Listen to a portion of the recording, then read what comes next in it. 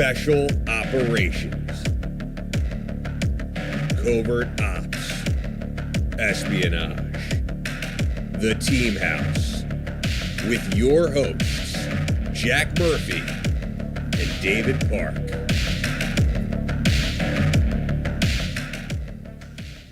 Hey guys, welcome to episode 200. This is happening. Are we live? Maybe. We are live. Okay. All right.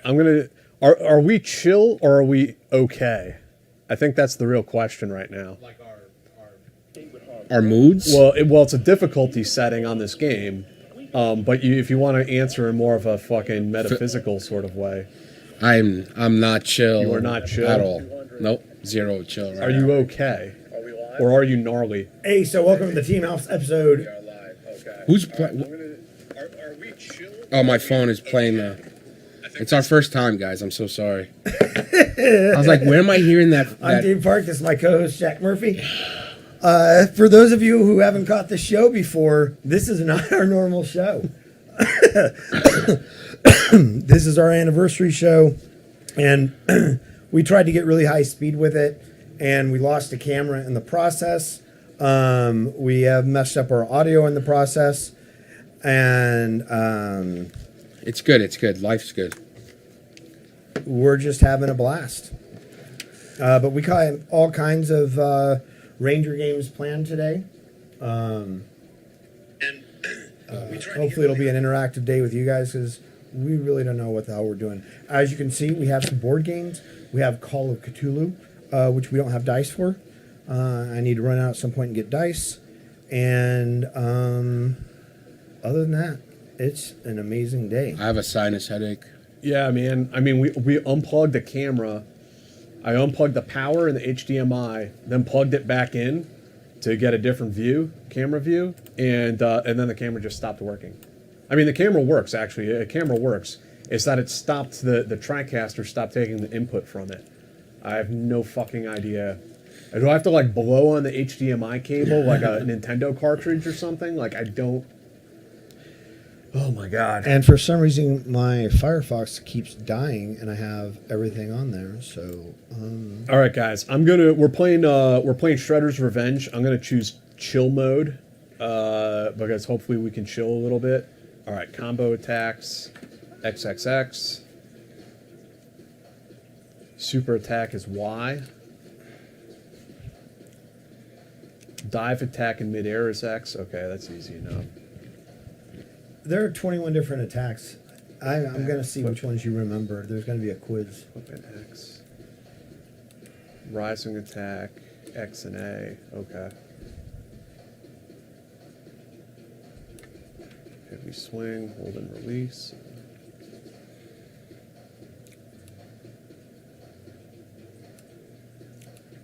Shoulder throw, forward X. Cool. Fling toss.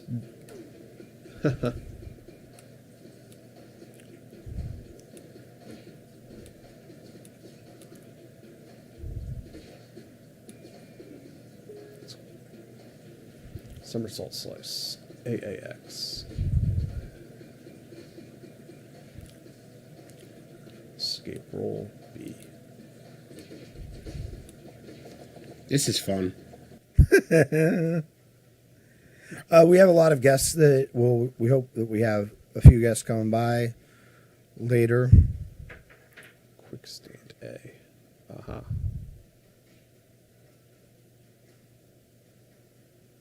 LB.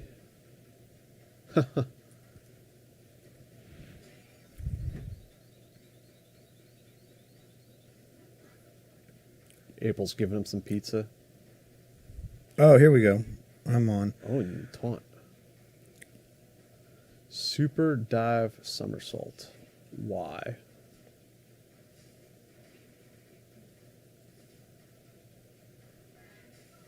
I wonder if that's just a splinter move. All right, Dave, choose your character here. I'm going to be Leonardo. What a Somebody's shocker. got to be in charge, D. What a shocker. Someone's got to be in charge. You turn your controller on? Yeah, did you pair the controllers, or is it paired? Yeah.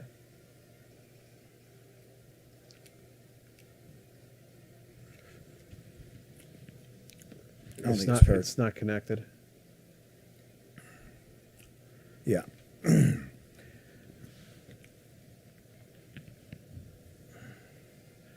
Hey D, let's see here. Is there any way you can get down there and hit the pairing? There isn't a pairing button. It's supposed to connect automatically. Oh, is it? Yeah. The button is right here. Might take a sec to connect. It shouldn't really.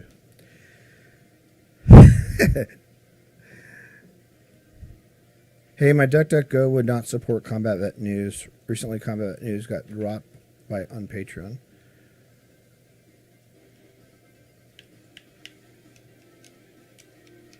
Any batteries, Jack? Double A's, right? I put brand new ones in there, like yesterday. LB is Fine Players. Is that online or is that local?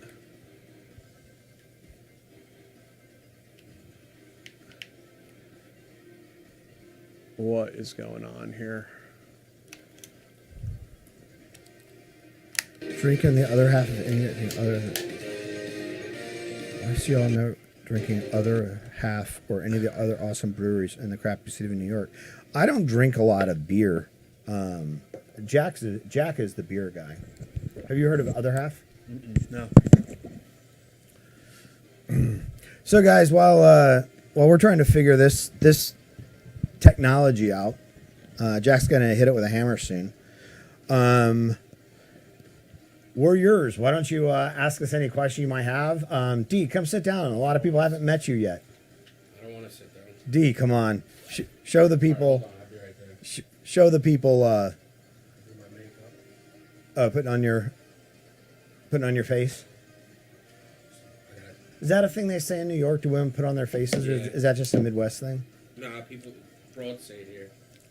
Sorry, women. Why is literally nothing working? Like, we only spent hours and hours and hours, like, preparing all this shit.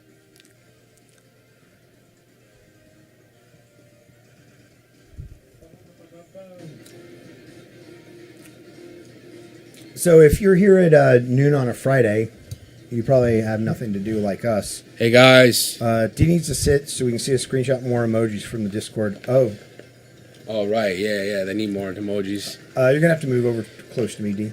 No, I can got see. the whole thing. No. No, No, because I'm showing the.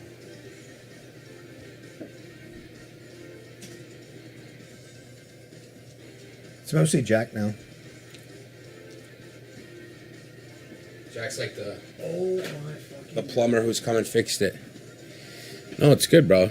It's not pairing. It's not pairing to the Xbox. Do you guys hear me? Is this loud enough? Reply in the Can you guys chat. hear D? Stressed out. Stressed out today. I'd much rather have like the heaviest fucking interview on a Friday night where we have some issues like when in the tech call than doing this. Dude, there are like fucking 12-year-old kids that stream games to like millions of people. And we can't get a fucking Xbox controller to connect. Did you go to Columbia? They don't, not for this. I was like, I was one of, what do they call them? Humanities. I was humanities. Oh my major. God. I wasted my time. That's one step up from liberal arts. I wasted my time in years of my life on a college education. Yeah, sorry guys, I have been missing a few lately. I like threw my back out really badly. So I broke my back in Iraq, and so I have a lot of arthritis. And unfortunately, because I'm getting a little bit older and fatter, and I haven't been hitting the gym like I should, everything's gotten weaker. And so I threw it out. Like what was it? 2 weeks ago? 3 weeks ago?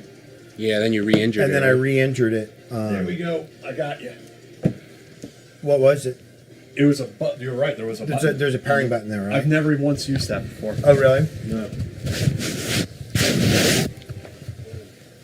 Choose your hero. What's the outside perspective of Recon Marines? I've always had great impressions of Recon Marines.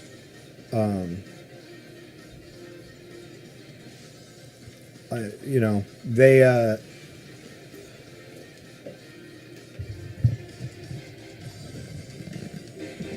consummate like professionals. They always did more with less.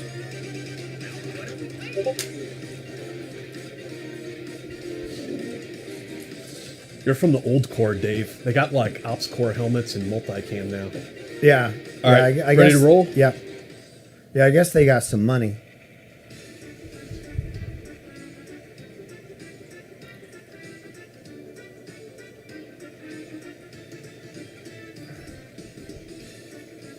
Oh, can we? Do you skip this? Yeah, I can skip it. So, quick question for you guys: do you guys use the skip feature when you're watching like series on, Skip intro. yeah, skip intro? Yeah. Intros annoy. Yeah. Like I watch it one time just to see what they've done. Except for our intro, I watch it every time. All right. Where's the Foot Clan? Hey D, can you read any comments that we get on?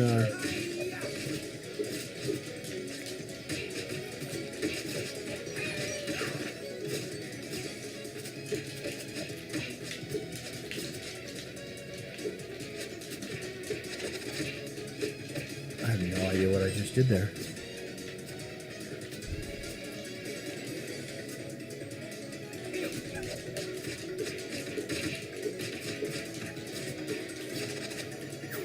How did I do that? I'm gonna do that again.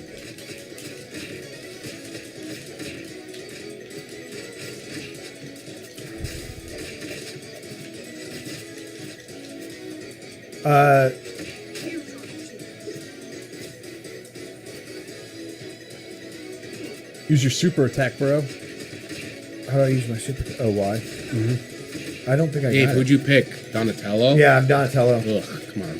Huh? Donatello. Judgy much? A little, yeah. Oh, it's Bebop. Oh, fuck. Who's this asshole?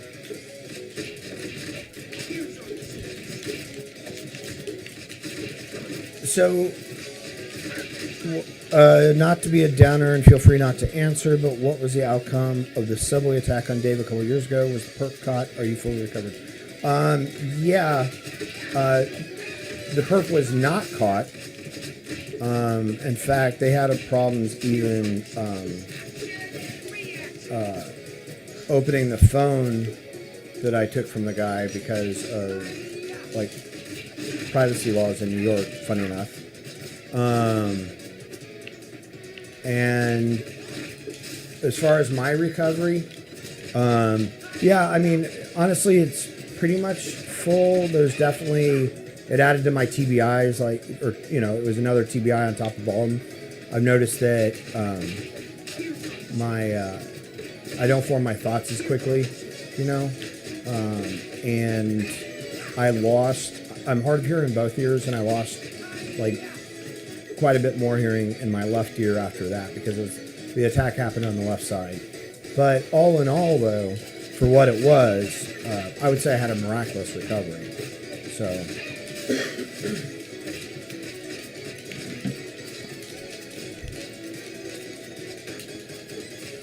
You see that Foot Clan guy just hit me with a wooden spoon like he was some Italian grandma? Greek grandmothers do it too. oh, do they? See, man, one world. They We all also have hit so you much with more in common than they hit you with sandals too. sandals. Yeah. There you go.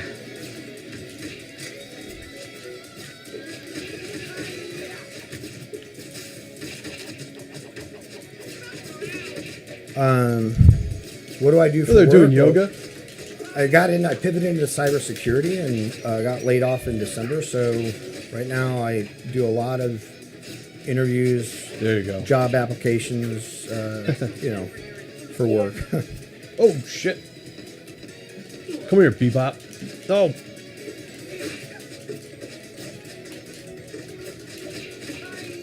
Hey D, are you up on chat? Yeah.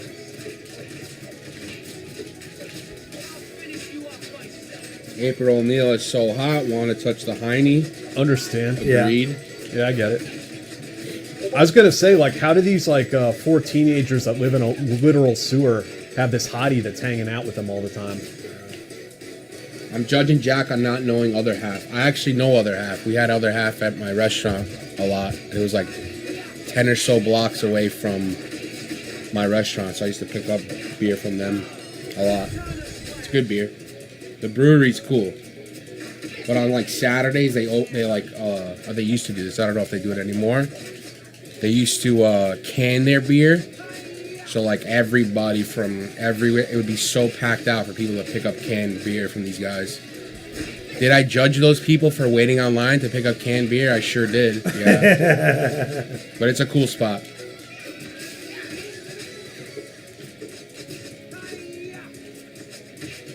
There you go. You gotta hold down X for the super attack, I think, with these assholes. Oh, got me.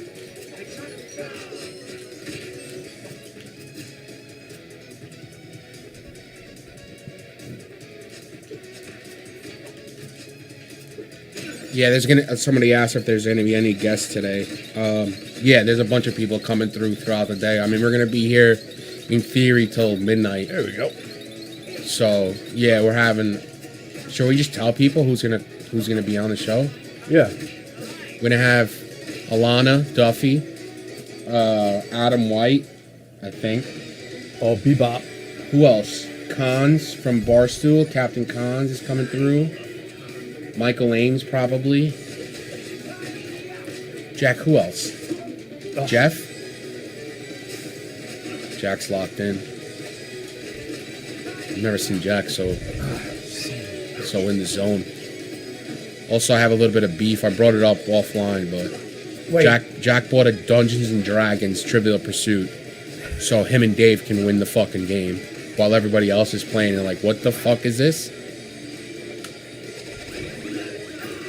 What were you saying, Dave? No, I was just listening to you complain.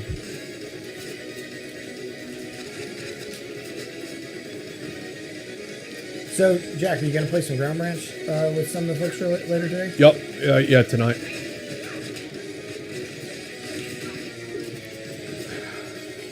Nah, no Milburn today. I think Andy's in where he lives. I'm not saying. Wagner Group is. I saw that too. I didn't want to say it. Yeah, the Wagner Group is hiring, Dave. If you want. I bet they are. I'm gonna see Andy. I'm going down to Tampa in May. I'll see Andy. The Wagner Group. I don't know. Yeah, I was busy fighting Bebop there, but what was the bitches' gripes complaints? I don't think we've had any bitches. No, I don't think so. Oh, okay. I was talking shit Moving about on you to getting episode Dungeons and 2. Dragons Trivial Pursuit. There's Bebop. Thoughts on Tu Lam training Chinese military and police?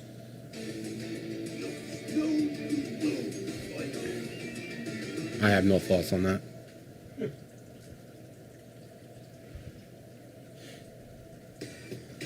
Oh snap! Here we go. Big Apple, 3 p.m. Yeah, I don't have any thoughts on it because I don't know the details and I don't want to like spout off on something that I really don't know about. Streets of New York. Channel 6 News. And there's a turtle van. Oh, they're stealing our hubcaps.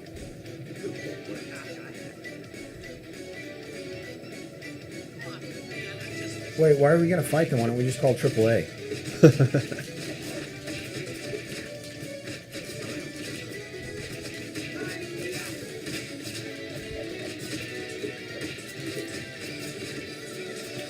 Jack, I have a feeling you've played this before. No, I spun it up just to make sure it works, but For like 4 days in a row? you'll see how bad I am at video games, especially when we play Ground Branch. I mean, that game is just. I mean, it's a combat simulator, so it's sort of like a modern type of Rainbow Six, where like you get shot once and you're dead. So there are times where you spin up the game and it's like, and I'm dead. I am so bad at like first-person shooters. I used to play Rainbow Siege a lot, and my team would like sometimes if I was down to the last person and my team was all watching me, they'd see me like sneak up on somebody. Like tactically, I can play the games. Like I'd sneak up on somebody, but I can't hit the shots. So I'd be right up behind them, and I like miss 2 or 3 times, and then like they turn around and blast me in the face. I'm so bad at first-person shooters. Yeah, I had like also a 20-year hiatus from PC games.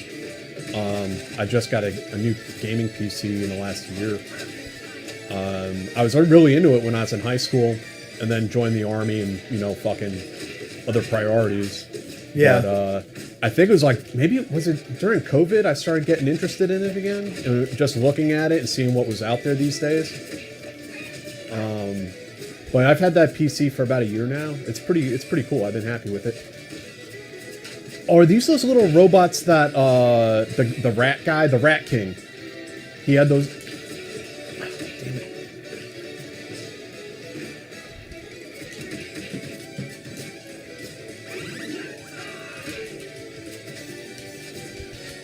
Oh shit, we have a sponsor. We do? We have a sponsor for today's episode. Yeah, it's MD Hearing. Dave, you want to just get into it? Into what? MD Hearing. Oh yeah. We love them. Yeah. Where are the hearing aids? Do you want to do it now, or should we wait till later when we have more viewers? Now, because most likely people are going to be listening to this. Like if I post it on. Look, we'll do them a solid. We'll do it now, and then we'll do it like later when. Right. So if I post it like a full. Too bad it's not Groove Life again, because I have their wallet that I've been using. Oh, you actually have been using it? Yeah, I've been using it, man.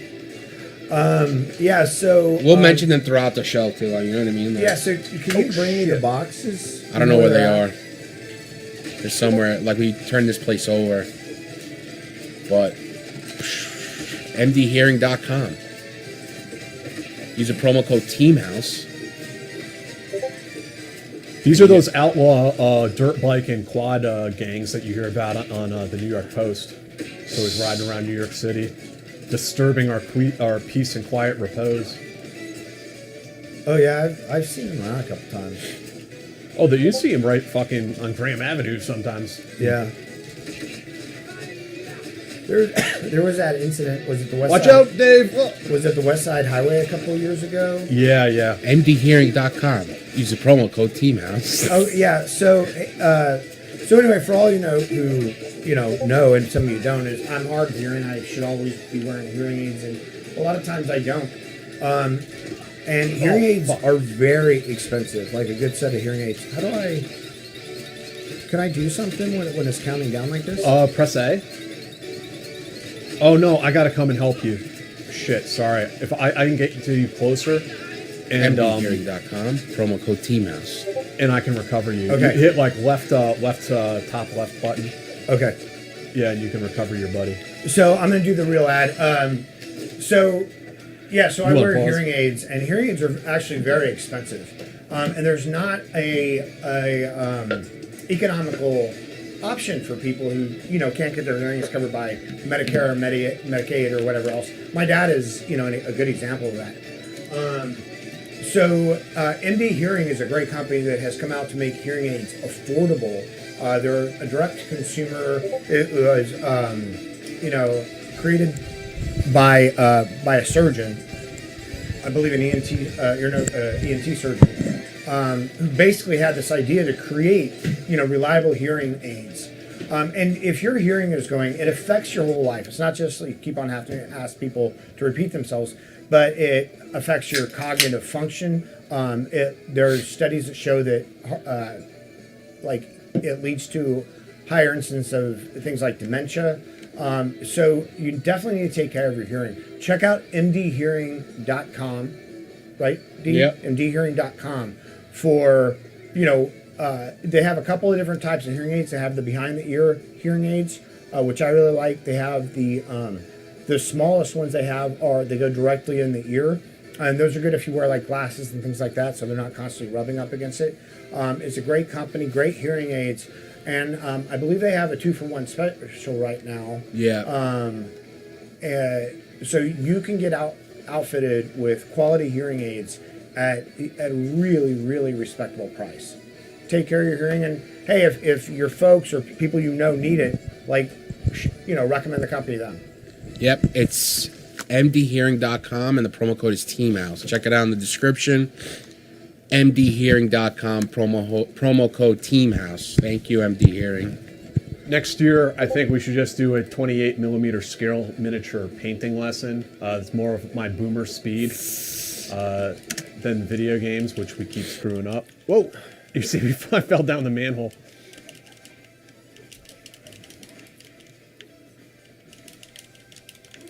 Oh.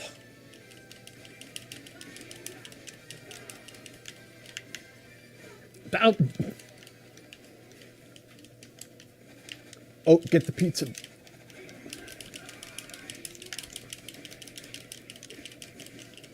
you pick up the barrel? How do you grab? Oh, that was not a good idea. Fucking a little bit like EOD there, huh? It's New York City. There's just like 55-gallon drums of napalm laying around on the side of the street.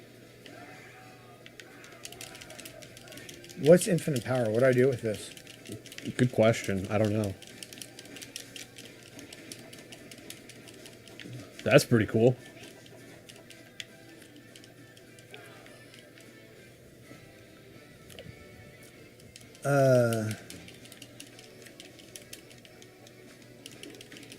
Yeah, Jack just started painting ASMR channel. What?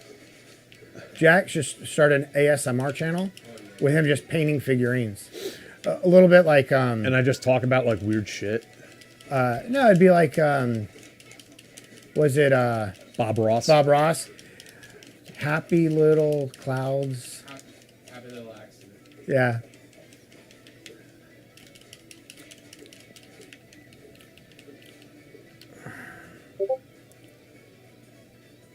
Oh shit. Bebop's monster truck. Does Holden Triplett revise his role as Casey Jones in this game? I hope so. That's awesome. Yeah. Dave, Oh, what do I do? come on. Fighting Bebop now. I thought we already kicked his ass. No, that was. Oh, this is Rocksteady. Oh, this is Yes, Rocksteady. Sorry. Yeah, Bebop. Ugh.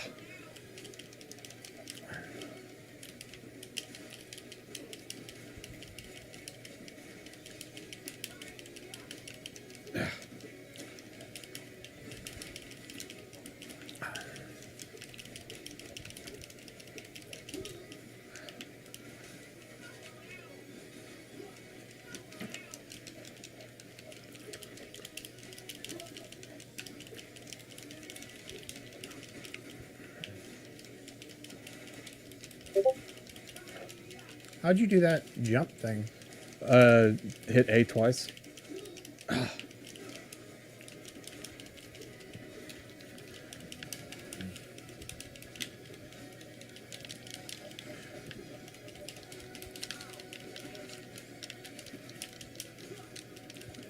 As you guys can see, like, I suck at this game. If this were Risk, though, I'd be killing it. Getting our asses kicked. Oh, shit.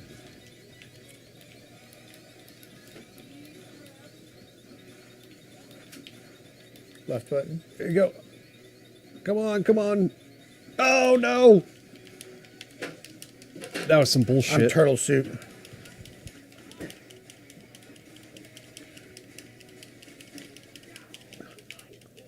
Ugh.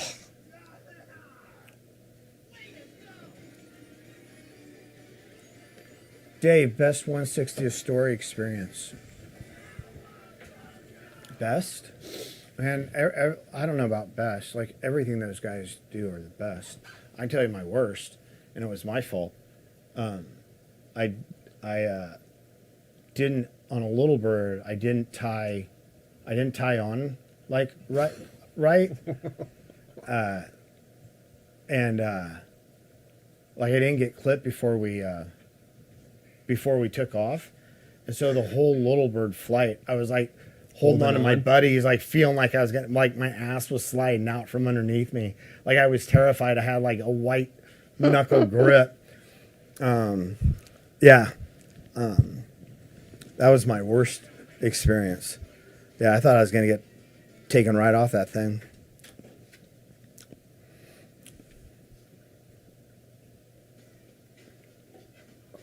Yeah, those guys are consummate professionals. Mutants over Broadway. They want to see some 007 Goldeneye. Do we have that? No. What do we have? We have this.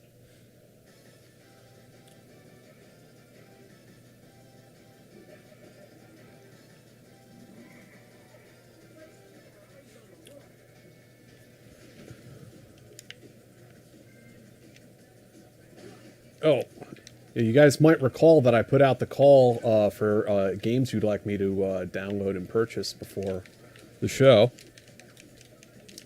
I don't really know any games, so we can. I think we can always like go to the store, right, and get something while we bullshit with everybody. Go to the store, dude. It's online now.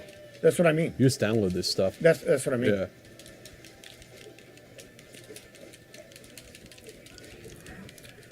So let's hear it from everybody in the audience that's watching right now.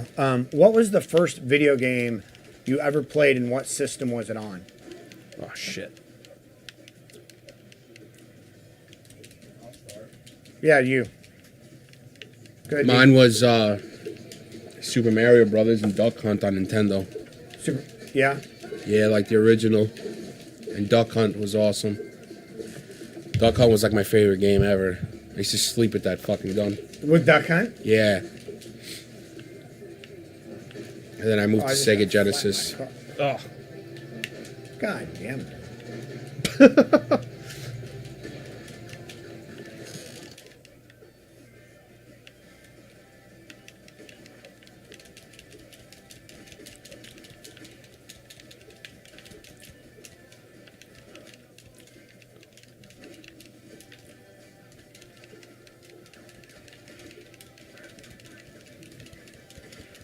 What do we got? We got, oh, this is an Xbox One playing on.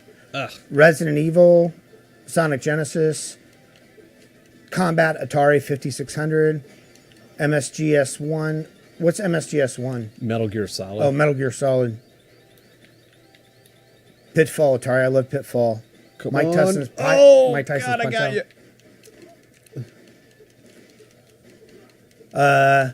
Our infrastructure is falling apart. Fucking Holland Tunnel. Jack, somebody wants you to start streaming on Rumble. Has anybody else ever had Tetris streams? I used to have Tetris streams when I play that game too much. Yeah, man. I would like dream about blocks falling. Jack, please start streaming on Rumble. How do I get this game? On Rumble? Is that like a gay app or something like that? No, it's like a right-wing one. Same here, It's like Samara.com. okay, yeah. I mean, I'm not opposed to it. I'm just saying. I'm just asking questions. Jack is on Grindr. I'm just asking questions, guys. Oh, the Foot Clan has jetpacks now. Crash Bandicoot.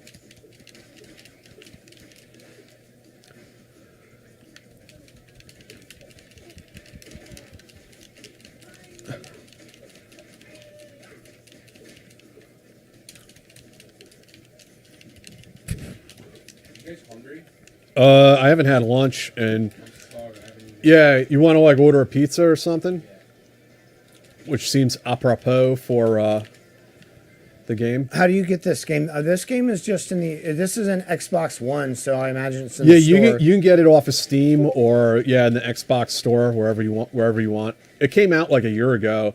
It's sort of like a retro game. Like they made it to look like a retro game, like we grew up playing. But it's actually, this came out like not even a year ago, I think. Solitaire, Pole Position, Custer's Revenge on ColecoVision. Oh yeah, I used to have a Coleco. Oh, I missed the pizza. You got it. Did I? Yeah, you got it. Nice. Uh-oh.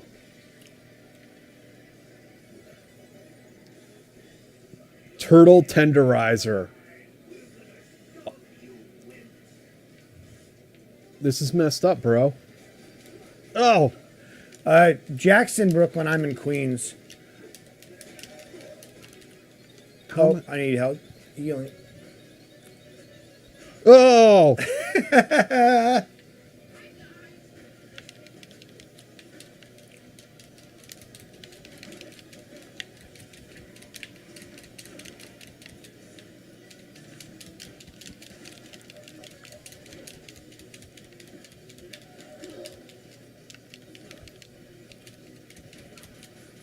Jesus Christ. Yeah, you can't jump on it because you get knocked back. Ugh.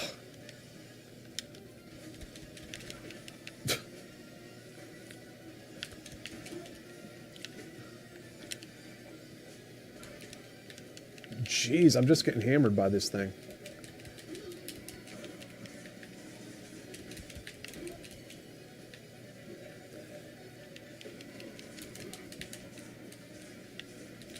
This is like the rear Humvee in on a patrol down Highway 1, like blocking out all the other traffic. It's like Blackwater on a typical Monday.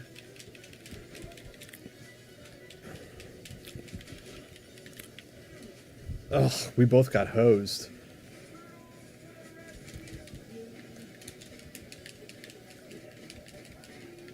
Leroy Jenkins.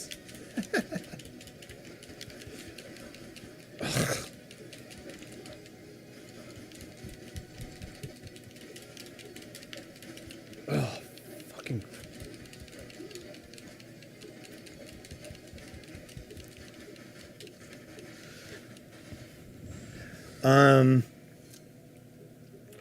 Let's see here. What's that place we get from Mario's? I thought Don't say I thought you said Danny's. Is it Danny's? Yeah, I think it's Danny's. Jack, what's your research process when interviewing people who have already been interviewed? I just read their book or whatever. I don't like go and watch their. other No, we interviews. don't. You know, we don't watch their other interviews when we interview them because I don't want to. I don't. You know, I want to just go into it clean. yeah. And I think that normally, like, not.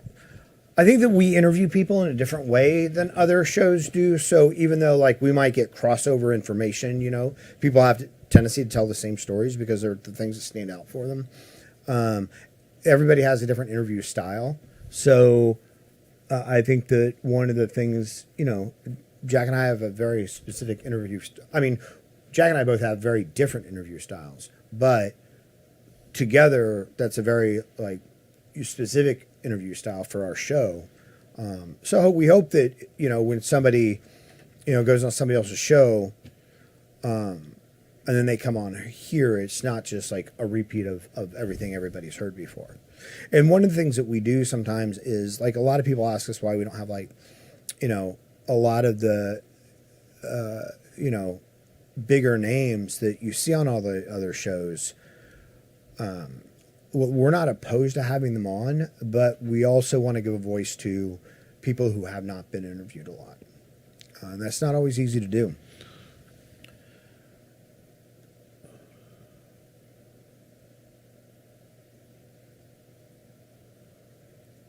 Jack, thoughts on Adam Curtis's Trauma Zone? I loved it. Yeah, I watched like all 7 parts of it. It was great.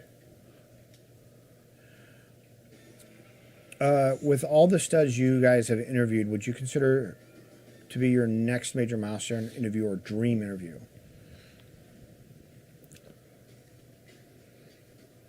Do you have a dream interview? I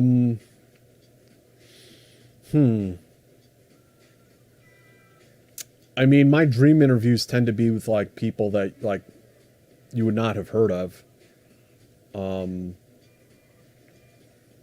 So, oh shit, we're in the Central Park Zoo now.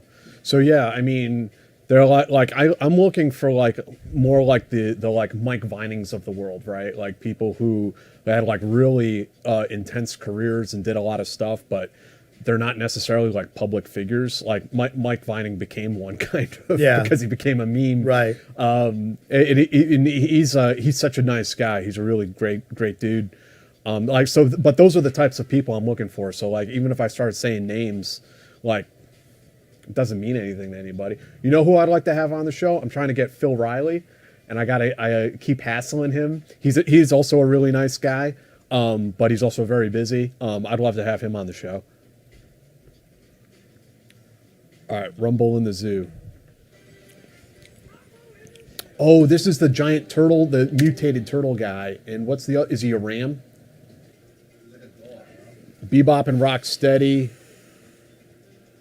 got hauled off. All right. And no, we haven't had Chris Van Sant on the show. We'd like to. I mean, he's been on a bunch of shows already, so. Yeah, again, like these guys who have been like interviewed like 100 times, they've done like 6-hour interviews. Right. Like, what the hell am I supposed to interview them about that you haven't already seen? Yeah, and I mean, we had Jesse Betcher on, who was on the same team as Chris Van Sant, who hasn't been on many shows at all. Same kind of badass guy with same kind of badass stories. I'm not opposed to Chris Van Sant coming on because he's got a great career, but it would need to be like a year from now. You How do know, I grab him? some time You needs to just got to get pass. close. Okay. And he's, yeah, there you go. At least that's cinches my up. take.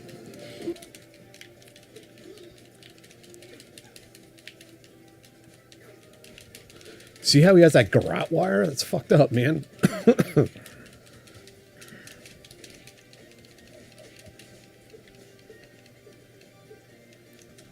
Hey guys, I was always curious, did you catch any flack for having Matthew Cole on? I mean, no more than we normally do. Like a lot of people, Get butthurt. well, a lot of people, you know, like there are comments, but we get comments on every show. And there are people who... Who's that big frog guy? Are you a friend? He has a kind of a smiley face on, but like he has a morning star. Like He looks like he's a pal. That doesn't seem like he's just like a curious bystander. No, yeah, he's got. It's not even a morning. Isn't that like a? Is that what it's called? Yeah, Yeah, Morningstar. I mean, for us, catching flack isn't really like a. So far, it hasn't been a real thing. We have people complain about us. I mean, Matt Cole's episode did whatever 150,000 views and like another 30 or 40,000 audio listens, and on the YouTube it's like 96% likes compared to like the little Yeah. majority that. I mean, I just laugh when people get upset. It's Yeah. like, fuck, man. There are always going to be people who are sensitive about stuff. They may agree with what it is. They may disagree. You know,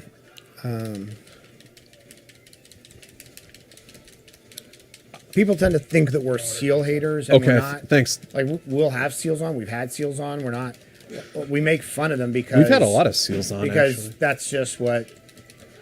You The know. thing, like being on the interwebs, is like people are so sensitive, and like I have to be careful. Like even if I just make a totally innocent joke about like dogging on Marines eating crayons or something, man, there's some people on the interwebs that are gonna get offended and they're gonna get upset. I'm like, oh Jack, why are you such a dick? And so.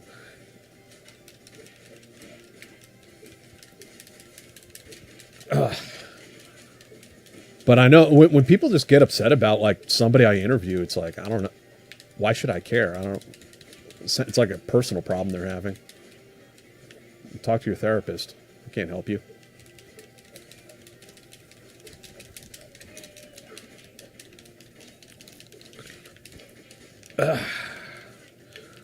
What? There we go. That's a super attack. You got to hold down X. Oh, man, look at those two tigers, man. It looks like they're about to break loose, too. That doesn't look good. Oh, shit.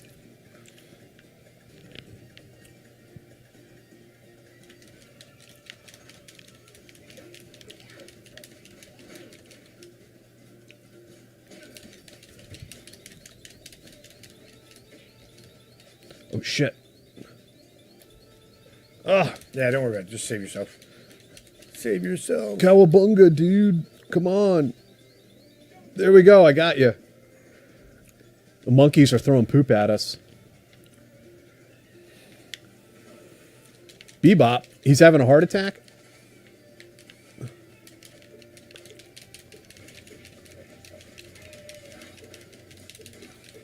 Oh, shit.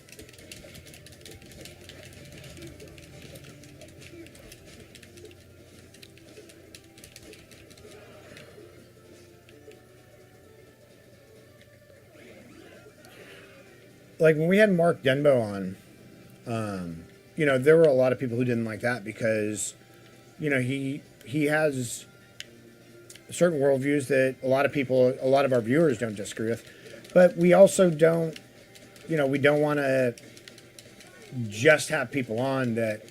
I thought it was hilarious how, like, somebody left us like a review, like, what were you thinking having this liberal lawyer on the show? It's like, I don't know. I mean, he actually defended, Guantanamo inmates. He has like some interesting knowledge about things. Like, I honestly don't understand. I think it's like a newer thing where people get like really upset at the interviewer for doing their job and interviewing people. Yeah. And start saying like, why are you platforming this guy? Yeah, it's platforming. So now it's, whether it's a conservative or liberal figure, if people don't agree with their worldview or something else, it's like, oh, you're platforming. It's like, well, we're exploring. Yeah. We're exploring a different way of thinking. Like, I don't, necessarily agree with, everything that every guest we've had on. How could you? But we're not here to argue with them. How could you agree with everything everyone else thinks at any given time? Like, that's unrealistic, right? Who are these two idiots? Dirtbag and Ground Chuck? I don't remember these guys at all.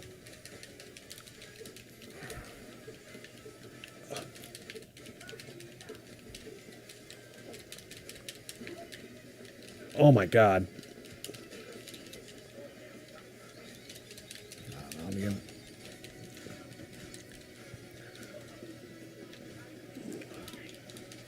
Hey, Jack, did you just serve at Benning in 03 and 06? Yes.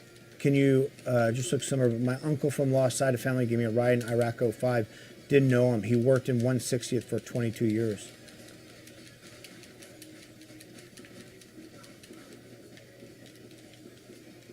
Holy shit, Jason Kellerhouse. Hey, Jason. Last time I saw Dave play a game was Final Fantasy VII. Good to see you still gaming. Yeah, man. Jason, nice to see you on here, man.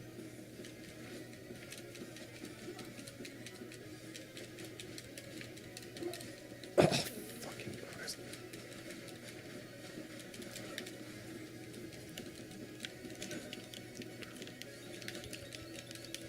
I'm down.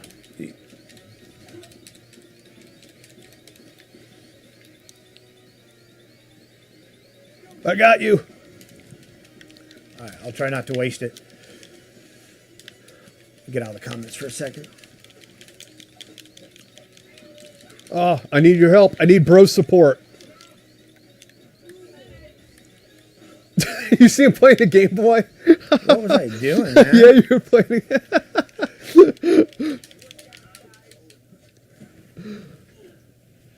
I think it's the same. It's likely the same acute psychology event response for road rage and such. People listen to your content and subconsciously adopt this simulacra of creator as a friend.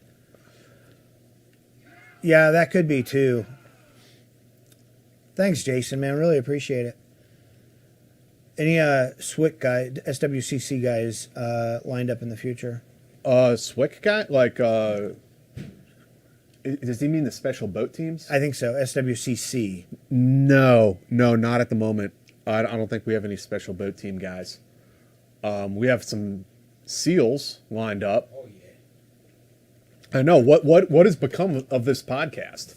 This used to be an honest podcast. This used to be a good podcast. What, when we used to like go over like 3 news events and drink and criticize them. And there's like a bottle of Lafroy is gone, and we're slurring words. Yeah. This used to be an honest podcast where it's just drunk army guys. Now, we sold out. We sold out. We took the money and ran. Yeah, all of it. Yeah, all of it. Yeah. Dave drove up here in his Lambo today. Yeah, exactly, man. Yeah. Exactly. With my chauffeur behind me. Jack and Dave, would you guys know if the UK Special Forces Group emulated the 75th Rangers when they stood up in 2005? I know they're a different structure, talking more about the concept. Is he talking about the Special Forces Support Group? I'm not, because that's support group. Yeah, yeah, no, that's not like Ranger Battalion. The last I knew, they weren't. But I mean, things change too. So Yeah.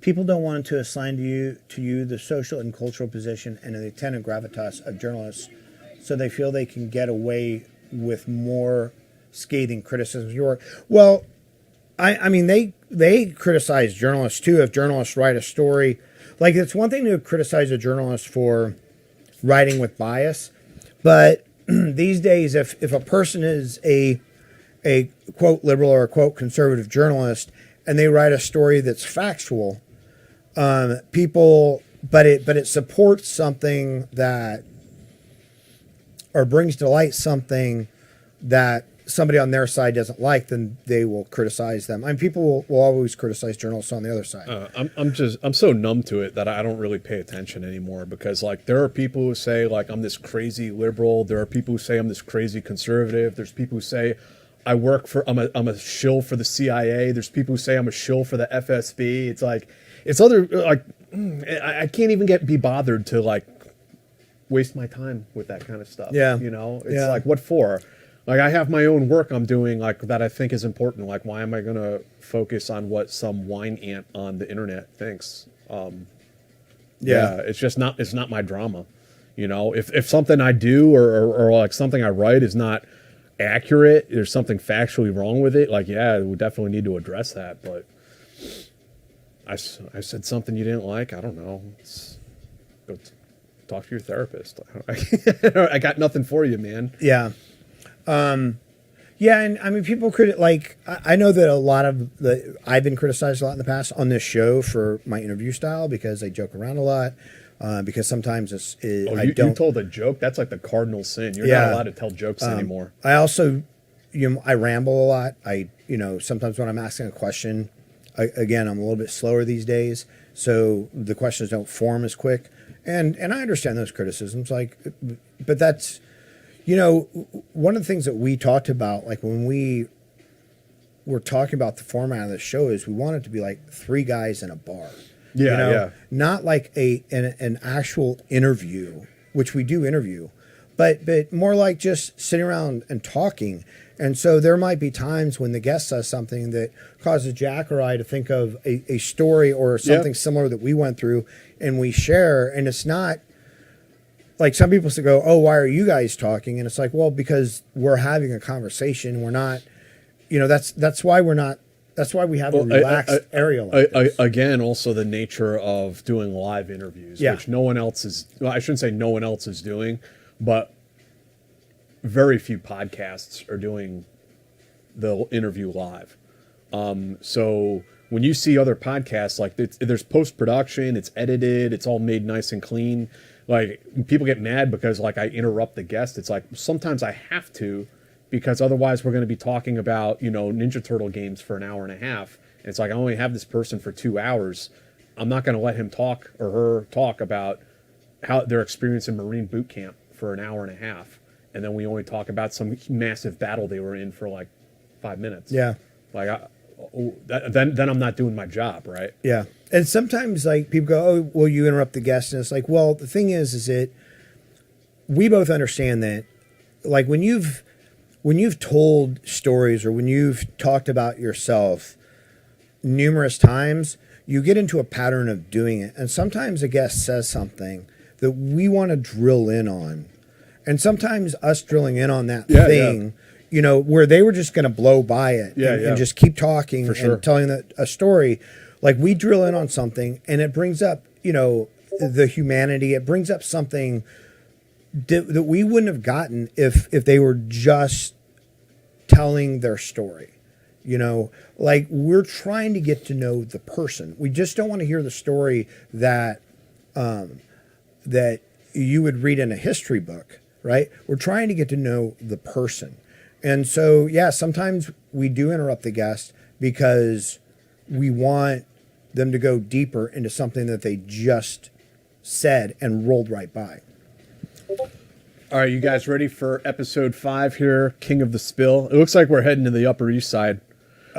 Jack, did you want to go 7th group versus 5th group? I didn't necessarily have a preference other than I did not want to go to 4th Battalion because those were the expansion battalions, so we were going to have to stand it up. I wanted to deploy as fast as possible. So, I mean, I wasn't adverse to going to 5th Group necessarily. I mean, in retrospect, 5th Group is terrible. Sorry, guys. Like, that is not the group to go to.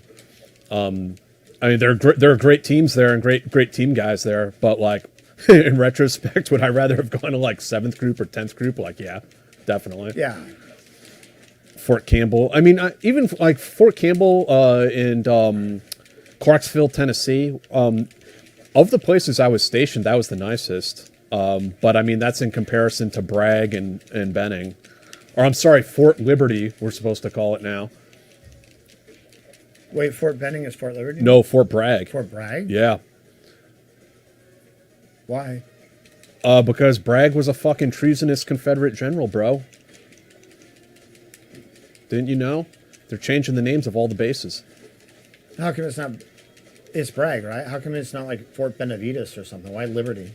Okay, so there's a big controversy about that, but it sounds like the airborne and the special ops guys couldn't come to an agreement on which dude they would take.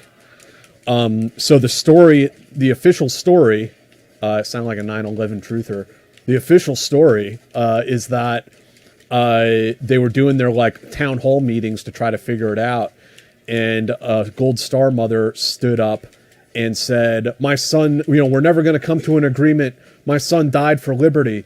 And everyone was like, "Oh, that's it, Fort Liberty."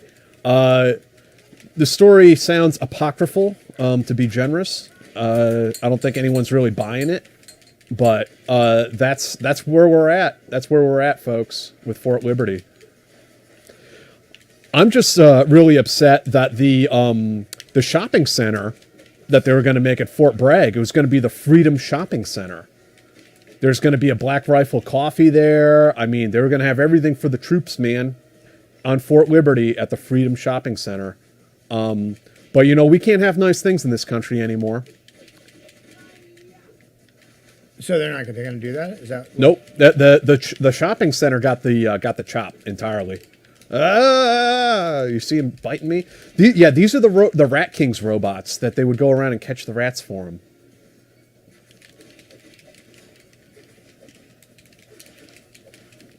How do you guys plan to develop the channel and content going forward? Your interview skills, audio, video, even set have developed over the past year into a really solid package. Thanks, XD. We're just going to keep on keeping on. Yeah, I mean, as far as... That's a cool move, but I have no one to hit with it. What move is that? That was the impossible to block attack, I think. Yeah, I mean, like, kind of like our big move over the summer and coming into this studio, I mean, we kind of like have everything like on our dream list and everything. As far as what we wanted to do.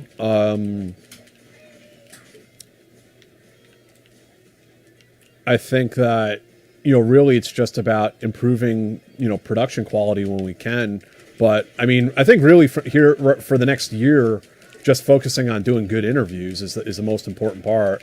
As far as, like, do we need, like, new cameras? Do we need new this, new that? Like, I mean, of course, there's higher quality stuff out there, but, I mean, we're pretty good where we're at. Oh, we got our internet sorted. That was a nightmare. Yeah, that for sure. That was a 4-alarm shit show.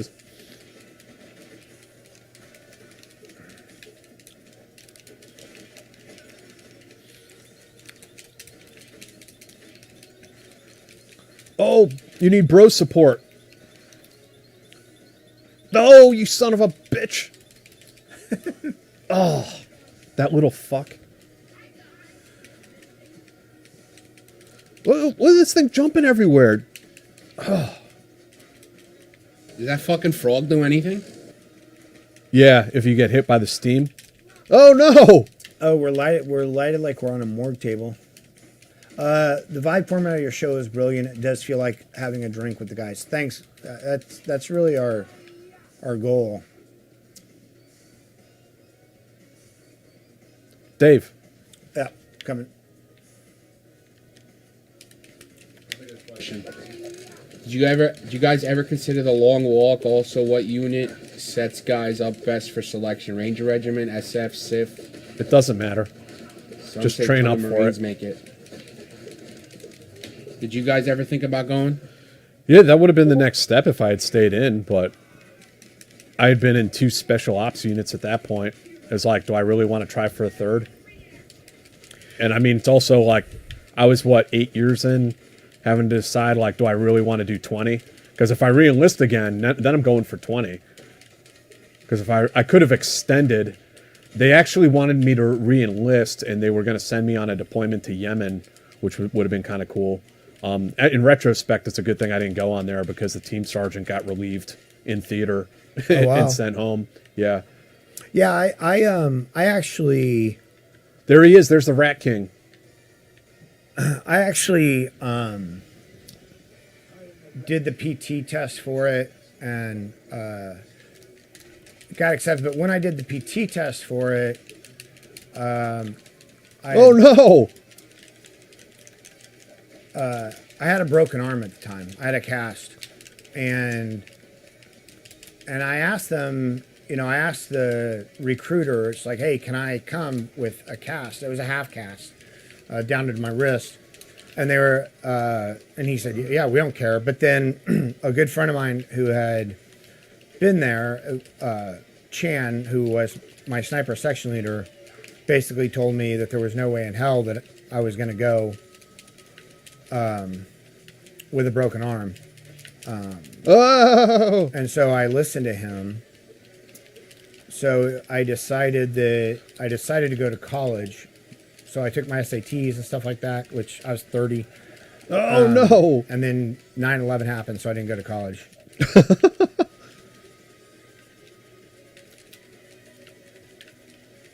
But those guys are awesome.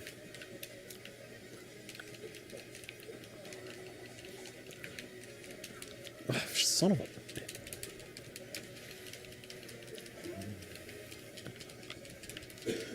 Rat King's a punk-ass bitch. I hate this guy. Oh, no! These fucking New York City sewer rats. Pizza rat. Oh, shit! Oh, no!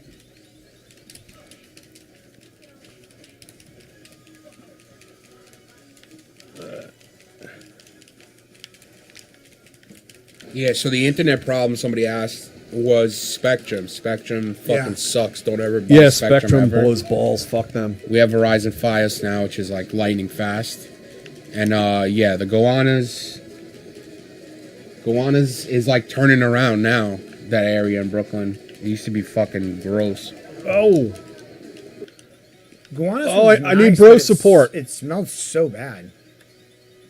Yeah, well, that canal is like... Oh, no! That canal is actually where the turtles came from. Like the Ninja Turtles. That's what like mutated them. It's like gross over there. But they're like turning it around. A lot of like Man, this they guy just will rezoned a not lot of die. it too, so they're gonna be putting up a ton of condos and stuff over the next like 5 or 10 years. You got him, Dave.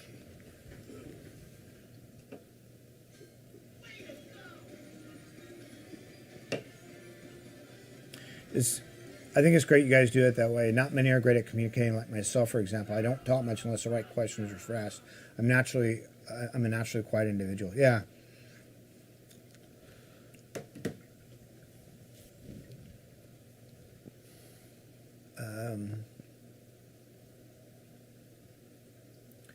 Jack, what was Fifth Group's SIF rep when Jack was there? Was it like a big deal or not? Some say they're like Delta Light.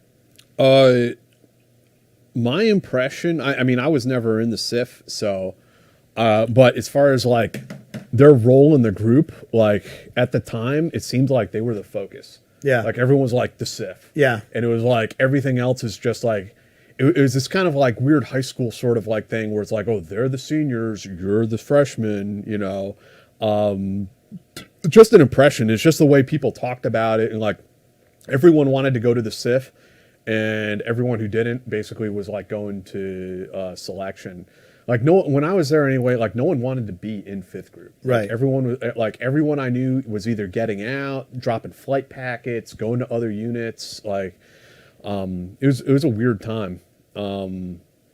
That's my experience anyway. I know for some people this is like sacrilege that I say anything bad about about group, but I don't know. If you had a good experience there, I'm happy for you. Well, and I mean, it was a little bit later on in the war, right? Like it was 2008, yeah, I think, when I got there. Yeah, so a lot of those guys had done a lot of rotations there. I mean, yeah, but then when when we went to Cephalic and it was all SIF instructors teaching it, I mean, it wasn't like impressive or anything. Like one of those guys had an AD the first day out at the range.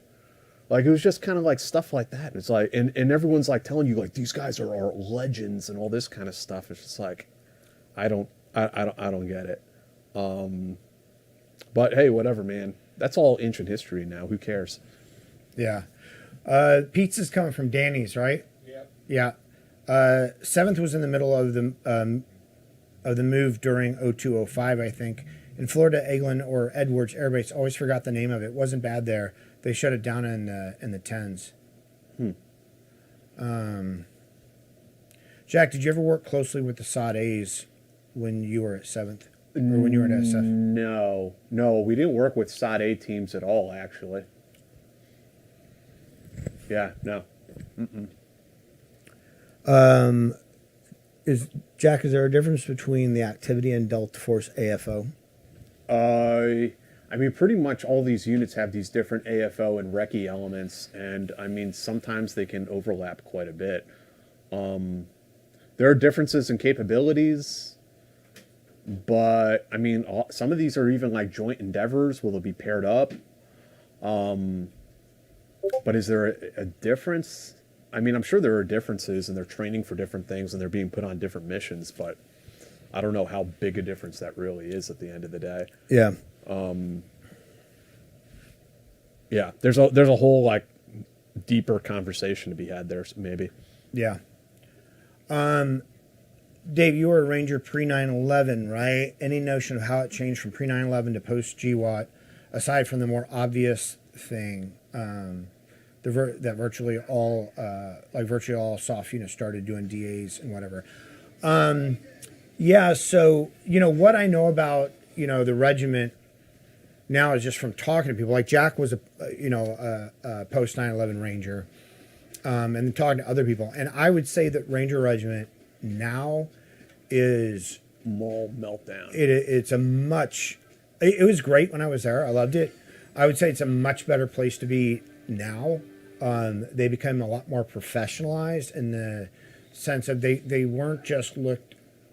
They became, less than just the Army's premier light infantry and blocking positions for Delta. Like they actually came into their own as a direct action force. They came into their own as that has a lot of their own support internally now. They have their own like their intelligence, their dog teams. Like they have a lot of that stuff where a lot of that was not going on when I was there. I mean, when I first got there, it was like we had no support element whatsoever. Right. Like, the platoon did everything for themselves. But I mean, right now there's cuts going Army wide, and SOF is having to take some of those cuts too. So like some of those support elements and stuff, they're going to get trimmed down.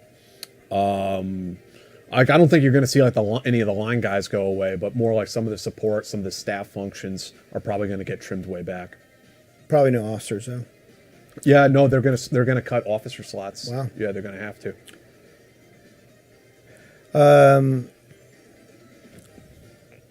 Let's see here.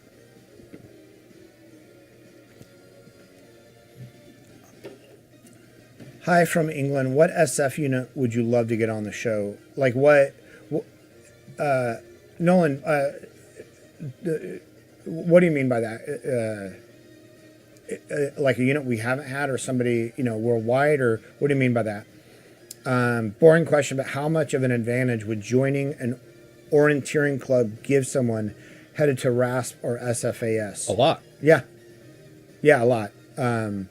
Like even with GPS, like land navigation never goes out of style, and a lot of the selections that you will see in the Army I can't speak for other elements, but in the Army, are going to use some element of land nav, and it's just a great skill to have. You guys ever heard any stories about guys from Alabama National Guard, 20th Special Force Group, Vietnam era Green Berets, doing privately funded anti-com missions in Central America during the 80s? I mean, that's a like extremely specific question. I guess no. Yeah. I mean, I've heard of SF guys doing all kinds of weird shit, but Alabama National Guard specifically nothing comes to mind. What about Jocko on your channel? Yeah, I don't know. Like Jocko has, He has his own channel, man. he has a large public presence, and he's been interviewed a lot. I think. Like we wouldn't say no, but again, like we have limited slots. Because we do one show a week. Like we're already booked out like 3 months. So to bring on somebody who has, our channel would grow by leaps and bounds, and we would make a lot more money if we had on all these very famous people. That's like the YouTube template that they tell you to find famous people, have them on, grow your channel. I love that template. But I hate it. But also, and so we're not opposed to having people who have all this exposure. It's just that when we're planning our show, we're generally trying to get people who don't have as much exposure. And that might be somebody from the soft community, but it might also be a CIA analyst. Yes. Or Speaking of which, Dave, I have a book for you here. Noise. So the way to like reverse that, where we don't have like these big names on, and where we give nice. Is this give a from a spot guest away program? from somebody. That dude, he was a Huey pilot in Vietnam. Amazing. Flew SOG missions. So the move is this, guys. Hit up whoever your favorite podcaster is outside of us, because we're number one in your heart and your mind forever. But hit them up and be like, hey, I want Jack or I want Dave on your show. Like Lex Friedman. That's one I have. Hey, fellas. Or you could just share, and subscribe to this channel. That too would be great. Share it with your friends. Sign up for our Patreon down in the description. You can get all of our episodes ad-free. I don't think we're going to have ads on this ridiculous one, but We had one already. well, we had a live read. Yeah. Oh, yeah. No, we'll have ads on this. So yeah, man. Hey, look, we're at 69.6 subscribers. Can you guys get us to 70,000 subscribers tonight? Yeah. We want to hit 100,000 by the end of the year. Yeah, I think we'll get there. So yeah, man, if you guys are not subscribed, please subscribe. And also you might want to hit the bell icon and select all notifications, because even if you're subscribed, you may not get notified when we go live if you have not hit the bell icon. So, or also, besides that, tweet at Lex Freeman and say, hey, I want Jack Murphy on your show. Yeah. Yeah, Jack is a... why are you pimping me out? Jack Or is Dave, a much I don't better care. interview than I am. We all know that. So I don't mind. I could see Dave on like a Sean Ryan show, or maybe like a Stump, something like ready that. for the mall? Yeah, Hit let them me up, just guys. catch up Tweet on at questions real them. quick. Mention it. It helps big time. Grow the show. That's the Dave, game we you got to need- play. There's 4 turtles in the team.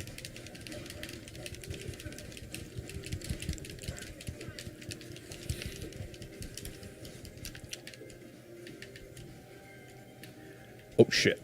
Oh, we got to smash our way in. There we go. Do you think the private sector is being overly securitized by all the former CIA, FBI people starting consulting firms? That's nothing new. It's been going on forever. I don't know about that. I think it's very concerning to see, places like Twitter and others like staffed so heavily by former FBI people, just because it starts to, especially, have you guys read anything about the legislation on the quote unquote TikTok ban? No. Like, it's not, it's ridiculous. I mean, it's what you expect from our what's government. It's essentially not just banning TikTok, but it's almost a Patriot Act for the internet, which I don't know. I feel is is very much against the principles that our government, our country is supposed to have. Any good news regarding Robert Baer on the show? I haven't contacted him. He's another guy, like he does interviews all the time. What's the Team House really bringing to the show, to the table there? Foot Clan guy working the register. Yeah, I know. You see that shit? Got a part-time job.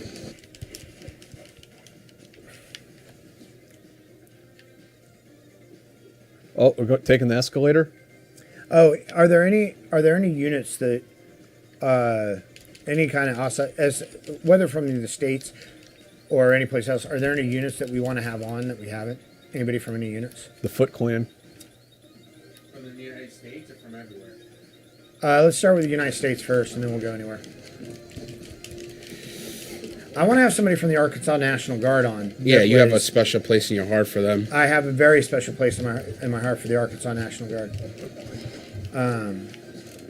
The guys that were in Baghdad around the 2004 to 2006 time frame, those dudes were fucking badass. Love them so much.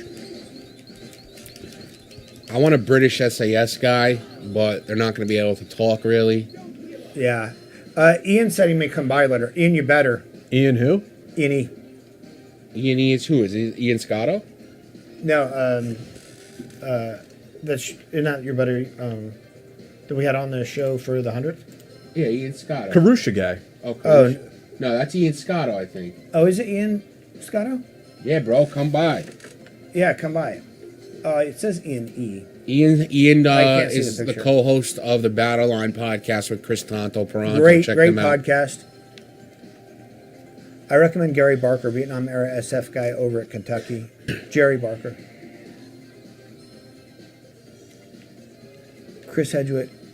Yeah, Ian, you definitely need to come by, man. Get your ass over here. Ready? Rob Riggle. I would love to have Rob Riggle on. Like, I think Rob Riggle is an amazing dude. I think he's hilarious.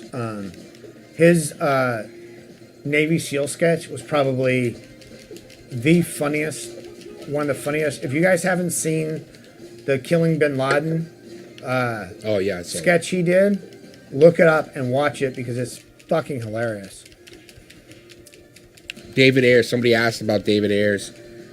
He'd be great to have on. I've emailed Dave Ayers. Yeah, I tweeted No at response. him too. Why the snub, Dave? What'd I ever do to you, bro? He'd be great because he was a submariner. And he's Yeah. And he's a film director now too, so I'd love to talk to him. Somebody said to interview me. There's nothing to interview. I got nothing to say. Oh, I disagree with that. I think interviewing D has had a glorious past. He used to own my favorite wings joint in New York. I mean, we might do an impromptu interview with D tonight. Yeah, get to know D. Depending on how things go here. Yeah, no. Thanks, though. There's not an interview. I'm just some jerk off from Brooklyn who tricked Jack into hiring me when I know nothing about audio and visual. When is Dave's book come out? Well, I don't pay you much, so. Good point. I'm not doing an autobiography. My memory is so bad that basically I'd have to find everybody I ever knew to remind me of whatever stories there were. It can be like fucking Memento or something where like you're working backwards to understand your own life. What the fuck was that?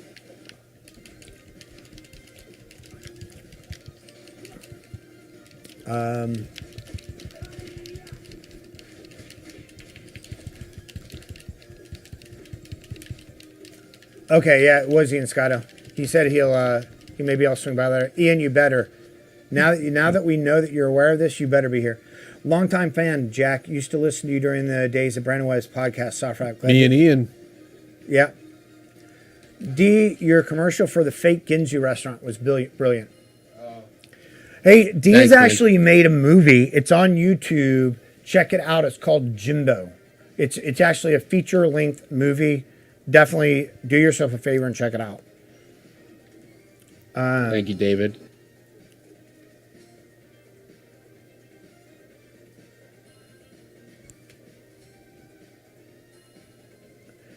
it would be interesting to listen to a combat veteran from a non-special operations unit for a change.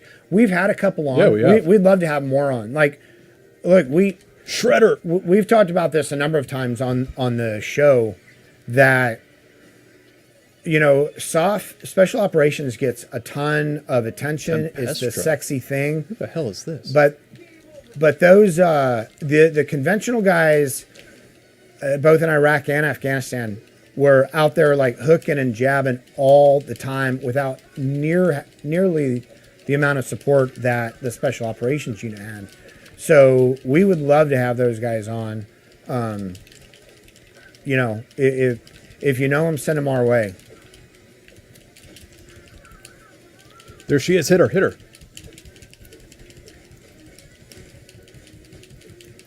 Took my ex-wife. Oh no, I went into the fart cloud. Oh, you can't hit her while there's... There now. While one of her ads is out, huh?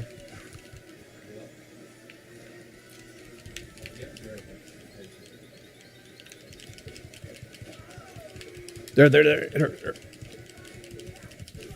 Oh.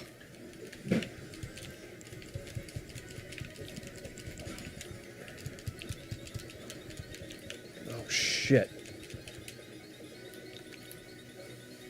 Oh, I'm in the fart cloud. Come on.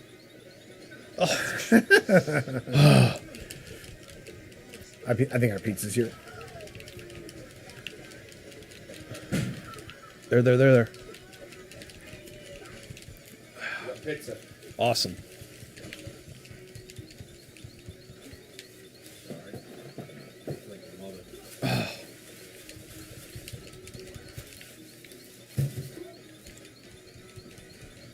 Dude, I'm part of the Foot Clan. I'll do an interview. Nice.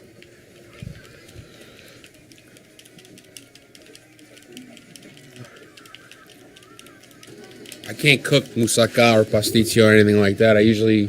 Say what? Somebody said I gotta have me cook up some moussaka and pasticcio live on air. That's like Greek fucking lasagna Yeah. and eggplant. I can't cook that shit. I can eat it. I can't cook it. I'll get somebody to bring us from our Greek restaurant called Avli Greek Kitchen if you're in Brooklyn.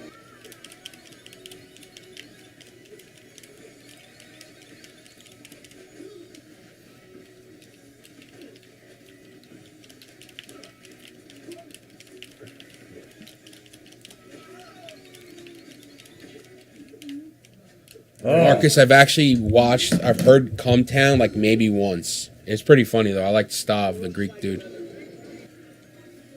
Jack, do you believe the Robert Baer fourth man theory? I mean, I know it's very controversial. I've, spoken to people who think it's total bullshit and think that Bear's a huckster. There's a pretty good academic paper that came out about it, pointing out problems in his book. I mean, but do I know for sure or for a fact? I mean, the problem with Robert Baer, I mean, it's not the problem with the theory. The problem is that Baer pinpoints Paul Redman without any actual evidence that he's a traitor. I mean, it's kind of a big thing to say that somebody betrayed their country without knowing for a fact. Yeah.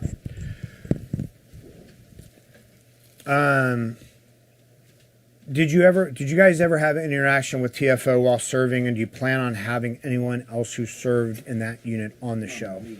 Love what you guys do and keep up the great work. Dave? I interacted with those dudes. Have you? Yeah, I've had a little bit of interaction with them. I didn't get a plain pizza. I hope that's all right. Yeah, that's good. Oh, shit. And we try to get those guys on the show when we can.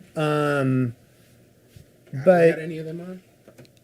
But I don't know. Maybe. I'm not sure. I don't remember. My memory's not clear. I can neither confirm nor deny. What happened to... What? But one of the challenges of getting people on the show isn't just... It's not just the secrecy within they operate, but after they get out, there's a lot of pressure on them community-wise, and this is for a lot of units, community-wise, to not be the person talking. And some guys will get like PNG'd. That's persona non grata. It's kind of like shunned, basically, by their unit, even though they're not in it anymore. Like, nobody wants to give up their past. You don't want your friends to not be able to talk to you anymore. To some people. Well, it's not. Jack and I kind of disagree on this as to why. Like, it's not, for me, I don't think it's just because they want the government contracts and things like that. Like, a lot of these guys truly feel like loyalty to their unit. And I'm not saying that people who speak afterwards aren't loyal. It's just that when it's kind of bred into you to not talk about things, that's hard. It's hard to get over sometimes. So we would love to have, more guys from, different units on. It's just sometimes hard to get them to talk. I mean, it's interesting to see the last couple of years the amount of guys from supposedly, shady, spooky units are doing podcasts. Some of the people who are talking would not talk 10 years ago. I think it's a good thing. I think that, even the CIA with their, their PRB they've gotten a lot more lenient, I think, and people are allowed to say more. As obviously, as long as you're not giving away, tactics, techniques, procedures, or, endangering ongoing operations or people who are still active, they should be able to talk. A lot of people criticize them because the whole thing about, the quiet professional, right? And so when somebody comes out and does talk, then they'll get slammed by some people in the community for not being the quiet professional. But the quiet professional is kind of like while you're working, right? You don't, go out to a bar and like the sketch, until everybody I shot Bin Laden. A lot of that is just about crusty old guys who feel like they should have the spotlight, and they get mad when some other guy is out there talking. Some dude who was like a sergeant major, and now he's been contracting at SOCOM for 20 years. Like, oh, this guy's capitalizing on his military career. It's like, well, so are you, bro. Like, if you didn't have 75th Ranger Regiment on your resume, you would not have that job you have, making hundreds of thousands of dollars off the government's teat. So, I mean, I take a lot of that kind of stuff with, like, multiple large grains of salt.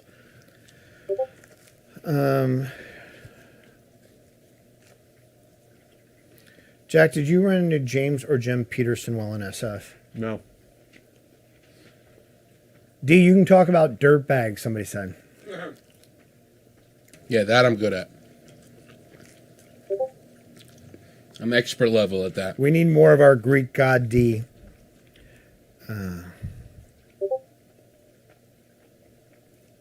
So we're halfway through the game. Already? Yep. Mm-hmm. P.S. I geeked out over the TFO interviews too, but it's like, how many of those I can't really talk about type interviews can you guys do?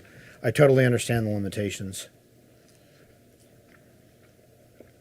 D, I think somebody just called you a Italian man. Where was that comment? They call me what? An Italian man. You call me Italian? How dare you, dude? You crazy? D equals self-pissed Italian man. Self-pissed Greek man. It's close. How about that Lieutenant Colonel Bill Cowan? That guy had a crazy career. Be cool to hear about intelligence work he did after Beirut bombing. Yeah, my friend Keith Core wrote a big piece about him. And here's the Discord over there is humming on my PC. I'm going to go mute it, but I believe we do have everything set up to play Ground Branch tonight. Oh, you got it, D?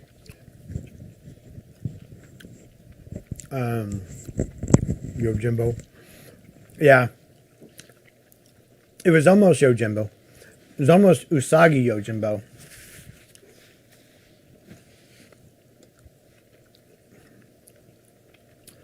Can we get more HRT operators on the pod? Seems like they're Yeah. the only unit CAD guys respect. I'd like All to the get more. shade to the SEALs. I'd like to get more of those on. I saw, if you look at that new Netflix documentary. It's called Waco: American Apocalypse. It's pretty well done. Chris Whitcomb is on there, who was an HRT sniper. I read his book like 20 years ago, more than 20 years ago when it came out. Could try to track him down. And also on that show was the FBI negotiator, Gary Nosner, who he's going to be on here next month. We got him coming on. More J.R. Seeger, Dude is Beast. Yeah. Guessing dirtbag history is a thing of the past. Don't see it anymore. Unfortunately. Why is it a thing of the past, D? I don't know. No one listens. I mean, we got like 200, 300 people that would listen, which is fine. I don't know. I hate the sound of my own voice. Plus the team house. It's all about the team house, baby. Maybe we'll do one. Me and Jack spoke about like a year ago, but then he figured like he learned what Hinge was. And he never we never did the history of mercenaries. With current events the way they are, it would be good to hear firsthand from the Berlandet A guys. The Pat Mack interview was awesome. It would be great to hear more. Bob Charest. Go scroll back our archives and find Bob Charest, who's a dead A guy. And then get Adam White back. Adam might be here tonight. Yeah. Yeah. Jim Morris's soft mag work is super interesting. I knew you had him on the podcast. He did a piece on Jonathan Edema back in the 90s when everyone thought he was legit.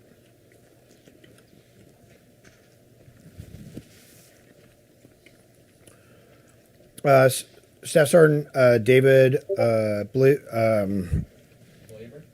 Bolivia Medal of Honor is a funny sob. Yeah, that'd be great.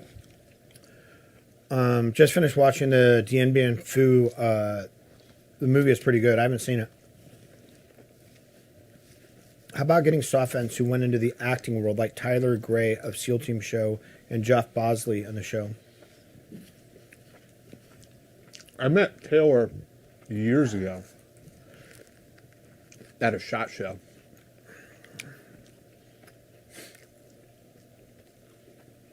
But again, it depends how many times these guys have been interviewed already. I mean, maybe. I don't know the other guy at all.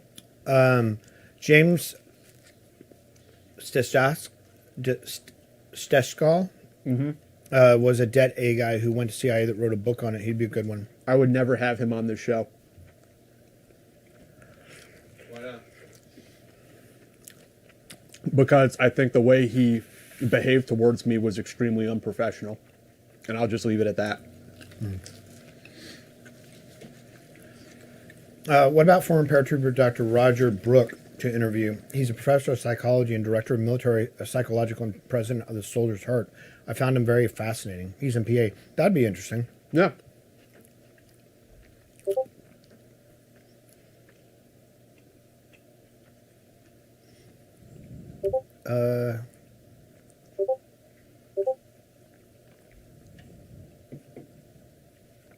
Oh, yeah, that'd be a great show. I think somebody else commented on that.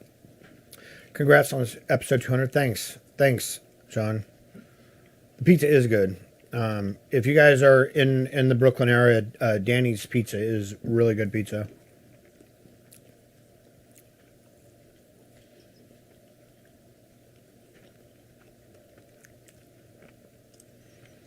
We need to get a microwave in here. Next thing. There's always something. There's always something. Yeah, you can always add. We have a mini fridge. That's an upgrade from the last studio. Obi-Wan Nairobi, a.k.a. Christian Craighead, would be awesome to have on the show. I reached out to him on Instagram one time, and he didn't message me back, so... He's also not going to talk about SAS stuff, so...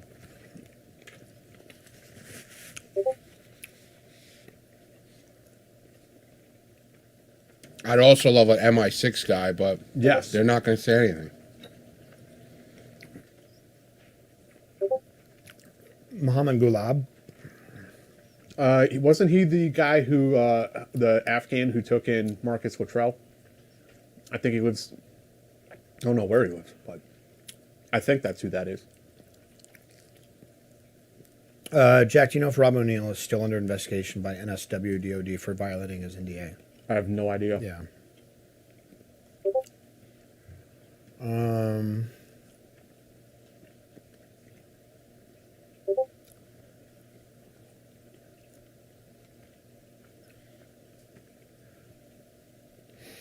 What's your advice to somebody that's older, 28 and up, who wants to enlist and go SF? I love what you guys are doing. Keep up the good work.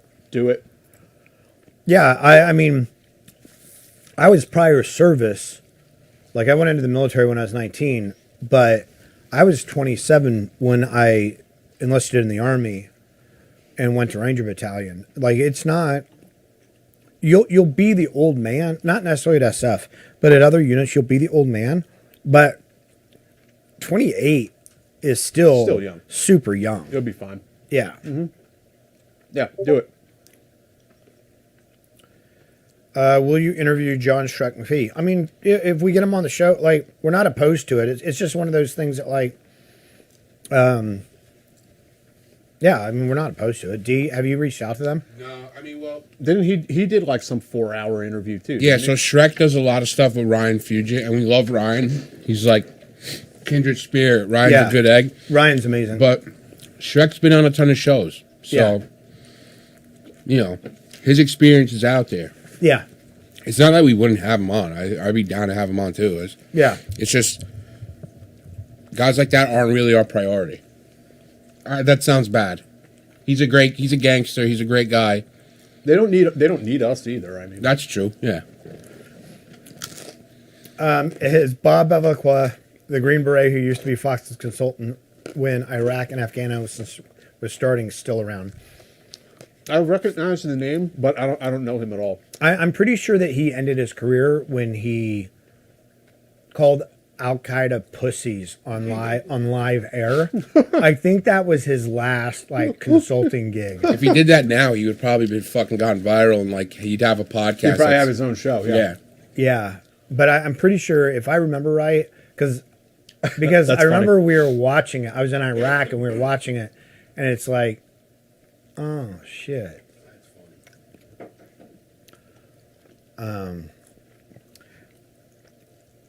Primarch Vulcan says, "I love your voice, D. Don't stop doing it." Thanks, dude. Yeah. No, but thank you. I don't know. Maybe we'll do it. I don't know. I'm scatterbrained, bro. Plus, Jack rides me like I'm a slave. So, if you guys know a good lawyer, like a labor lawyer, let me know. Fucking unionizers. I'm gonna hire private detectives to come and break your legs. Union of one. Pinkerton. Yeah. No, this has been a glorious. I'm almost here 2 years. I think, right? April or May of 21. So, the one time I thought about it, I wasn't like, oh, I'm going to quit, was when we picked up this fucking aquarium. That was the time where I almost quit. It was an absolute fucking disaster. Hold on. Oh, yeah. I'll show people. This is the camera right here. This one. Oh, yeah, okay.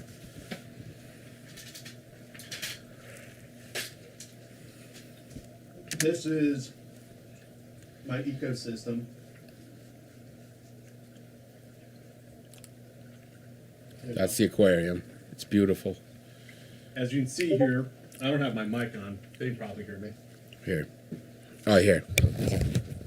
You can see the two little clownfish swimming around in there, and we also have a bit of a hair algae problem. It's a work in progress. Yeah, we're figuring it out. Any plans to have an objective Aries vet on the show? What's objective Aries?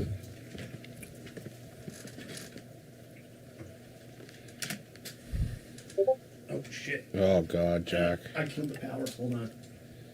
Oh, God. Came back on though, thank God.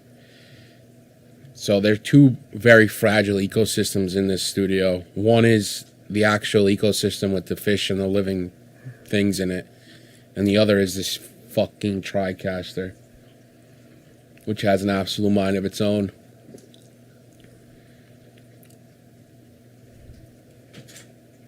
Yeah, I'm not sure what Objective Aries is.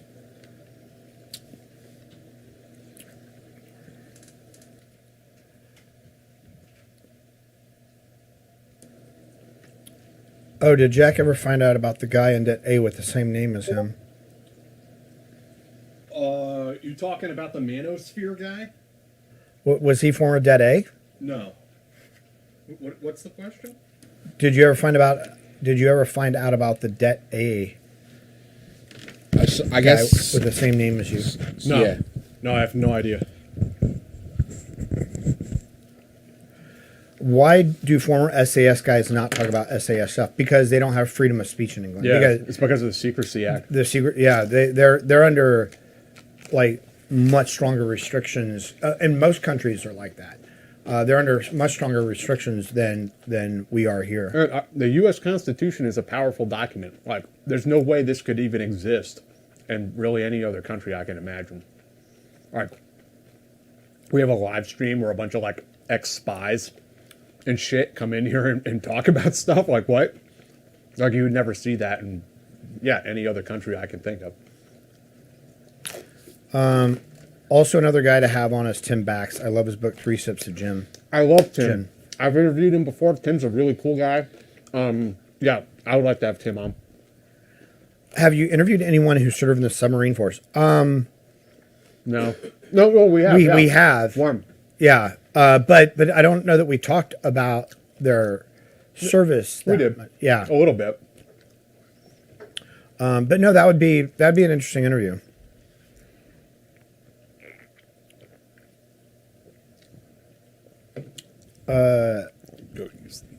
Let's see here.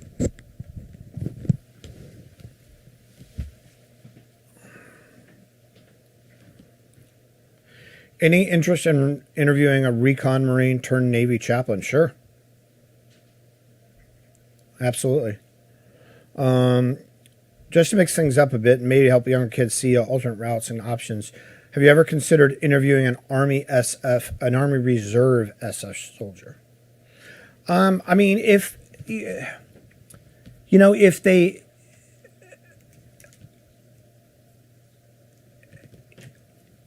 like the reserves, well, first off, there's no reserve SF. It's all guard, right? All combat arms went to the guard in, I think, the late 90s or mid 90s or whatever. But like an Army SF guard person, sure, if they had, they'd been in combat or something, we're at a state, or they'd been involved with something, we're at a stage where because of the GWAT and because of all the places that people have been since then and what's still going on, like pre 9/11, you could interview somebody who had been in a special operations unit about their time there and they hadn't seen combat, and it's a cool interview. Now it's sort of like nobody would want to hear about my time in the Rangers, unless we're just sitting around bullshit, and because there's nothing, I don't want to say interesting, but compared to like what's been going on in the stories that are out there now, it's very low speed, It has been 200 episodes. Let's see here. Jack, throw your mic on. Has been 200 episodes already. I remember episode 1 or 2 with John LaFave, and Jack had 4 copies of Murphy's Law on his desk. Yeah, we have like 20 copies of Murphy's Law in the back now. Jack gives those out to the girls he meets on Hinge after their dates. Signed copies. Objective Aries is a 2013 Moscow with 375 4KIA. Oh, Moscow. Oh, okay. So I know someone who's on that mission. Could potentially interview them about it. There are 3 DSCs awarded. I actually always had this idea in the back of my head of writing a book about. There were 3 ops that happened in 3 days, there was, as I recall, there's a Delta Force op in Libya where they kidnapped a bad guy. There was the Ranger op in Afghanistan where all those guys got messed up. And then there was a Dev Group operation in Somalia. It was like 3 days in a row, if I recall correctly. It's been a little while. But I always thought that might make an interesting book because of the like time compression that like all this stuff happened sort of at the same time. But yeah. Any thoughts on Operation Ugly Baby? That was a 10th group thing. It's on the reading list today. We've interviewed guys, Mark Giaconia, others. Operation Dragon Lord. I don't know what that is. Yeah. Is somebody like testing my knowledge of like of like the names of military operations? This is gonna be me during Dungeons and Dragons Trivia Pursuit. Like what? What are these things? The lore, the deep lore of the special ops world. Address the Botox allegations. Jack, are you taking Botox? Not yet. Not yet. You heard it here first. Jack denies the Botox allegations. Vehemently denies it. Yeah, and look, I don't want to like, I know some people are going to dispute this, but this is all natural. All right. I'm not on any sauce or anything. I'm just beautiful and jacked, just like I am. He's on tomato sauce. I'm on dough.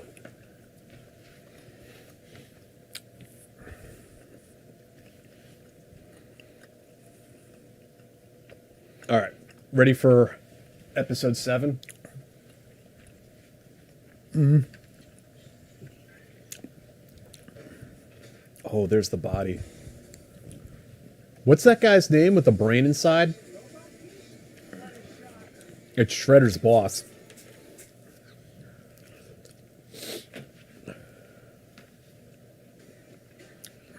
Special request. What? Oh, does this mean we can decide which one we want to hit? Or collect all VHS tapes for Vernon Fenwick. You want to try I think this is an extra challenge. Yeah, let's do it. All right. Get all my precious VHS tapes. All right, bro.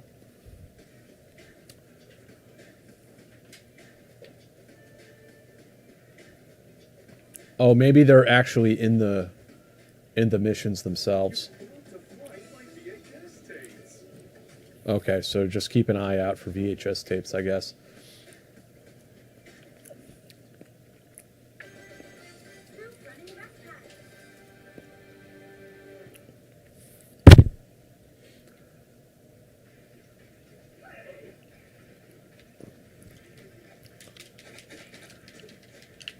Any plans to have Big Phil Campion on the show? Not the moment. We could interview him. Because he was in the SAS before they signed that big Secrets Act, the Official Secrets Act.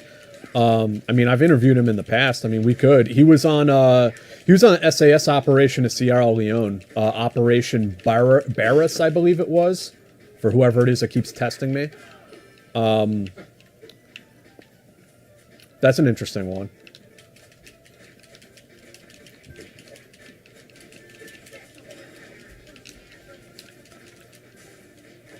Oh, I fell down the roof. Oh, I fell down the roof again.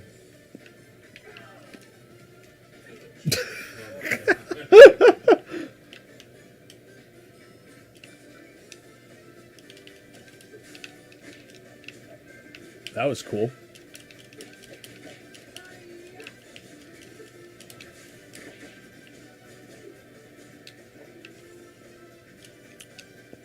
He's playing his Game Boy.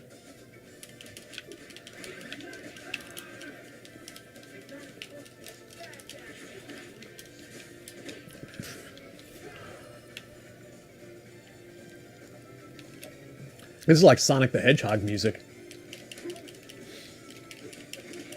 I missed the 8-bit stuff. Dude, Sonic was a great game.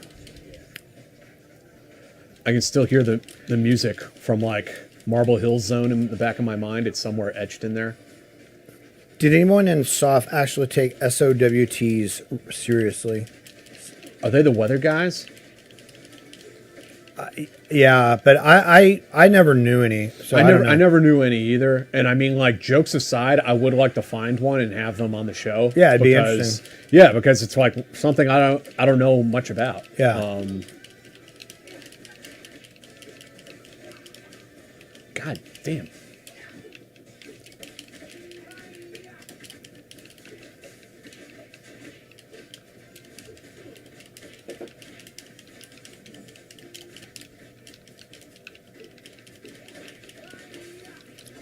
There you go.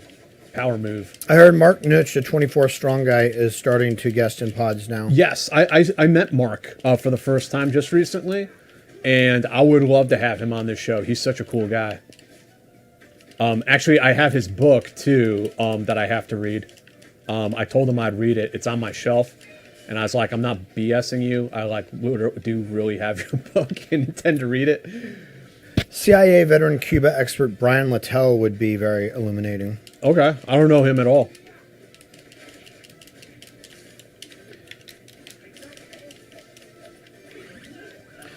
Another good guy is Steve Haney, not SAS, but British Army Pathfinder platoon. His guys took on 400 RUF dudes at Longilola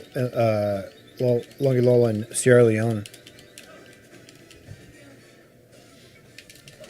Jeez.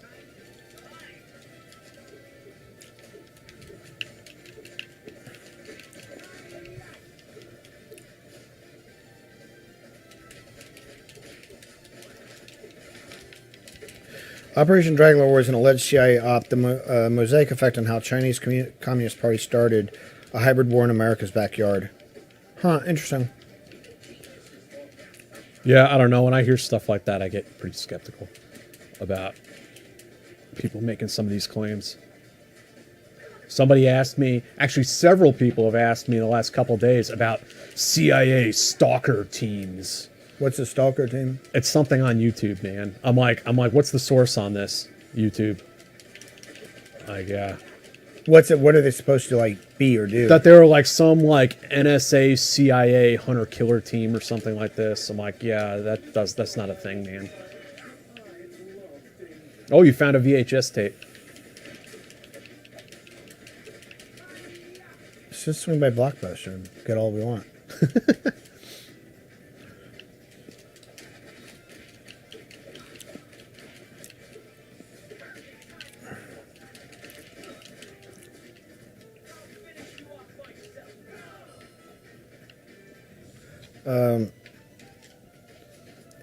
Any chance you guys can land an interesting Space Force Guardian interview? No, the Space Force is too small. There's nobody like available for that right now. What the hell? Any chance? Okay. Jack, any thoughts on getting Old Saint on? Who? Old Saint? I don't know who that is.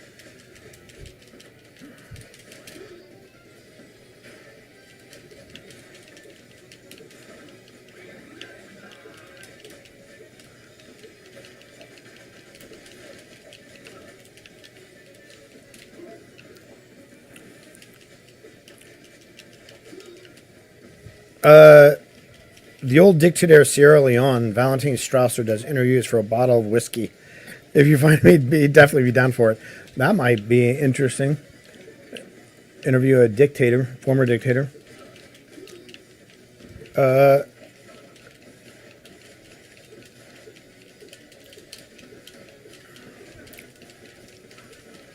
really appreciate you guys having on journalists like Dave Phillips and Matthew Cole. Any other journalists you guys have lined up or that you recommend to follow and support? We might have Michael Ames on tonight, actually. Dak Dorfman's another good one. Yeah, Dorfman. He's a really good guy. Sean Naylor. Yeah, Sean, I mean, we'll have to have him up on the show sooner or later next time he comes through the city. It's me and him we're working together every day on stories and stuff. Oh, fuck.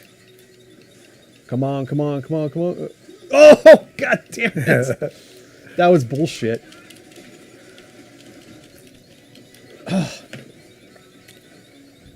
you see him just do this fucking mad minute, like spray and pray. Mm-hmm. Let me take this here real quick.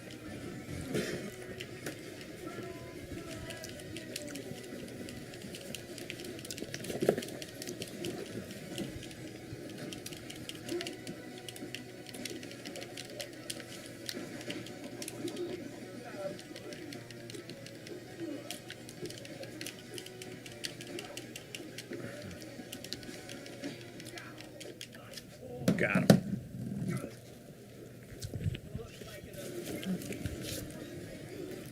We should immediately like download Goldeneye or something. Can you play 2 players on that? That's what people are recommending. I guess. But, I mean, do you really want to play it? Whatever.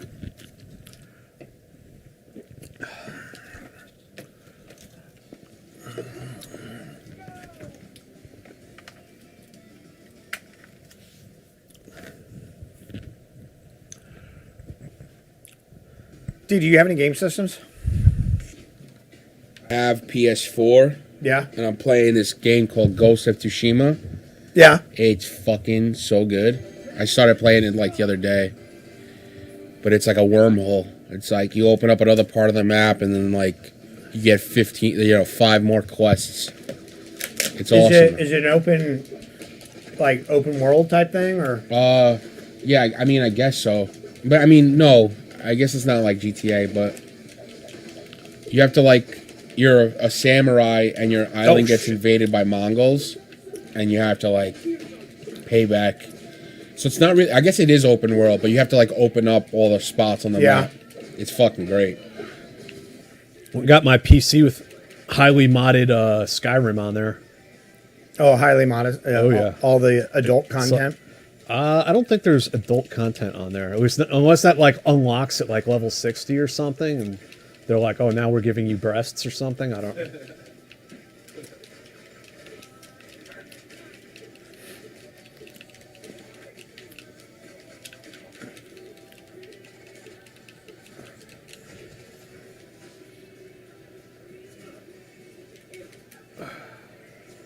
Oh, I ran right into it.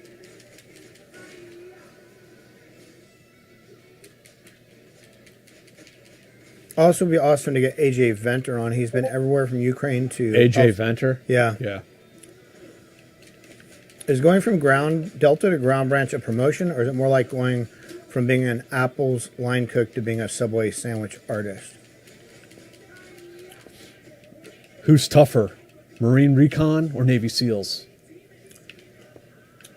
I mean, they're different jobs. You know, it's they're different jobs. Like any skills, you know, from the people that we've talked to, you know, from like special activities division or whatever, any skills you bring are a benefit, but they're just very different jobs. Oh.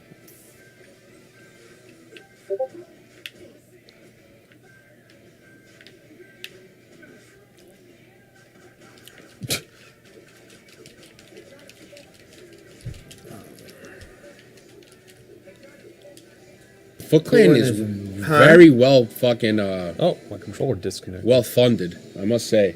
What is well funded? The Foot Clan must be super well funded. They have like so much gear. It's me. Okay, there we go. Seeing how Rhodesia isn't a country anymore, surely those guys aren't sworn to secrecy. Any interested in those guys? Leisure Suit Larry. Holy shit, that's such an old game. I can't believe there's... Is there legit a 2023 version, or are you just making a joke right now? Because that's like kind of who we are, right? Leisure Suit Larry was a game like, I don't know, late 80s, early 90s, sometime like that. I think that was when it was. Where like you went around, you were Leisure Suit Larry, and you like the whole thing was like trying to pick up chicks. Horrible.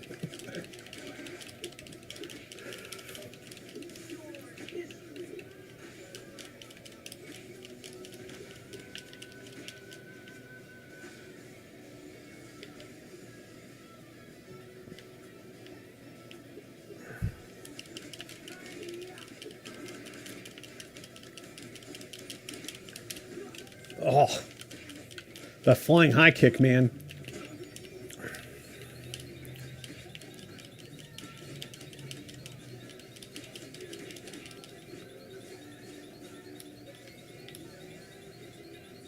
Come on, bro. You're up. They're still making them. That's hilarious, man. Oh, shit. Look at that. Oh, they're fucking with the Statue of Liberty, bro.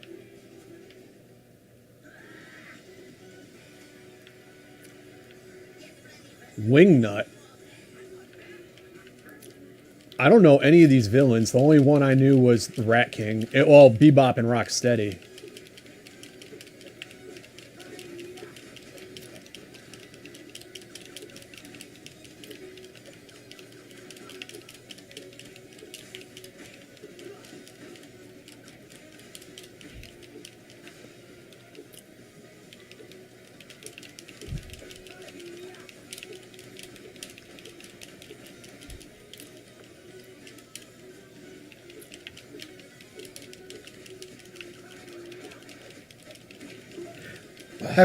So does anybody know, have you guys ever played like Zork or any of the text-based adventure games?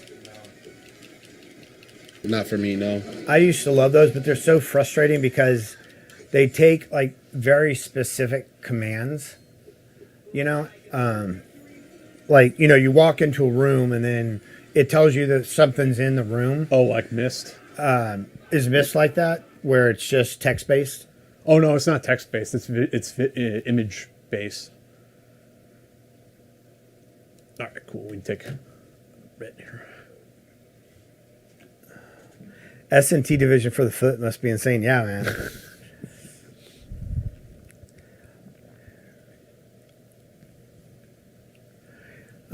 If you guys get another HRT guy on, could you get a GWAT era operator? Seems like the new age guys are a different breed compared to the 90s or early 90s, early 2000s. Well, that's when it gets more difficult because like some of the GWAT guys will talk. But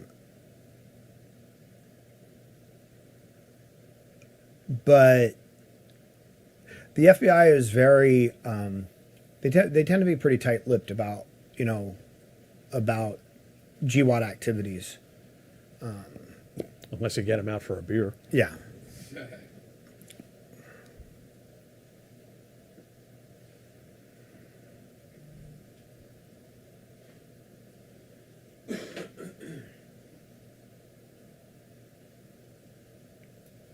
My favorite is DEA guys. Spend my whole life trying to get people to like tell me about secret, shadowy government secrets, and you get a DEA guy on the phone. And it's like they can't stop talking about like all kinds of crazy stuff. Everyone else is like pulling teeth. Yeah, DEA guys though, like they have. But I mean, very adventurous life. It's just true. It's true of cops in general, though. Because I mean, after their cases are prosecuted, like 99% of it is public. There's like no reason not to talk about it. Yeah. Yeah. Yeah, that's something that's not addressed very often, you know, with cops. But the amount of post-traumatic stress, just, you know, we talk about it for veterans because of seeing the combat. But cops, even if they're not like in a shooting, the amount of horror they see on like a daily basis. Oh yeah, it's terrible. With, you know, like domestic abuse, child abuse, like all the, you know, accidents, all the things that they have to see. You know, it's funny how they're often portrayed as like these hard-boiled, hard-drinking, tough time in relationships. And it's like, well, there is a little bit of that, and there's a reason why. You know, like they didn't grow up that way. Like the job just. It's a hard job. Yeah.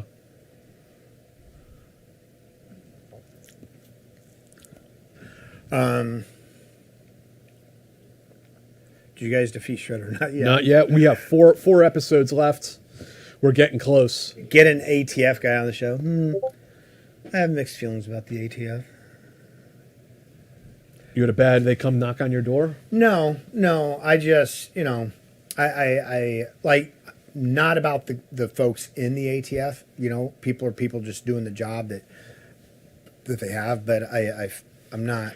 I feel sometimes the ATF has been used by the government to go a little overboard when it comes to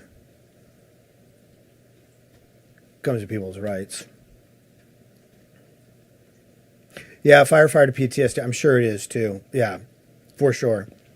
Yeah, cops and firefighters, like, people, well, not so much anymore. People used to say like cops and firefighters are heroes and stuff like that.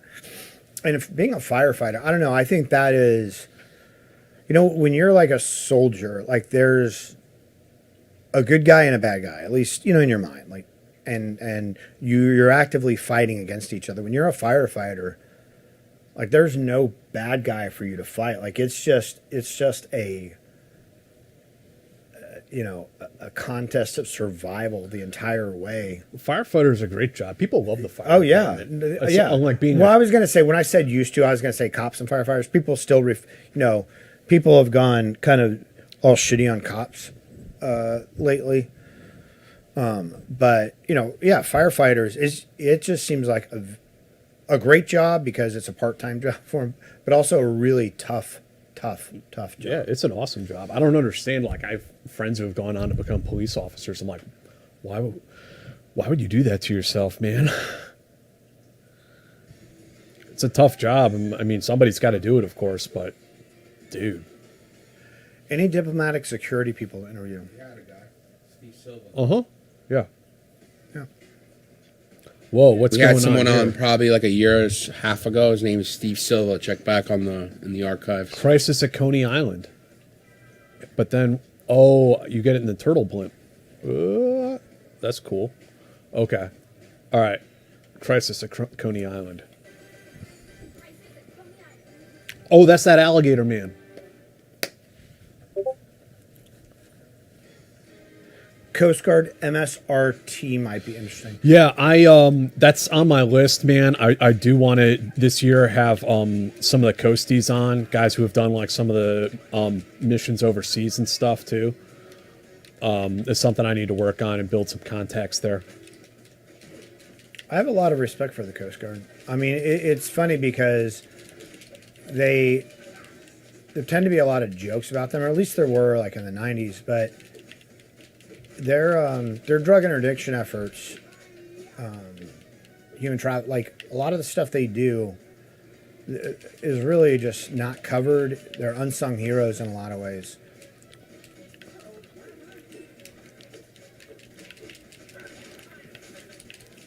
These guys are shooting plunger guns at us.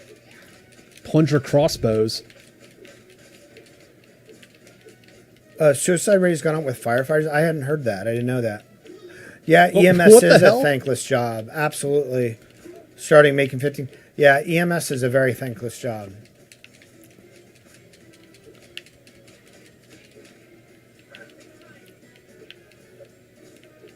I still can't figure out what the deal is with this frogman who shows up once in a while.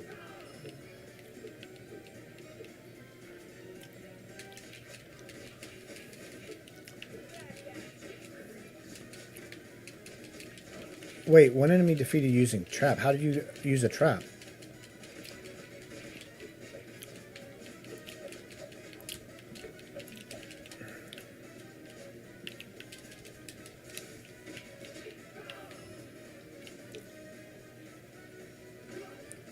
You see how the boards just pop up off the boardwalk? Oh, I see what they are. They're traps. Yeah, that's where the traps are. How come?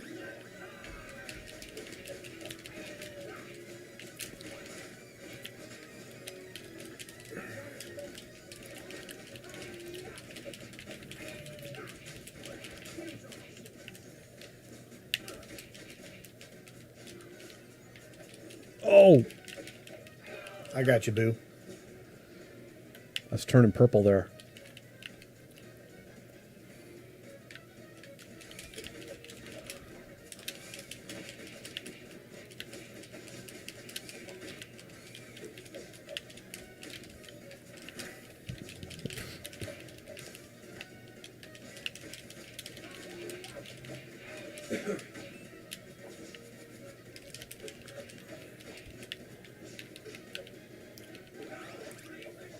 Oh, Oh, what do I got going on? get down there, Dave.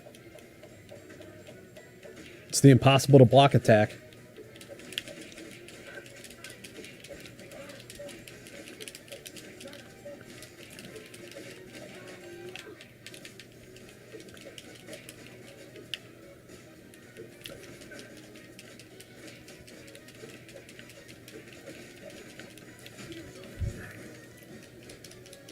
Oh, damn it. Have you had anyone on who worked on the Joint Communications Unit?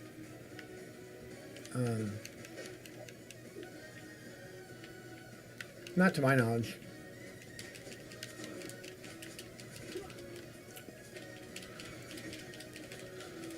Surprisingly few RRD, RSC interviews, at least in proportion to all the other soft units. Well, that's because they're much, much smaller.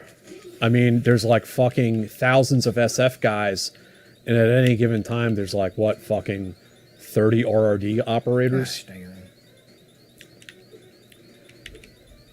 But we do have another RRD dude lined up for an interview I believe in June. Because I am a river to my people. You guys ask for like people from the most like obscure, like secrety, squirrely units, or like the most obscure office. Like, Jack, can you have someone from the CIA Office of Human Resources on? Like, I think that'd be a great interview. I'm trying, man. I'm trying.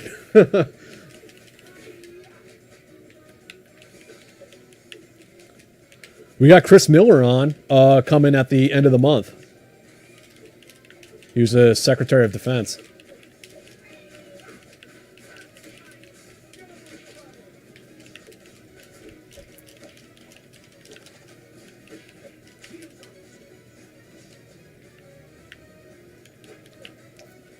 I'm thinking Donatello isn't the best choice in this game.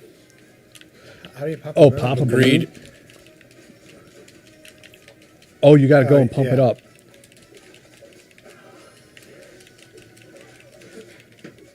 He's got a fucking stick, dude. A stick. It's a bow staff, man. I have bow staff skills. Yeah, girls only like guys that have skills, like Yeah. bow fighting skills. Bow staff skills. Favorite animal is a liger.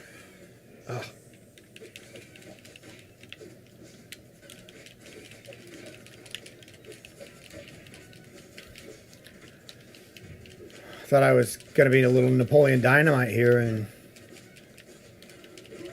Oh, shit.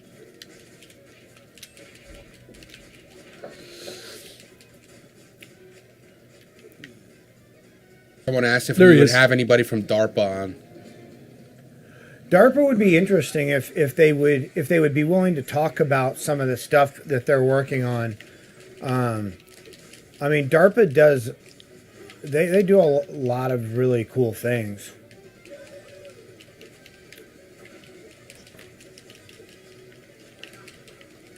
I think we should just like pick one. Here's a question. What do you guys think? I'm curious about what you guys think about the Sean Ryan show. Seems to be getting more political and kooky with each episode. I mean, I don't know because I don't really watch it. I don't watch it either. I've seen like clips once in a while, I think, but I don't actually watch the show, so I don't know. Yeah, and it's sometimes it can be challenging not to be political because it's with social media, like politics is in your face all the time. A lot of people feel very strongly about things, and also honestly, being political is better for your ratings. That's for sure. If you take a stance on something one way or the other. Dude, if I just went all in on like the right-wing culture war stuff, like this channel would have like 5 million subscribers overnight. It would be amazing. Dave really would have a Lambo.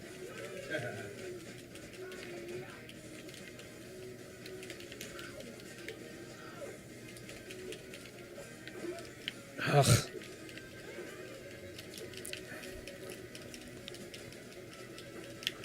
This is a whack-a-mole. It's crazy. Yeah.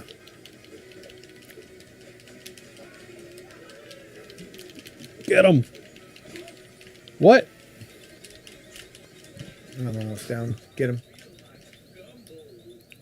Leatherhead. Chalk up another win for the good guys.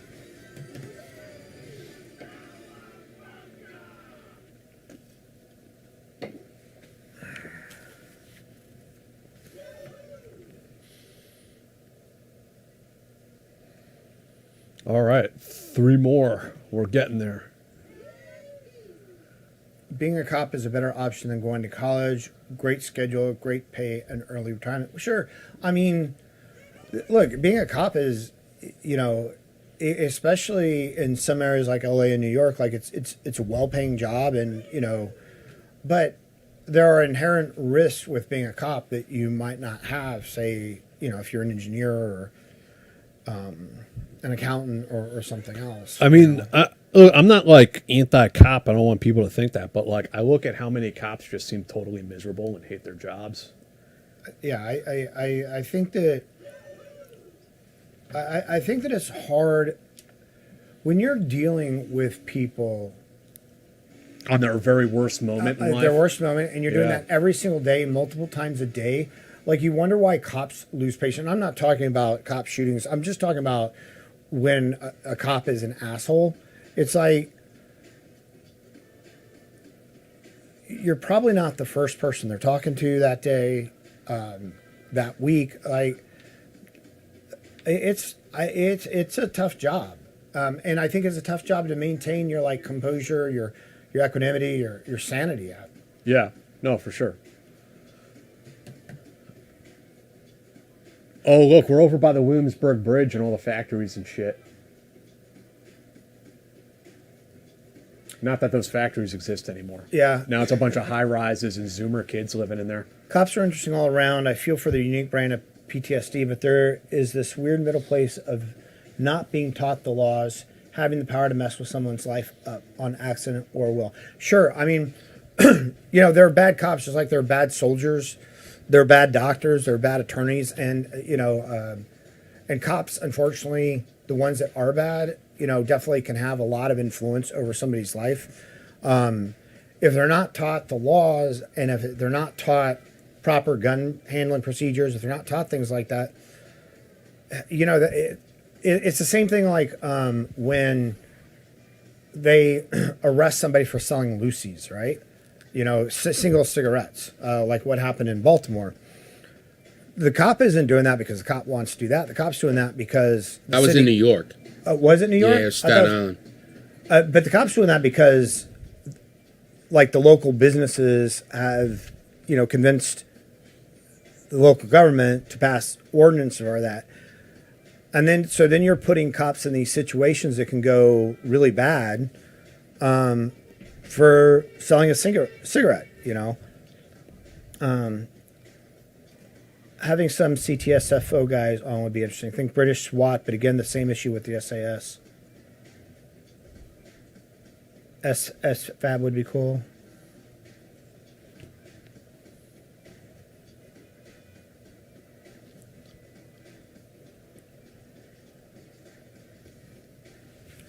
The house always told us good.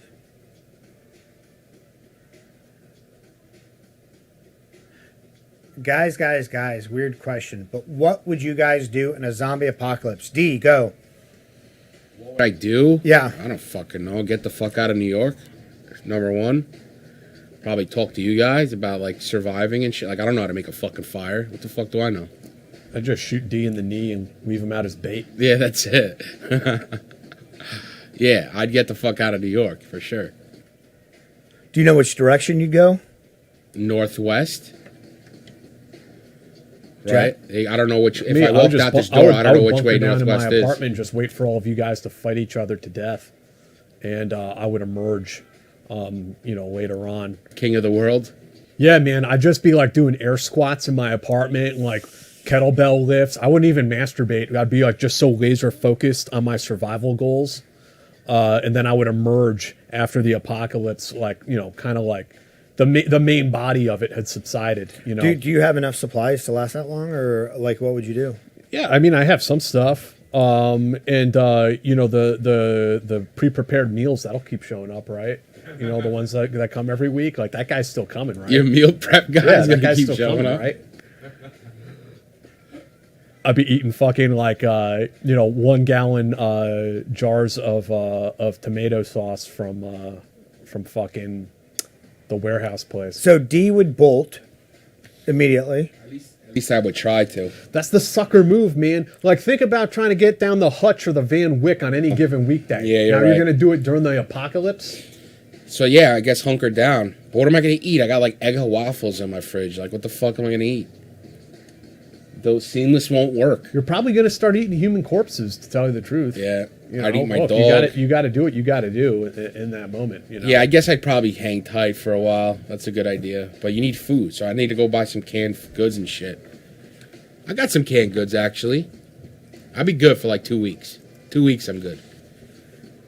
You think that's like when the majority of people will be dead by then? Yeah. I mean, after a couple weeks, yeah, man, They'll be parking. That's good. there'll definitely be parking. And I mean, who's going to give you a ticket anyway? Right, exactly. Yeah, I actually used to have a zombie survival plan until I saw, what was it? It was 29 days, 29 days later, and it freaked me out because like my plan was for slow moving zombies. Because slow moving zombies, I do what you would do, D. I would try to get out. Fast moving zombies, though, I don't know, man. It happens so fast. Yeah, I guess you need to like do some like surveillance on the zombies, see what they're packing. Yeah, fast moving zombies, I'm not going outside. Slow movers, it's like you can fuck with them a little too.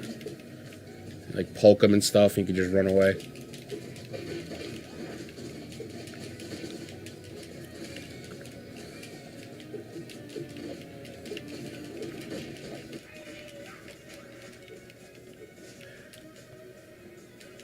End up being like The Last of Us, like or like The Walking Dead, like the people that are more dangerous are the fucking humans. I don't have any guns here.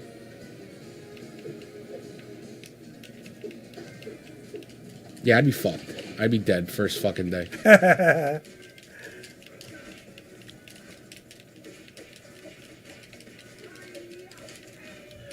Would you guys try to help people, or would it be like every man for himself? No, every man for himself. Yeah, I I'd will help al- maybe I will- family and I will friends. contribute nothing to the community. I would help family and friends, but that's where it ends. I don't know. Depends, man. I'll weigh that out when you come knocking on my door. You know, I might kind of be like, this guy's kind of a dick.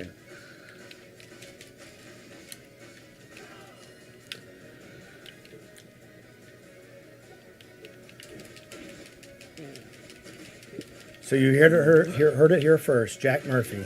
There are no friends in the zombie apocalypse. Oh, I mean, I don't think was you're quick, hearing that bro. from me first. I hope not, anyway. Speaking of Last of Us, I'm almost over it. To me, it's like the first season does not even come close to the first season of Walking Dead. Yeah, I kind of agree. Walking Dead season 1 was sick. It was Yeah. so good. Yeah. It was good, but that show like rapidly went downhill. It's just I haven't seen any it's of the the new way ones. the way they have the characters talk or the acting or whatever, where like the inflection in their voices are so obnoxious. It's like they're doing like the thing that like Friends. You remember that stupid sitcom where it was it wasn't about the jokes. It was like the inflection in their voices. Like, Danny, can you be any more obnoxious? And like Yeah. that was supposed to be a joke, and it just wasn't funny. And The Walking Dead was all. What was the main character where like he looks at everyone sideways, like, well, you know. Oh, Rick Grimes. And it's like, dude, like, Carl. this is just terrible to listen to. Oh, I never got that, but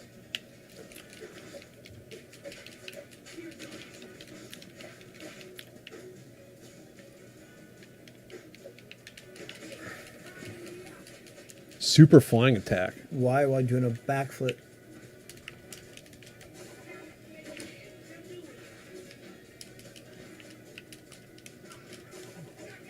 There you go.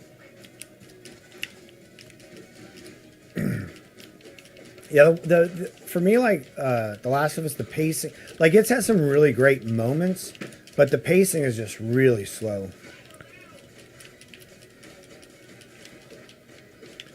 Yeah, I mean, I enjoyed it. I don't know. I mean, it was fine. Yeah, Yeah, that's how I feel too. Fine. I'm old enough that I don't necessarily mind if it's like a well done show.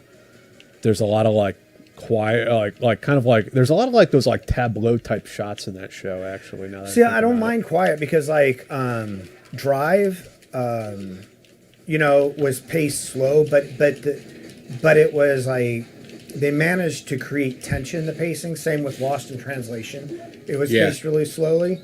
I don't mind a slower pacing, but There's a real fine line, though. right, yeah. Like, you could do, like, a Terrence Malick movie. Like, some of his recent ones are horrendous. There's, like, no speaking in it at all, and it's just, like, two beautiful people looking at each other longingly. Yeah. Cut between, like, a fucking shot of, like, trees rustling in the wind. So, yeah, it really takes somebody good to do that. But I don't mind a slow burn either. Like, I like slow burn shows or movies and stuff like that. The reality is, I watch like very few. I don't watch a lot of TV. I mean, I watch shows once in a while. Let's see here. You're one of those guys, huh? You just read your leather-bound books and stuff by the fire? Yeah, man. Or if I look at like what the entertainment industry is offering versus like, you know, my hobbies or like things I can be doing with myself, like man, why do I want to sit here and watch this show that I don't even think is interesting? I mean, shows are like big commitments. Been watching Secession though and enjoying that. Yeah, I like that show. Succession, not Secession. Secession, isn't it? Yeah, they're Wait, not. what is that? The show Succession. I haven't seen it. It's pretty good. It's good? Yeah, it's the final season. They're only doing 4, which I love.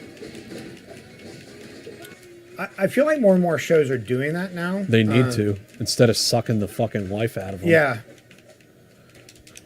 It used to be every show wanted at least 8 seasons, but like if you can like tell a story in 3 to 6 seasons, I think you're doing good. Have a planned fucking ending, man. Oh, what am I doing? That was the problem with like shows like The Walking Dead. Like instead of just ending it, they fucking drag on and on and on. And then they kill everybody's favorite character, and it's like, oh, I'm out.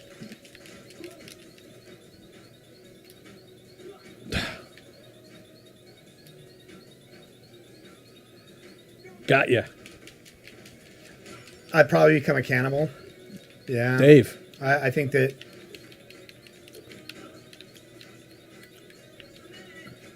What am I doing?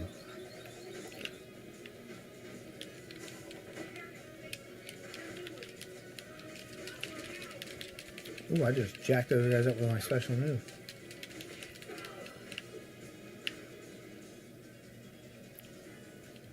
Take car, go to mom's, kill Phil, grab. I love it, man. Oh, I go to the remember Winchester. this. That's such a great show. I love that movie. Metalhead. Oh, fuck this guy. Have you guys both seen Shaun of the Dead? Yeah. So good.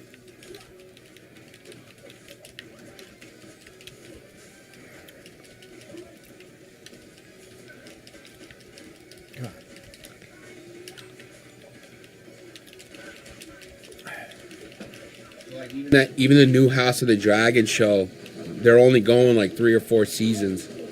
Like they said it from the get-go, it's not going to be like 8 seasons.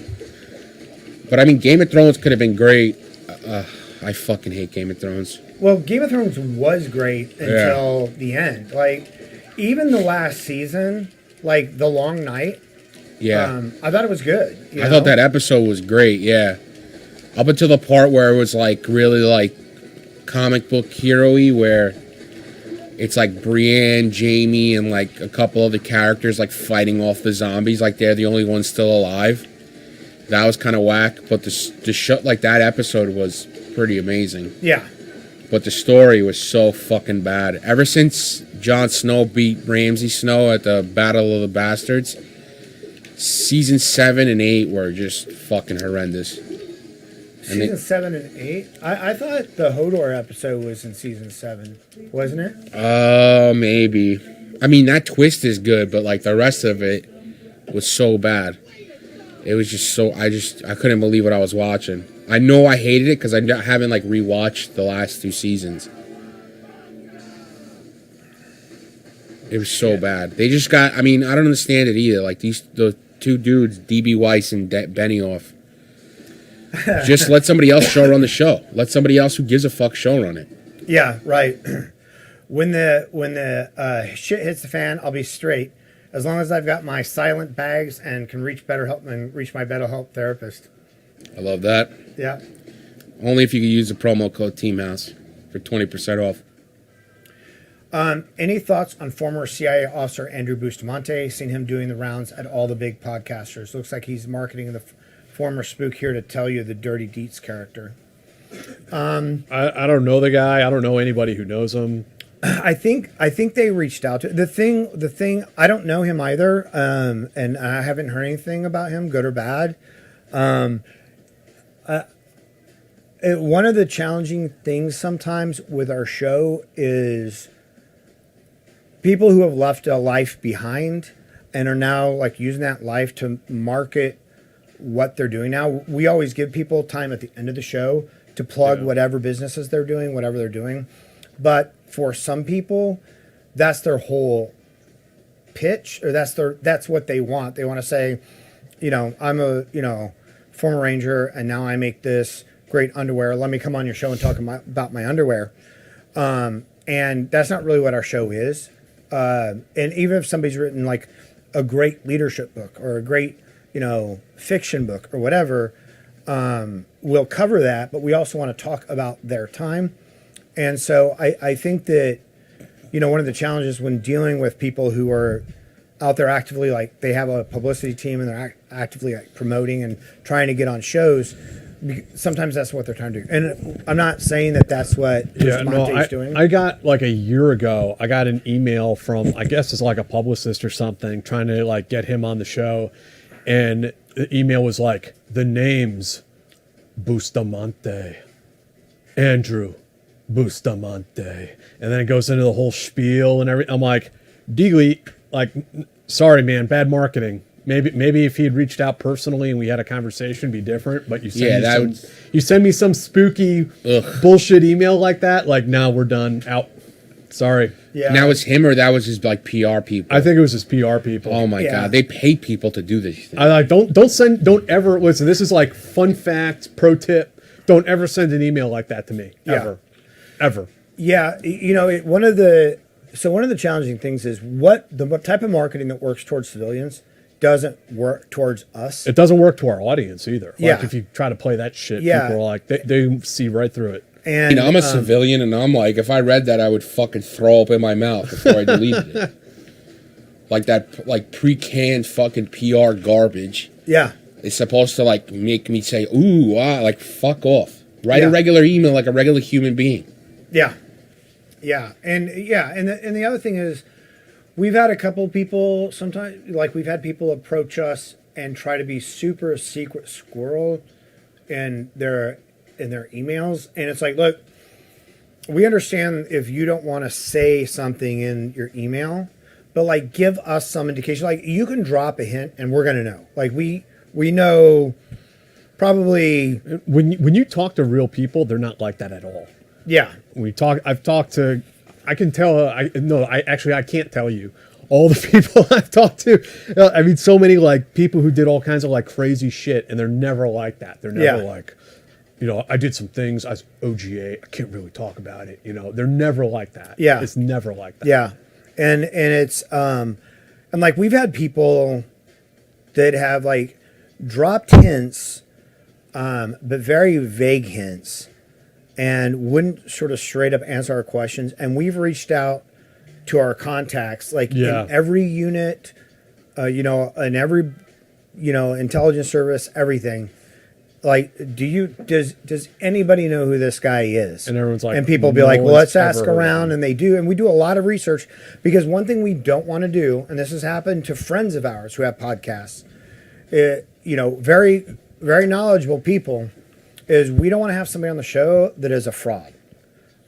Like, we can't help it if they tell us And that's not saying anything about Bustamante. Like, no. Bustamante I'm not probably- talking about Bustamante Yeah, right yeah, now at all. yeah. This is totally separate. This is just kind of a stream of consciousness from that conversation.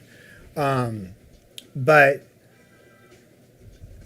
we have, like we've had it. Like I said, we have friends in this industry, in the podcasting industry, who are tied into the different communities and have on amazing guests and have been fooled by somebody claiming to be something they weren't.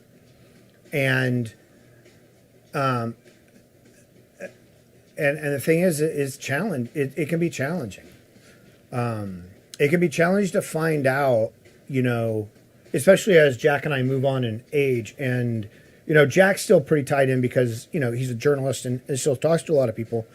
But there are a lot of people in these communities that we don't, even our first and second degree contacts don't know. But we don't want to be fooled. Like that really harms the credibility of your show if you have somebody on that's not legit, But it happens. Yeah, I think of a woman right now who fooled a lot of people. She got on she did the whole tour on all the big military podcasts, and then it turned out her story was bullshit. Is she acting like a Gold Star widow? No, Oh, no. She was saying she was a soldier. You guys need to interview someone who is in SAD. We have we've interviewed him. Not a psycho though. There aren't if there are Special Activities Division? Yeah, we have guys like that on here all the time. It's like, yeah.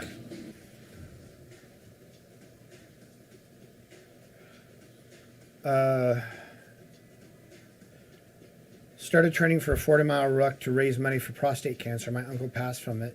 Our condolences last weekend. Seemed like a good idea at the time. Got a full year to prep. Any rucking tips? Yeah, don't ruck on concrete when you can help it. Mm-hmm. If you're gonna, how much are you planning on carrying with your ruck? Build up to it.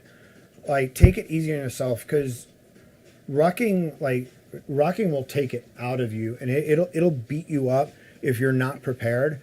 So start light, start slow, and then gradually. What I would do is, if you're gonna do a year, then you'd backwards plan. This is how much I want to carry for 40 miles. This is the time I want to make at that point, and then backwards plan by the week, and then by the day, what you need to do to get there. But don't overtrain with rucking. Jack, anything else on that? No.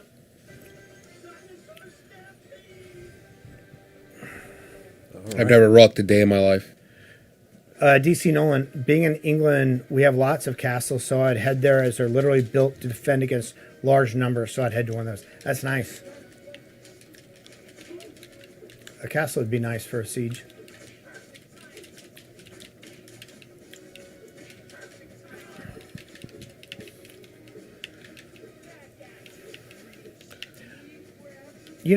I wasn't really into, when the comic came out, I was aware of it, and I didn't buy it because it didn't, it seemed cartoony to me, and I wish I would have bought 10 of them. What, Ninja Turtles? The number one comic.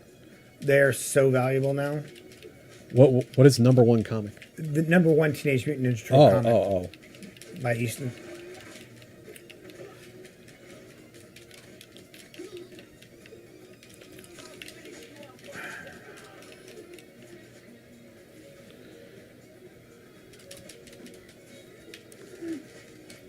Montuela Richard, good, bad, I'm the guy with the gun. There's your reference. Klaatu, Bratu, necktie.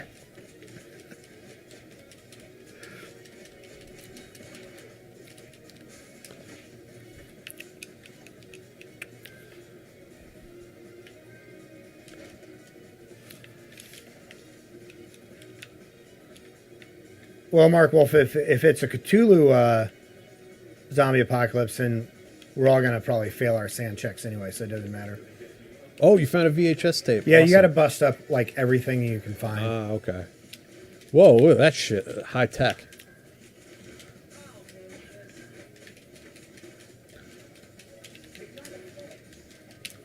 Oh, swing and a miss.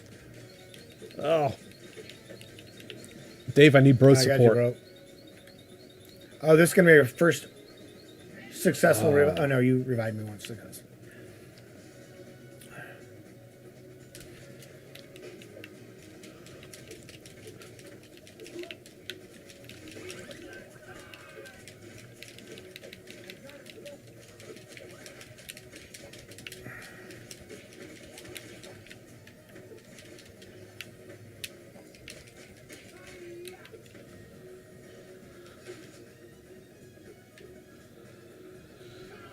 The Team House teach media and culture 203 at the new school spring 2023. Love it. Oh, Jack, somebody's throwing some shade on you, man. Yeah, bring it. It deserves a response. Jack's favorite movie is The Hurt Locker. Ooh, that's bad, man. What did I do to deserve all that?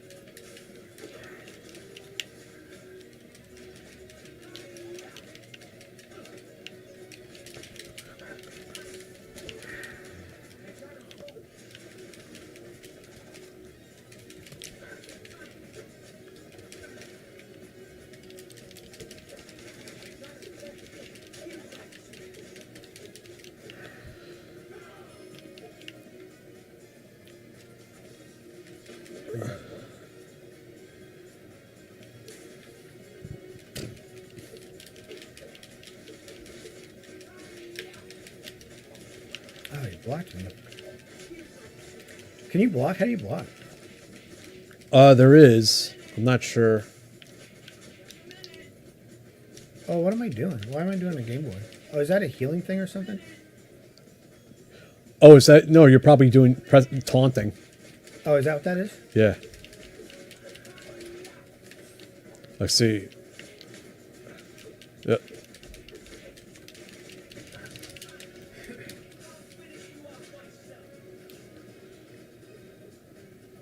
Nah, it's definitely Jim Cotta. Now, I can get behind that. Jim Cotta's a fun movie. It makes no sense. It's bizarre, but It's amazing. Yeah, Jim Cotta is glorious. especially towards the end, like the last quarter of the movie, it was like a different director just took over, it feels like. There's just like weird stuff in there.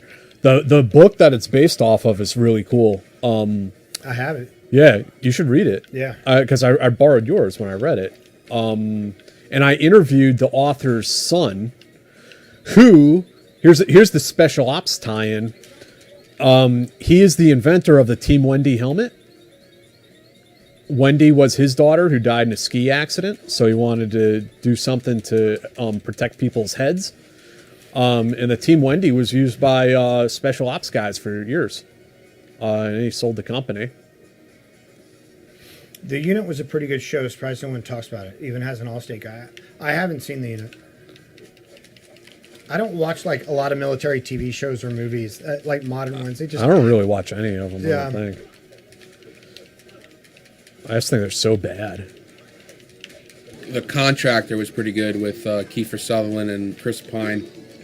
The Contractor. Yeah, it came out. Same guys who do John Wick did it. Thunder Road Pictures. Oh yeah. Yeah, it's pretty good. Oh, we found Dask. I don't know. Do we do anything? It wasn't bad.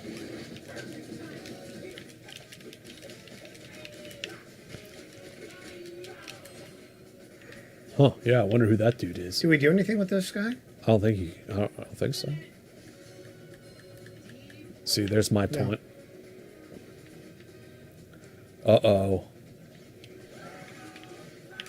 A book I really liked was Napoleon: A Life by Andrew Roberts. Supernatural with 956 seasons. Well, I mean, look, if you have a fan base and you can keep a show going, good on you. I just, and there are some, like, I guess, shows that can keep it fresh.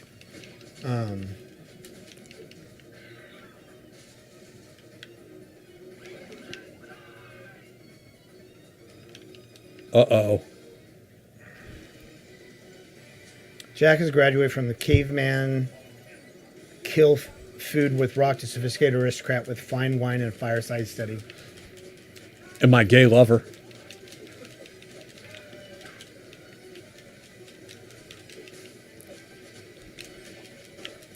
Dude, this is just mayhem.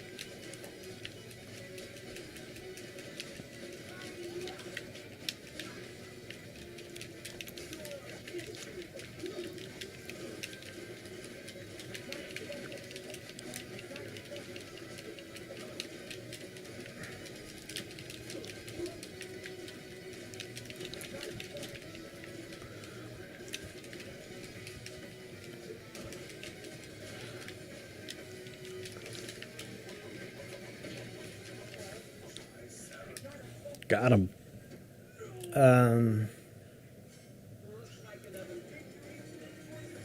Favorite military movie? D? Saving Private Ryan, maybe? It's a good one. Jack? I don't know.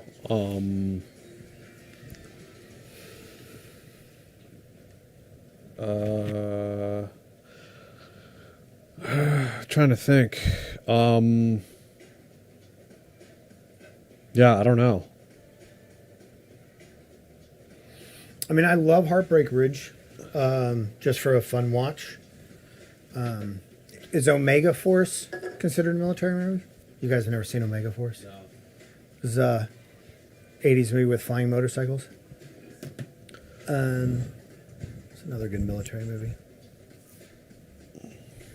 I mean, Platoon. Yeah, I mean, I like Full Metal Jacket, even though it's not necessarily realistic at all. I mean, same with like Apocalypse Now. Like, it's a great movie. Yeah. The best part about Apocalypse Now is like a fat, what's the guy's name? The Marlon Godfather. Brando. Yeah, where he's supposed to be in fucking Vietnam or wherever, like living off the going land. Colonel Kurtz. But he's a fat fuck. So that's what they like purposefully shot him in like shadow and stuff like that to like make him seem less fat. Because he came in for like 5 days. Supposedly he got paid for like $1 million a day back then. Holy shit. Is Con Air considered a military movie? Con Air's Since Nicolas awesome. Cage is a former Ranger. Maybe.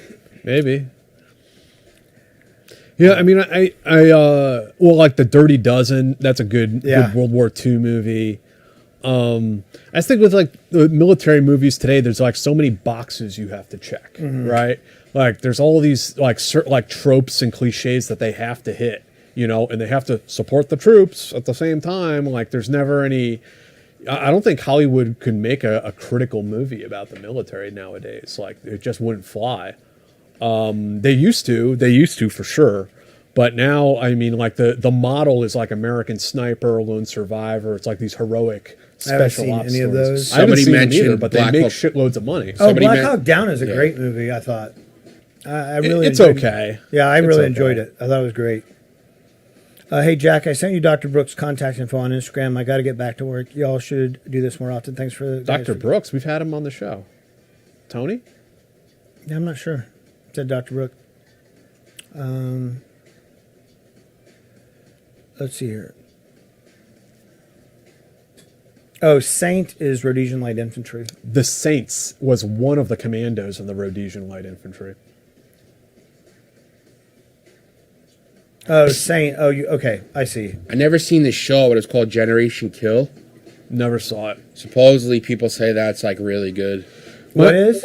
Generation Kill. I think I it's haven't like seen that. it's a show following Marines during like 03, like the invasion. I can't even work up the motivation to watch these shows, man. I feel like these shows and these movies are like a cathartic experience for the American public, like to help them psychologically place the war somewhere, and then like set it aside. Like you turn the television off and it's over.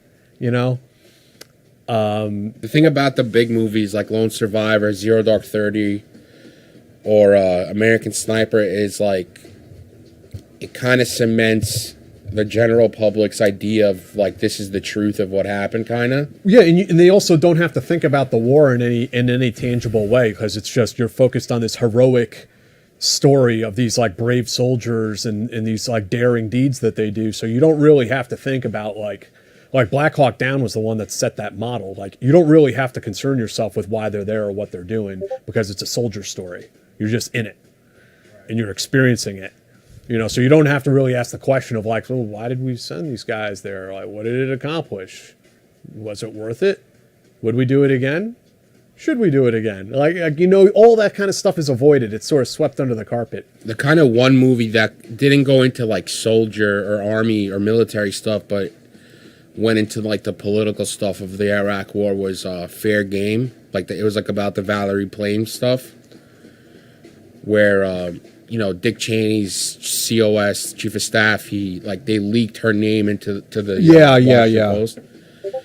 That's pretty good. I mean, it's political, but it kind of, you know, it follows that dude, that guy Wilson. He was a former ambassador in Niger, and I saw this movie. He was contracted, I guess, for the CIA to go and like go to Niger and look to see if the like uranium was actually bought there. Yeah. And he wrote his report. Then it ends up in the State of the Union, you know, that Iraq tried to get significant quantities of uranium from Africa, and then he wrote an op-ed, and that's why they leaked her name. Like they went after. I mean, but her. look, the anti-war movies the few that have been like big mainstream ones that have been made, like they're pretty shit too. Like what was that Robert Redford movie where Tom Cruise plays a congressman or a senator? Oh shit, what's that movie called? It was not a good movie. I don't even know what movie that is. There's a great documentary. This should be the last. There's a great documentary about the Iraq War. It's the same guys who did the movie Inside Job about the 2008 financial crisis. I don't remember the name, but it's the same director, same producers as Inside Job. It was incredible. It showed about, like, you know, it talks about letting go of the Ba'ath Party. You know, they're trying to set up, like, their infrastructure, like, in terms of, like, traffic and, like, how things should run. And they're basically giving these jobs to, like, campaign donors' kids who are just out of college, like, people who are supposed to, like, redo, like, completely build back up Iraq's government structure are, like, kids right out of college with no experience whatsoever. It's really good. Bring back Mike Perry. We'd love to. Mike Perry's awesome. Oh yeah, he's great fun. guest, a lot of fun, great storyteller. We probably could have him on again. Have you two seen the Dungeons & Dragons movie? I haven't seen the new one. Is it out already? I think it comes out today or yesterday or something. I'm going to take my daughter to see it next week. Yeah. I mean, I saw the old one. I used to watch the Dungeons & Dragons series, cartoon series when I was a kid. Yeah, it's funny. My daughter watching because they remake Ninja Turtles cartoons like every couple of years, and that guy Eastman just like cleans up, like milking this IP to death. And so my daughter was watching the new Ninja Turtles on Nickelodeon, and then at some point, me and her were watching like the cartoon from when I was a kid, or maybe the movies from when I was a kid, and she's watching it. She's like, "This isn't the real Ninja Turtles." Because she only knows the new one. Were you gobsmacked? That's I just let out a big sigh, and like I would have said the same thing when I was her age. I watched the Ninja Turtle live action movie like a few months ago, the first one. Yeah. I mean, it's kind of corny, but yo, it's pretty good. Like in terms of like, it's like gritty. It's really good. It kind of is now that you mention it. It's fucking awesome. I'm really just in it for Casey Jones and the Casey Jones the man. Speeches. Yeah, he was awesome. I'll try and. But it kind of holds up, especially that first one. Yeah, I mean, it was corny because they were kind of corny, right? Like yeah. Yeah, it was kind of camp, a little bit of camp, but it was intended camp. Yeah.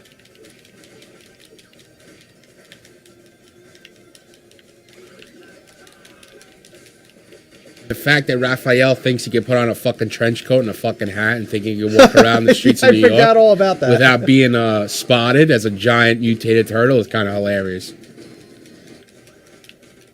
Is that thing not dead yet? Maybe I'm just racking up combos on it. Yeah. Oh, see off these things.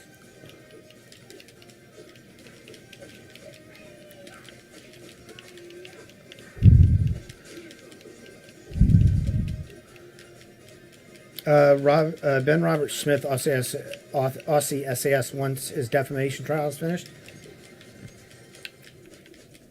Oh, that might be interesting. Yeah, I asked some Aussie commandos to recommend someone to me, and they recommend him. I'm like, hey, man, how about somebody who doesn't have, like, war crimes charges hanging over their heads? You know, like...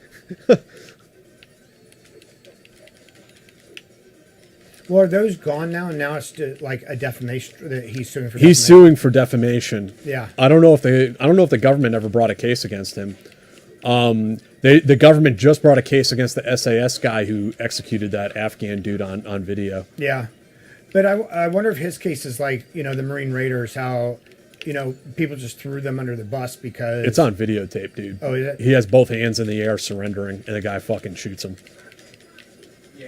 I've seen the video. It's pretty bad. I mean, it's pretty bad. It's fucking bad. Like, it's fucked up. And also, like, the other part that's weird is the dog handler. The dog's like ready to go after the guy he just shot, and the dog handler's like trying to chill out the dog. It's it's a straight up execution. God, what am I doing here?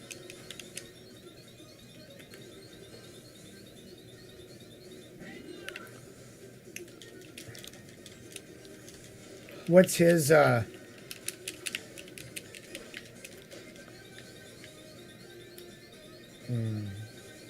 Oh, nice. You're not getting hit. Go ahead. You get it. You need it. We got a question. Have you talked to Andrew Milburn since the New York Times article? I had an email with him yesterday. I talked to Andy too, like probably a month ago. He's Andy. He's the man. He's still at it. Have you seen the D&D virtual tabletop? Yeah, there are a couple of them out there. Maybe he means the official one that they're making. I think it's D&D 1. It looks stupid. D&D is like WotC has gone so far downhill. Like, they've gotten drunk on that brand since it blew up for them. And there are another company that's just milking it to death, making a lot of shitty products. I can't see myself buying another, like, actual WotC D&D book at this point. Like, they've gotten so bad with what they're doing. It's just a cash grab.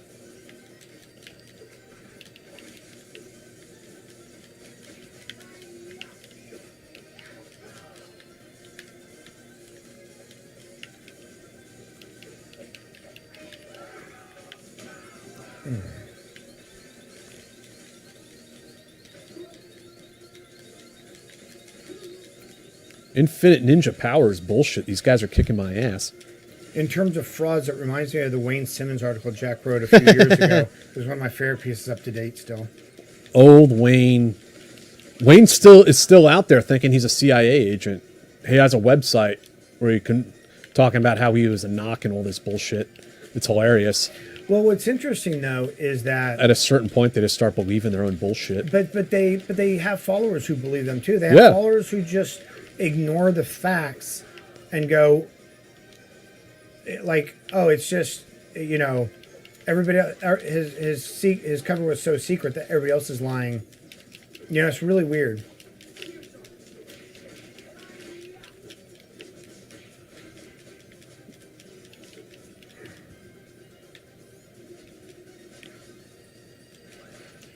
We're playing on the pads.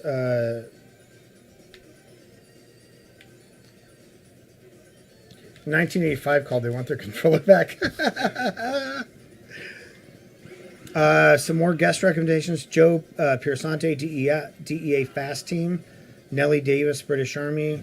The DAT, DOD Contractor. RJ Casey, Green Beret, PJ, DOD Contractor. Roger Sparks, Force Recon, PJ. Thanks, Composer. Do you mind putting those down in the comments so we don't lose them in the live chat? Or you can email them to theteamhousepodcast@gmail.com. The Northman is a great war movie based on Hamlet. I haven't seen The Northman. Jack, did you say you saw that? Yeah, The Northman. I love that movie. Yeah, it was pretty good. Our tracing team is also recruiting any veteran or federal employee. Or iRacing team? iRacing. I don't know what that is, Gregory.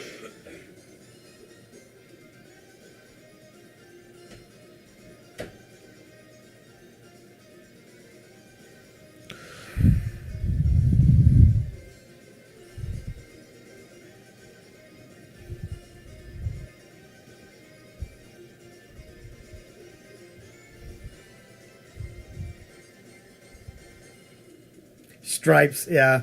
Well, Stripes isn't really a war movie so much as a military. Yeah, I'll give you a war movie. It's a great war movie. Okay, we got Mike Taylor confirmed for June 9th on the show. Nice. I'm going to try to get him to come in studio. Word to Mom's Yo is God. I respect how you've maintained your integrity. Some of these other channels are starting to look the same, which is leaning into the crazy. Bunch of sellouts, man. When I sell out, I want to get rich. I want that I'll Lambo. sell out, but for I want like that for Lambo. big money, not for Not YouTube money. Not YouTube. You want like fuck you money. Yeah. Like we're gonna have a yacht down in the Caribbean. No, we're gonna have a catamaran. I'd love to have a catamaran. Lord of War, Yellow Cake, Lambs for Lions. My uncle's got a Lions, catamaran in Lions Greece. for Lambs. That's the Robert Redford movie. Lions and Lambs. Jinx. Speaking of Tom Cruise, the new Top Gun is on Prime now. I thought it was fantastic. It's such a fun movie. It in a lot of ways I haven't seen it yet. I got it for my parents for Christmas, and they're so difficult. They're like, "You gave us that movie, didn't you, Jack?" It was. We just watched it. It's like, what? Huh? Yeah, it's such a fun movie. Dave, come on.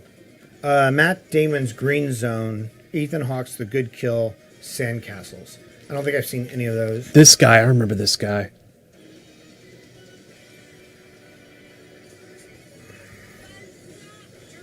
Baxter, that's right.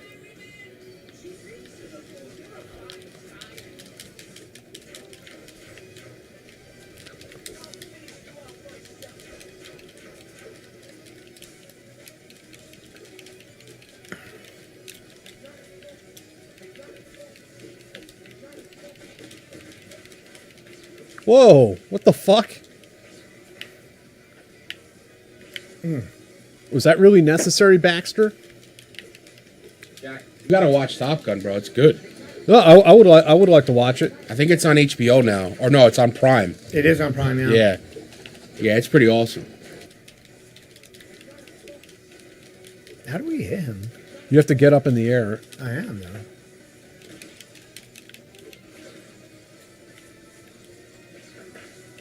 How'd that electrocute me? What?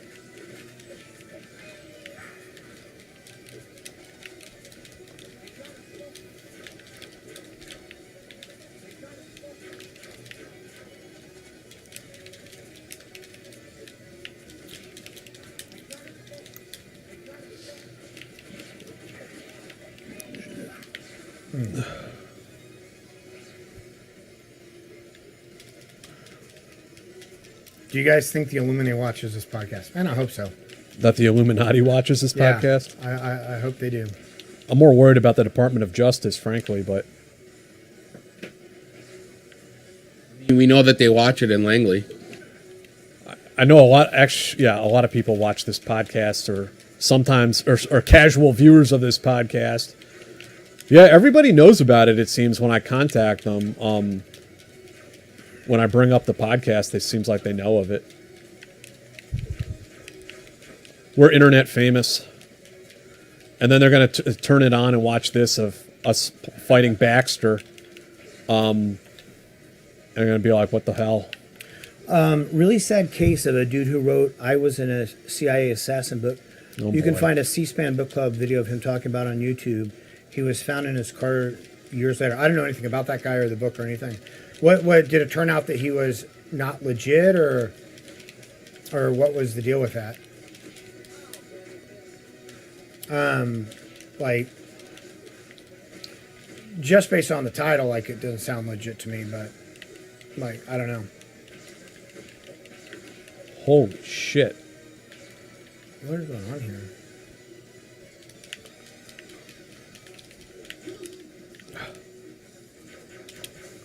Baxter fucking owns you guys.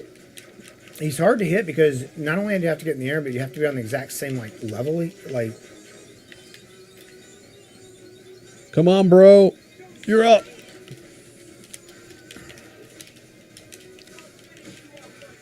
There you go, Baxter.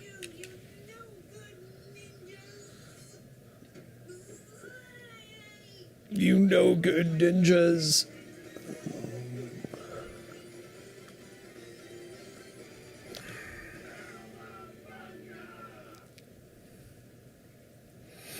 Jack, you recently mentioned you've been trying to get Greg Vogel on the show. Any news on Yes. No news really. We're still trying to get Greg Vogel on the show.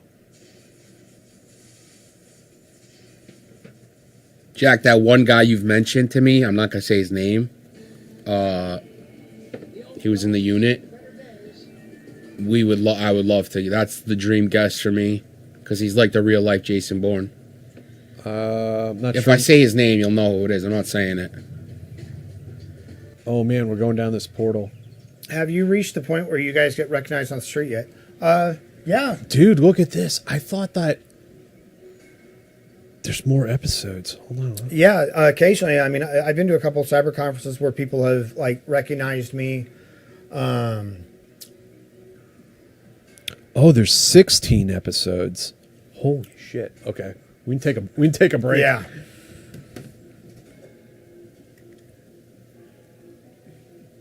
Can you lower the TV, Jack? Lower it? Yeah, while you're not playing. Oh, I turn the volume down? Yeah. I'm looking forward to the watermelon ninja sword. Maybe that'll probably be D and Jack, just so I don't throw my back out again. But I got them a watermelon, a cantaloupe, and a pineapple. Yeah, we'll set that Do you sometimes wonder about the things Richard Theme says about the NSA, and like it's mostly his DEFCON talks and his book Mind Games that come to mind. Oh, and Jack, what is your hair care routine, and how does Wiz get on it? Just shampoo, ma'am. I told you, it's all natural, man.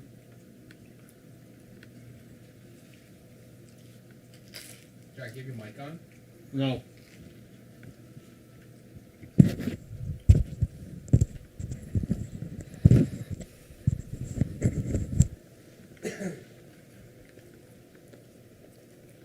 This one was funny. Big shout out to the case officer assigned to watch the stream. Exactly.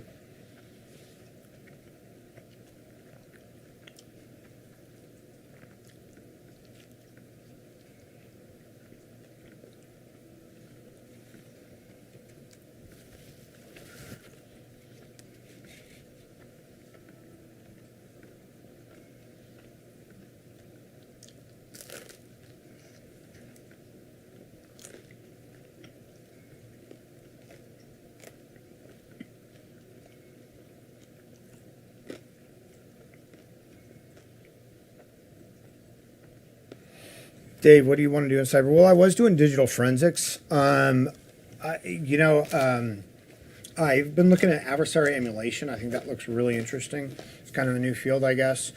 Obviously, red teaming would be interesting. I don't have the skills or the background for it yet. But it's not that I just want to be a red teamer. I think there are a lot of, in threat intelligence. I really enjoy threat intelligence. In your opinion, what is the best big army units? 173rd, 3rd ID, 1st ID, 82nd? I honestly don't know. I don't know enough about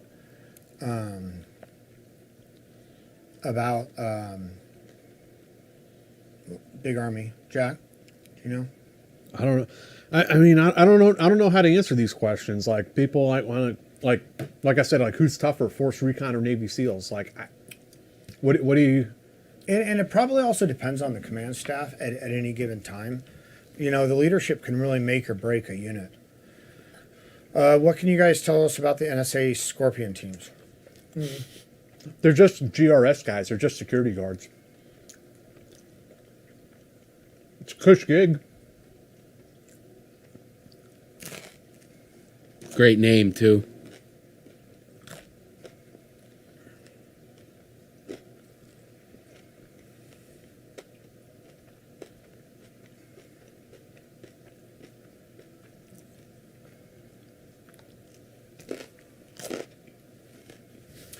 JP Ortega, there was that dude on Survivor a few years ago who claimed to have been in CIA but was clearly a kook.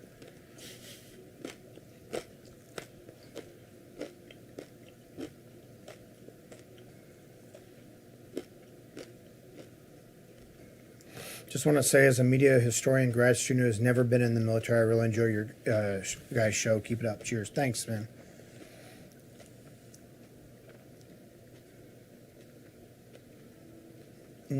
Saucy. Your take on Edward Snowden? I think he's a dirtbag. Traitor, criminal. Like there's a process for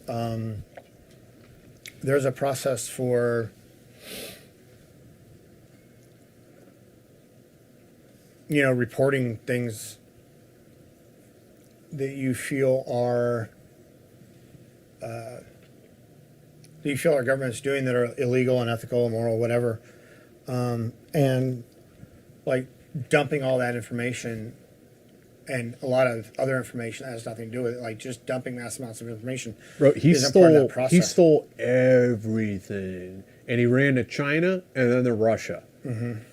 Like, and all that stuff. Like people talk about, oh, he's this hero blowing the whistle on how our government's spying on us.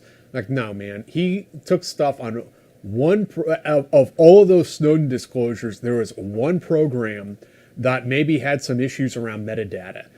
Then, like, all of this other shit that he stole and compromised was completely legal, legitimate, classified, special access programs and all sorts of shit like that. Like, he set America back decades on the intelligence game. Like, really. Like, he fucked things up so bad. All for what? Again, I mean, we could have had a conversation about metadata and domestic abuses without fucking stealing every goddamn thing out of the fucking classified terminal and turning it over to Russia and China. Like, well, I don't understand what's like patriotic about that or what's noble about that. And now he's Putin's bitch boy over there. Like, how'd that work out for you, Eddie?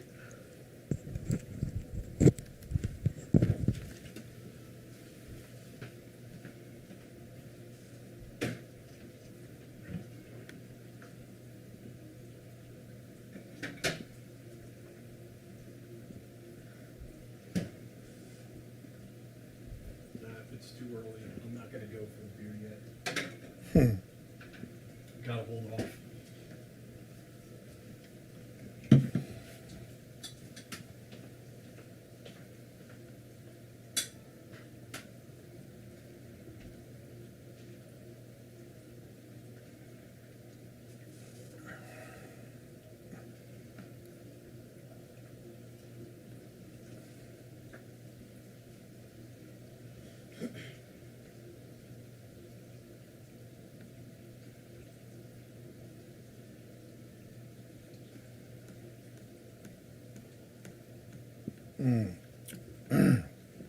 Let's see here.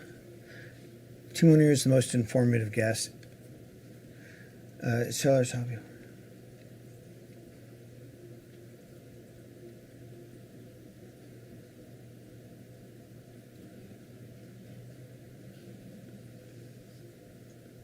Can you guys get more South American soft guys or maybe guys like 602 Commando?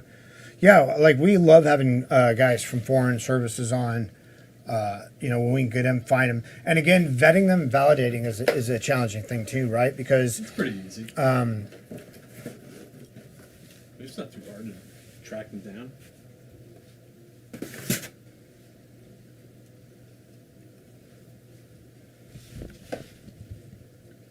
I wouldn't mind like a Mexican police or a special forces guy that tracks like, Chapo guy, cartel guys. The whole cartel grift is another thing, man. There's a whole bunch of people who like do the podcast circuit and like claim to be cartel whisperers. It's kind of weird. And I think Americans are just fascinated by that stuff because they don't really have any insight to it. There's who is it? Ian Grillo, BBC journalist, done some good stuff on there, but there's not a terrible amount of like good sourcing on that subject.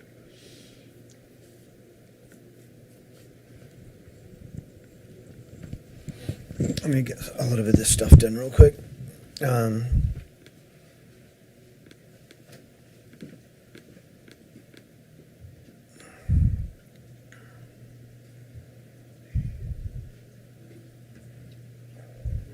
Get Rusty Bradley, the only guy the Pentagon allowed to write books while he was active duty Delta. While he's active duty, Delta guy Robert Keller, Nate Boyer, the Green Beret who played in the NFL. Dave and Dee need to spend more time on the Discord with us. I'm rarely on social media, guys, and I apologize for not being on the Discord more often. Yeah, I should jump on it more often too.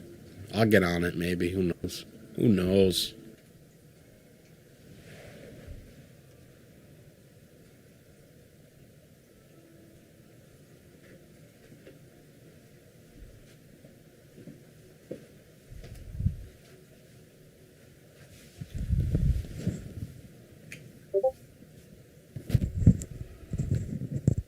So yeah, guys, don't forget to subscribe to the channel. Like I was saying, I'd like to make it to 70,000 tonight, if possible.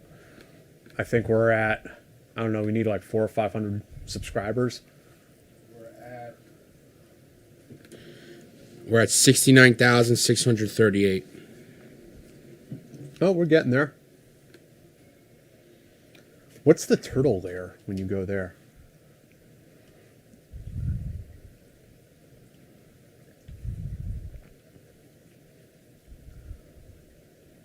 Okay. Complete story mode. Complete cast. These are all the things you...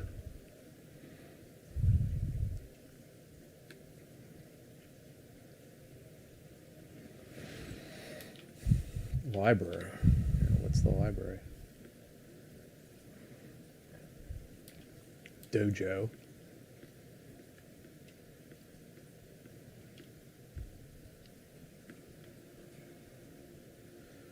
Technodrome Redux.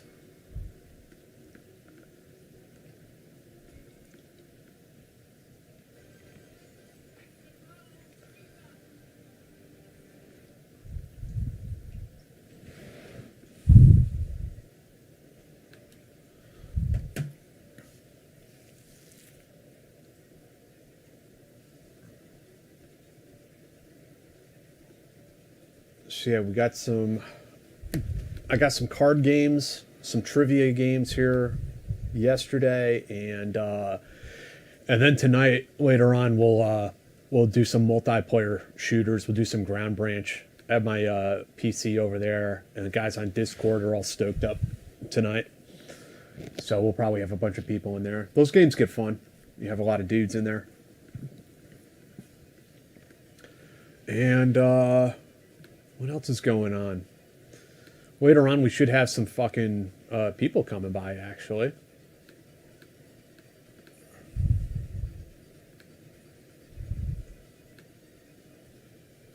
And I don't know. What else is going on?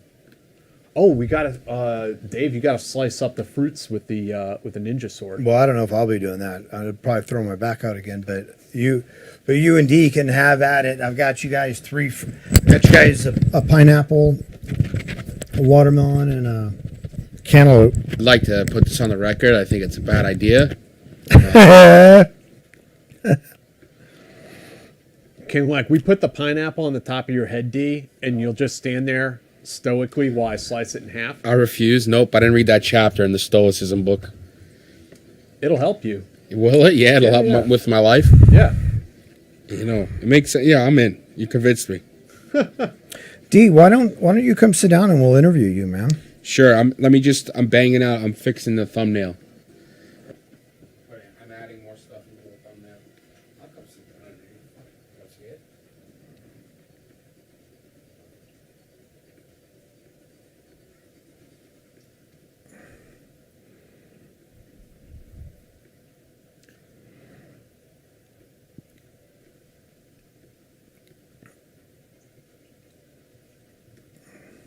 Yeah, I had to turn some stuff off on the fish tank. It was over flooding. I'm still trying to break in the proteins. Oh, was it really? Yeah, I'm trying to break in the protein skimmer.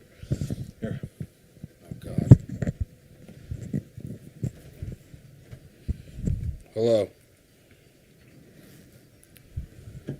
Say hello to the audience.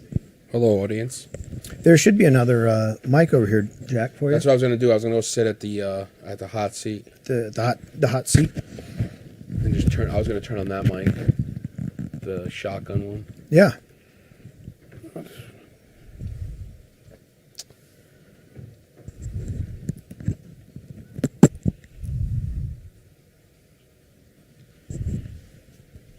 I don't know how people stream for like 10 hours a day just reacting to stuff.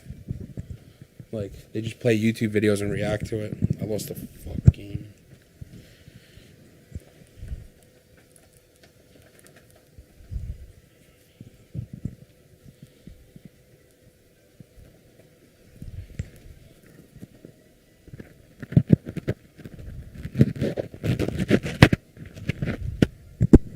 I mean, what could you guys possibly interview me about? You, man. Like, we don't know anything about you. course you guys do. You're a mystery wrapped up in an enigma wrapped up in a puzzle. I'm a former criminal. No. You're not a criminal unless you get caught, right?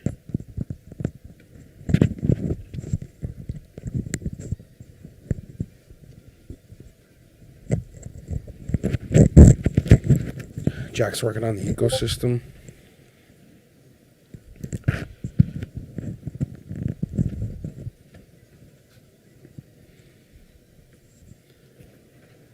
It's here.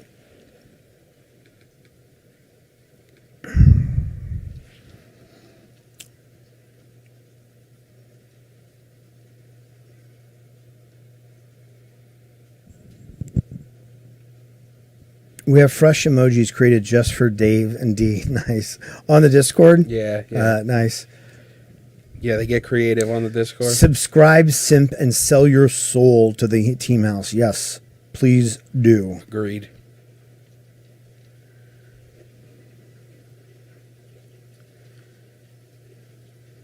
That Danish guy that patrolled Greenland was very interesting. Totally. Yeah, that was a fantastic episode. If you guys have not watched that, the episode about the Sirius Patrol, check that out. It's a unit I had never heard of. It's a unit most Americans have never heard of, and it's absolutely fantastic. Yeah, what's crazy is it's like one of our least viewed episodes, and it's like the coolest, most like, unique kind of experience. What do you think about the board game Risk? Great game. Much better than Monopoly, because Monopoly tears families apart, and it goes on forever and ever and Monopoly's, I actually like Monopoly. Do you really? Yeah. But it can go on forever, especially if you're dealing with people who are like finicky, if you're trying to trade. Like if you can't take advantage of the people you're playing against, it'll take forever, because like no one wants to make a trade. Everyone's being stingy. Risk is awesome. I haven't played Risk in so long. Jack, idea. So maybe get a guy like Ken Godet back with a guy like Ed Calderon. But together, that would be a very interesting conversation. Ken Godet? Yeah, Godet. I said Godet. Godet was what? He was, Jack, what was Ken Godet? Who? Ken Godet. Ken? He was in the 173rd, and then he was in Rhodesia. Oh. So why would he get on with Calderon? Mm-hmm. Isn't Calderon the cartel guy? Like a former police officer in Mexico? He's made the rounds. He's a guy who goes on a ton of pods. Has he? Yeah. Gents, any insight on the rail car derailments over the last few months? I don't have any insights on them. I don't know if it's something that, because they came out and they gave that statistic that, that the numbers were normal. So I don't, and I haven't done any research, so I don't know if it's, just something that always happens and we just don't hear about it and we're hearing about it, so it seems like a lot. But it seems as if, even if it does happen every year, like the ones that we've had recently have been very harmful. I mean, yeah, it's not good. It's just corporations doing what corporations do. Sorry. My socialist is coming out. I know. Showing. How late are we planning tonight? When do we crack open the bottle? I mean, probably Midnight? another couple. Yeah, we're going to like midnight maybe, and probably gonna hold off another hour or two before we start drinking. Yeah, I would suggest that. How did Dee have a hard time learning all the AV setup for the podcast? What did you find interesting about it? About AV stuff? Mm-hmm. Not a thing is interesting about it. It's all frustrating. It's very frustrating. You can kind of get lost in the sauce too. Looking at like the best gear and like, oh, this will make the difference. It really doesn't matter. You can record stuff. You can spend $200 on Amazon and have it set up for a podcast. So yeah, I'm not a fan of the AV stuff at all. Like, it's very frustrating. Today was a nightmare. Today and yesterday, because we had somebody to come in who's like a TriCaster wizard. He's helped us before a couple times. He bailed. Then he said, "Oh yeah, get me on the phone, no problem." I tried to get him on the phone. He's like, I felt like I was breaking up with somebody. He just wasn't answering. So then me and Jack were pulling our hair out this morning. Still pulling our hair out. Because, like, I'm thinking about next week, and, like, oh, input 2 is fucked up, right? So, like, oh, how's that camera going to work now? Like, I'm thinking of that, and I'm getting stressed out. I'm getting triggered. The AV stuff's annoying. Once it's good, though, you're good. You're happy. But this live stuff's tricky, too. The live stuff's hard with, like, sound, too, because a lot of times when we have different guests in studio, their, like, range of sound is way different. Jack, yeah. Okay, Jack, you sit here, I'll sit in the chair. I'm working on something. Jack's working on his ecosystem.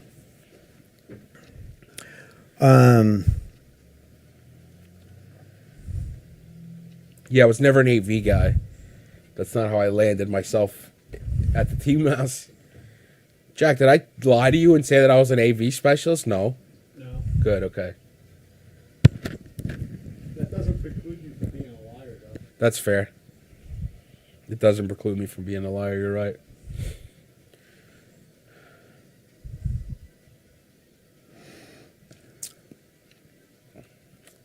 Like, I see a lot of, like, I'm writing a new movie, right, and I want to shoot it in October.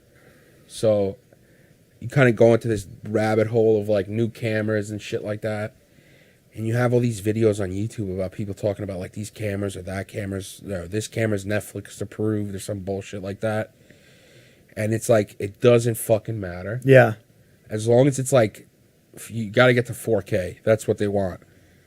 And as long as your audio is good, Yeah. it doesn't matter what the fuck you literally use a cell phone. Netflix has bought movies that were made with iPhones. Really? Yeah. How do you do the sound on an iPhone, like Well, in a busy environment or whatever? You use separate sound. I see. Yeah, you record it separately. JP Ortega, how about Jason Everman, the Nirvana band member turned Green Beret? I heard he's planning to circumnavigate the world on a boat. Yeah, that'd be a great interview.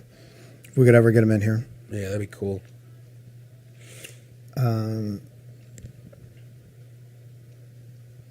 D is the Riddler. Sure. And word to mom's yo is like, hey, Poppy. I don't even know what that. Hey, what's up, honey bunny? D, what inspired you to do? So before we get into like what inspired you to do dirtbag history and stuff like that, let's talk about you. So, what's your origin story? Where'd you grow up? I'm a Brooklyn bridge and tunnel scumbag, bro. I was born in Brooklyn. I live in Brooklyn. I grew up in Brooklyn. Normal run-of-the-mill fucking kid, I guess. You know. I wasn't a full criminal. I was like half a criminal. But again, never got caught. Do you want to talk about that, or do you want to? My criminality? Yeah, or is the statute of limitations? Yeah. No, I didn't kill anybody, so I think I'm good. I was just fucking around. You know what I mean? You take some bets from people. You go to like Virginia when cigarettes were cheap in Virginia. With a U-Haul truck, you bring them back full. You sell them to your friends and family at a markup. Some other like delis and bodegas. That's got to be statute of limitations. Got to be done. That was like 15 years ago, more. You do shit like that. You try to fucking make money in this world. Yeah.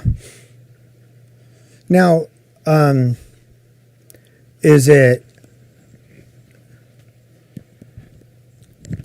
a part of Greek culture? I'm going to come off as very culturally insensitive. I could tell. Is that Greek American culture growing I think up? the biggest criminal act a Greek American, it's like first, second generation Greek American person does is sales tax avoidance when they own restaurants. Like there's a ton of rich Greek people around who have buildings, who bought buildings like 30 years ago, and the only reason they were able to do it for the most part was because they would have a diner or a coffee shop that would make $4,000 or $5,000 a day in cash, and they would, deposit $600. So it was like they were selling crack. Yeah. That amount of money. That's probably the biggest, crime, or most prevalent. But there's like, I guess, Greek gangsters out there. It's just like criminals who are Greek who do like fucking sketchy shit. But sure, yeah, it's the same thing as like Italians. I guess it's like a generation, like a first gen, second gen immigrant thing. Yeah. It's a hustle, right? You just gotta, Like, it's not, when I say like criminality, like it's not necessarily like robbing people or doing something like that. It's like skirting the system. Right. Yeah. Yeah, it's not necessarily violent. Yeah. Yeah, it's At like all, skirting the really. system, basically. Yeah. Yeah. Yeah, of course. Enjoying the. I mean, if you can get away with it, why not? Right? Like, Yeah. fuck it. You're not really hurting anybody besides like state government. Let's say if you're talking about state sales tax. I mean, I've gotten fucked with state. I've had a restaurant, but it's having a restaurant in the last 10 years is not the same thing as having a restaurant 30 years ago. Yeah. Because everyone pays with credit card, so every dollar that hits your bank, you have to pay sales tax. Yeah, yeah. So it's not like I have like. Unless you're like a lot of the Chinese joints in Chinatown where it's cash only. Sure, if you're a cash only spot, like if I'm a tax guy for the state, like that's what I'm looking at. Yeah. Cash only spots. I mean, they can't help but fuck around. Yeah. It's cash only. Yeah. But more and more, for the most part, everyone's taking credit cards. Yeah. It's just convenient. Yeah. Like I couldn't have a restaurant in Park Slope and be like, oh no credit cards. So restaurants aren't getting away with that anymore. Now it's just like J.P. Morgan and The big boys. yeah, the big boys that can get out of the taxes. Yeah, they could ruin the economy and get away with it. Yeah. And still get bonuses and shit. So then, like, did you have aspirations? Did you want to do something when you grew up? Did I have any aspirations? Yeah, No. I mean, was there something you wanted to do, or was it? Did you have dreams of I want to be this, or were you just kind of like I think a lot of people are just like living their life, right? Yeah, the one thing I wanted to do, I remember writing it in my 8th grade yearbook, was I wanted to be a film director. That's awesome. Yeah, and I made a movie, so that was one thing I knew I wanted to do. I also knew as I got older, high school into college, I was like, I want a restaurant. I had that. I did those. Both. Restaurant guys, unless you're a chef and you love cooking, don't ever buy a restaurant or get into that business. So how did you get into that? Like, did you get in the restaurant world when you were in high school, or? Yeah, I was like a delivery guy, busboy, that kind of shit. A couple of my friends' dads had restaurants and stuff like that, so I worked there. I'm just not a 9 to 5, wake up at 7 in the morning, travel for an hour and sit in an office and fucking wait for my death. It's not for me. Yeah. So I was like, restaurants. I mean, I guess it depends on what restaurant you have, right? Because you can have a fucking coffee shop, you're up at 6 in the morning, but. Yeah, it's a tough job. Yeah. My restaurants weren't like that. They were lunch, dinner. Specifically for that reason. Was a restaurant your first entrepreneurial? Did you go to college? I went to college. I went to John Jay College of Criminal Justice for 6 months. To learn how to avoid crime. No, I was thinking about like, maybe I want to be like an FBI agent or whatever. But then I just didn't like school. I fucking dipped out. I went for 1 semester and 1 day of my second semester. Because I made the mistake of doing like all 7 a.m. classes, and John Jay's in Columbus Circle, and I live in Bay Ridge, so it was like an 1.5-hour train ride. So you're up at 6 in the morning to get there. And the first day I was there, these people, like this girl and this guy got into a huge fight It was like 8 in the morning. I was like, I'm not doing this anymore. I looked at my friend next to me. I'm like, see you later. And that was it for John Jay. And then I went to a construction school, like a construction management school. That was another fucking joke, fucking Ponzi scheme. Yeah. It wasn't really a Ponzi scheme, but the guy, it was like bullshit.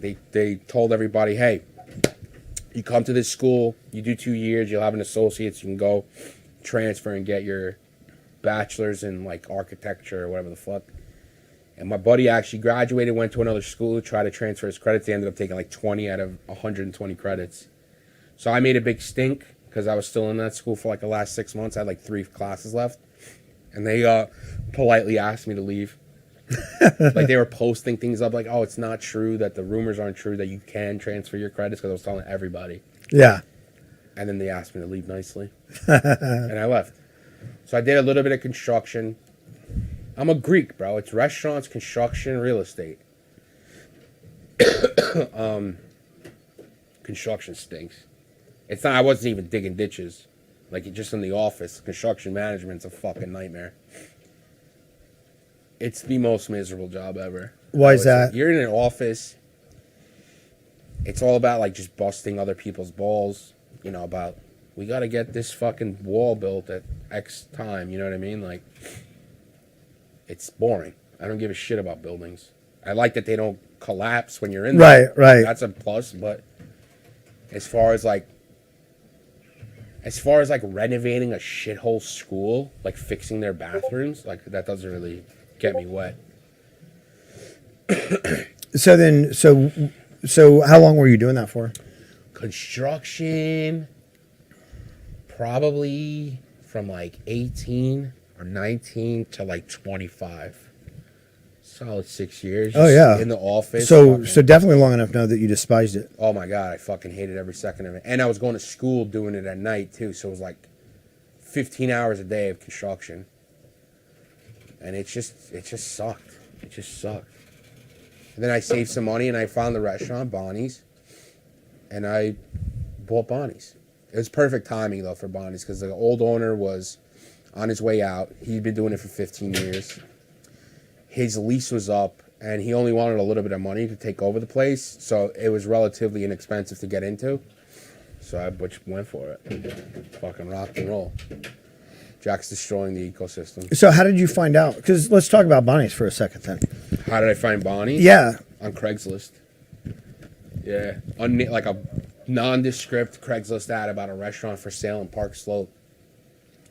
And I would email those listings all the time, so I didn't think of anything of it. And the price was good. It was like $75,000 for a restaurant. It's good. And it ended up being Bonnie's. And when I met with him, yeah, no, I was very lucky. I mean, I was looking for it. So I'd been looking for a restaurant for like a year and a half to buy, to get into at that time. So it was like a year and a half, and yeah, just some weird Craigslist ad. The guy answered me, and that was it.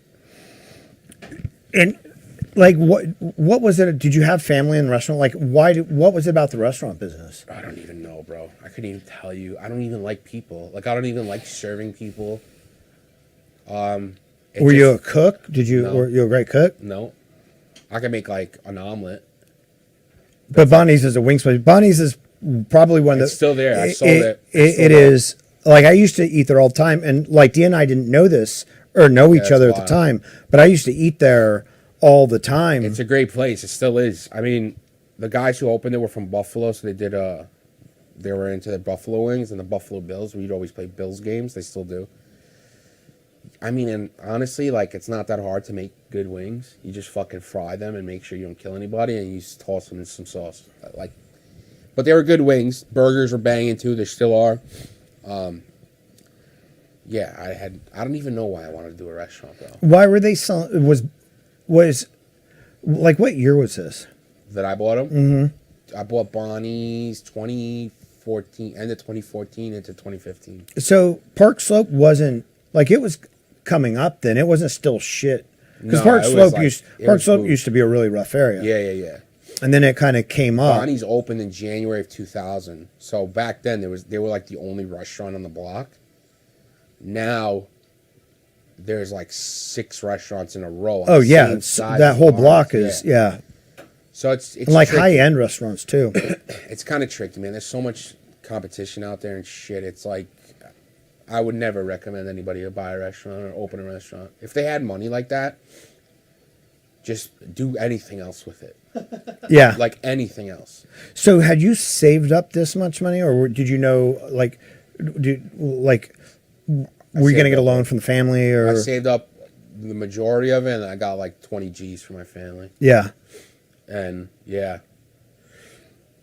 Plus, it wasn't a lot to get into. It was like 70 grand. yeah, I mean, it's a lot of money, but Yeah, it's yeah, not yeah. like you're building a restaurant from scratch. Let's say it's a little restaurant in New York where it's like 1,000 square feet.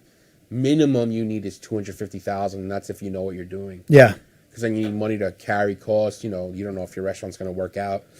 To buy an existing restaurant with a good enough amount of goodwill, like Bonnie's had done Yeah. it forever. yeah, He honestly should have signed a new 10-year lease. This is getting into the weeds of like restaurant business. He should have signed a new 10-year lease and sold Bonnie's for like 300 grand. Or tried to at least. But he was over it, and I get it because 5 years later I was fucking over it too. It's bullshit. So I got lucky with the price. yeah. Yeah, for sure. And 100%. and what was that? So you've never owned a restaurant, you never managed a restaurant. No. You didn't like you busted a restaurant, but Sure. you were never like closing out the register at night No. or anything like that. So what was it like for you now moving into the restaurant business with really no fucking idea what you're doing?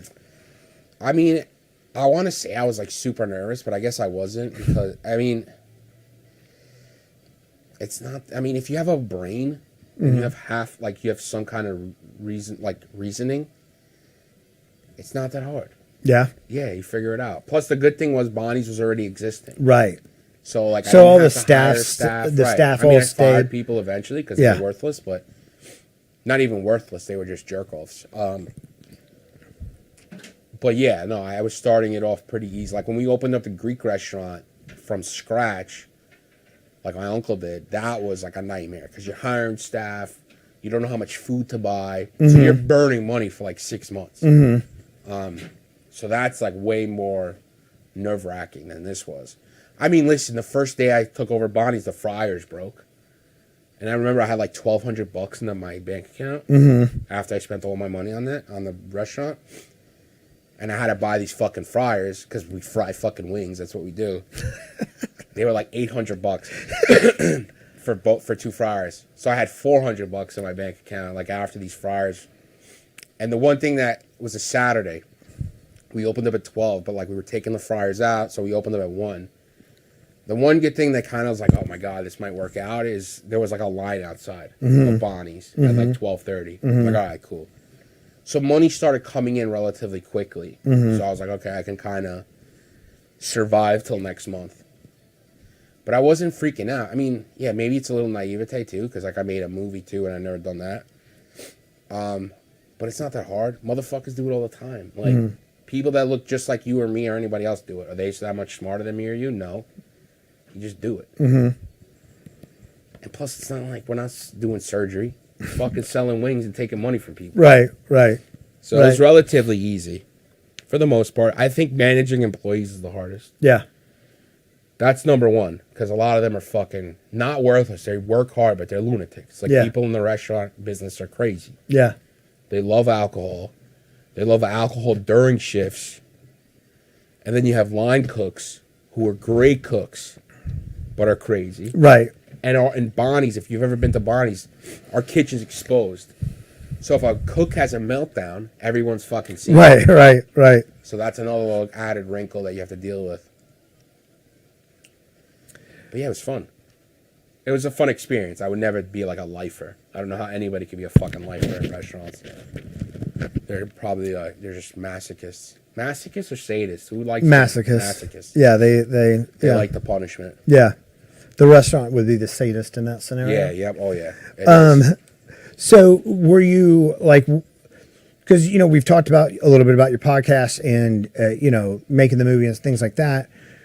While you were at Bonnie's, were you pursuing other things or was it just Bonnie's 24/7? So Bonnie's was Bonnie's 24/7 for like the first 2 years.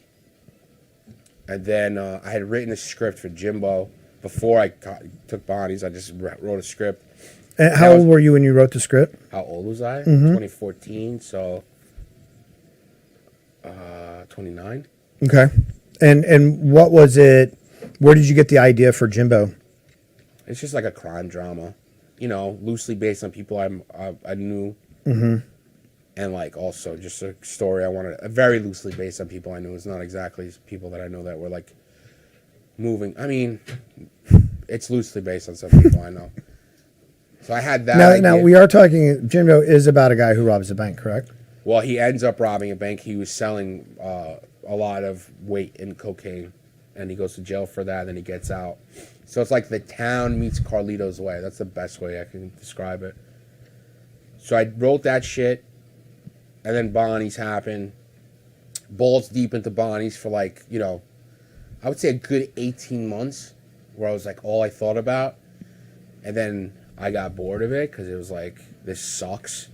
It's a grind like anything else. So I'm like, all right, let me look at trying to make this movie. Let's see how we can work it. And then in 2017, I made Jimbo. And how did that all come together? So I met this chick on Tinder. Her name's Tina. She ended up being my producer. She's great, good actor too. And I told her, I'm like, hey, I'm thinking of making this movie. I'm like, I need help producing it.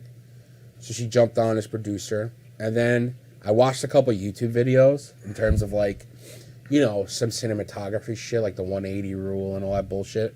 Which is, it's not bullshit, it's good. And like what you need to like make a movie. And it turns out, like, everything else in this world, everybody likes to make it more complicated than it fucking is. So I hired, like, a sound guy, really good sound guy. Like, that was my most expensive day guy. More than actors, more than director of photography. My sound engineer was solid. I hired a DP. And, like, we had, like, 5 or 6 crew. And I remember talking to a couple actors. You know, some girl who was going to help me produce it. She's like, maybe you should think about doing a short, you know, instead of like a feature, instead of doing all 128 pages. I'm like, what's the difference? It's like a short, you just do it in a couple days. I'm like, so you shoot like 5 to 10 pages in a couple days. I'm like, we're just going to make shorts every fucking day. We'll shoot 5 to 10 pages every day for 20 days and you have a fucking feature. Yeah. Again, naively. But I mean, everybody you talk to who's in the film industry or like the freelance movie making shit, they all like to make it seem like it's hard to do. And it's not easy, but it's not hard to do. You know, climbing a mountain is hard to do. So I just got a crew together and we rocked and rolled. I mean, the way I wrote the script was I had access to these locations too. The only location I paid for was a bank because we rob a bank in the movie. And I got it for a good price too. I got it for like $1,000 for 7 hours. There's some bank in the Bronx.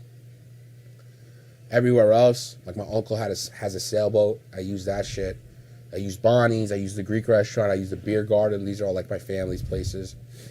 Like cousins and uncles' restaurants and bars.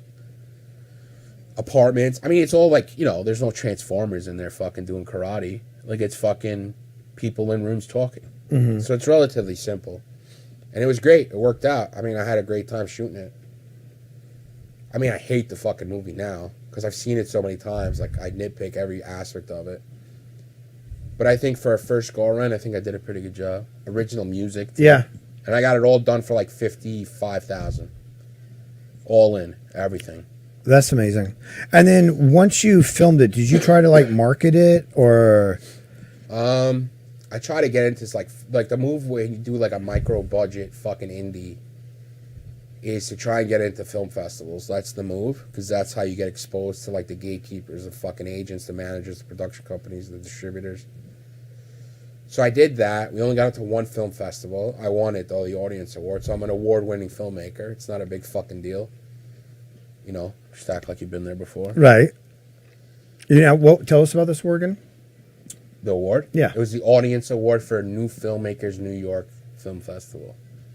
I mean, I kind of fucking ran the numbers up because I had mad people there. It's the Audience Award. So they, you know, I cooked the books, but whatever. I'm still an award-winning filmmaker. So below me, fucking Sundance. So anyway, you try to get into these big film festivals. You're not going to get into a big film festival unless you have like big stars. And then you could self-distribute. That's what I did. I put it on Amazon Prime. It was on Amazon Prime for like 4 or 5 years. Did pretty good, like 500,000 views. I did not make my $55,000 back. I made like $9,000 back. But that's like good, I guess. Like most movies lose money, right? Yeah. But the way I thought of it was like, I'm fucking 30 or 31, wherever old I was. I'm like, when I'm 80, I say, oh, I should have shot that script. It would have been $50,000, and yeah, that's a lot of money. Trust me, over the last 5 years, I wish I had that $50,000 back. Or I could be like, regrets. So like, I'm just gonna fucking do it. And I did it. So, yeah, I just rock and roll, bro. I just figure out if I want to do something, I can usually get it done. Except for this bullshit TriCaster. This is my nemesis. This fucking thing. Yeah, I'm happy. I'm relatively happy with Jimbo and how it turned out. Yeah. Because if I wasn't happy with it, it would have never saw the light of day. And where can people find that? It's on YouTube. I mean, you can look it up at Jimbo Movie. Google Jimbo Movie. It might not even come up. I have no fucking idea. It was on Amazon Prime for a while, but I stopped doing my income taxes. So like, you gotta like file taxes for Amazon. So I guess they took me off. I need to go back on there because Amazon Prime it's like instant kind of. You get instant kind of credibility.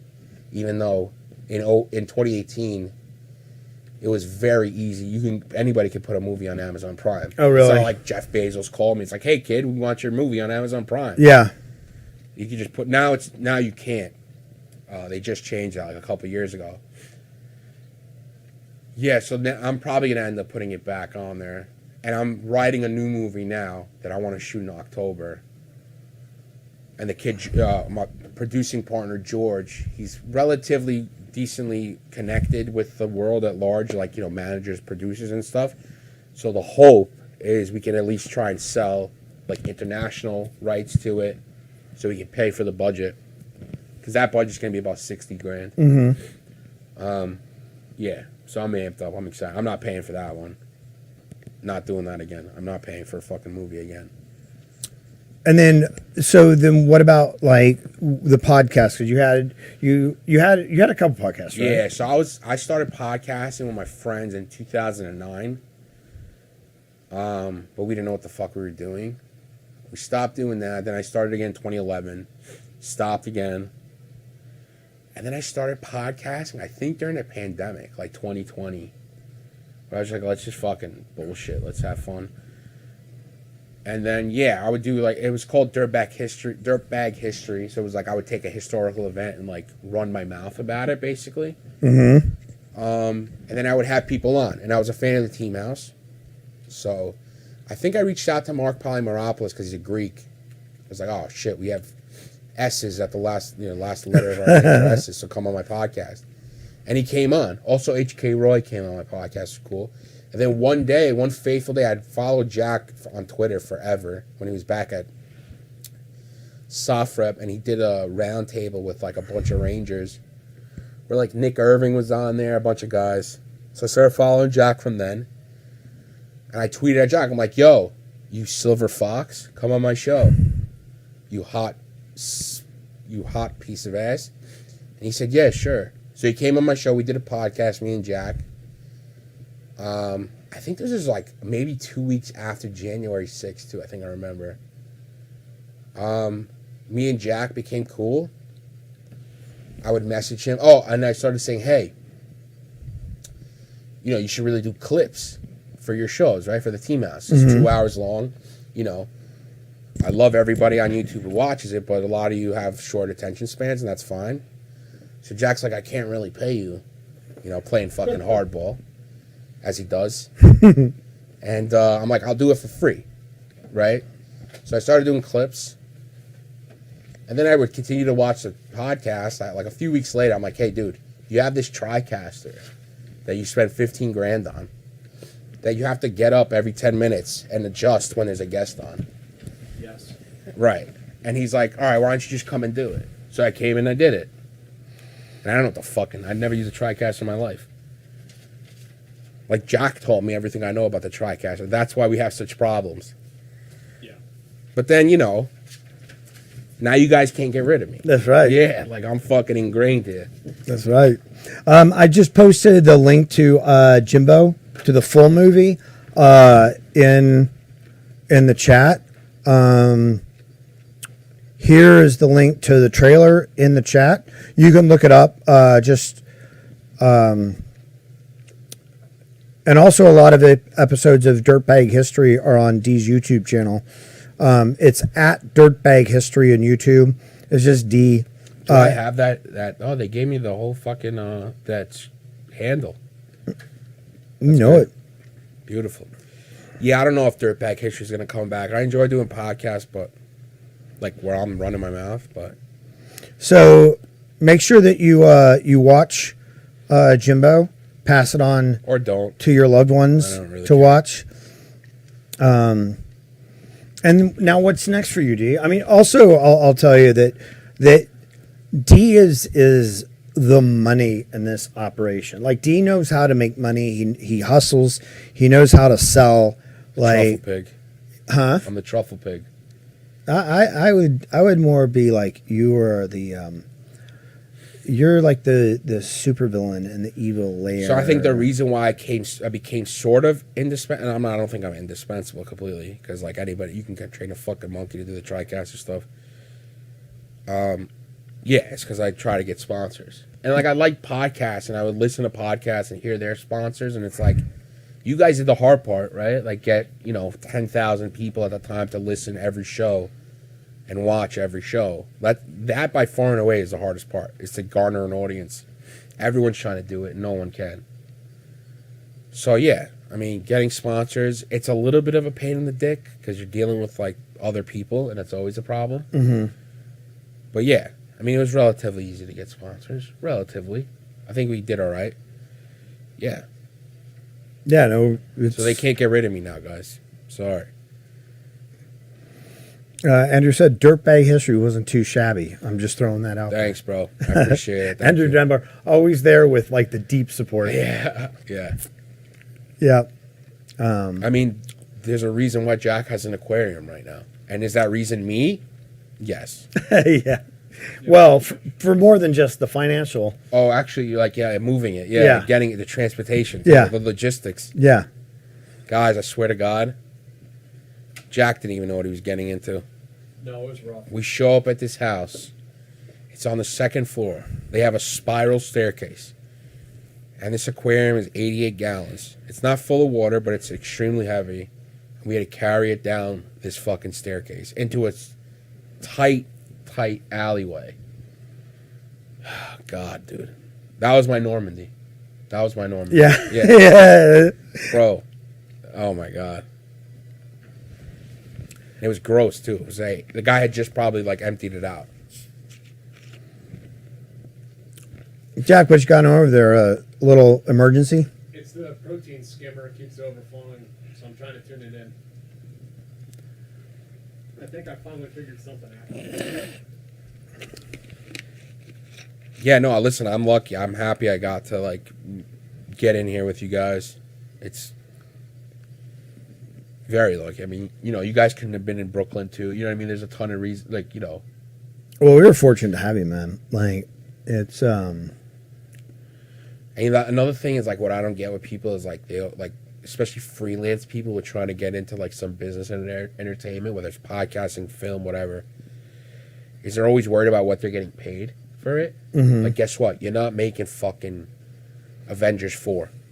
So it doesn't matter what you get paid. Mm-hmm. Just fucking do it. Like, you need the experience. Like, imagine I asked Jack, hey, I'll do the clips for you guys. He's like, I can't really pay. And I'm like, oh, that sucks because my rate is blah, blah, blah. Like, that's the dumbest shit I've ever heard in my life. Yeah. So, yeah, just, I'm not saying do shit for free always, but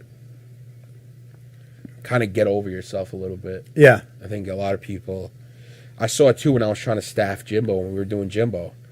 Like, these people talking about their rates, like they're fucking, I don't know, name like a great cinematographer, right? Like Yeah, someone's asking right, for right, $1,000. right. I'm like, bro, you're a non-union freelance DP, dude. Right. Like, you're telling me With you have, with no credits yeah, or you're telling me few you have credits. worked 300 days a year? Blow me, you're lying. Yeah, right. You're fucking lying. Right. And it was interesting because you do run across a lot of those people, and it's like, damn. Like, this is a feature film, number one. It's not a short. So, like, that should take a little bit of precedence, too, because it looks good on your resume. Yeah, I didn't get it. And, I mean, I would have came and done the switching on the TriCast for free. Yeah. I mean, it was basically for free. Yeah, yeah. You know, it wasn't like $1,000 an episode. No. Yeah. But I would have came and done it for free because I like the show, right? Yeah, well, you hear that, Jack? He'll do it for free. No, not anymore. Now we need to renegotiate.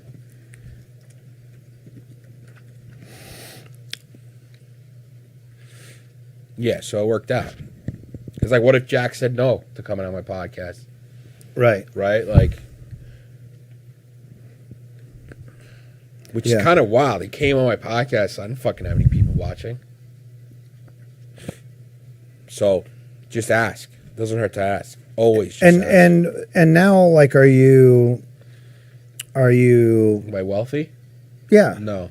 Oh. I wish. Am I what, though? No, are you? Do you have any, aside from the movie you're working on now, do you have any other big dreams about, like, new podcasts that you'd like to do or anything like that? Not really. No. The movie, definitely I want to do that. I'm excited about that. I'm having fun writing it. As much fun as you can have writing something. Yeah. In terms of other podcasts, no. I was helping Battleline out for a little bit, like with their video stuff, which was cool. Ian's a cool guy. Tonta's awesome. Yeah. No, I want to get Team House to like 100,000 views and listens per show. That's the goal that I want, and I think we can get to in the next 12 to 18 months. I think we can get to, especially if you guys hit up Lex Freeman and tell him to have Jack on. Just add him on Twitter like maniacs. Don't stop, because that'll help us get to 100K. Anything else? Any other dreams? No. I bought an electric bike last year. That was cool. You use it? Yeah, not in the winter though. Yeah. I rode here once from Bay Ridge. It was a fucking nightmare. Oh my god. Yeah. Oh my god, it was a shit show. Nah, man. And besides that, I'm chilling. I'm pretty happy. Relatively. I mean, I'm still a miserable fuck. Let's not get twisted. All right. I need to use this real quick. Hey, Jack. It's all right, guys. You want to pick up the game where we left off? Give it a second. Yeah. Are people talking shit?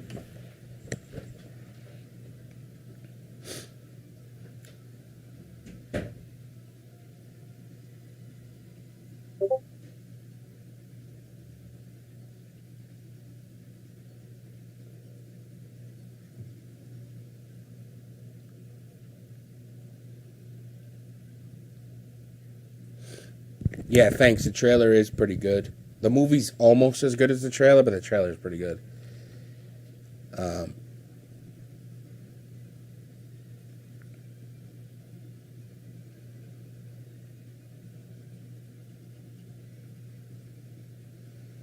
So what do we do here? We just sit here? This is what you guys do? This is wild, Jack. What a wild job you guys have. Just on the other end talking about this and that. This protein skimmer. It's totally overflowing? Yeah, it's not just that it's overflowing, it's that I'm making all the adjustments and it's still overflowing. Oh my god. It was fine for a while. Yeah, what the fuck? I don't know. So on a scale of 1 to 10, how happy are that you hired me? 10.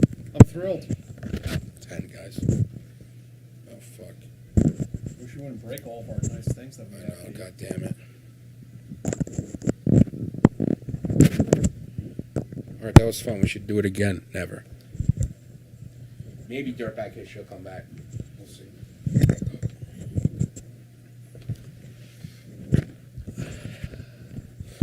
Let's see. Maybe that thing will calm down.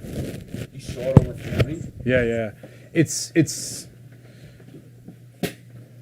so it creates this foam, right? And it's supposed to skim the protein, the fish poop, out of the water. But it has these adjustment points. Most of them you adjust, and it seems like they do nothing. This thing, this refugium thing overflowed? No, the protein skimmer, the thing in the back that looks like a yeah. I'm still fucking with it. I mean, it was working for a few days there. It was working pretty well. I'm not sure what the problem is. All right, we ready to finish this thing? We got like I think 4 more stages left.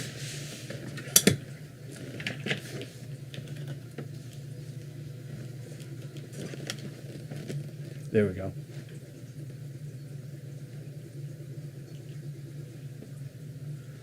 I'll wait for Dave. Let's see here. Any more questions from the peanut gallery that I need to answer?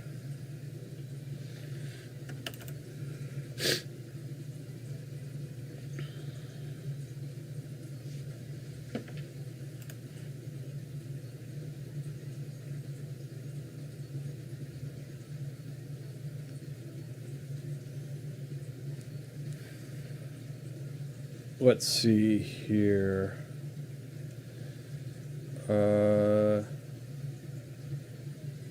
We may have had some Patreon questions.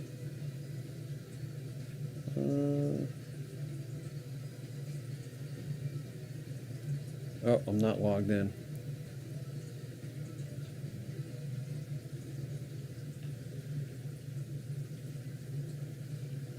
I mean, what got me interested in special forces? Like, I mean, it's cool, right? Like, why? We get 30 to 40,000 views and listens per show. I don't think everybody's like a vet or a soft vet even. Yeah, it's just cool shit. Jack's cool. Look at him. Look at that beard. It's a glorious beard. So, you get it.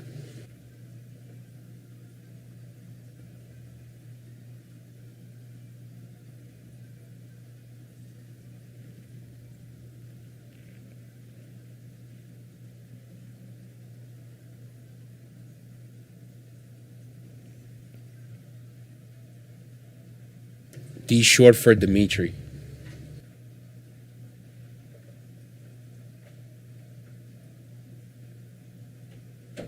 Adam White's coming on. I think he's supposed to be coming today at some Ready to point. finish this thing? Get your minds right. Finish with them? I'm gonna grab that stuff, those dice. Oh, okay, Yeah. cool.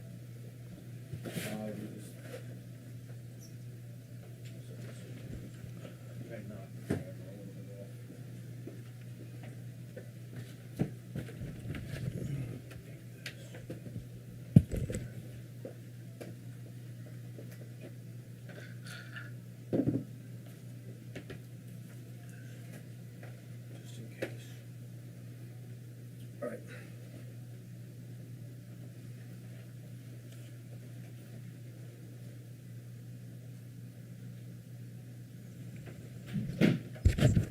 All right, come on, man. We got 4 more stages to clear.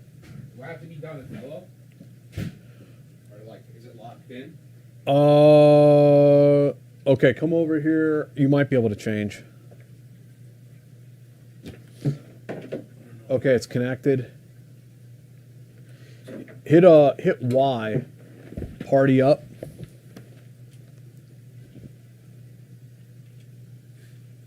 Maybe I need to. Okay, hold on. Connection was lost. Okay, no. Okay, so no, I guess you can't. That's fine. We'll be done until.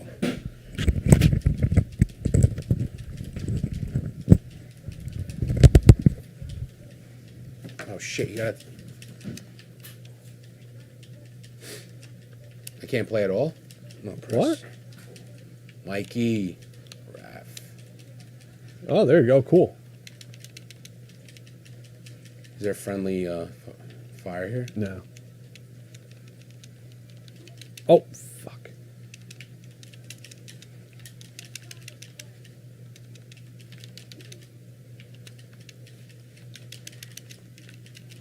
do you block? I haven't been paying attention. X is to attack, and then Y is a special move, and then A is to jump.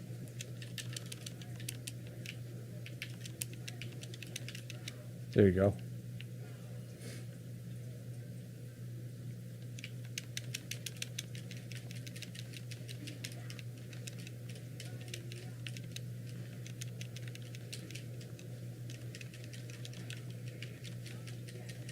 Oh shit.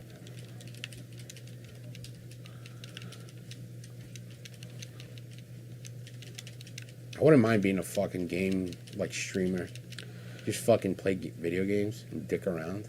Like I said, there are 12-year-olds doing that, making millions of dollars while like we're a bunch of saps like actually working hard. Nobody wants to watch some like boring member of the Square community like me play video games, though. I don't really blame them. Yeah, but there's like older guys that are doing this. I don't know what the fuck they talk about. VHS tape found. They talk about, oh, my body aches when I wake up in the morning.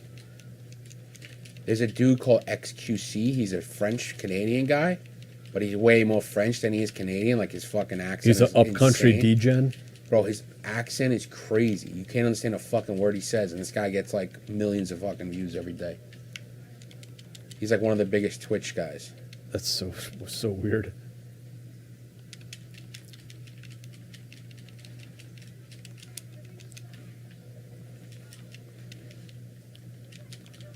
Kayla found. Ooh, it's good, girl. Elf chick. Ooh, my favorite. Pixies? Those are my favorite. I should have known.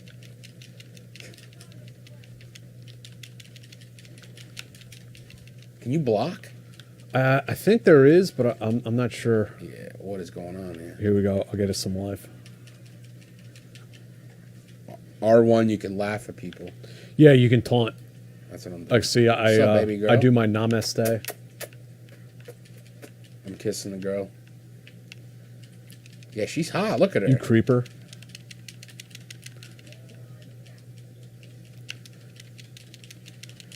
I want to know who's funding this fucking Foot Clan. George Soros. Yeah, Cuds Force.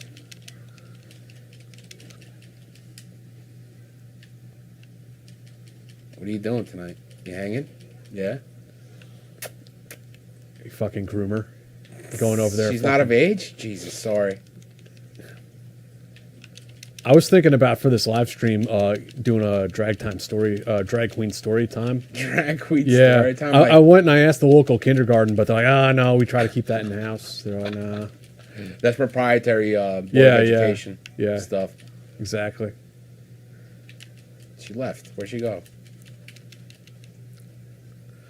Well, April is a playable character, and I think Casey Jones is an unlockable character. Oh, yeah. You play Splinter too? You can play Splinter, yeah.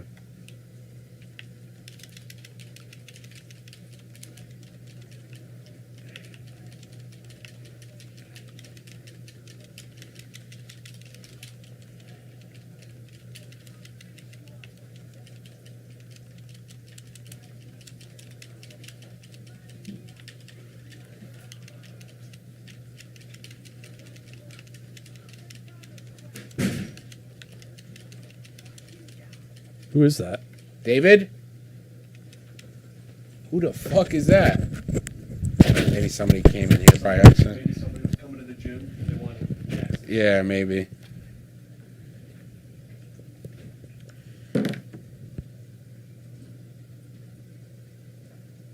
Nah, I don't know.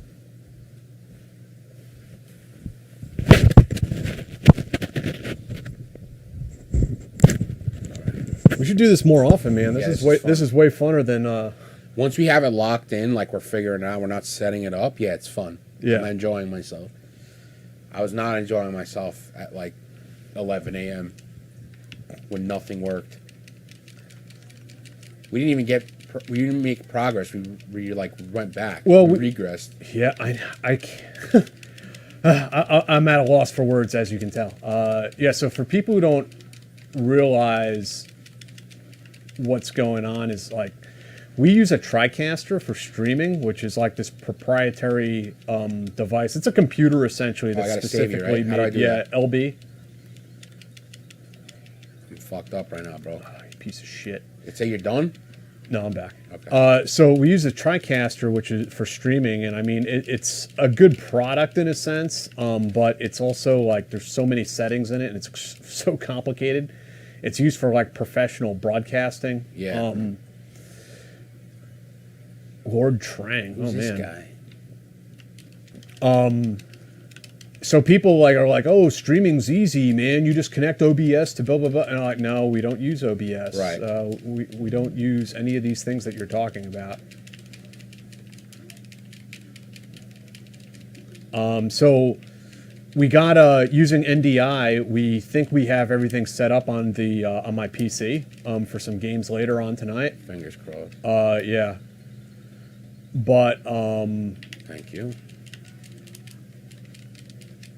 But for some reason, we couldn't get the Xbox brought over into the TriCaster, and I mean, you would think that really it's just an HDMI that you plug in, right? You're just porting the video, audio video into the TriCaster, and it really shouldn't be any more complicated than that. We were wrong. I suck. I'm a liability right now.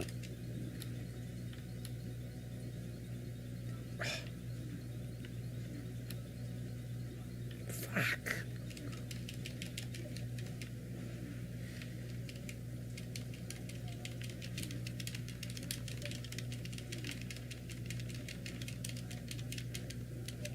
Oh. Ha ha ha. Yeah, so the TriCaster's a major pain in the ass sometimes.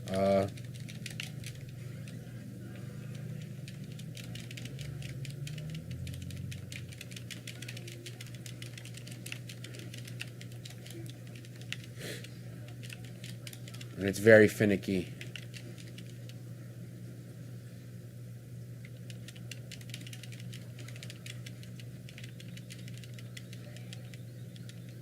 Oh, who's calling me? LB. Hello? Hey, bro, how's it going? Fuck. Oh, okay, cool. I'll poke my head out the door right now. Hold on, I'll walk over there. This is our first guest? Yeah. How exciting. Guys, do us a solid. Like, subscribe, tell your friends about it. We're the best goddamn fucking show in the world. Oh, cool. Captain Cons is here. Yeah. Come on, we're What's up, boys? Captain Cons, what's up, dude? I'm a big Stoolie, big fan. What's up, dude? Nice to meet you. Nice to meet you. My buddy Pat. Pat, what's up, dude? Nice to meet you. I wasn't sure. Oh, shit. Thank you, man. Appreciate it. We got to go make a whiskey run later on. Sit down. Okay. Yeah. Yeah, go for it. Bathroom's back there. Where do you want me to sit? Sit right here. Sit for me. I'll mic you up. All right. Yeah, don't worry. Yeah.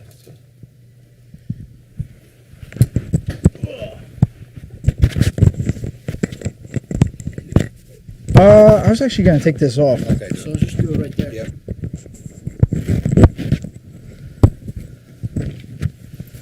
Thank you. Here, you came just on time. Grab that. Okay.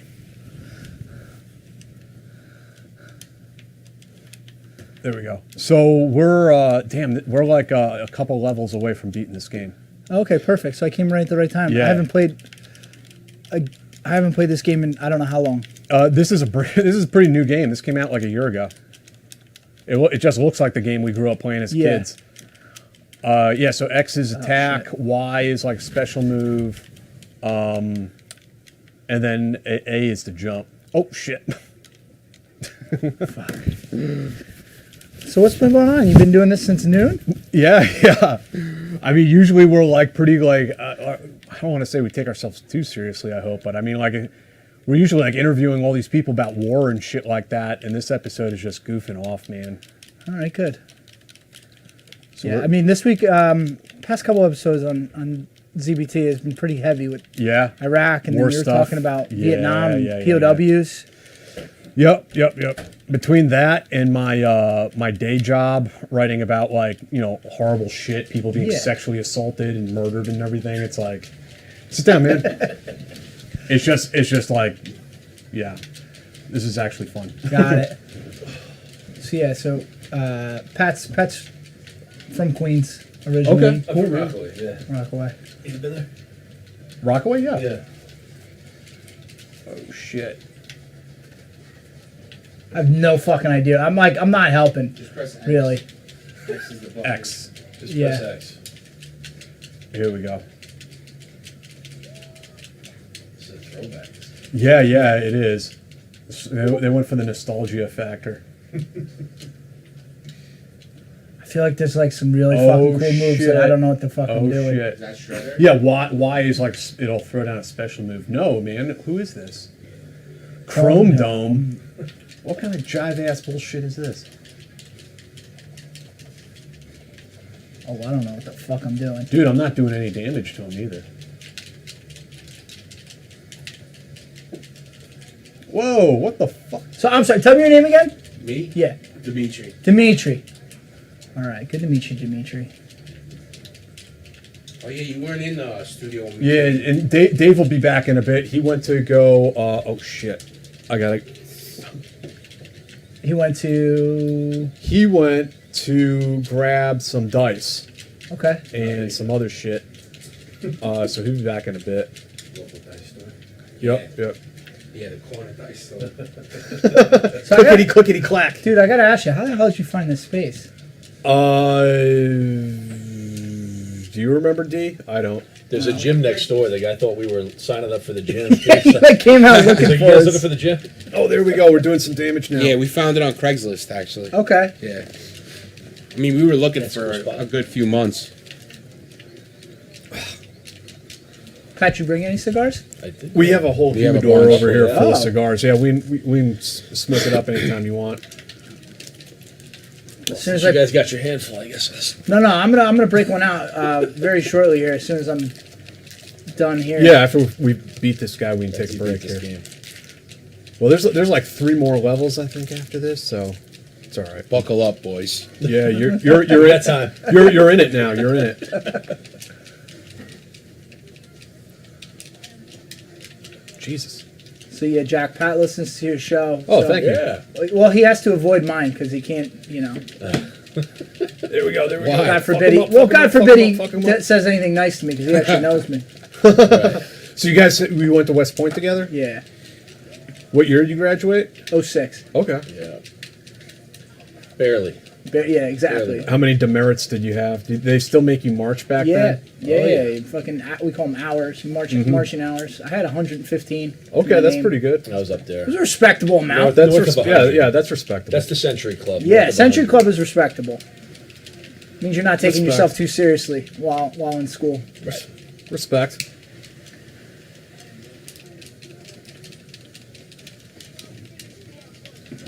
What do you got there? Is that Yo, Rocky Patel? Yeah, Rockies, 1990. Nice. 1990? yes. Yeah. That's a good stick. I like that. Yeah. I like the 60 gauges. Yeah. 6 Oh, you like that? Yeah. Well, he likes thick shit in his mouth. Yeah, right. I Saw no. that one coming from a mile away. Yeah. Yeah. Seriously. No, I actually have taken to the smaller Coronas lately. Okay. We have a box. They're Espinosa Knuckle Sandwich. Oh, yeah. Knuckle Sandwich. Isn't that Guy Fieri? Maybe, I don't know. I think Knuckle Sandwich is Guy Fieri. Game over, retry. What happened? Uh-oh. All right, we can take a break. It's all right.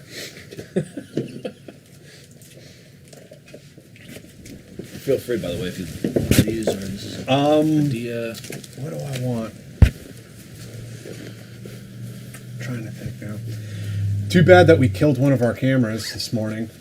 Oh, yeah. How'd you manage that? Yeah, is that thing still out, D? Yeah, bro. Yeah, it's stressing me out. You bring back that stuff. I don't get it. I don't know what we did. Here, I will. I'm passing you the mic.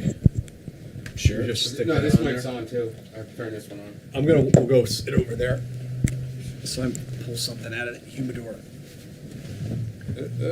Good.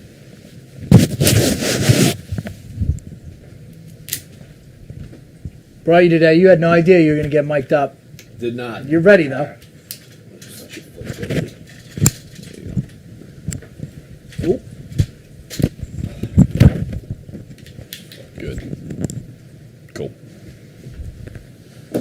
right. Jack, grab that. Yeah. So This is yeah, nice. man. Happy Friday. Welcome. Thanks for coming. Yeah, man. thanks Thank for you. having us. What happened to Josh? That fucking punk. I guess he's doing some freelance work in the media space right now. And given everything that's going on in the world right now, specifically this country, he's a little busy. Wow, what's going on? Oh, I don't know. Somebody's getting arrested, maybe not getting arrested. Who knows? Oh, the orange one? Yeah. This is such a mess. Dave, your bag doesn't need to be there. I'm sorry.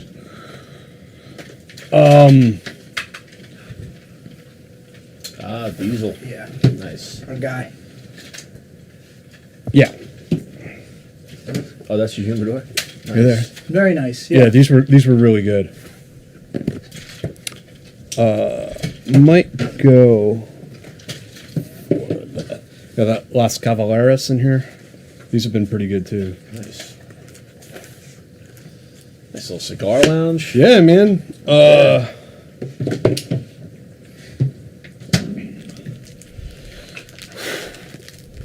Yeah, it's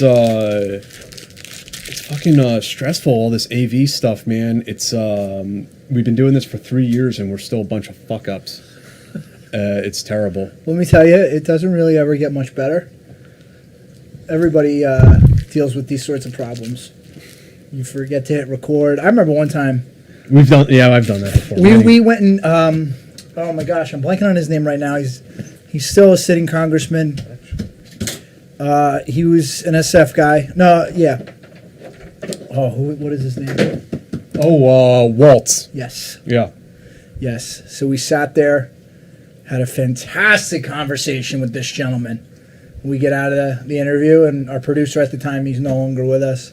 It's like, And here's why. Yeah. No, that was one of the driving factors, unfortunately. He's like, yeah, I forgot to hit record. Oh my god. That was unfortunate because it was a really, really How long was the interview? 45 minutes. Audio only? No, audio and video. And he didn't notice that he was not recording. You got neither. No, he got neither. So that happens, I guess. I remember recording with oh boy, I won't even mention his name because he'll be so embarrassed. He's a really good guy. But I remember recording with him a few times where like the levels are bouncing on the Yeah. machines and everything, but he like pops out the CD. But this is back at that time, and like nothing recorded on this CD. What the hell? That's frustrating. That's tough. Just because even if you recognize, let's say 15 minutes in, like, crap, we're not recording, I promise you each and every time in that first 15 minutes, it was an excellent conversation. And you can't ever recreate that. Yeah, you can yeah. go back And try. and hit the same subjects, And it just sounds. but it's not going to be the same. The spontaneity, how people react, Right, the right. thoughts they had at the moment. So it'll never be the same. So I guess moral of the story is always hit record. Hit record. Remember to hit that button. So How many episodes have you guys done now? over 500. Wow. I just know it's over 500. I forget what the actual. How often you is. record? Once a week? Twice a week. Twice a week? Yeah. Okay. It was once a week in the beginning for a while, and then we expanded twice, dropped back down to one. I think that was at the time when one of our co-hosts, Kate, female, she went out on maternity leave. Yeah. So we're like, all right, we'll drop back to one. Then we went back to two. So we're still at two right now. So it's over 500 episodes. The first episode was September 2016. And now here we are, Wow. almost 7 years in. And are all three of you on every episode normally? Yes, barring Yeah. some sort of obligation somewhere, yes, we are all on every episode. Kate joined us, I'll say about 100 episodes in. In the beginning, it was just Chaps and I.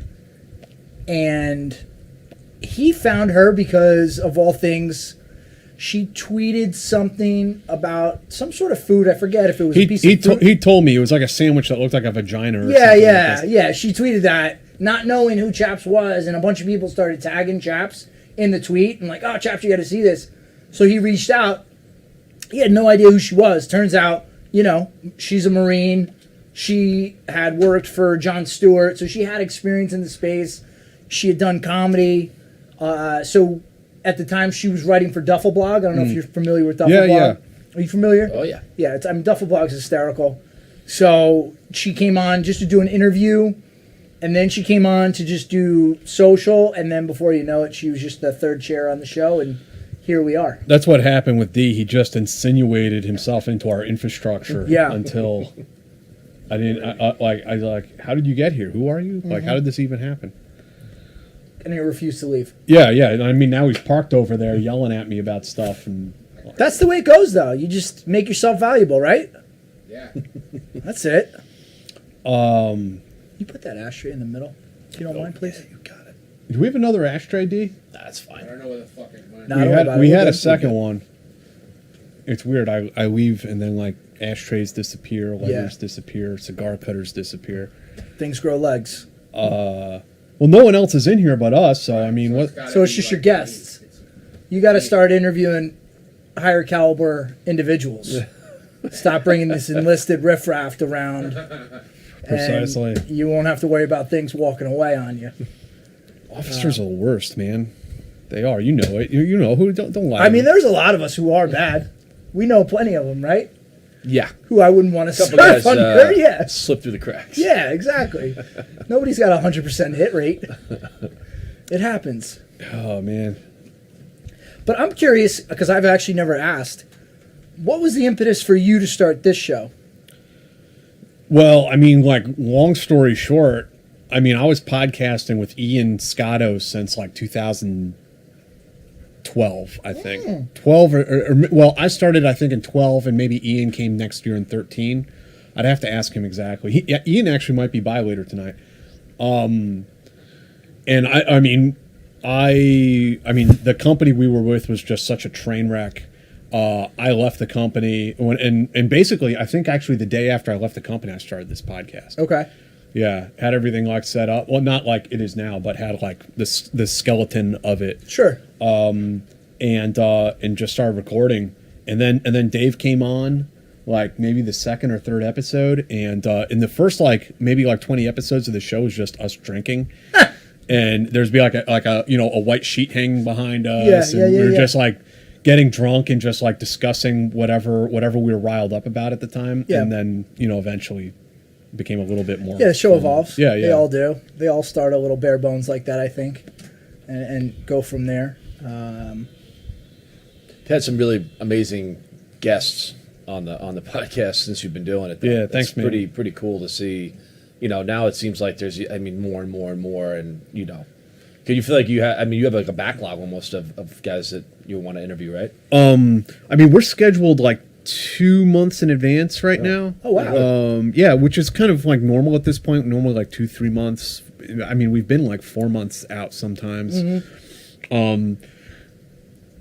Because we record normally once a week, every Friday. Sometimes, you know, D gets us in here on weekdays as well. But We're trying to do like add in an extra 2 episodes a month. So like every other week we'll have a second show like on a Tuesday or Monday. Mm-hmm. That's the goal. Hopefully by the end of the year we're doing 2 a week. We'll see. But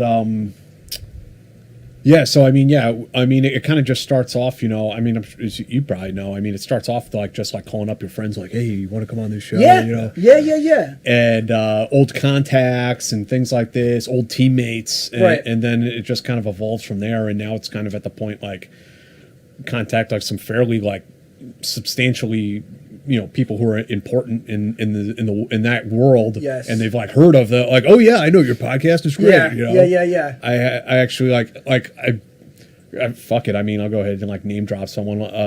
Chris Miller reached out to us because he's doing his book thing and everything. He was like, "Oh, I love your podcast. Can I come on it?" And I'm like, "Okay, yeah, this is a lot easier than me chasing people down for Begging them to come on. I've chased people down for years. Yeah. Some people before getting them. I mean, there's still people that I chase too, though. No, I mean, largely, like a lot of our guests, same thing. Just like going in DMs. Yeah. Luckily, you know, in 2016, at the start of it, we had the name of Barstool behind us. I won't act like that didn't help us because people Sure. knew Barstool. You know, On the 4th episode, we had Rob O'Neill. Mm-hmm. So obviously that lends some credence. And then from there, you just get guys that, you know, they don't care like who you are. They'll go on any podcast, whether it has 5 listeners or 5 million listeners. They're just happy to help you out because they're a fellow veteran and they want to, you know, do that for you. But it's just, and then from there, you know, once you build the reputation and build a catalog of guests, it gets easier and easier from there. Yeah. Although it's not always easy, because I recently told a story about how One Tree Hill, the show, how it saved my life in Iraq. And we reached out to Hillary Burton and Sophia Bush to come on the show and talk about that, and they were too busy, so maybe another time. I know. I've lobbied for a Mia Khalifa interview, Yeah. But hey, you know, look, they're stars. They're stars. Right. You know, this is a little podcast out here in Brooklyn. Right, but if you don't ask, you'll never get anybody. So Let me know when Mia I'll let you know.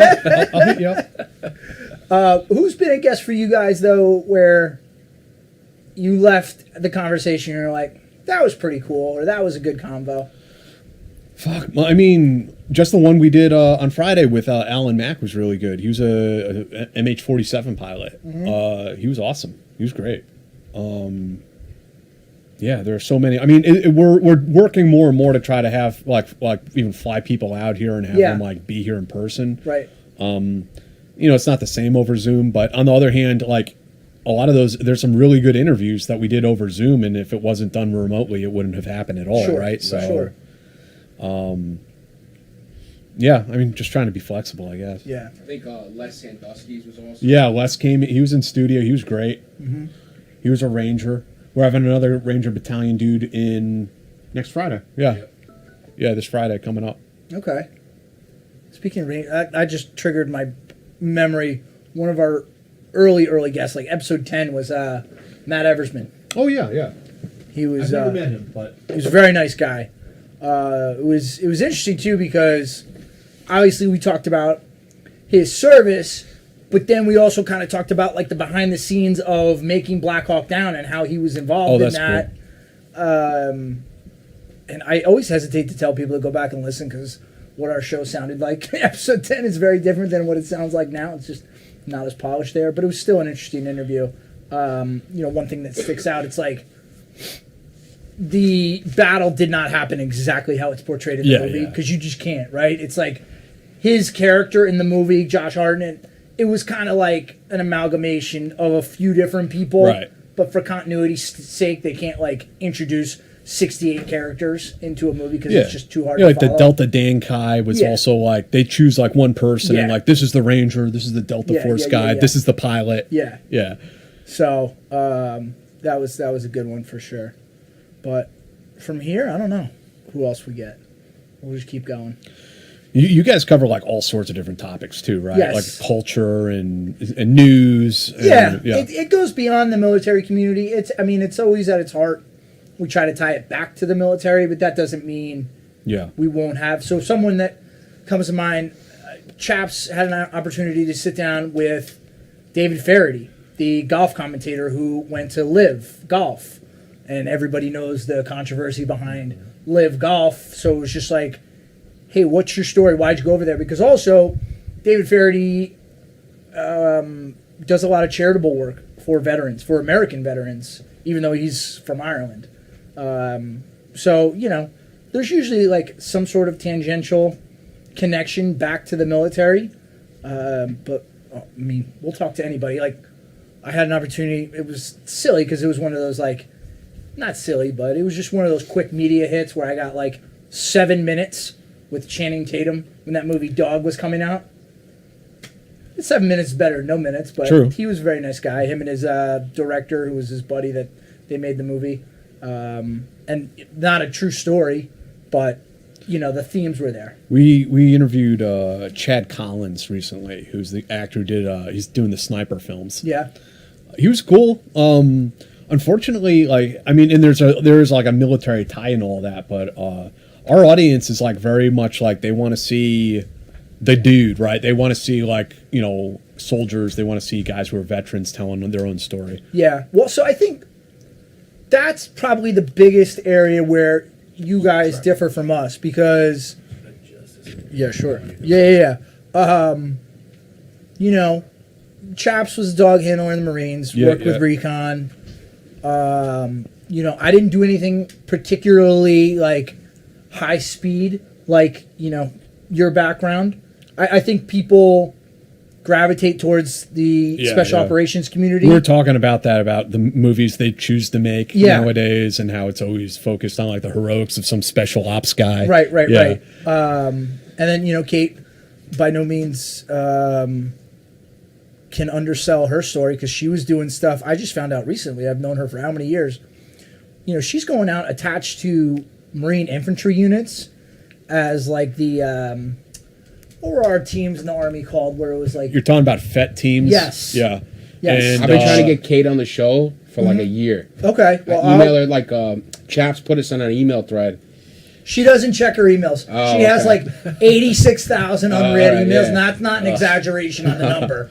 So if you want her, I could just put you on a text chain with her, and then you'll have a better chance of getting her over here. Yeah, the Marines had that specific program. It had a different acronym, as I recall. It wasn't. I think the FET was the Army, and I think because we worked with them, the Marine Female Engagement Team. Yes. We worked with them in Iraq. Yes. But what was interesting was on the, AAR or debrief, whatever they called it, they weren't allowed to say that she was out there being attached to them because I guess technically at that time female Marines weren't supposed to be with infantry units and they were pretty strict about it. So they had to say that she was, she gave some bullshit explanation of what they had to call it. But for all intents and purposes, she was just with an infantry unit. So that was weird, but I didn't realize that until maybe like 2 weeks ago. But then it would have been an interesting story if, like, she got winged out on patrol and they'd have to say, oh, she fell on a tent peg. Right, exactly. Yeah. But that's what moves tickets too. If you're talking about it from like a movie perspective. Oh, You're not absolutely. gonna make a movie about a guy sitting at gate guard. Right, You know what I mean? right. We'll be It's serious. interesting to hear guys like the cool guy stuff is what sells tickets. Yeah, and when it's like infantry, like normal, like conventional infantry guys, it's like Saving Private Ryan. We Were Soldiers once, like big set piece battles. Yes. So I'm kind of curious your perspective, because and Pat, I'd be interested to hear your take as well.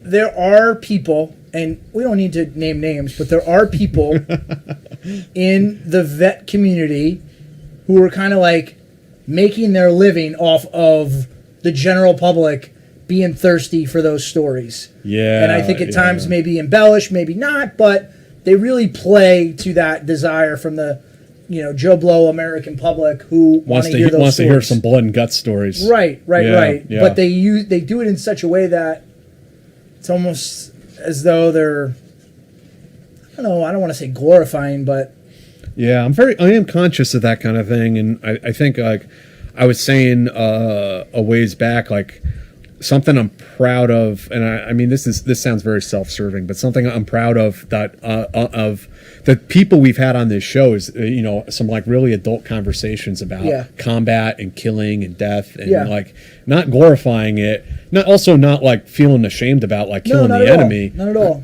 But we've had guys on here who were doing the recovery for Extortion 17 and for was it Turbine 3-3 in the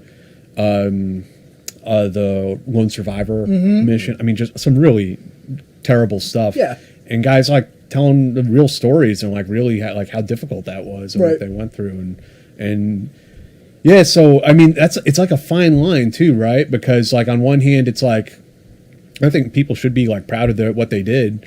Even especially if you're like recovering fallen soldiers and returning their remains to their families. I mean, it's an honorable thing to do. Yeah. But then, there's that line of like, are we kind of just relishing in stories of like killing guys and stuff? Right, and almost like glorifying and trying to profit off of it. Right. Whereas I get that impression from some people, not all. What were you going to say? No, I mean I think the general the guy the guy that I grew up with who didn't serve in the military wants to hear about bad guys Getting shot. Yeah. That's just what it is. Sure. But I think the guys that the guys that have done that and the guys that you've had on the show Aren't so enthusiastic. about talking about that, and that's what makes it so compelling to hear when they do open up, because there's really nowhere else to get that. You're not getting that at your local VFW hall most of the time. Right. You know what I mean? At the local bar, there's always that guy that's talking, and that's not the guy that did it. Yeah, it's Right. It's really funny you mentioned that, because it's exactly that. Like, and I think like a lot of people don't understand, even like when you get together with like old army buddies and war buddies, like we don't talk about like firefights, like shooting people. Like that's not the topics of conversation really. It's more about like, remember when Private such and such got locked in that locker for 12 hours? It's like that kind of stuff that comes up. So you're right. It's like it's something we don't really talk about even amongst ourselves so much. So, but then let me ask you coming from the special operations community, silent professionals, what do you think? So all these people who are from the special operations community across the different branches, who have written books, who have, given their story to have a movie made, it's on the one hand, it's the American public. There are a lot of people that want to hear those stories. Yeah. So that's number one. Number two, once you see a few guys do it and you see like the dollar signs, you're like, well, that's pretty interesting. If people want to hear these stories, do I really fault them for that? So that's another, I think, fine line. Right. And who the hell am I to tell anyone they can't do that? I wrote a book. Mm-hmm. Go for it. So this was actually my roundabout way to confront you about that. Yeah, just kidding. No. I mean, I'm not a silent professional. I haven't been in the Army in 12 years. Yeah. I mean, I got out a while ago, and now I'm a journalist and podcaster, bro, deep behind enemy lines in Brooklyn. So I mean, I have a totally different position. Yeah. But I mean, the quiet professional thing is interesting, because I mean, we expect our soldiers to be that, but then, I mean, there's a lot of like interesting dynamics there. Are you just, after you get out, are you supposed to like be completely silent for your whole life? Can you tell your wife and kids about it? Yeah, is there a statute of limitations? Like how far is too far, right? And actually now I'm hearing from some of these guys, some of the Rangers actually. And the guy who's coming on Friday, he's like, I really don't want to write a book, but doing a podcast interview is a way that I can like share my story during an interview, and that's something like my kids could see, or other folks who are interested in that kind of in maybe joining the Army or whatever. Yeah, I mean the posterity aspect is great. We had a gentleman, I'll say his name, and nobody would know who he is. His name was Stanley Rubin. This man at the time was 92. This was one of our early episodes. He fought at the Battle of Iwo Jima. And he came on with this notepad, and he just went through and recounted his story for us. And then we ended up making it a 2-part episode. And, I mean, the detail with which he described everything, and so matter-of-factly. And his grandson is the one who kind of set it all up. Mm-hmm. And he said, like, that was so amazing, because so many of us in our family, most of us in the family, never heard that before. Mm-hmm. Yeah. And now they have that for all time. Yeah. So, his grandson can then share it with his kids and be like, oh, you just learned about Iwo Jima in school? Well, look what your great-grandfather did. It's amazing. And I think that is very cool. Is so cool. But think about, too, like, nowadays, these guys that are, guys that are joining the military now might not see a war. Sure. And they're a veteran, and they want to, there are, plenty of guys that can tell the war stories. And when you hear someone tell a war story, and you kind of want to be a part of the story, and when you don't have that, it's tough. Then you embellish, and that's where the embellishments all come from. Yeah, right, because I think so many guys think like, oh, well, if I didn't fight in some weird, crazy major battle, did I really serve? And it's like, you did. Yeah. Everybody's service matters. Yeah. Everybody plays a role. I think the interesting thing too nowadays is I think there's a search for some sort of like validation from our generation, and it's not like validation like I want to be personally validated as some sort of hero or something, but it's a validation that like I want an acknowledgement that this war happened. Yes, yes. And so I think there's a piece of that it's like. All of these guys carrying around this experience, however long they were in, 10 years, 20. Some people gave a substantial part of their life to this. Yeah, sure. Some guys did. I talked to a guy the other day, did 18 deployments, and it's like Jesus. that kind of stuff, right? And what was he doing? He was doing 18 deployments. he was a Ranger Battalion guy. Okay, That makes sense. like at what time period? During the GWAT. Okay. Probably 2001 till the end of the war. Yeah, Pretty much. he Yeah. like came in right at the right time. And I think like guys like that get out, and like the way these wars ended, and it's like just this period of your life that's like this void. Like, and did that really happen? Right. Was it like this weird dream we all had? Right. Collective nightmare we all lived through? Yeah. And so it's like, how do you place that? And what does that mean? And so I think that's maybe the motivator for some of the guys to talk about it. Because it's just this very odd thing. Like, where do you place that entire 20 years of your life, or 4 years, or however long it may have been? Like, what was that? What did it mean? Yeah, and I think a lot of guys, to your point about the way things ended in Iraq and Afghanistan, there's no closure. No. And I think I said it in 2021 when we had the 20th anniversary of 9/11, and I tied it back to the Army-Navy football game because I felt like 9/11 was kind of really the jumping off point. If we wanted to point to one singular thing that really put us in Iraq and Afghanistan, I think for all intents and purposes, you could point to 9/11. I mean, certainly there were things that happened before 9/11 that built up to that. But I felt like the Army-Navy game coming back to New York, I know the game was in New Jersey, but you know what I'm talking about, could serve as like maybe this bookend. And then 2 weeks ago we were talking about the 20th anniversary of the invasion of Iraq, and I got emotional about it, and I was like, maybe that little bookend that I talked about 2 years ago, that was all neat and orderly, but it might not ever just be bookended. It might just kind of just sit there. 20 years, by the way. It's like, you know what I mean? Yeah. It doesn't seem like, when you really think about it, that it was that long ago, but 20 years, when you look at the pictures from the original, invasion of Iraq, like, it looks ancient. Yeah. Like the mismatched. I mean, down to our gear. Camo patterns. Oh, And all that you shit. want to hear like a moment that made me feel old? One of the many like nerdy things I do is like painting these models, like this one and the one behind you, the squid that's on the shelf behind you. Nerd alert. Okay. Yeah, so I was. Yeah, you are a fucking geek. So I went to one of those conventions or whatever, where it's like all these like old timers, and they do like the World War II dioramas and stuff. I was like, oh man, it's so fucking cool. And I'm looking at these like World War II dioramas, and then I get to one, and it's a striker in Iraq in like 2006, and I'm like. Like my mortality flashing, the blood draining from my face. That was us.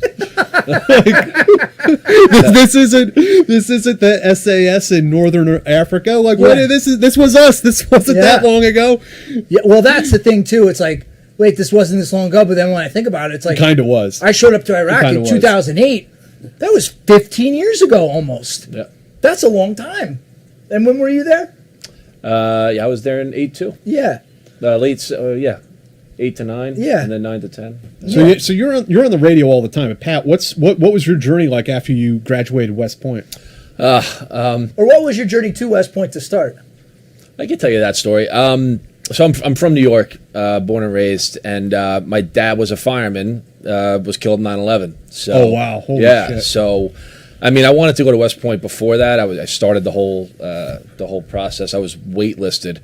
It's funny. My congressman at the time was Anthony Weiner, and if I had known what I needed to do back then, I would have. I didn't get my nomination the first time. It's a saturated market around here. But Carlos Danger, I could have sent a few pictures. I might have gotten in the first time around.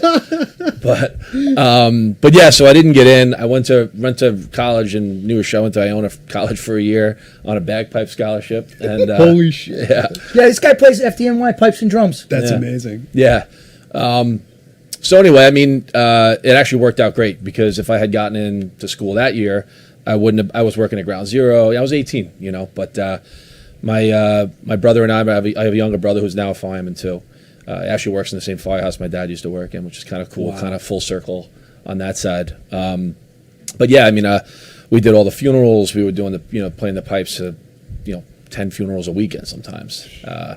And yeah, I mean, so I went into West Point in July of 2002, pretty much like ready to go, But then you hit that 4 years of school. That's you're not like, I should have probably enlisted. Like that would have probably been the better move for me. But I was kind of like, I had started this journey with my dad, like trying to apply. He was helping me with the whole thing, and I said, I'm going to see it through. And then finally getting in second time around, it was kind of like I had achieved what we had started together. You had some college before you got into West Point? Yeah. You just go back to the start. Okay. Doesn't really. Yeah, because I was going to say they don't take transfers. Nope. Yeah. No. You essentially didn't go to college for a year. Right. Okay. That's a crazy journey to start off with. You end up at West Point, taking your demerits, and then yes. And then what did you branch into? I was branched into artillery. I mean, it's funny because think about that time frame. A lot of guys wanted. I mean, infantry used to be like you were threatened with infantry sometimes, like And after the guys who joined, we went to West Point in 2002, like joined after 9/11, like knowing, like they wanted to. They knew what they were getting into. Right. Right. So a lot of the guys that did sign up were like, we want to go combat arms. And I mean, most guys, I don't know what the percentage is, but you kind of have to branch combat arms for like a percentage of West Point, right? Like, I don't know what it is, but so I put infantry first on my list, and because of my class rank, I did not get it. I was kind of put into whatever the next needs of the Army was, but it worked out good. Me and Cons here knew each other at school through had a bunch of mutual buddies, and then we ended up in artillery, so we saw each other here and there throughout the years. It was kind of So what's the force structure in artillery like? Like how many pieces do you have per platoon, or is it? It's so funny because we never even brought the guns like anywhere. Really? Yeah, we would do like all these qualification stuff, and then we would just leave them, and we were regular. Basically, ended up being regular infantry, like. Doing patrols. Same thing for me. Yeah, I mean, like, technically, I had 4 paladins that were there, but I didn't fire them. Paladin's anti-air? No. A paladin is the one that looks like a tank. If most people saw it, they'd be like, it's a 155 inside. It's a 155. Yeah, it's a self-propelled 155. But yeah, we didn't have any use for them. I remember. Then I went to a cab troop, and we were firing a little bit more there because we were on the border of Iraq and Afghanistan. But even by then, I was no longer a platoon leader. I was a FSO, so fire support officer. So I spent a lot more time firing mortars than I ever did firing the Paladin. So it was interesting. We brought all this equipment there that just sat there. Yeah. And you know what? For all I know, it's still there. Yeah. It's still in a parking lot somewhere. Yeah, absolutely. Absolutely. Taliban is finger fucking it. Yeah, absolutely. Yeah. Yeah, they were. I mean, at that time, especially depending on where you were, right? They were using artillery in different. Well, I was in Baghdad. They weren't using artillery anymore at that point. So it was just patrols, and a lot of it was like local. Kind of advisory council sitting down with these guys, and one we were there for a year, and that was just as during the surge, so we were there. Like everyone was stop lost at that time, and you'd have guys there. We need a generator. We need this. So they do this whole thing, cut the ribbon, right? They're like, we're going to give you, gas for like 3 months, and we're going to hire a guy. And then we come in 6 months later, and the thing's puffing black smoke. The warlord took over the gas distribution, and they're like, we need a new generator. And then our thing becomes, all right, we're going to do something good on our deployment. We're going to give these guys a generator. And it's just cyclical, just milking it. I heard a story yesterday about, I guess it was a conventional unit in Afghanistan, and like the Taliban, or it wasn't necessarily Taliban, but those locals had figured out this like grift of selling intel to every unit that came in to this to hit this one target, and the target was like so far in bad guy land in Afghanistan, no one wanted to go and do BDA, so they were able to keep like selling the target to every unit that came in, and they'd go drop some bombs on it, and they kept bringing the same photographs to every unit, like. Here's the proof. Good job, guys. I mean, like, good on them. Yeah. Respect the grift. Respect the hustle. That hustle, yeah. Gosh, I mean, but that was true of like, I feel like everybody over there, like the locals kind of figured out totally. how they could get something out of us. Totally. Yeah. And I mean, we're there taking over their country in a lot of ways. You're fucking dirt poor. I mean, Yeah. you're Right. So why not Yeah. try to get some money out Taking of their these? guns, taking everything. Yeah. You know? Yeah. But so then, what? I'm sorry. Let me take a step back. Like, where were your deployments? Afghanistan early on in like 04, and then Iraq in 05, and then back to Iraq in 09. Okay, and talking about that closure piece, did you feel like, all right, I did something? Did you get any positives out of your time in Afghanistan and Iraq? I mean, yeah, on like a micro level, maybe like I felt like we were accomplishing something, but like big picture, no. I mean, it was all like kind of for nothing, and that's just kind of like the reality you have to deal with. Iraq was like difficult to process all that because like I think everyone knew deep down what was going to happen when we left, and then like the worst possible way, ISIS swept right through that area. All the Iraqis I worked with were either killed or displaced and became like internal refugees in Iraq. Just terrible shit. Yeah. Whatever. I mean, like the Terp thing became such a story, but like that stuff was going on. Those guys, I mean, the kind of negligence sometimes of like the stuff we promised some of our interpreters went back years and years and years, Yep, yep. It was not just this like end of Afghanistan thing. Yeah, that was. Those guys were trying to get, and some did, and we know guys that, their Terps live in America now and they're like fully American and kids go to school. But like there was a lot that didn't, like it was kind of hit or miss. A couple of my interpreters were Yazidis, and they were brothers actually, and them and their families they were able to immigrate, and they live in Nebraska. I'm pretty sure they both live in Nebraska still. But what happened to their families in Sinjar is like beyond the pale. It's like the only thing I could think to compare it to is like some Nazi Germany type shit. What happened there? I mean, I don't think people really understand how bad that was. Yeah, and I think people don't realize too, because in America, don't get me wrong, we have some parts of America where people are very poor, and it's very, very sad and unfortunate. But by and large in America, I think there are some basics that everybody has. Basically everybody has like television, Wi-Fi. They know what's kind of going on in the country. There's some predictability in your day-to-day life. Right. Whereas I met people over there, they couldn't tell you what year it was. They just existed. Right. And they were born somewhere along the way, and this is the life they knew. They didn't know who Saddam Hussein was. Yeah. And, all they knew was like, all right, well, this is my land that my family owns, and we farm it every day, and we feed each other, and we sit around and spend time with one another, and that was their existence, and it was happy for them because they didn't know any different. So I almost wonder how many people even cared that we were there in Iraq, like felt like they needed us to be there. And I kind of wrestle with that sometimes too. Wasn't there like well, I mean, you have to question how accurate any sort of polling is in Afghanistan, considering how rural it is. But didn't they take a poll where like something like 80 or 90% of the people that they interviewed didn't know what 9/11 was? Like because how would that? Yeah, it has nothing to do with their would lives. that? Let me tell Yes. you, on 9/11, we go to the firehouse and standing outside of the doors that are open, and there's a whole bunch of guys there in uniform, and people walk by every year and go, "What's going on?" Like in New York, in Brooklyn. Wow, man.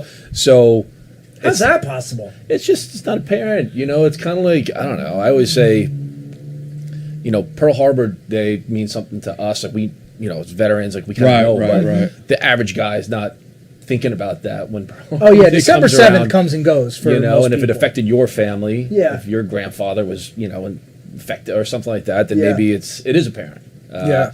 But I think generationally, you just, if there's a fucking hurricane that hits somewhere else, you're like, that's terrible, and it's just you. And then you know you what I switch mean? the channel But to if the hurricane something hits else. you, then it's a big deal. Right. So I guess the proverbial hurricane hit us. Yeah. But not for a lot of people. But it is amazing. I mean, it's amazing how many people, it did really feel like affected by it, and still do, Yeah. you know, and are, you know, they remember where they were. It's kind of like we remember where you were when JFK was killed, like certain things that stand out. They know where they were, how they felt, you know,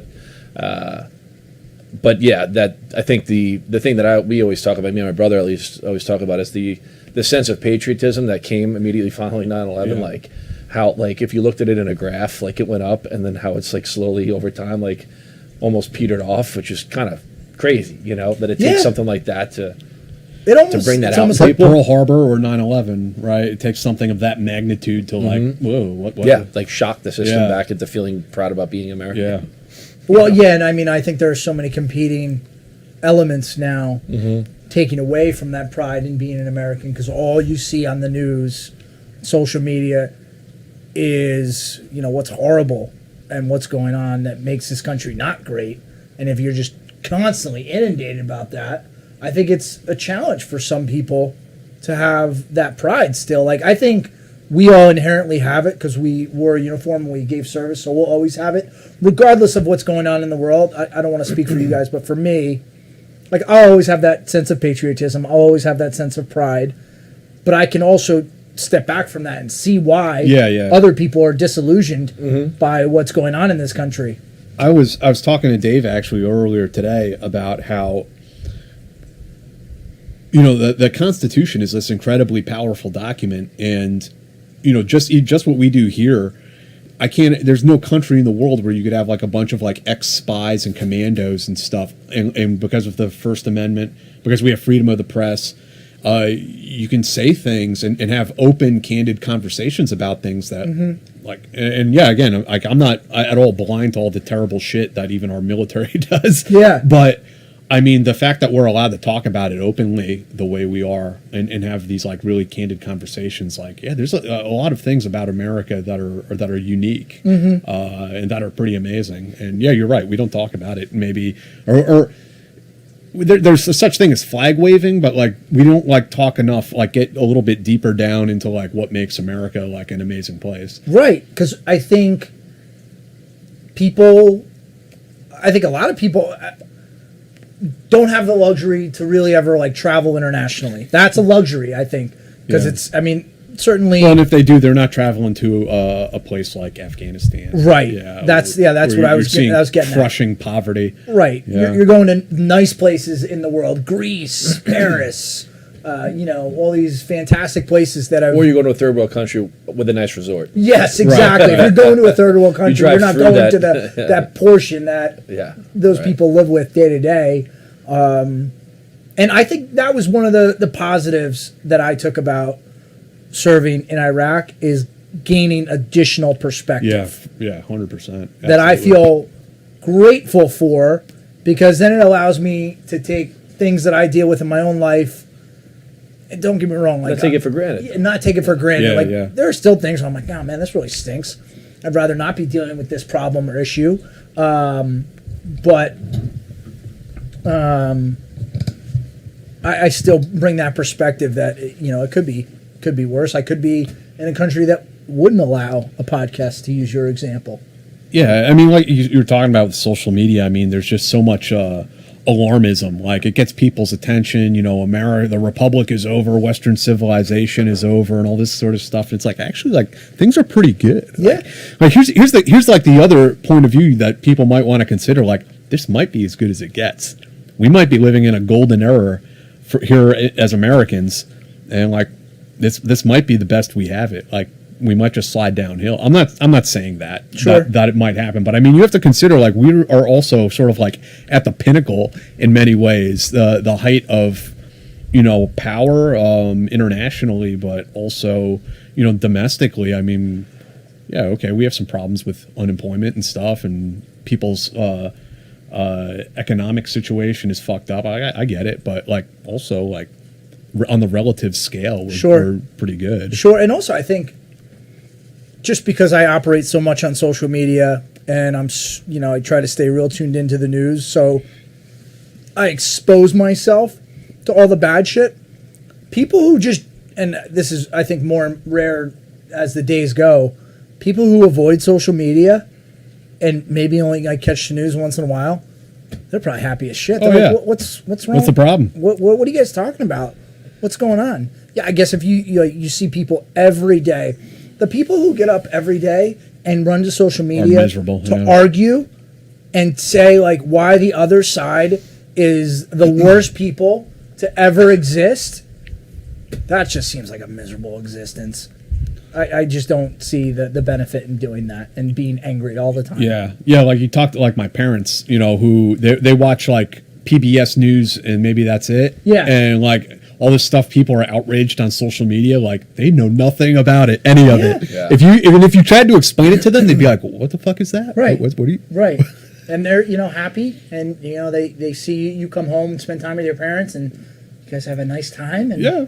It's interesting to know, like, I don't know if it was as a parent back in the day, but since our childhood till now, that it's so polarized. Like, there's such a one side and another side. There's not as much in between where you're just kind of like. Right, so I wonder, though, if that's always existed, but we're just more aware of it now. I think we're just more aware of it. Yeah. You got 24-hour news cycles just like screaming that one side's worse than the People other. are more aware of their own political identities, and it's more important to them than it probably was, 50 years ago. Right. But then I think that ties back to what I was saying earlier about people in the veteran community who see that opportunity And jump on it. And to earn a living, because at the end of the day, you got to earn a living, you got to make money to survive anywhere. And if you see that opportunity and you can go parrot some talking points, and depending on how far down that rabbit hole you want to go, you can be successful. I know what you're talking about. Yeah, without mentioning names, but like I see some of these guys, and like I actually like I've been critical of veterans at times, but I'm trying to be a little bit more empathetic. Like I see some of these guys, and like it kind of bothers me, like the harm I think they're doing to themselves. Yeah.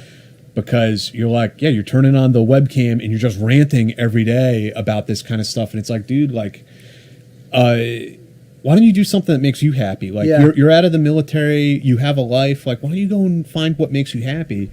And I said something about this recently.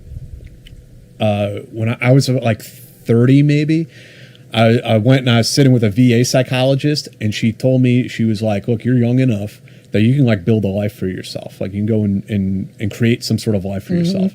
If you don't, you'll be one of these guys in the waiting room that's still wearing fatigues. Right. And you'll end up one of those guys, and now it's like another one of those moments where you see like your life flash before your eyes. It's like, but she was right, Right. No. It could be a part of your life that you don't need to forget about. You can always be proud of it. You can always refer to it. You can talk about it, but it doesn't necessarily have to define you. It's your identity, yeah. Yes, I think too many people have made it their identity. Well, I think he also just, and I don't fault anybody for coming away from the experiences of Iraq and Afghanistan being angry about it. Like, sure. I was angry about sure. it. I'm still angry about it. But like when you're using funneling that anger into this sort of, what's the term? Like a feedback loop where people echo chamber. People respond to the emotion, yes. And so they'll tune in and they'll watch that. And so that guy who's doing that, I feel like they're doing damage to themselves because they're just kind of living in that sort of feedback loop rather than like. Name names? No, I don't, because like I have definitely been like balls deep in like vet bro drama in the past, and it's like I don't need to stir it up. I'm just saying like generally speaking, say something that maybe. Just trying to clip something. Maybe I'm just trying to say something. Maybe there's somebody out there that can like take that and use it and run with it and not, do like rants from the front seat of their car every day. And the other example I use, and I don't want to dive into politics, but we've been fortunate enough that we've had a handful of politicians on our show, they're veterans, both sides of the aisle, and. When nothing's rolling and we're just in their office talking, like, you're a pretty normal person. But it's like, what people see on CNN or Fox News is almost sometimes, in some cases, I think a caricature of what they think they're supposed to be or what they feel like they need to be to maintain their base and maintain that support. And I think that's a shame, too, that they can't actually speak their mind. I think people are very guarded now and they're very conscious of, all right, well, what am I going to say? And if I say X, who's that going to annoy? I think there are very few instances, subjects where if you actually are honest, you won't get attacked. But politically, you can say one thing and literally say the exact opposite, and they can have clips of it side by side, and it doesn't seem to really matter. Right. You know, like they have so many conflicting, like they've taken a position and done the exact opposite of that position, and they show the clip from 8 years, 10 years ago, whatever, and it's like, whatever, he's this side of the aisle, so I'm good with it. It's like, well, maybe if like it's possible for someone to change their views over 10 years, but right. You're talking about something. I know what you mean. I mean, it's a little more extreme where they're just everyday kind of. Yeah. What's wrong with changing your views? You can change. No, there's nothing wrong with it. No, that's that. If it's sincere, right? That's my point. Like the way I view the world now at 38 is different than how I viewed the world at 28. Sure. And I have those 10 more years of lived experience. Mm-hmm. I've met different people, had different conversations. So you would think just naturally, from gaining perspective from other people, my viewpoints and my opinions might change. And I'm not even talking about people who like radically change one way or the other, but I think it's just natural to evolve your opinions over time. So anyone who's just so hard and fast, like, well, I'm this side of the aisle, whether that's politically or in the veteran space, so these are the stances I'm going to take no matter what.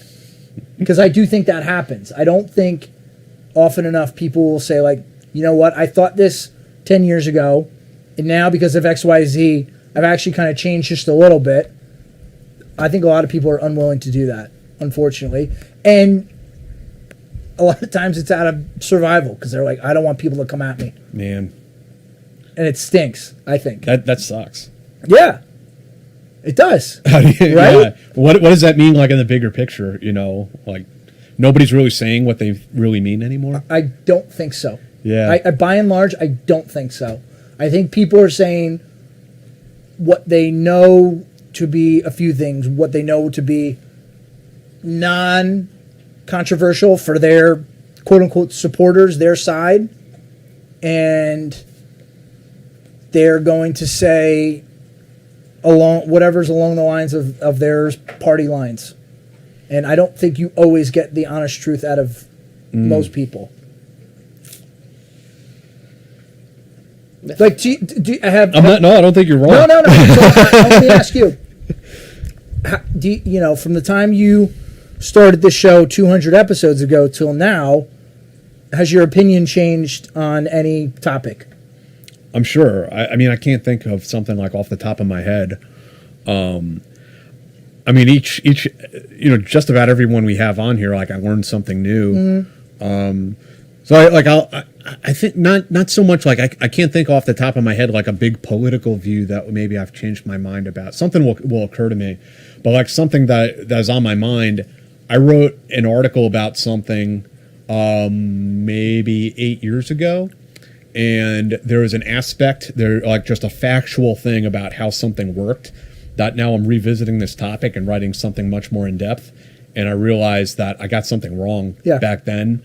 And I think I'm going to be able to correct it and tell a more complete story.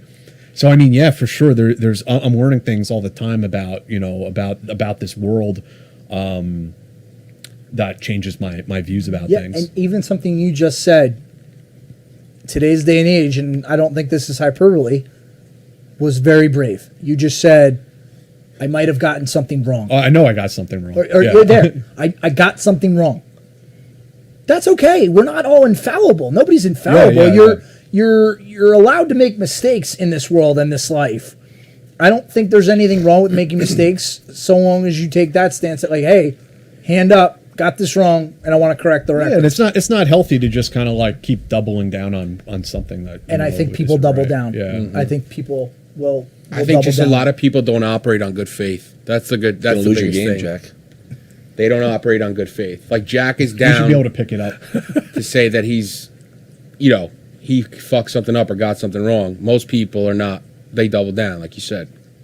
I think that's the biggest problem with people. And it happens like, I mean, yeah, when a lot of people are like coming at you all the time too. I mean, I think it reinforces that and probably solidifies your views when you're kind of, if you feel like you're in combat all the time, linguistic combat. Yeah, no.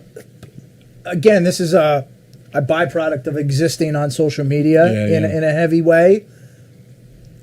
You see somebody say something, and it could be about a serious topic or it can be about something stupid, and somebody disagrees with you.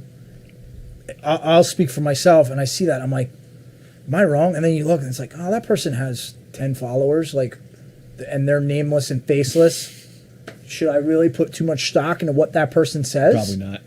Probably not, but I still read it. I give credit to anybody who exists these days and doesn't read anything and doesn't consume anything that is negative against them, because that's probably a much happier existence. You know what? Now that you mention, what's something that I feel differently about from let's say 10 years ago was, again, I came out of the military very angry about everything, and I was one of those people that's like, basically, what would I compare it to? I'm trying to think, but I was definitely one of those people that, like, everything we're told is lies. It's all lies. And all this sort of stuff. Yeah, I was black-pilled, exactly.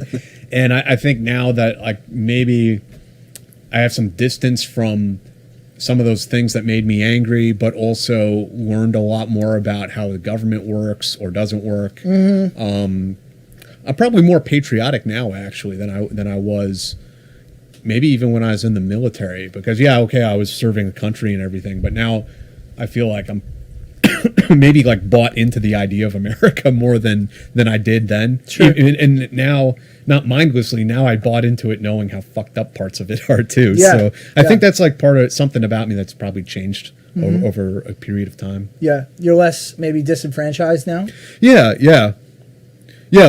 So like, for example, like back in those days, I didn't even vote. Because I was like, well, it doesn't matter, right? It's like fucking the little button to change the traffic light. Like, you keep hitting it and nothing happens. Yeah. And now it's like, no, actually, like everything we've seen actually in recent years, it's like, well, actually, no, those votes do count. Like, it is a real election. Yeah. And you, as we've seen, like, people can go out and vote for a candidate who no one thinks is going to win, even the candidate themselves. Right. But if you go out and vote for them, they will be in office. So it does matter. And, and people should participate in some level. Yeah, and a much more, I think that's so important on the more local that you get. True. I think things that happen at the highest level, I think eventually trickle their way down, but I think you're able to see it in a more I've had people who are more involved in local. I'm really not involved in local politics, but I've had people who I've met who have pointed out, like, what you do for, like, let's say a local politician in Brooklyn has so much more impact than national level politics. This is Dave, by the way. Dave, this is Pat and Cons. Nice to meet you. What's your name? Pat. Con. Pleasure. Pleasure to meet you guys. Yeah, you too. So you have some thoughts. What do you got? I'm empty. No, you asked the question like something that we've changed our opinion about. Yes. Public health care is one of those things it was because of one of our guests, actually. It was because of Ian. Because he had studied like public health management or whatever, and Ian Karushige. He lives here in the city, and he was a ranger, and he does something in public health care policy now. Squeeze in. And talking to him in depth about it, and reading about sort of the what it costs now for taking care of people that are uninsured compared to what it would cost to. So I've changed my mind on that, because like they were he had very solid, well-founded, reasoned arguments about it. Not arguments, but points about it. I still don't trust the government to do it, because they can't even get the VA right. It's like, if you can't take care of this small group of, this small population, how are you going to take care of everybody? Mm-hmm. Yeah. I feel like it's an opportunity rife for corruption. But but I've definitely changed my opinion on, is it a beneficial thing for our society? Sure.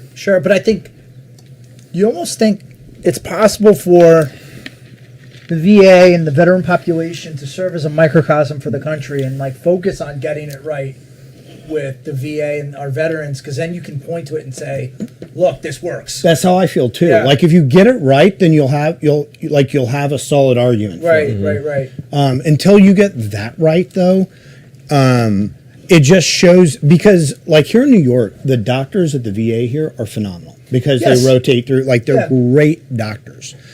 But the bureaucracy is the bureaucracy, and they still treat you. Like when you put in for a disability, they still act like it's the money coming out of their pocket. Like they'll kick back everything. Yeah. Right. And it's sort of like these are the same people we would deal with in any other bureaucracy that our government. And this isn't a political thing. This isn't left or right. This has been our government forever. The bureaucrats aren't going to let go of power. And the bureaucrat just kind of feeds itself. It builds itself. And so those are the types of things that concern me. It's like if the government were to say, hey, we're going to give all veterans health insurance, like no VA, like just go out there and do here's your insurance. I mean, that would get rid of put a lot of money in life, health insurance. But here's something I'll say about VA, though, is there are a lot of VA is very good in helping a lot of destitute people who otherwise would have no health care at all. Sure. But yeah, then we all know how fucked up VA can be. But I mean, think about if there was no VA, how fucked all those people would be. Sure, Right. absolutely. Right. Because, to defend them, it still exists and it's still well-intentioned, I think. And I think the budget for VA hit like $300 billion. Yeah. Yeah. We put a lot of money into it. Yeah. I mean, but it's tough. It's still a challenge. Yeah. It's a work in progress. Yes. But it's encouraging to see the strides the VA has made in the right direction to help everybody. Yeah, I mean, it's a bureaucracy, and like some of these things are like case studies and like how long it takes for the bureaucracy to change. Like I'm seeing it with in the military with all like the sex assault stuff and everything like that. Like it's slowly the ship is turning around, but like man, it took a sustained amount of public pressure for that to happen. But I mean, I think when you're talking about, take that as an example, sexual assault, you're still dealing with, I think, remnants in the military of a time gone by. Big time. We're not as focused on, well, we're all in the military together and, women have equal rights in the military just like men do because they came from a different generation. And I think those people are starting to age out. But it takes time. Absolutely. I mean, the military itself is sort of like in this time warp, like it's still 1955, I think. In some ways, it's slowly changing. The other issue, and Jack and I have talked about this before, about like with sexual assault in the military is, and this is a lot of behavioral issues in the military is when you hold officers accountable for that kind of stuff, when you say this is going to end your career, they have more, not that it's the moral thing or ethical thing, but they have more incentive to bury make it go away than they do to make sure that it is addressed, that it's investigated, things like that.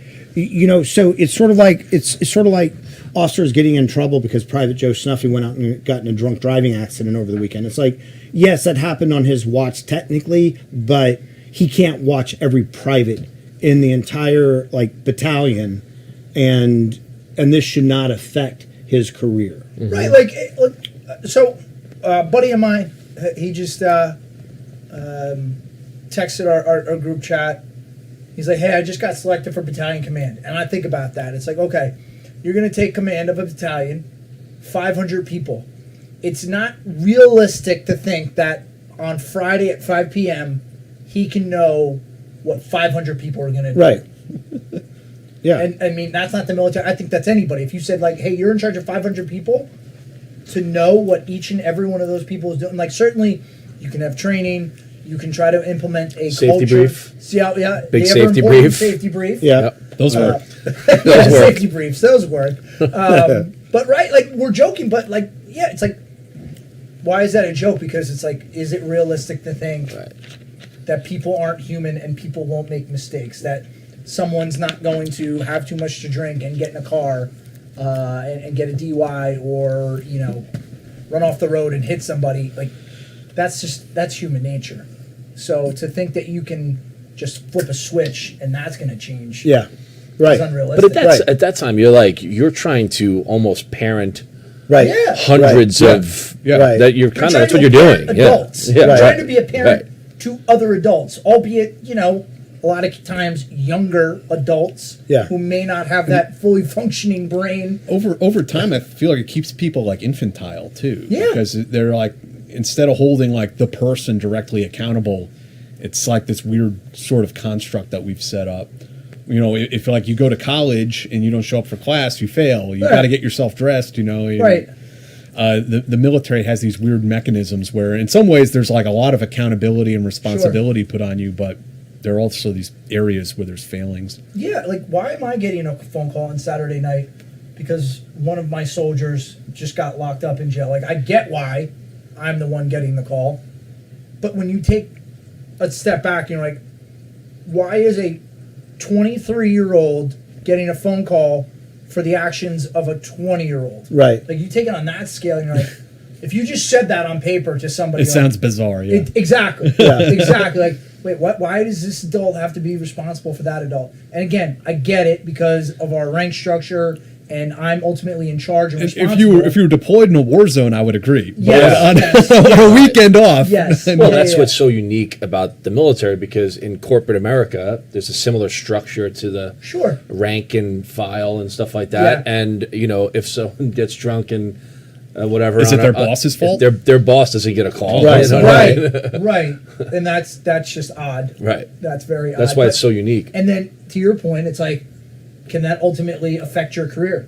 Sure can. Yeah. Yeah. It's like, oh, well, while you were in battalion command, you had 5 guys get DUIs. Right. So what's wrong with you? Why are you so jacked up Right. that all your guys are getting DUIs? Right. There Like- must be something wrong with you. Yeah, like you made them go out on the weekend and blow Yeah. some fat rails of cocaine. Yeah. It's a leadership failure. Yeah. That your guys got a DUI. Yeah. So in that regard, the military is kind of just odd. Very odd. I don't get it. And I don't know that will More ever change. PowerPoint briefings Yeah, would help. definitely. We just need a better PowerPoint. Yeah. It's always the answer. Yeah. So I'm sorry, Dave. What was your background in the military? I started out as a Marine reservist, then I was active Navy, and then Army Guard, and then active Army Ranger, and then and then went into contracting after that. So you're like Goldilocks. Like, Yeah. this one's Yeah. too Too- soft. yeah, I yeah. gotta go Dave this did one. everything Little- except being in the marching band, I think. Bit of dilettante. Why Bit of did a you do dilettante. that? Why did you bounce branch to branch like that? I think that, it's. I mean, it's easy to say I get bored easily, but it's more that once I had experienced one thing, like it was about the experience, right? Once I had experienced one thing, it wasn't that I hate it. Like when I left the Navy, I was a hard out diver, I was a dive med tech. I loved my job, but I wanted to go see what it was like to do something else, and You really took the recruiting pitch to Oh, heart. It's man, not a job, but it's adventure. I need my next adventure. I did. Recruiters loved me. Yeah. Recruiters loved me. I just always wanted to see what was around the next corner, And it's also, I think that at that time, I was trying to, like prove myself, and like there was probably something lacking in me or something. And it's always like if I feel like I can go through this really tough thing, that I'll feel complete. Sure. And then, and it's great and you love it, but, you don't quite feel complete because there's always something else better out there. Sure. And then when, like I think that, we've talked to other people on the show that feel this way too when they say that 9/11, it sounds really weird to say, but 9/11 was like, the fact that happened, or an event like that happened and we went to war, was great for me. And it sounds like a real asshole thing to say, but I think that, like, having done all those things in a peacetime military and then never, like, having the opportunity to go to combat, which is what you wanted to do,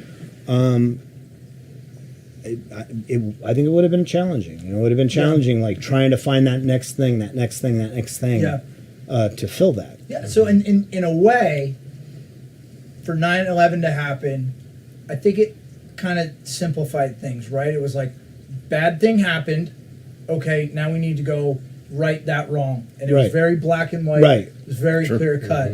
So now my question to all of you is, now that there's, granted, I know people are still deployed and there's still going to be things for us to do in the military, but because, by and large, the GWAT is behind us now, how do you think that will impact soldiers, sailors, Marines' performance in the military? Whereas I think for some people, when the GWAT was happening, it's like, doesn't matter what I do, I'm going to have to deploy, I'm going to have to go do this in Iraq or Afghanistan, and nothing, how I do anything really matters. Now that there's nothing like that on the horizon, how do you think that impacts how people approach their job each and every day in the military? I really don't have a good answer for that. I've talked to some guys who've said, over the last few years, like, their mission became readiness. Yeah. But the problem was, like, no one really knows exactly what that means. What are we getting ready for? What's going on? And even if you put DOD has inched closer and closer every year to saying we're getting ready for war with China. Yeah. And it's in documents and stuff now. But even then, it's still sort of an abstraction, right? It's something over the horizon. Yeah. I imagine that's a little bit difficult for young soldiers going in and just trying to leaders too. Yeah. I think we're seeing something similar to what we saw post-Vietnam, which is a degradation of the force. Behavior issues, morale issues. Yeah. I think that a lot of the people who, went to combat either got out, or if they're still in, maybe miss it. I think that especially like with the withdrawal from Afghanistan, the way it happened, I think that there's a great deal of moral injury similar to, what there was post-Vietnam, where it's like, well, why were we there if we were just going to do this, if we were just going to do this way and, like, turn everything and everybody over, So, I think it'll take a while if we remain there's still stuff going on in Syria and whatnot, but I think if we remain a primarily peacetime military for a while, I think it'll take a while to come back around to where, where it's a solid, stable force inside. Yeah. Yeah. And you're seeing that, I think, now with the retention issue. Yes. And the recruiting issue. Yeah. And the behavior issues, like the stuff out of brag, and what about you guys? What do you think? Readiness was always. If you think about before 9/11, it was always readiness for what's the movie with Swayze? It was like the Russians are going to invade. Red Dawn. Red Yeah. Dawn. Yeah. Those were the types of drills you were doing. Yeah. And then it became this complete change, right? Where we're going out into the desert, and it's like this whole shift in terms of approach. And it's interesting to think of it as like a post-Vietnam type feel, I guess. I don't know. There's so much that gets, when you build up, and then the war's going on, you don't know when it's going to end, and it's like it ends, and then you go, okay, now what? Especially guys who are joining. I always think about that, like with them, You don't even get an NDSM anymore. Yeah, right. Well, there's this sort of like temporal displacement that happens too, because like I read, and it was really all that was available. I read all of these LARP books, guys who were Rangers in Vietnam, and join the army and think like it's going to be something sort of like that, and it's totally. I mean, what we did was awesome in a different way, but it's like I imagine today kids are reading books that our generation writes and joining the army think it's going to be like that. Yes, Right. Yes, and it's not. No. Yeah. So I don't know. I mean, I definitely noticed too that there's a lot more guys are joining for some kind of soft role. Like they're like, I'm going to be The way that's a ranger or a SEAL or something. The way that's in the public's consciousness, probably because of I can't imagine why, but it's on the public's mind in a way. Like in 2000, you go to Barnes and Noble, you can find some books that some dudes in Nam wrote. That was about all that was available. Yeah. Right. Yeah. But so then I wonder, like, will we see that shift the next 10 years where the military is maybe viewed as just like, I had nothing else to do, so I joined the military. Yeah, I wonder. Yeah. As opposed to a patriotic reason for joining. I don't know. I mean, I think that there are always going to be those kids that sort of grew up somewhat patriotic and you know, like maybe military runs in their family, or they just, for whatever reason, like they want to serve. But I also, again, like I said, I think it's sort of like, you know, World War II happened, and you know, and everybody knew it was over. It was done. Yeah. There were parades. People said good job, and then I think that made it easier for the men and women involved in World War II to transition into their next life because the war was done. Yeah. Right. It was, I did what I was asked. I was done. Done. Yeah, it was done. We're all done. You know. Yeah, it was very clear. It's sort of like, you know, it's a ritual, right? It's a ceremony. It's sort of like a coming of age ceremony and A literal ticker tape parade. Yeah. You know, in Vietnam and then the GWAT, like it just kind of, I mean, it's still fizzling, right? Like there's still stuff going on in Africa and Syria. Right. Like it's still boiling in different places, but it's also, right now it's very limited to soft units and things like that for the most part. But nobody ever said the job is done. You just decided when you were going to give up on it, or not give up, but like move on when you were done. Yeah.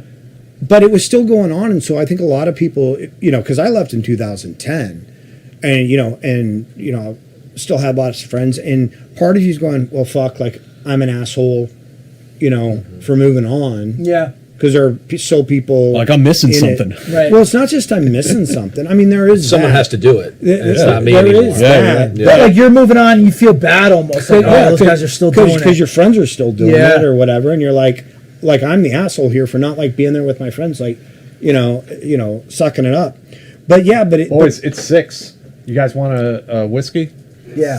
Sure. Yeah. But there was no Who like likes rocks? Yeah, I do. Please. I'll take some too. Yeah, sure, man. Yeah, but I think that's one of the challenging things with both Vietnam and this war is just kind of like, well, Vietnam, I guess, ended, but it ended weirdly. Yeah. You know, it ended in a way where we weren't really losing the war. The politicians just got tired and said, okay, come on home. Lost the will. Come on home, boys. Yeah. It's like, what? Yeah. We're doing what? But I'm saying this tongue in cheek. What if we just had a ticker tape parade for the GWAT? We just picked a date and we're like, "How we're having the parade," and then it's done. Yeah, I don't think it works like that now. I don't think because there was, like, we had our victory, like we achieved what we wanted to in the GWAT within the first like few months. Right? We destroyed Al Qaeda. That's why we went to Afghanistan. Right. Why we decided to fight the Taliban, I'll never fucking know. Yeah. I'll never know why we decided that was our new enemy, because that wasn't the Taliban. Yeah, they're assholes. Right? They're I'm sorry, I don't mean to laugh, but you're right. Yeah. But it's not our job to fight every asshole in the world, because they're all over them. And they're never going to be gone or vanquished. Right. There will always be assholes. Right. There'll always be a conflict if you go looking for one. Security. Yeah, job security. Yeah, I guess, because what are the contractors going to do if there's no one to fight? I don't know. That's just... Well, I mean, proxy wars seem to be pretty profitable these days. So. Yeah, right.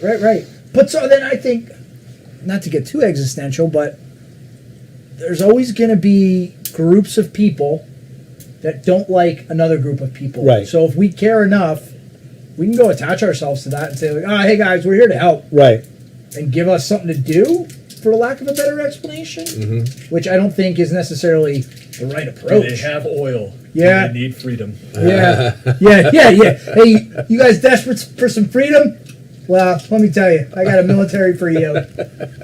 Yeah, it's odd to me. And, it's interesting because when I left Ranger Battalion in like April of 2000, and I thought, Dude, you want there's never going to be another war. Like, because we got stood up so many times for so many different things. I'm like, why would it, like, there's not going to be a war. Right. And then, Thanks. I mean, it showed just how idiotic I was in the sense of, like, you never know what the next king of Prussia or, what. Right, but, like, I don't know.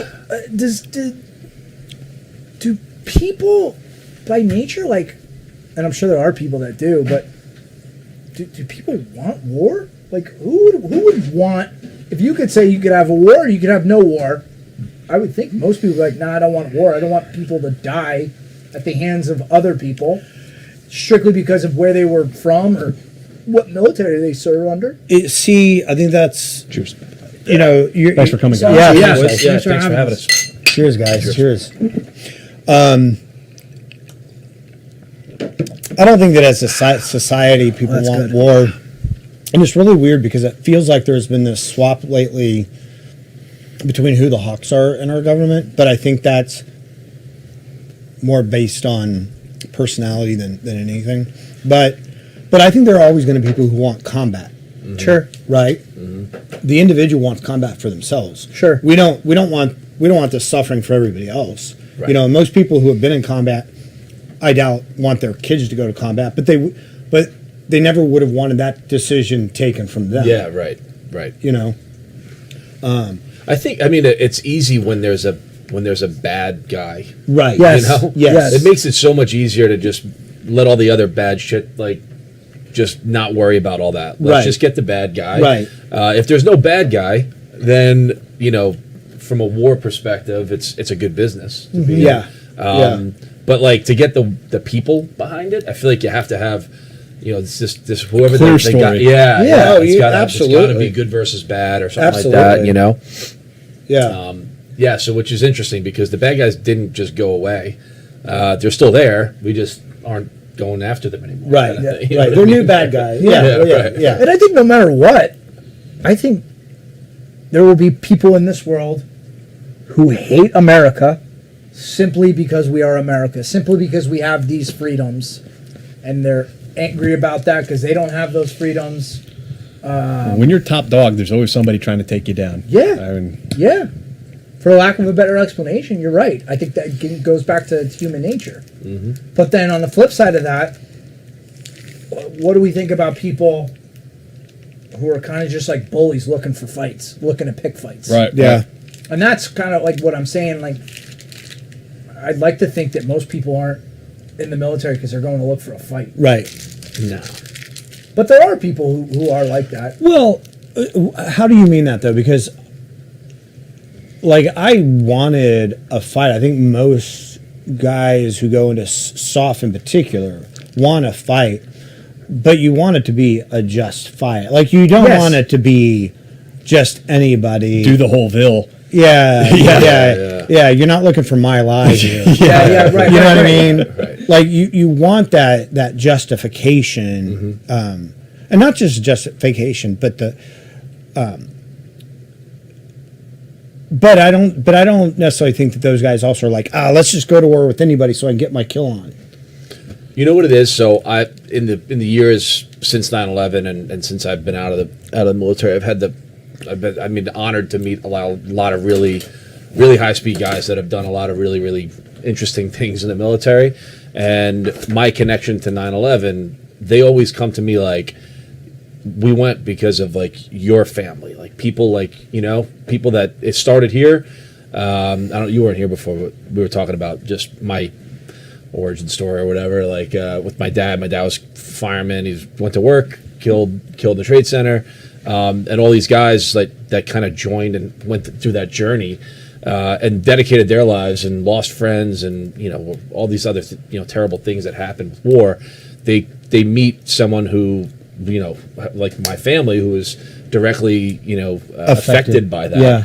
and they're like, families like yours are the reason why we've endured all that shit, which is always so amazing, for us to go, thank you. Like, if no one else cares, know that we care. Like we're the ones that, when you guys were doing all that stuff, like we're the ones that are thinking about you all the time and like are dedicated to like celebrating that service and stuff like that.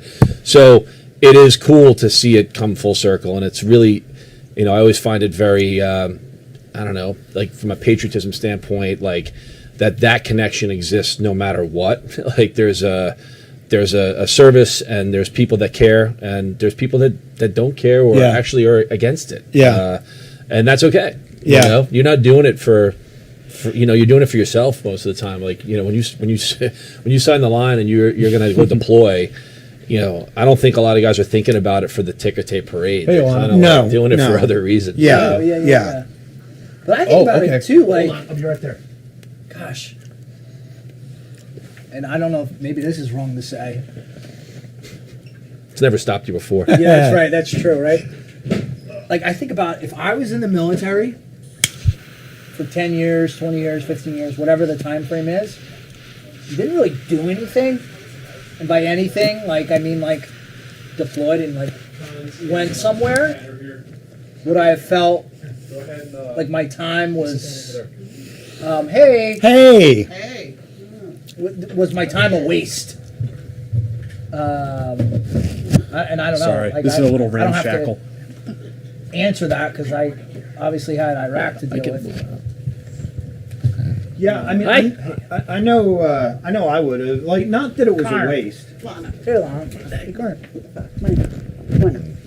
Alana, would you care for How you doing? Good. Am I going to take your seat? No, sit down. Do you want a drink? Sure, why not? Jack, we That's can the make another. spirit. We can scooch. Yeah. Oh yeah. Bring this chair. Oh yeah. Yeah, I can step out too. I don't mind. Are you sure? I don't You don't mind. need me in here. Ugly. I'm gonna sit on I'm Dave's gonna side. go Yeah, get on use the over. restroom. Get on over here with your rat self. He's got a whole roll of quarters in his pocket. I mean, or I can Again. sit over there. Get over here. All right. Good. I'm just using the restroom really quickly. Oh, well. Pat's lined up there to do some downhill skiing. Yeah, I wouldn't have felt as though it was a will waste sit over there. because Yeah. I had a great time. I would take that seat if I were you. Yeah. But I would have felt like I missed out on Come for the production values, stay for the bad jokes. I will say, however, that a friend recently gifted me. I hope I didn't forget to bring it, because that would be hilarious. This is a peanut gallery over here on the over on the couch. The casting couch over here. Oh no, I think I forgot to fucking bring it after all of that. He gifted me something that had fucking dice in it, which was hilarious. Like gaming dice. Oh, really? Because that's Did you go the type get of friends dice? that I Is that had. what you went out for? And yet I think I forgot it after all of that. Dave went through the rigmarole, picked up some dice. We should be good to go. You know what? Yeah. I can't find my dice bag here. I don't know where it's at. I'm very disappointed. in It's with all the myself. cutters and lighters that keep disappearing too. Exactly. Yeah. The ashtrays that keep disappearing. Dude, you haven't seen a dice bag, a Deadpool dice bag, have you? Let me take a look at home, Dave, because I brought a bunch of stuff back to my place, like Okay. a box of stuff. I might have it. Okay. You guys look so snug. We are. Snug as a Wait bucket till of rug. Connor They're comes all back. cozy. Oh yeah. What's up? How you How doing? are you? I wasn't finding those. Yeah, but you would have felt like you missed something. Yeah. I agree. Yeah. That's what we were saying. Like guys that join now, like It would be hard because, like, I remember Like when I was in Ranger Battalion, you would see the rare Grenada or Panama combat scroll. Right. And like that person was like a legend, And now, with all the combat scrolls, I can't imagine going into the military now and not having one, not knowing if you're going to get one, and being like on the tail end of that. Right. Yeah, that just reminded me. So during my deployment, I That's yours. transitioned to a different unit. Johnny on the spot. Cheers. All right. Thanks for coming out. Cheers. Oh, cheers. Yeah. I got there and one of the E7s, one of the platoon sergeants, he's there and I'm a pretty headstrong guy, but he was too. And it was like, I don't know, day 3, I was there and he and I got into it. And at one point he let go. He's like, "Sir, I was jumping into fucking Panama when you were in kindergarten, so why don't you shut the fuck up?" It's like, all right, fair. Fair. You got me there. And you know what's so funny? After we had that hashed it out, we ended up becoming like friends. Yeah. And really respecting one another Yeah. and did a lot of great things together. But it was just funny that, now I think you'll get that where it's going to take some time, but you're going to get just these remnants of people who have combat experience. You're going to get a lot of people in the military who don't have that experience, to where the guys who do and girls who do have that experience, it's kind of like a badge of honor almost. Like, Yeah. I know what I'm talking about because I've been there and done that, and it wasn't just all TRADOC the whole damn time. Yeah. Yeah. And I haven't even heard the word trade-off. I know, Yeah. right? You're here for all the hits. All the hits. The spicy content. That's right. What did you do? Intel collection, interrogation, 35 Mike Lima for the Army. Cool. So spent my fair amount of time at Fort Huachuca. All right. Never got to Huachuca. Is it nice? No. Yeah. Oh yeah. Is it nice? Is it nice? It is right Nice here. is a All the relative. army. Yeah. Nice is a relative For a term in the military base? Yeah. Yeah. It's relative. Tombstone, Arizona is a wonderful place, however. Yeah. I was. That place is hilarious, but Yeah. other than that, no. Yeah. I was. Well, you did every I color of the drove. rainbow. Yeah. Ugh. Yeah. But then you got to maybe see some nice bases between the Navy and the Marines. You guys seem to have some nicer bases. The Navy, Shoreline. the Navy has bases in nicer places, I'd say, Yeah. than anybody else. Like the Air Army, Force too. yeah, the Army and the Marine Corps. Like the Marine Corps, like Camp Pendleton is, it's near San Diego, which is nice. They have K-Bay. The Marines have K-Bay. Kaneohe Bay. Oh yeah, that's true. So, That's true. I Well, would say but that's- there are Army units out there too. yeah. Out we in have Hawaii. Schofield Barracks. Yeah. and, Yeah. that place sucks. Does it? But at least it's in Really? Hawaii. It is. I've been to Schofield. I was never Yeah. stationed there, but I've been there. And at least you're in Hawaii, which is, Yes. for all intents and purposes, paradise. I loved it. Yeah. I was mostly actually my unit was at Pearl Harbor because it was like the squirrely yahoos, but and no, K-Bay was actually nicer than Pearl Harbor. Nicer than Pearl Harbor, nicer than the Air Force Base, which was weird Yeah. because no, the Air Force knows how to do it. Yeah. they do. Oh my god. Yeah. Yeah. They always say that the Air Force puts in the money for all the infrastructure, the golf course, all the stuff first, and then they're like, "Oh, plus we need jets." Yeah. We need Congress, can yeah. we get some jets? Yeah. Guys, can we have some more money? Yeah. What happened to all that money we gave you? Well, the golf course had to go in. We had to build the base. Made a chow It cost a lot for a runway. Yeah. All that concrete. Yeah. Meanwhile, the Army is like, let's get the tanks in there first. Oh yeah. The Army. It's interesting because I've been to a lot of Army bases, and it's almost like they build the base, and then the town grows up around it, and the town is simply there to take advantage of 18-year-olds. Yeah.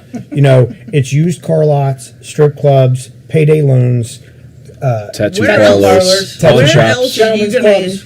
Where else are Massage. you gonna spend? Get a car for 17% APR. Yeah, Exactly. Like, yeah. Exactly. Where else?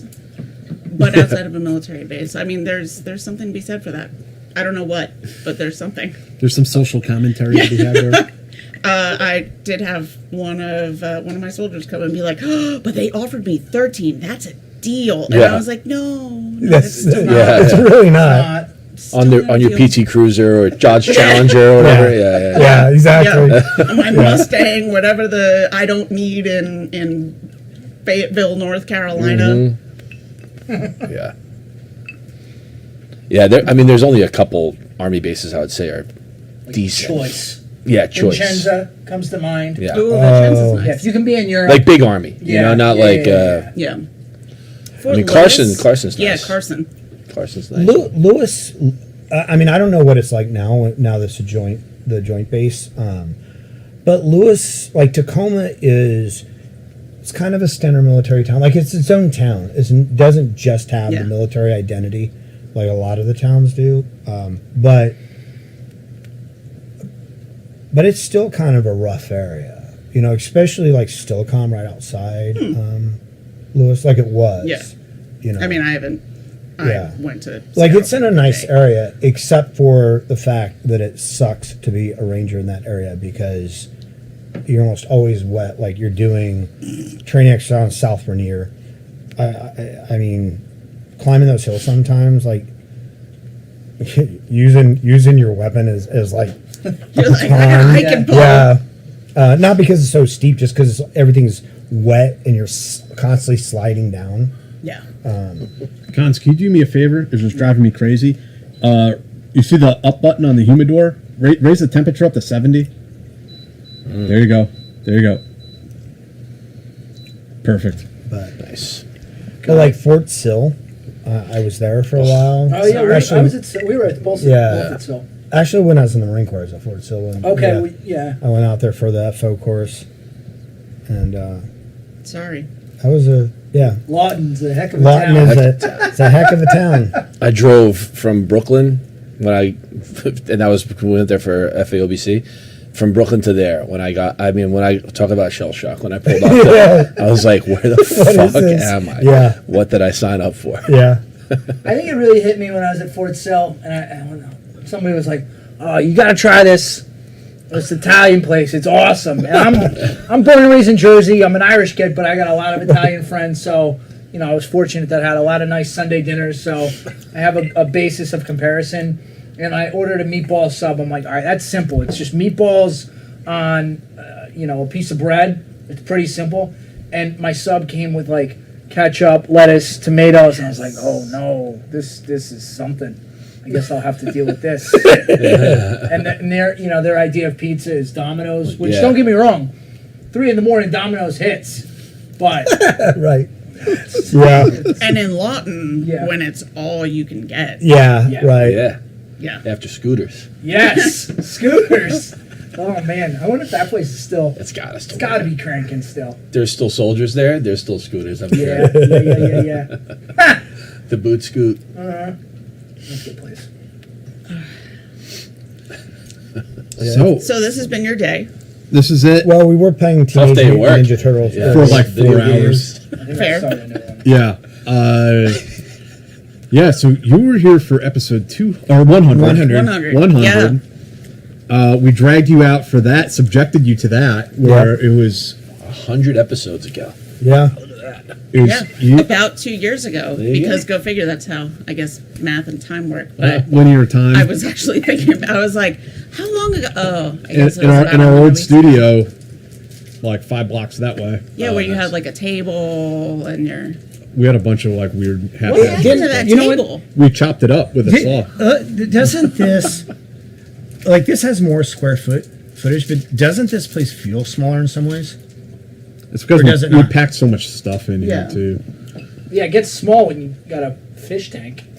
I mean, I appreciate the ambiance. It's my vibrant ecosystem that I'm cultivating here. All right? You can see my 2 clownfish. Look at them go. Yeah, Is that? That's Is that what's in there? Is that Is Yeah. that it? Yeah. We'll know he's jumped the shark though when there are like little fish in there with laser beams on their head. Yeah. I ordered. Like, at that point, he'll have a volcano lair. I ordered 3 more fish. They gonna get shipped to me How do they Ordered ship fish? Yeah, how do they ship fish? in like a styrofoam cooler. It's a bag of water with a fish in it, and they put a heater in there to keep it warm. Cool. That's some shit. That's some shit. What do you do now?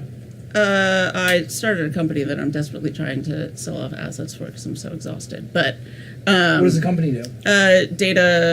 both data analytics, and then helps connect veterans, military families, and so forth to local resources. So, like What's the name of it? Pathfinder Labs, Yeah. not to be confused with like the 4,000 other Pathfinder named entities out there. That's awesome. And no, I'm a super nerd. Like I had an engineering degree, got a job, quit my job, and enlisted in the army Okay. because that's what you do, Right. As one does. like you do. Yeah. You were just really That old story. Yeah. You were just really opposed to getting the commission?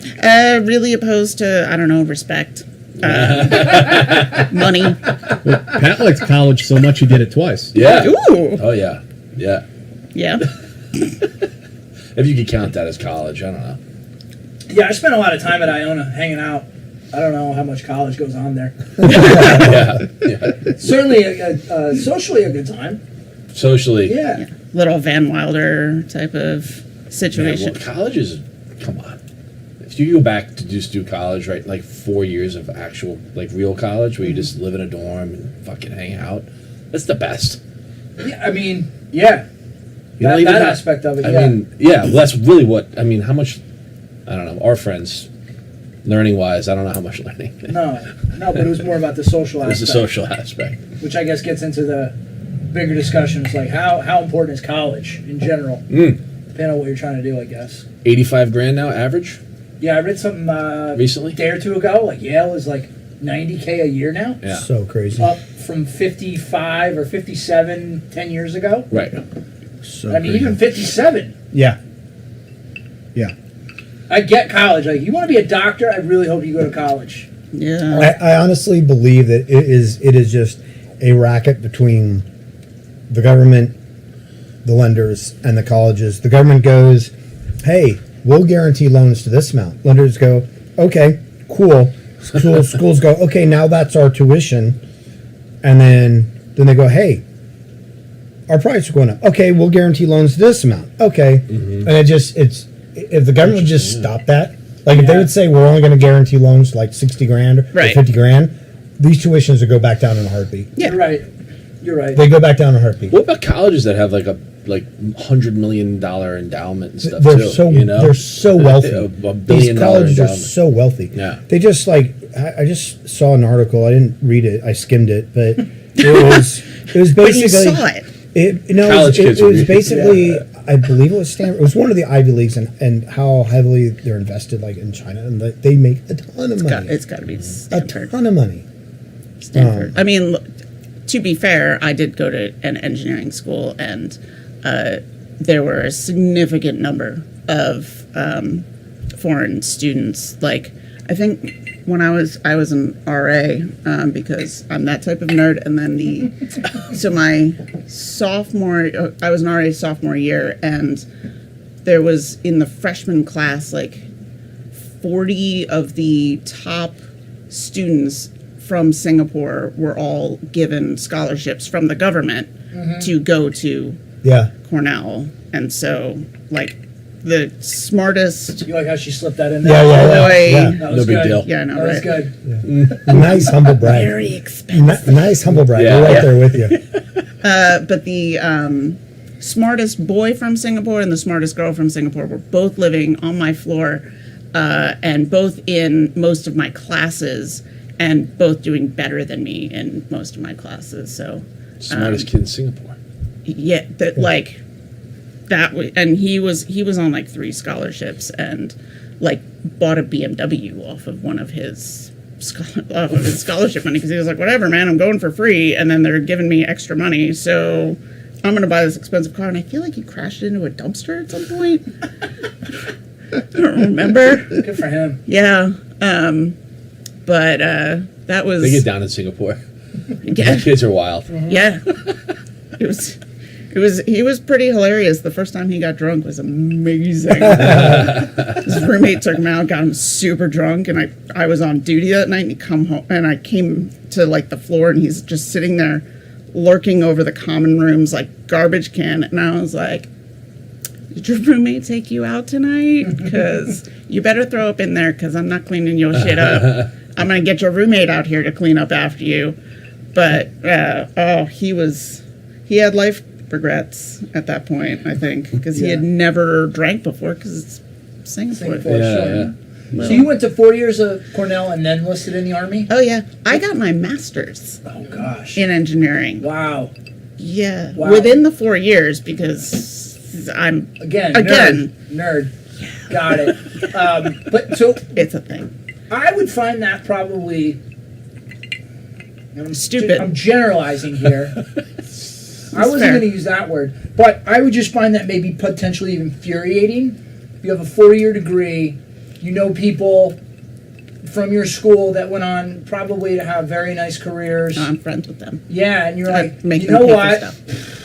I could really use a job where I'd make $30K a year, Yeah. and I get told what to do every day. Yeah. So how was that transition for you, going from looking at what your friends are doing? And I thank you for your service. I think that's awesome. You're welcome for my Yes. service. Yeah. I, But right, like, what was that like? What was that like for you to go from? hilarious. Yeah. I got in a lot of trouble in the military for it. Because I would think like you're just like, listen, I'm not doing that. That's stupid. No, it was never, I'm not doing that. It was usually who made this decision, because it's not the smartest way to do this, because I was an engineer. It was logic. And I was like, why did we pack the mill van this way? This is not the... Like, anyone who plays Tetris would know that this is not a good way to do this. Right. And inevitably, the person who made that decision was standing right behind me, and my friends were all assholes. So they wouldn't tell me until I was like, I guess I'm going to go stand before the commander again. Yeah. No, so that was super fun. And then, so I got in a lot of trouble, and then, especially when I was coming back, because a lot of my friends live in the city now, and you know, they were like, oh, I was 10 years doing like risk analysis at one of the banks or some shit. And I was like, okay, you can just buy me dinner then, because I've been making shit money. Yeah. So, yeah. So infuriating on a lot of levels. Yeah. I feel like I've kind of reacclimated to it enough. I mean, I've been out for like 10 years now. Yeah. And still they're weird. Yeah. But meh. I got to go get blown up in Iraq, and they didn't, so suck You got it. that on That's right. Yeah, you got that on. Look at that souvenir you have. Hell yeah, bitches. right. I'm a cyborg. What do you got? Beep boop. I'm gonna put some electronics on that shit, because I know how from that very expensive piece of paper on my wall. That's interesting, I think. So, and then Oh yeah, my parents were very interested as well too. Because what was the time that you graduated and then joined the military? What year was that? I graduated in 2002, and I left for basic in 2003. Okay. I made it about a year in an engineering firm doing civil engineering, and was like, oh fuck this! Like I'm in a cubicle. So it was it the realization that you were in that job and you were like, this is not. It was staring at blueprints all day in a cubicle and being like, oh, this fucking sucks. And so I decided to not even do engineering in the military. So, but you know, how about you guys? I feel like I'm doing their job. Like, they were like, whatever, we're just here to drink and I smoke interview cigars. people every week, so So you're just taking a break. Yeah, You're just yeah. like, fuck it. I'm just playing video games today. No, that's fair. Yeah. That's fair. little Call of Cthulhu later. Yeah, we should spin that up pretty soon. That's why I'm very disappointed that I didn't bring my fucking dice. I had it sitting next to my goddamn bag. So just to warn everybody, I played this a few times. I haven't run a campaign yet, so it's going to be a little slow going. So we're going to be a little rules light instead of like slowing the game down to look everything up. But essentially, it's a role-playing game. It's a tabletop role-playing game, like Dungeons & Dragons. However, in this game, you are a fairly normal person. We're playing the pulp version, so you're not quite so normal. You're more like an Indiana Jones type. More like a pulp era, detective or journalist or femme fatale, and you got some, abilities, but you also are going against these great astral mystic beings with which you have absolutely zero chance. Nerd alert. Yeah, I kind of lost you. Yeah. I'm picking up what you're putting down because I'm a big nerd. And it's so funny because I remember. Sorry, I played sports, so. I remember. aren't we fancy? I remember, like, all through elementary school, junior high, high school, people, like, laughing at this stuff. And now it's, like, so popular. Yeah. Well, the movie comes out today for Dungeons and Dragons. I'm nervous about it. I have to be honest. I've heard I've heard good things, mostly from the pre-reviews, just because it's like funnier. Like it doesn't take itself super seriously. I'm just worried because like one of the not showrunners, but one of the people involved, I can't remember who, said that yes, like Dungeons & Dragons is the clothing for the movie, and it's like, well, don't do that. Like, Have you ever played one of those games? No. no. Me either. I'm sorry. I'm not saying there's anything wrong with it. It never. No judgment. No judgment. It's sort It of just like, never entered I've my. never it's sort played. of like role playing in the bedroom, only there's no sex, and you roll dice to figure out who goes next. Yeah, Which I mean, didn't you even might know do if in the there better. was no I don't sex know. out there. I came to that conclusion on my own, just knowing who I know who plays Dungeons and Dragons. No, unfortunately, I will say this. Unfortunately, there are people who play Dungeons & Dragons who do try to like have their way with every barmaid. Like it gets weird sometimes. Yeah. It gets weird. Some people just don't A wench. have a wench, a Right. tavern wench. If we're talking about Yes. in Dungeons and Dragons. Yes, absolutely. Yeah, I feel like I will likely see the movie sometime during its theater run. I'm not like chomping at the bit to go today. Obviously, I will. but- I will just. I won't. I'll just go into it with like lowered expectations, and then hopefully be pleasantly surprised. It's the way to do it. Yeah. Yeah. I'm going to take my clone trooper on Thursday. This week. Maybe I'll wait. Maybe I'll wait for your review then. And just so you know, there was time for sports and Dungeons & Dragons. Okay. Yeah, you could have done it. You could have. You missed out. I probably could have. You missed out. Yeah. Yeah. What sports?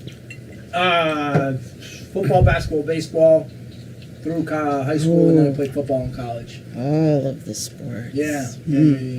Yeah. Tremendous athlete. He said it, not me. Yeah. No, actually, I wrote a blog today. Barstool Sports. I wrote a blog about because we were talking. Well, no, There we it were is. talking. Very subtle. We were talking about Barstool's how Put those plugs humor. We were talking about how humor Went in to the Cornell. Did I military. mention that? Yeah. Right. Humor in the military is prevalent regardless of when you serve. The humor just kind of changes whether you served during World War II, Vietnam, or even the GWAT. But humor is always part of the military, and at times can be dark humor, because we were talking about the POWs in Vietnam and how they entertained themselves, and you told the story about John McCain and how his buddies in the Hanoi Hilton, they put on a Christmas play while they were residents, I guess you could say, of the Hanoi Hilton. Captives. Yes, captives. And it was just interesting because Residents. these gentlemen go from being hung from a hook on the ceiling, bound by their hands to their ankles, hung upside down, and they combat that with this humor, doing these plays. And I told the story about, when I made that transition to 1-9 Cav while I was in Iraq, and I show up and I find out maybe a week or two before I got there, maybe a month, I don't know, a soldier had attacked my first sergeant, gotten into an argument. I forget what the argument was about, but he attacked him with a mag light, hit him over the head, left a nasty scar. That was obviously not a good thing. But so then fast forward to the Turkey Bowl, and this is where the sports comes in, because I was the MVP of the Turkey Bowl, and it's kind of like being the tallest short person, though, because it was like not even an athlete in the military. College athlete. Yeah. But the trophy for the MVP was a mag light, and it was like written like Turkey Bowl. Yes. Nice. Mag light. Nice. Excellent. And that's objectively funny. Yeah. He, the first sergeant leaned into that joke because he was the one who awarded the MVP trophy, and it's funny and it's dark, but it's funny. Excellent. Yes. I mean, the military, it's sort of like the ER, right? Like they have, like there's a gallows humor going on because it's just like everything's inappropriate. Yeah. And it's intentionally inappropriate. Yeah. Yeah. No, that is completely fair. I think it's what's even funnier though is telling or retelling stories to people who did not serve, and they're like, "Oh my god, that's like appalling!" Right. And you're like, "No, No, you don't It's get it. funny. Yeah. It was funny. It was hilarious. It was funny. I think it takes a while to adjust to that for a lot of people, because I did that a lot too, where I would tell a story that I thought was interesting or funny, and people just had this look of horror on their face. I'm like a blank stare. what is there somebody behind me? Like, what's going on? What's wrong? I just traumatized you Yeah. by telling you what I thought was funny. Yeah. So then, what was your experience then? 'Cause we were talking. Sorry, not to make this morbid or anything, but we were talking about sexual assault in the military. And it does go both ways. There is sexual assault. I think what people don't realize, there is still sexual assault predicated against men as well. But I think You guys were having this conversation earlier? yeah, I don't know how we got there. A little Jack. light convo to kick it We off. didn't get into the man side. I wasn't going to go there. Yeah. Doesn't count when you do it to yourself, Cons. See, that's what we're talking about. But what was that experience like? You for being, a female in the military, in the army, being around, primarily probably a lot of men. It was. I mean, I feel like there were a couple of factors that helped to keep that particular negative aspect further at bay. I was almost always with guys who I trusted or something like that. Really, the biggest problem that I ran into were people from certain communities. Not gonna say I don't anything. believe it. Present company excluded. Right. Did they swim well? Oh, don't let's not get started with them. Bless them, balancing the little ball on their nose and clapping and eating fish. I don't know what they do. But just not taking you seriously as a woman, as opposed to being downright aggressive. And I think that it's mostly because I tried to not be. I was still very conscious of it, but I knew a very unfortunate majority of my female friends who were at some point either harassed or assaulted. Yeah. I didn't get assaulted until years later by another fucking veteran. So because conveniently also part of the special force, but whatever. Why are you looking over here? I'm not saying with you. It's about 100 episodes ago. Yeah. It's weird. It was like 100 weeks. It was real weird. Somewhere around It's that real time. weird. It was, but that's like it's something that's always prevalent Yeah. and something that it's super unfortunate that you have to be like the women have to get briefed all the time. You have to be super conscious of it. But I'm also very I'm an asshole, so go figure. And now I have like fucking titanium, so I'm like, oh, you don't want to find out how bad that can hurt. Like I could not only break a shin, I could break an awful lot more. Yeah.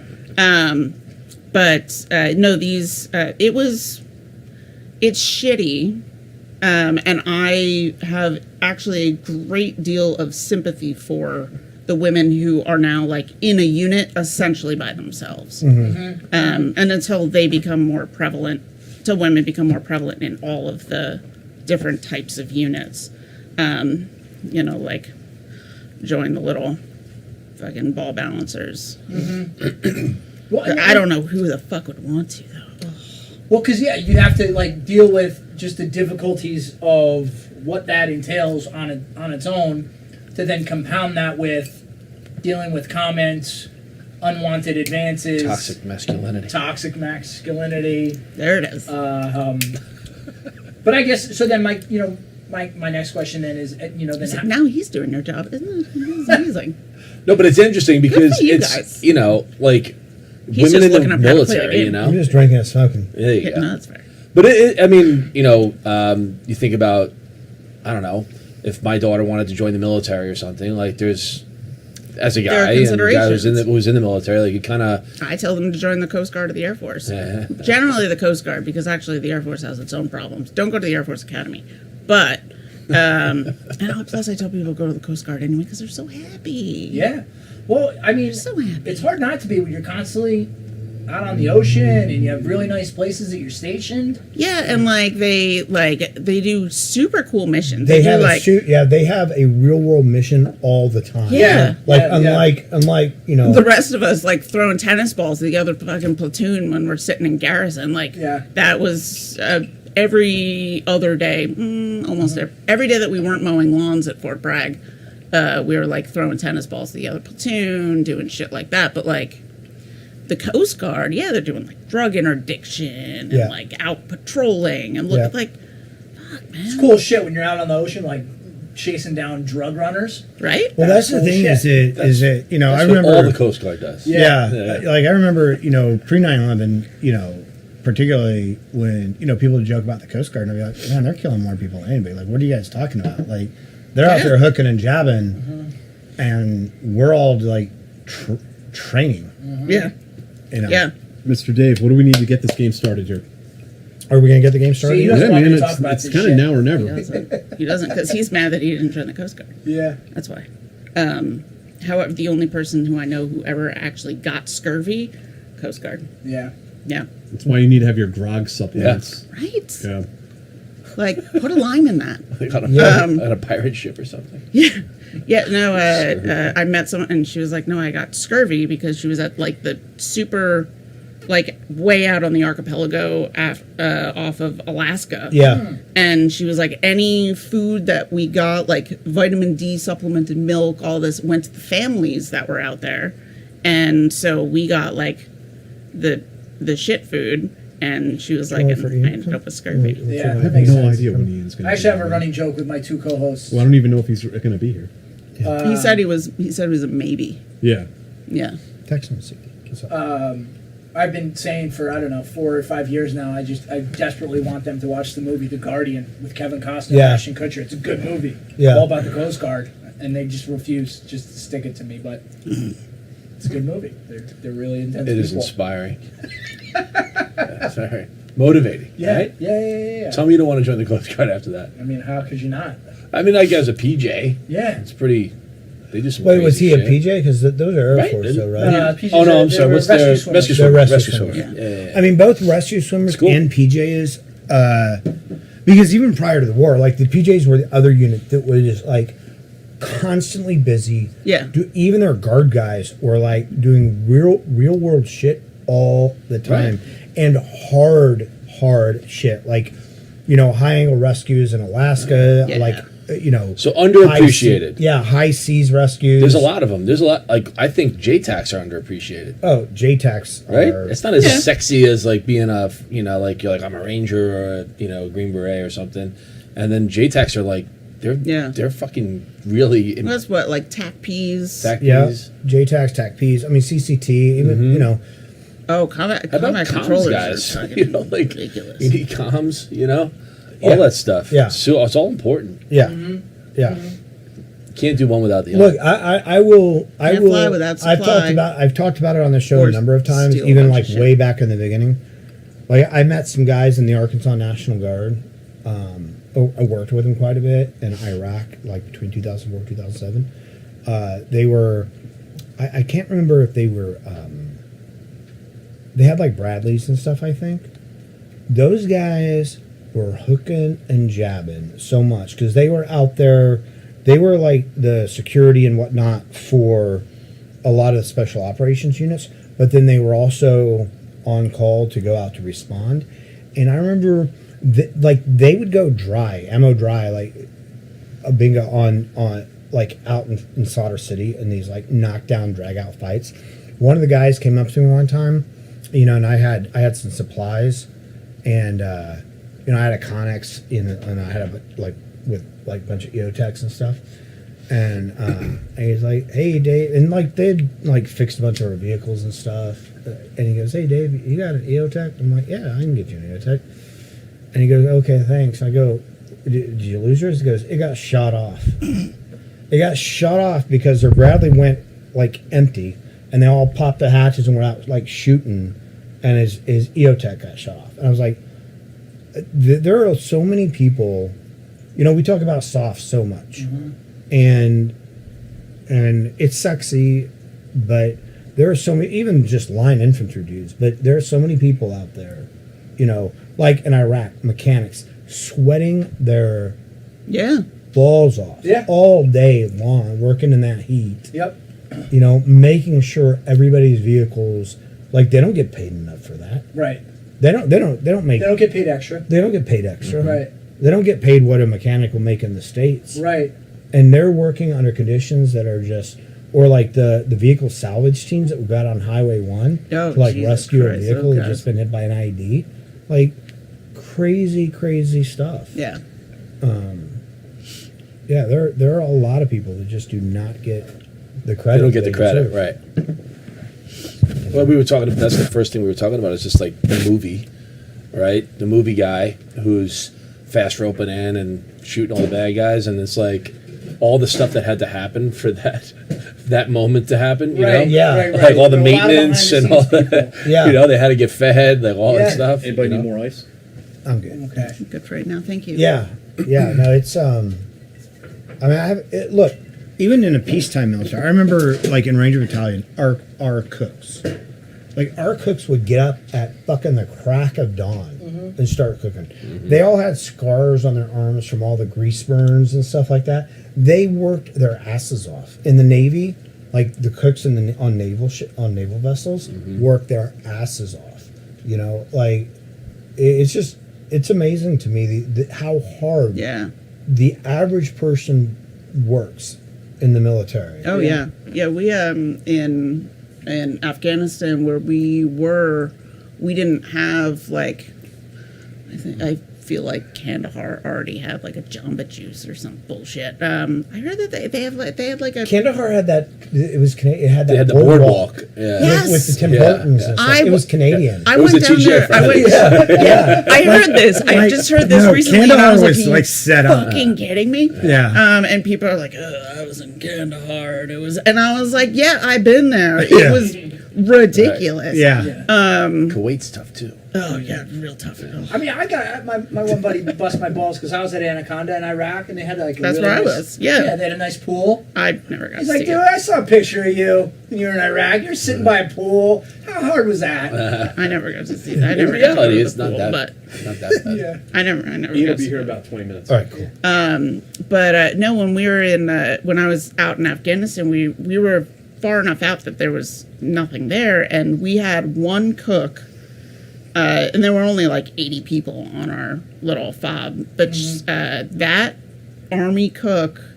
We got the Air Force would be like, oh, there's weather in the mountains. We can't come and do your supply. And I was like, good weather? Bad weather? Is it too sunny? You need to put your sunglasses on? No, it's March Madness. Like, you guys just don't There's wanna always leave. weather out there. Yeah, you don't want to leave Uzbekistan. But they, so they didn't do our supply drop for like 2 months.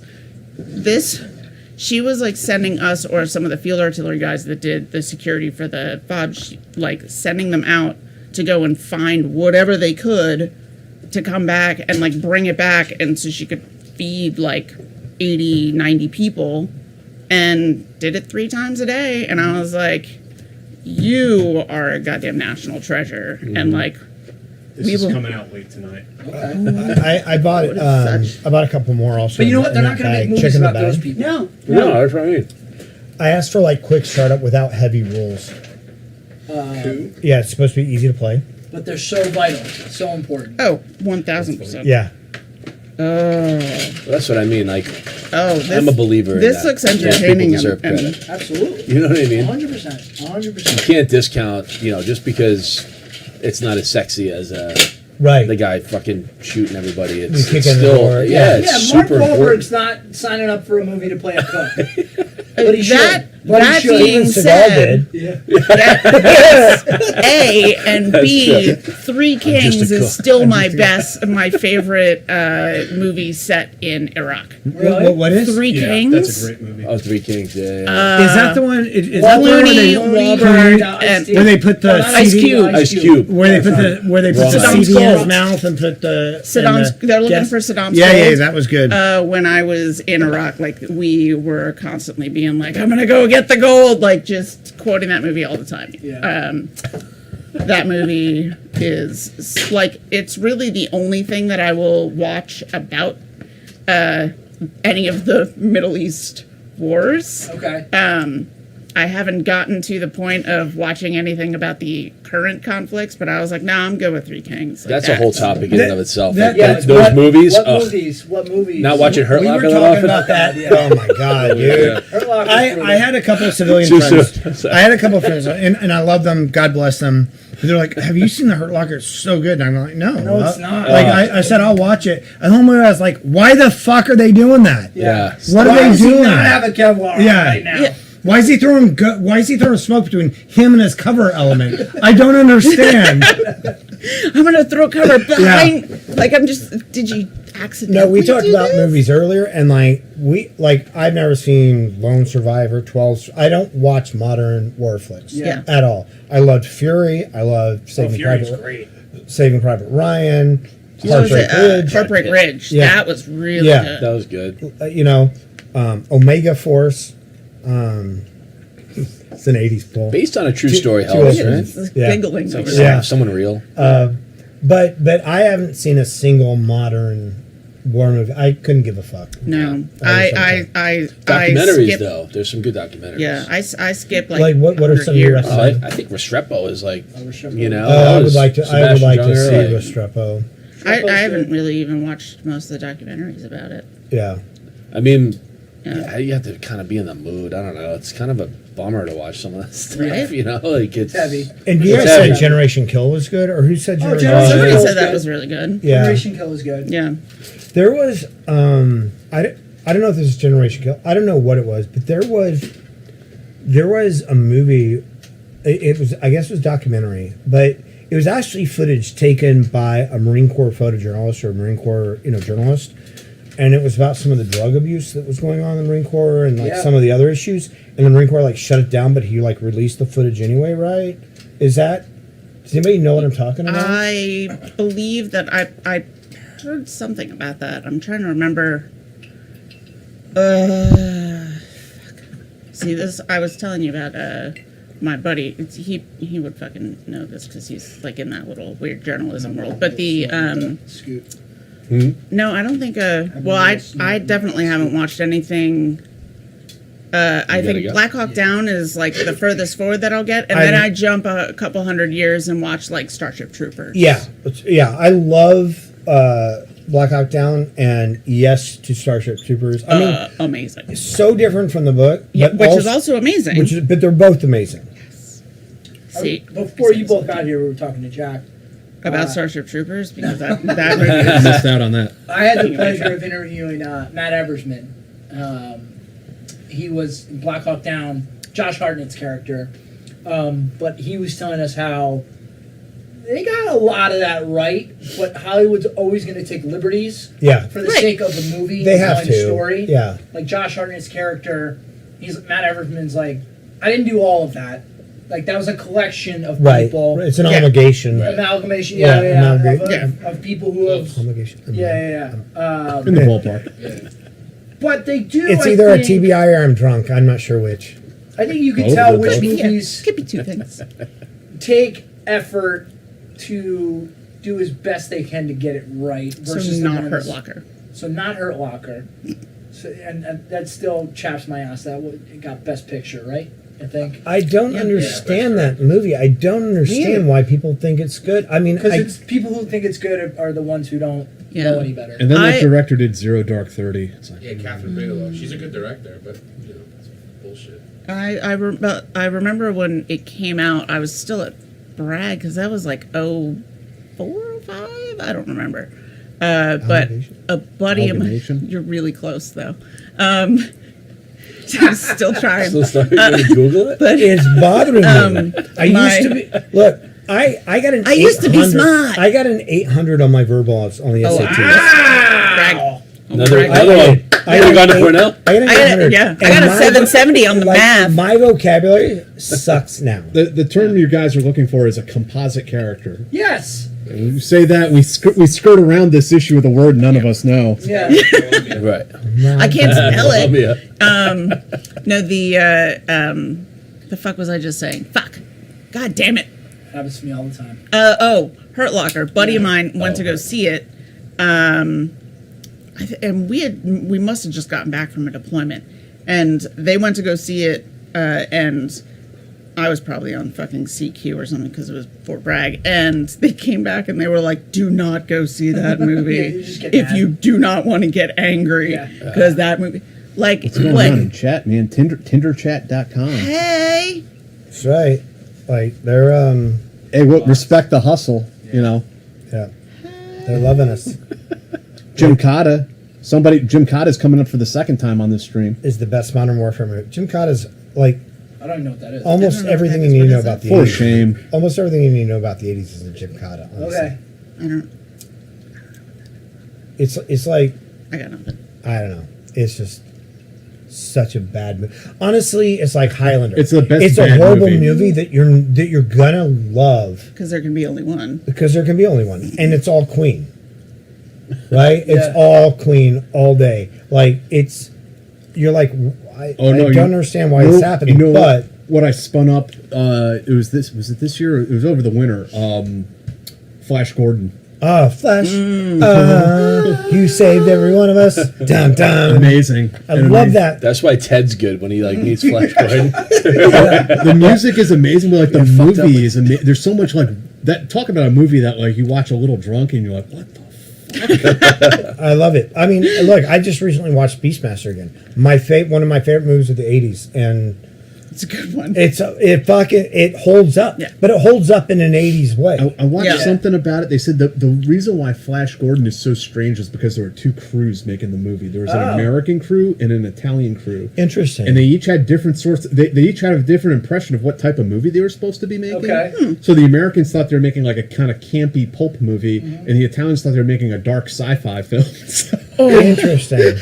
So it jumps from the really campy to this girl getting tortured in the Death Star thing. It's what the fuck is going on? That's an interesting combo. The old movies are the better. Like One Good Guy, like Rambo, Commando.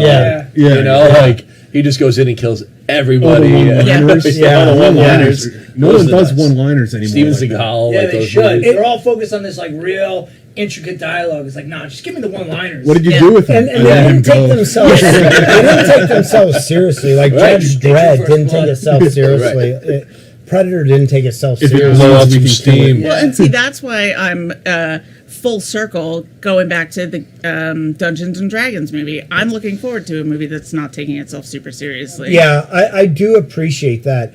Somebody said Thin Red Line is my favorite. Thin Red Line, I remember watching that Like I remember watching that when I was a kid on cable, which like this is in the 80s. No, like, as a a Thin teen. Red Line? No, Yeah. that came out in the 90s, Yeah. like 97 or 90s. so. It has Sean Penn. Really? Yeah, Yeah. George Clooney has a bit part It can't in have it. been that late in the 90s, though. I saw that movie in the theater. I was a teenager. Oh, it's 98. No, was that a reboot then? I don't think so. 98? No, No, I it remember had to watching have that been at out home. earlier. I think by and large, though, the military movies, especially if they're What's the you new know, one? quote All unquote Quiet on the based on a Western true Front. story. I saw it. It was You good. saw it? It was good. Yeah. I heard But like if they have people- cinematography is like It supposed is, to be yeah, it is. insane. It's nuts. I'm listening. Oh, sorry. Oh, I'm sorry. No. I was just gonna say. I think the military movies that quote unquote based on a true story, if they have somebody who was there, kind of to help and to guide them, tend to skew a little bit better, in my opinion. I think with those World War I movies, and this is like the man sliding into middle age, you can hear it in my voice, is the nihilism of the World War I movies Yeah. resonates. Yeah. It's like, yeah, that's... What was the other one that was filmed? 19. I just want to say real quick before we move yeah. on. 1964. So there was an older one. Yes. Was that Yes. a black and white film? Yes, it wasn't black and white, but It was a remake. yes, that's Everything's why. a remake nowadays. Yeah. Yeah. What was the World War I trench warfare movie where it was a single camera the entire time? Oh, was it... No. I was It's going not to the say longest day. Dunkirk, but it What were wasn't you saying? that. No, it's not the longest World day. War It's I, and it's a a single camera the entire time. It's one shot the It's a entire trench, movie. yeah. And it's trench. When it's the what? Is it Nate- 1917 or I- what? It's I a heard year. that was amazing. Was though. it 1917? I think it's. I heard that was. Yeah. I heard that was an amazing There's movie. a new one that came out this year too. No, not All Quiet on That's the All Western Quiet on the Front. Western Front, Yeah, yeah. but I think it was 1917, which was very good. Yeah. That was a really good one. I don't think they had anyone consulting on that who was actually in World War One. But yeah, I But feel I'll like give them the benefit that of would be the a doubt, tough. That would be a tough ask. Yeah, Yeah. yeah. I thought they did a good job with that one. Trench warfare. I was also thinking of the Big Red One. Mm-hmm. The Big Red One, which was like 80. What's the one... There were some good World War II movies with Lee Marvin back in the day. He was in the Dirty Guns, Dozen. the Dirty Yeah. Dozen. Wasn't he in the Guns of Navarone also? Jim Brown. The Maybe. Dirty Dozen, Yeah, maybe it's the not Guns of James Navarone. Brown. Like Or the Guns of Bobby Navarone. I used to have the Guns of Navarone as a playset. Lee Marvin was actually in World War II also. Oh, okay. Yeah. It seems like a. 1917. Seems like, but you know what? If it was like the '80s, like I feel like Guns of Navarone would probably be a playset. Probably be like Legos or Playmobil or something. It'd be really weird. It Man, was. what a weird This time to is be what it alive. was. That was fun. Oh, I like that you've. Oh, ain't that some shit? Yeah. So I'd play, with my army use, and on the other side was That's awesome. like the. Yeah, but the Guns of Navarone was a good movie, but it was like the Dirty Dozen, and it was kind of fatalistic, you know. Yeah. Oh, are we waiting on Ian too? Yeah. Yeah, Ian should be here in like 10, 15 minutes. And we'll roll into it. Or as much as he can, because he has. That's the front of it. DM this one. Huh. You know what? It was a weird time to be alive, but I'm glad I was. They don't do war toys no They more. do not do war toys, They don't do and it. they certainly don't do them like that How anymore. are we supposed to propagandize our children? I don't even understand anymore. Yeah, what are the tools with which we propagandize these days? Drag queen story time is really all we got. Yeah. That's all Yeah. we got, Well, man. music. I mean, like we still propagandize our children. Like, we've Yeah, always done there's it. still heavy metal out there that we can get real upset about. I think. Is there? I don't know. No, you know what? Probably Like, not. what's shocking now? Yeah. Nothing. Like, yeah, that's the thing is I was such a huge Kiss fan when I was growing up, and You're not anymore. oh yeah, They- oh yeah. Kiss, But when I was growing up, like it was, at first it was like the devil music, and then they got a movie, and then I was like, oh, maybe they're not so bad. Really? Kiss had a movie. Huh. Same No, as- I knew that. But people were like up in Same arms as the about Village People. People, They had a were, movie, people too. were like up in arms about Kiss. Oh back in the yeah, day. oh yeah. Oh, because of the makeup and shit. Oh yeah. And Gene Simmons. I mean, sure, I mean, it was always. Tongue. I mean, it was always the tongue thing. Yeah. Yeah. sure. Became a I little. mean, it was always about like the provocative. entertainment value with it, Yeah. right? And I played D&D. Yeah, like I, Guar. I mean, that's all they were there for. Yeah. The shock value. Oh, and it was Yeah, so yeah. good. what was? Guar. Guar. I know you remember Marilyn Manson Guar. and all that stuff. Yeah, Marilyn Manson. Guar was when I a they kid were was, always in like the I mean one parents love. Guar was in Right. like they weren't even like dinosaur costumes, but they were like It looked like Bebop Yeah. and Rocksteady. yes. I don't think I know. Oh, you need to Google Guar. Guar It looked like was shoot images. blood out of the fucking. good. Oh, Yeah. Insane Clown Posse was another Yeah. one. Like Yeah. that was created Well, they just to still have drive, juggalos. just to make Perform parents it. nuts. Yeah. Well, however, juggalos are like they ridiculous. I were mean, that's- listed as like that's silly. essentially It like a almost looks like terror. I remember that Like by a the Disney FBI. thing. Yeah, Yeah. ICP. Yeah. But I mean, yeah, it was all about the makeup. It was all about kind of the shock value, Even though, I don't know. Yeah. I I went to a friend's wedding, and for some reason, and I was there I was sitting at a table, and I didn't know anybody else, and somehow I still started a conversation about juggalos, and Juggalos. and carried that. It was good. Oh man, ICP was a interesting. harmless. They were So some of them were legitimate, like gang-y, but I was like, yeah, no, if you guys ran up against a real gang, you'd have a problem. Probably. It's kind of a crazy thing to get attached to, right? A little bit. What? Insane Clown Posse, like becoming a juggalo. I mean, people like to get attached to things, Yeah. I mean, people like followed Hootie and the Blowfish Man, too. search right? for meaning, yeah. Yeah, I mean, it's like we all. I think we all want a tribe. Every human being wants a Did you read tribe. that book? Yes.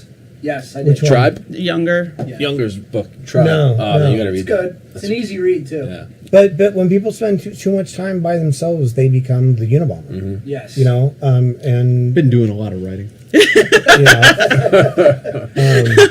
Got a lot of thoughts. But yeah, so we all want community. I mean, and we see it now the way we speak. We split up so tribally with, Republican, Democrat, or conservative, liberal. But they used to do it with Catholic and Protestant. They Yes. used to do like there's never a time when we haven't split ourselves up because we all want to belong to something. Right. Yes. Right. And the easiest way to belong to something is to Push somebody other else. somebody else. So if I'm in the chess club, fuck those checker players. Look at those dumbass checker players, right? Like, or look. I prefer checkers, thank you. Fight, Whatever, brother. fight. But that's just human nature. Like the way to feel like we belong is to create another group Yeah. and show how they're not us. I was actually just talking about this last week when I was gone about like how, and even especially, I hate to say it, but how the veteran community does that all the time. They're just like, oh, you wouldn't understand. I was there in the shit. And they other every civilian for so long, and I was like, bro, like everybody's got their trauma, everybody's got their shit that they're dealing with. Like just Dude, like our friend Joshua Lees, Yes. who isn't fucking here today.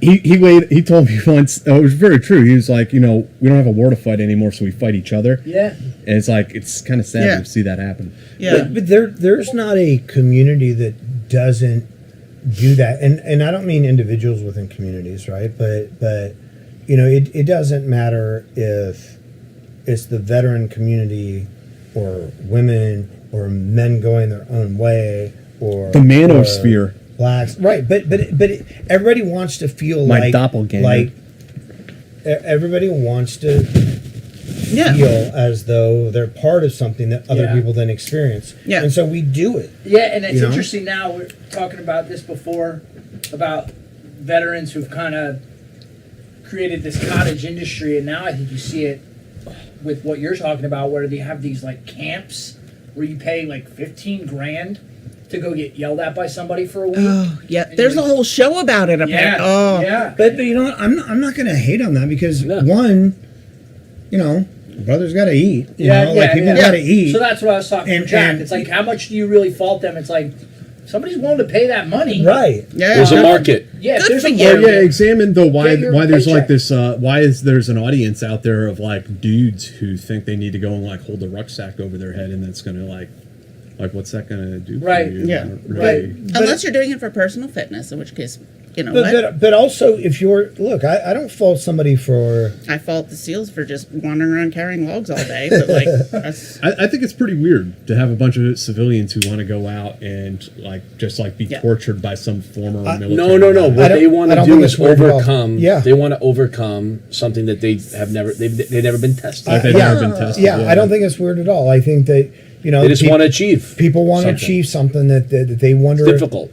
You know, we've all had that opportunity, right? We've all had the opportunity to say, I want to try something, and this goes back to 9/11 and how like horrible the event is, but how it gave us the opportunities to go out and test our limits that we might not have had Yeah. otherwise. And so You can run like the New York City Marathon or something, or join one of them That's CrossFit true. gyms or something. but it's like not that. the same. Like Pick things but- up, but put them every- Well, listen, you could do it for everybody 2 finds- weeks and then you go back home. Yeah, or everybody- you could do it and sign up to do it for 2 or 3, 5 years. Yeah, you know? but everybody finds meaning with not Certain kind of everybody's special. going to find meaning. And the boot camp thing has always You been know, very for like, some- sexy. Yeah. like Hell Week is like on all the things, and you're like, oh, that I want to like make it through that. It looks so. At the time, when you're looking at it on the couch, it looks. Yeah, but for looks some cool. people, like writing a book is like that thing I would just want to see if I can do. Yeah. Running Yeah. a marathon is that thing I just want to see if I can do. Holding a rucksack over my head while somebody yells at me is that thing I just want to see if I can do. Like, I don't fault anybody for Yeah. finding a thing. I am perfectly willing for somebody to pay me to yell at them. I am on board. Yeah, I would absolutely. Yeah, You could dude. be a If you want me to dominatrix. stand there with my hands on my hips and watch you Mad do money. butter Good kicks, Mad That's money. good pay money me for for Yeah. that? Yeah. Yeah. Okay. Get a few pay pigs. Good money. Yeah. Good money, and then I can pay my way through law school. I don't really know. No, With a that's just degree? what. Yeah. Yeah. I just feel like that's that. Well, no, that was more the strippers and Fayetteville. But I'm just gonna pay my way through. No, law I get school. that it's kind of a crazy Or thing marry all my to privates. pay someone to yell at you or hold a rucksack over your head. Yeah. But there's a market, and there's guys that have done it that will create the opportunity, the impetus for them to do it. Like, and more power to you, just like the 45 t-shirt companies or whatever else. But like I say that I don't run anymore, not because I only have a leg and a half, but the other thing is like, I was like, I didn't really like running when the Army paid me to do it. So I'm Right. not going to pay somebody else Right. to go and run like 26.2 miles. Right. That's real far. You can run all on your own. Yeah. No, I don't. Like I said, if people have to make a living, and, I can and get if, it. I can if they get find their springy niche, foot. then Fucking- I'm gonna get a jetpack. More power to them. Yeah. Yeah. you know. It's just interesting. And look, if Yeah. if you're a ranger or a SEAL or whatever you did, and you use that to make a living, that's no different than somebody saying, "I went to Harvard Law School." Yeah. And How about this and for an using that. example? My brother's a fireman, and a lot of people want to they want to go into a fire and see what it's like to put a fire out, but they're not joining the fire Right. department. Like No, I think that if yeah. there's an experience that puts you through the rigors of learning how to do that and Right. go into a fire and you do it, and you're like, "Whew, that was tough, great," Right. and then you go Here's- back to your regular job, like that's okay. Here's my $1 million idea. We Are got you it. sure you want to tell us? Broadcast hold this. Yeah, no. Bring it. I've said it before, and it's already been trademarked by me saying I've trademarked it. That's officially how it works. Yeah. I heard that. It's a controlled environment where you get to go do stuff that otherwise would land you in jail. So, it's like an adult amusement park where you get to go see if you can rob a bank. This is Westworld. Yeah, where you can see if you Yes. can rob a bank, where you can Yeah, go I get feel in a like they may have gotten high-speed it first. chase and see if you can evade the cops. Because I think that stuff, you see that stuff in movies. Like, I You're wonder if I right. could. People would pay a shitload of money for Yes. something like that. You Yeah. mean to tell me if I could get in a car and say, all right, see if you can evade somebody chasing you and drive as Yeah. fast as you can in, quote unquote controlled environment, I would absolutely No, sign you're up for you're that. absolutely right. People would sign up for that in a heartbeat. Yes. Absolutely. Here's the 100%. bank. Here's your crew that you get. Here are your resources. See if you can go rob this Your bank. squad. Yeah, your squad. Get your boys together and go Yeah, rob yeah. a bank. You can go do Point Break. I am gonna say, however, speaking of just like get your crew together, turns out that Vanilla Ice and his crew cannot really renovate a house. There is the Vanilla Ice Project, for those of you who are curious. It ran for like 9 or 10 seasons, and Wait, 9 or 10 seasons? How did I not ever hear about this? I don't know, but my friend and I, when I was getting out of the military, my friend and I were marathoning like a whole season of it. Like they would rip it, and it's in like West Palm or something. Like they would buy foreclosed mansions and then renovate the shit out of them. Vanilla Ice and them it's out. like Vanilla Ice and like his like crew and like one poor fucking contractor who's like, oh my god, you guys are just gonna destroy this. And it's the most hilarious hate watch.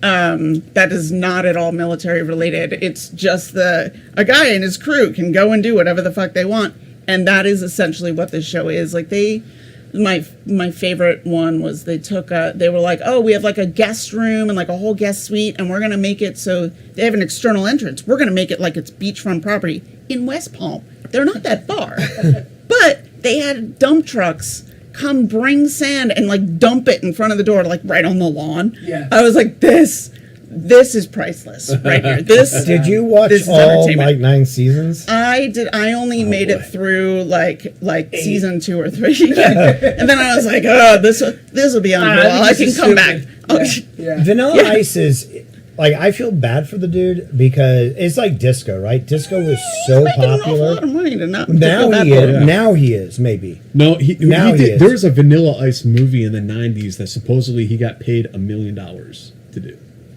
Good $1 for him. million is nothing. What I'm saying though is If that you're gonna, he- I'll take it. Yeah. he was, But he was so he then de- dumped all of that into fucking shitty foreclosed mansions in West Palm. he But- was so detested You know how for a good a while and fucking like so fish beat tank up that and had made for fun $1 of. million? Vanilla Ice. Vanilla Ice, Like yeah. people just ride up on like that I dude told so you. much, Yeah, he, and it's like you dance to him. Why are you going to ride on the dude? Can't Oh ride. yeah, no, I fully support the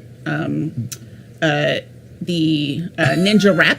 Oh yeah, what a song that was. what a tie back Teenage into the Mutant Ninja Teenage Mutant Turtles, Turtles. Oh yeah, you're right. I totally forgot Ninja. about that. Yeah. Ninja. Yeah. Ninja. Rap. That Go, was The, great. the only, the You're only, welcome. Go Ninja. Go Ninja. You're welcome. So I just wanted to point this out. Rally fan 199 said the rob the bank ride could be the second Ranger Bat experience. So there you go. The only Vanilla Ice adjacent story I have is everyone has this guy in their platoon. One of the privates in my squad went to a Vanilla Ice concert, and it had the drummer on his drum set had like a chromed out skull. It was plastic, obviously. But it was like all chromed out, and he stole it off the drum set and brought it back with him.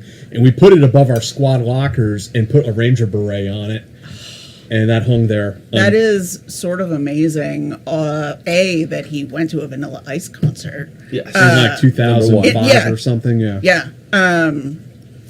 However, I will say that last summer I definitely went to see New Kids, Rick Astley, Salt and Peppa, and En Vogue all playing in the Holy same place, shit. and it was amazing. Yeah. That's crazy. Sounds Yeah, and it was we were in like beyond nose, like we were the last row, but we only paid $40 a ticket, and worth it.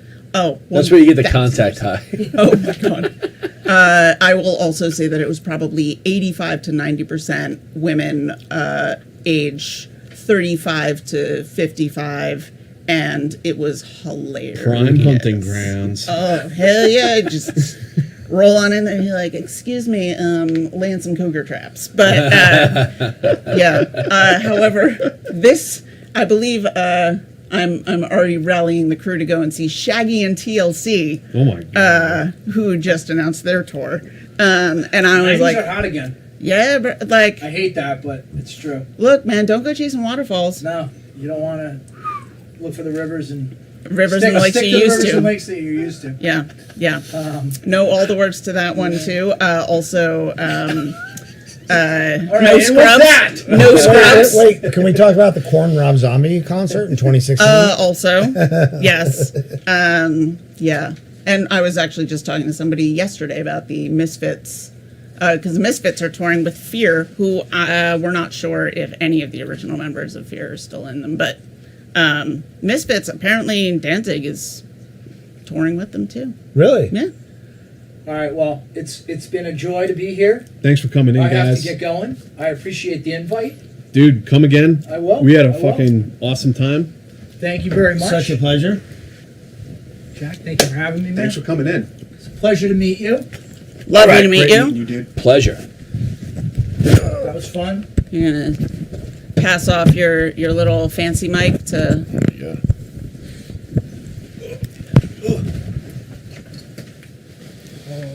It's getting warm in here. Oh, you're out of here. Man, it's You're fine. both out of here, Yeah. All right. gentlemen. Hey. I'll get you on this side. Good to meet you. Thanks very much for having me. Absolutely. Safe home, all that Seriously, stuff. that's Yeah, yeah. Thanks for coming in, bullshitting with us for a while. Yeah, for sure. Take care, guys. 2 hours disappeared. Stay in touch. All right.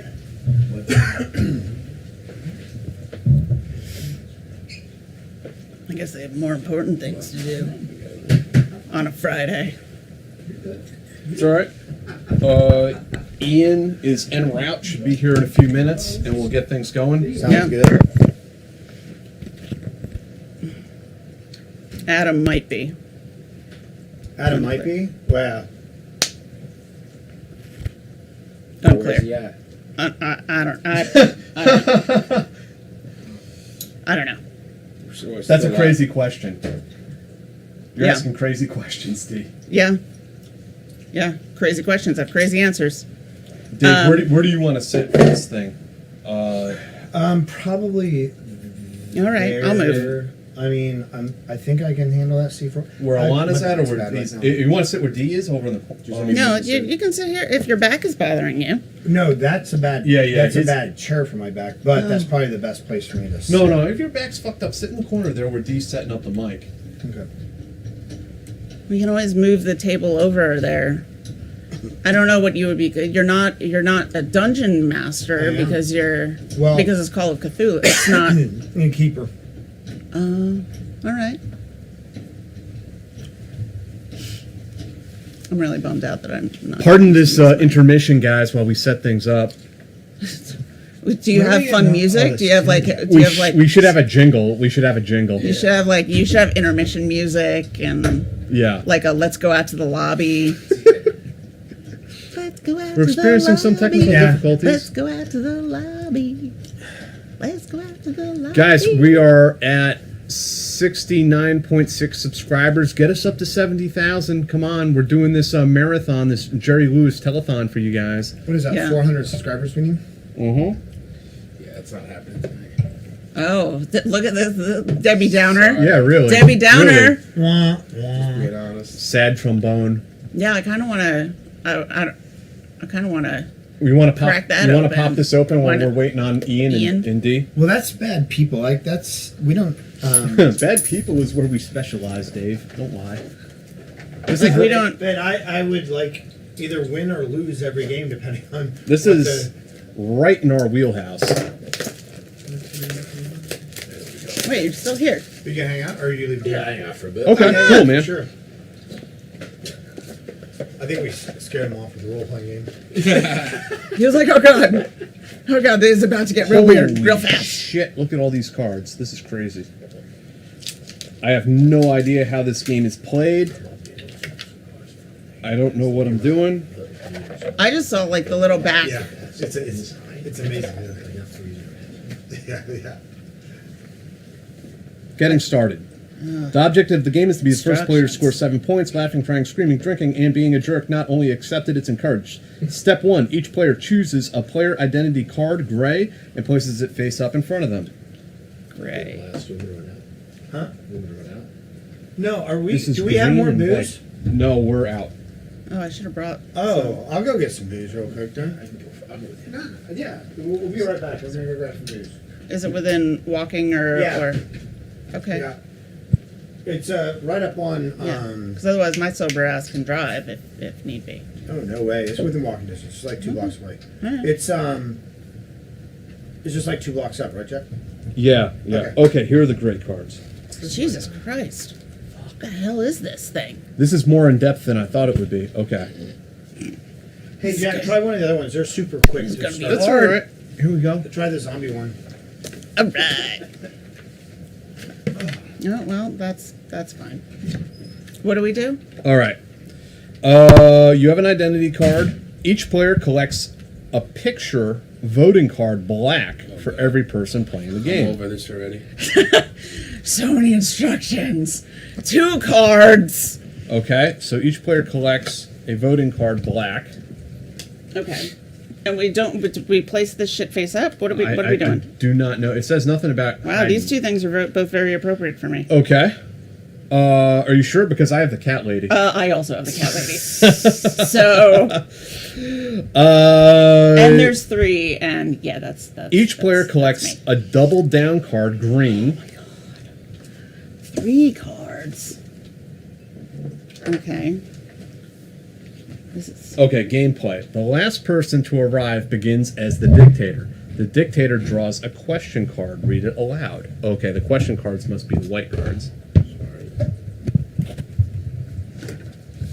All right, Alana, I'm gonna let you be the. go ahead. I'm just gonna cut the deck because I don't know what I'm doing.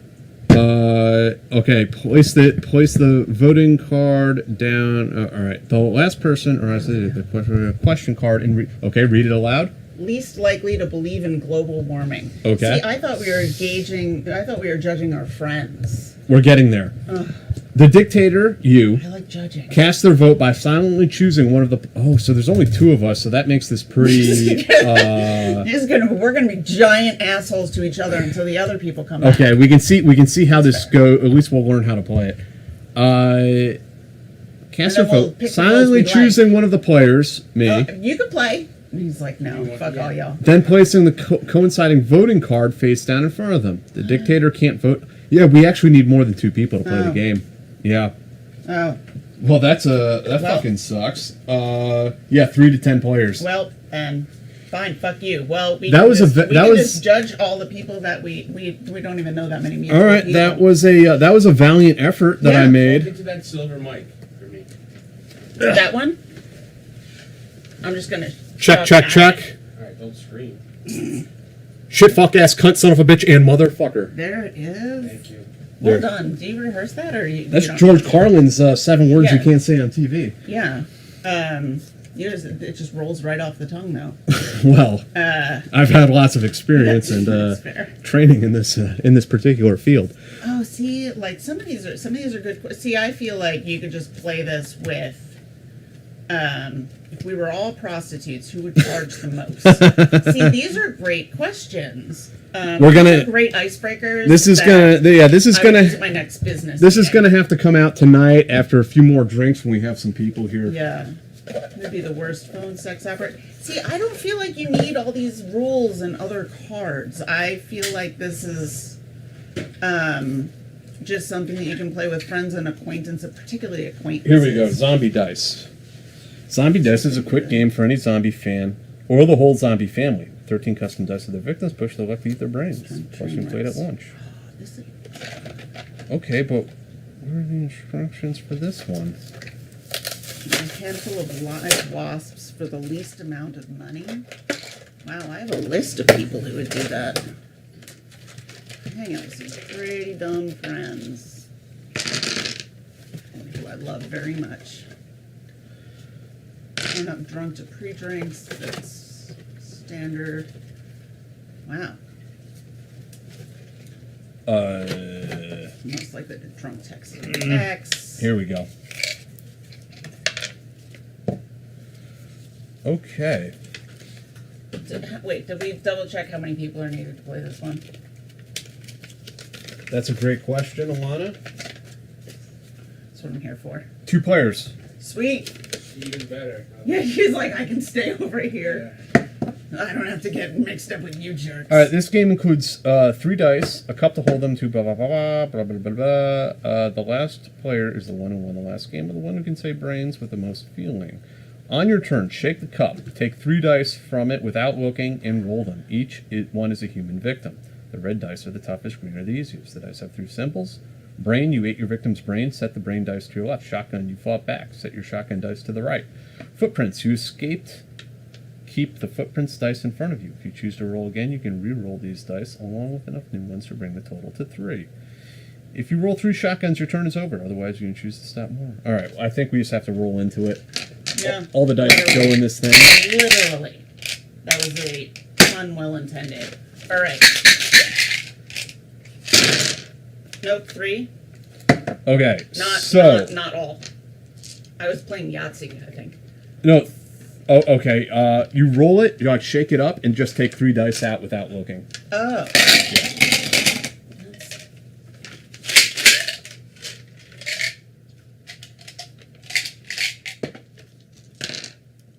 Okay.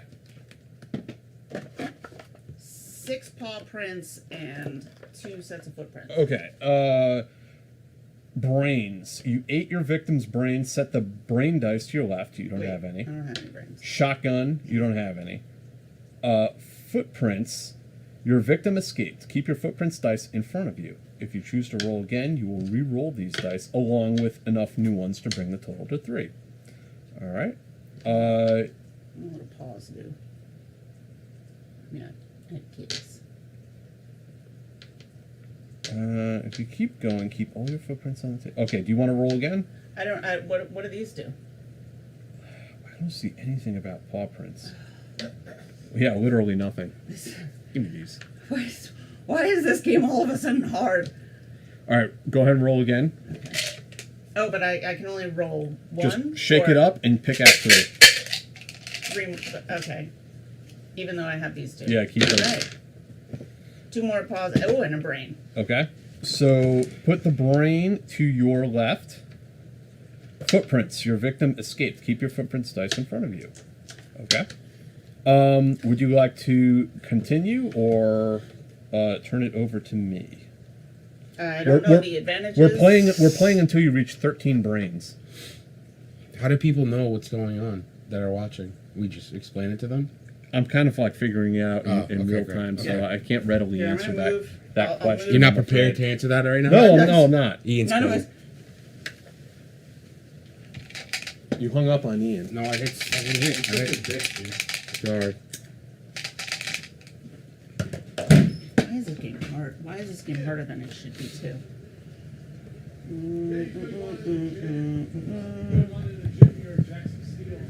All your footprints, blah blah blah blah blah blah. You don't have 3 dice. Oh, Wow, there really isn't anything about these.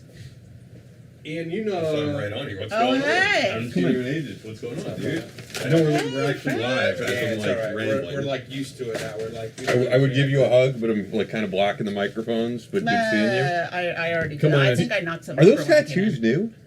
These? Yes. I mean, I've seen you like yeah. take the prosthetic off, but I never noticed tattoos. I'm still trying to figure out what the fuck are these. I might be the person who Googles it because I really want to know what those paw prints are. Sorry, we're experimenting with new dice, but also, super nerdy new tattoo. Okay. Because so on the back is the an LCAR system from Star Trek Next Generation, and it's all like propulsion system That's right. engineering because Yeah. it's on my leg. This is a Vulcan script, Okay. and this is Klingon, and this is Great Deeds, Great Songs, and this is what is like the no regrets type of Vulcanism.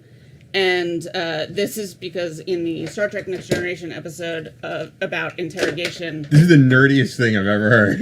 You're welcome. It's about to get worse. Yeah. After the 3rd time I heard Vulcan.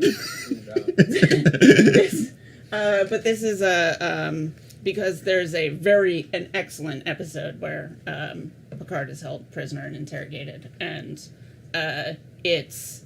he knows that there are 4 lights, but they continue to torture him, trying to get him to say that there are 5 lights.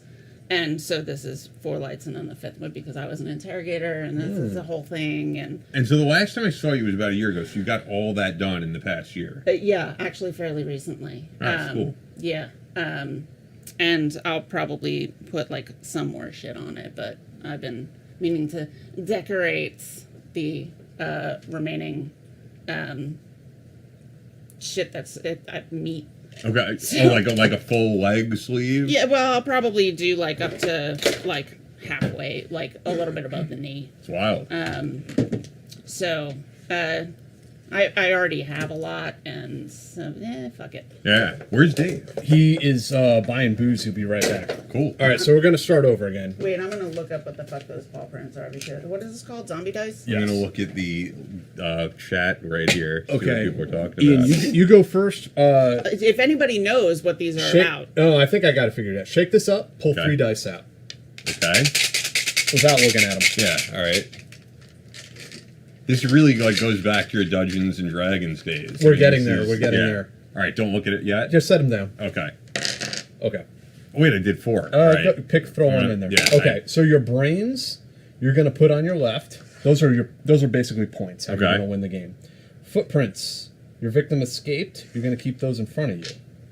Okay. Now, do you want to keep going and roll again and try to get some more brains, or do you want to pass it over to the next player? I guess I'll roll again. Okay. So you take this, put it back in there. Okay. Roll again. And then I just pick 3 more. Okay. Dude, you guys are like the nerdiest military people I know. Indeed. For real. I'm so used to being around like vet bro type military people. Okay. The complete opposite of all of you. Apparently, the answer on the Reddit machines, by the way, is that it's basically to figure out who goes first. Oh, That's okay. That's as Okay. near as anybody So could figure out. I just chose Ian. Go ahead and put it down. All right, I'm gonna read what this guy said after then. So run.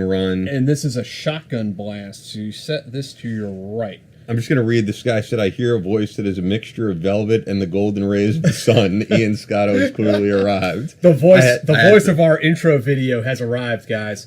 So And we also have Tinder chat spamming us. if you got a shotgun blast, if you get 3, you're out. Okay. Okay. Do you want to keep rolling or do you want to pass it on? I guess I'll pass it on. It's fine. Okay. So I have no idea. I think we can put these back in here. So now I'm gonna roll. I'm gonna take 3. All right, I got 2 brains. I'm gonna put those here. And whoops. And I got 1 shotgun blast. What does that do? I don't remember. That means I'm fucking. If you get 3 of those, you're out. Oh, I see. I'm gonna give it to Alana. I don't really know what's happening. Okay, so put 2 those brains. And my dude got That away. means someone got away. Do you want to roll again, or do you want to pass it back to Ian? I'm gonna roll again. What do I do with the Put feet? that back in there. Roll it up.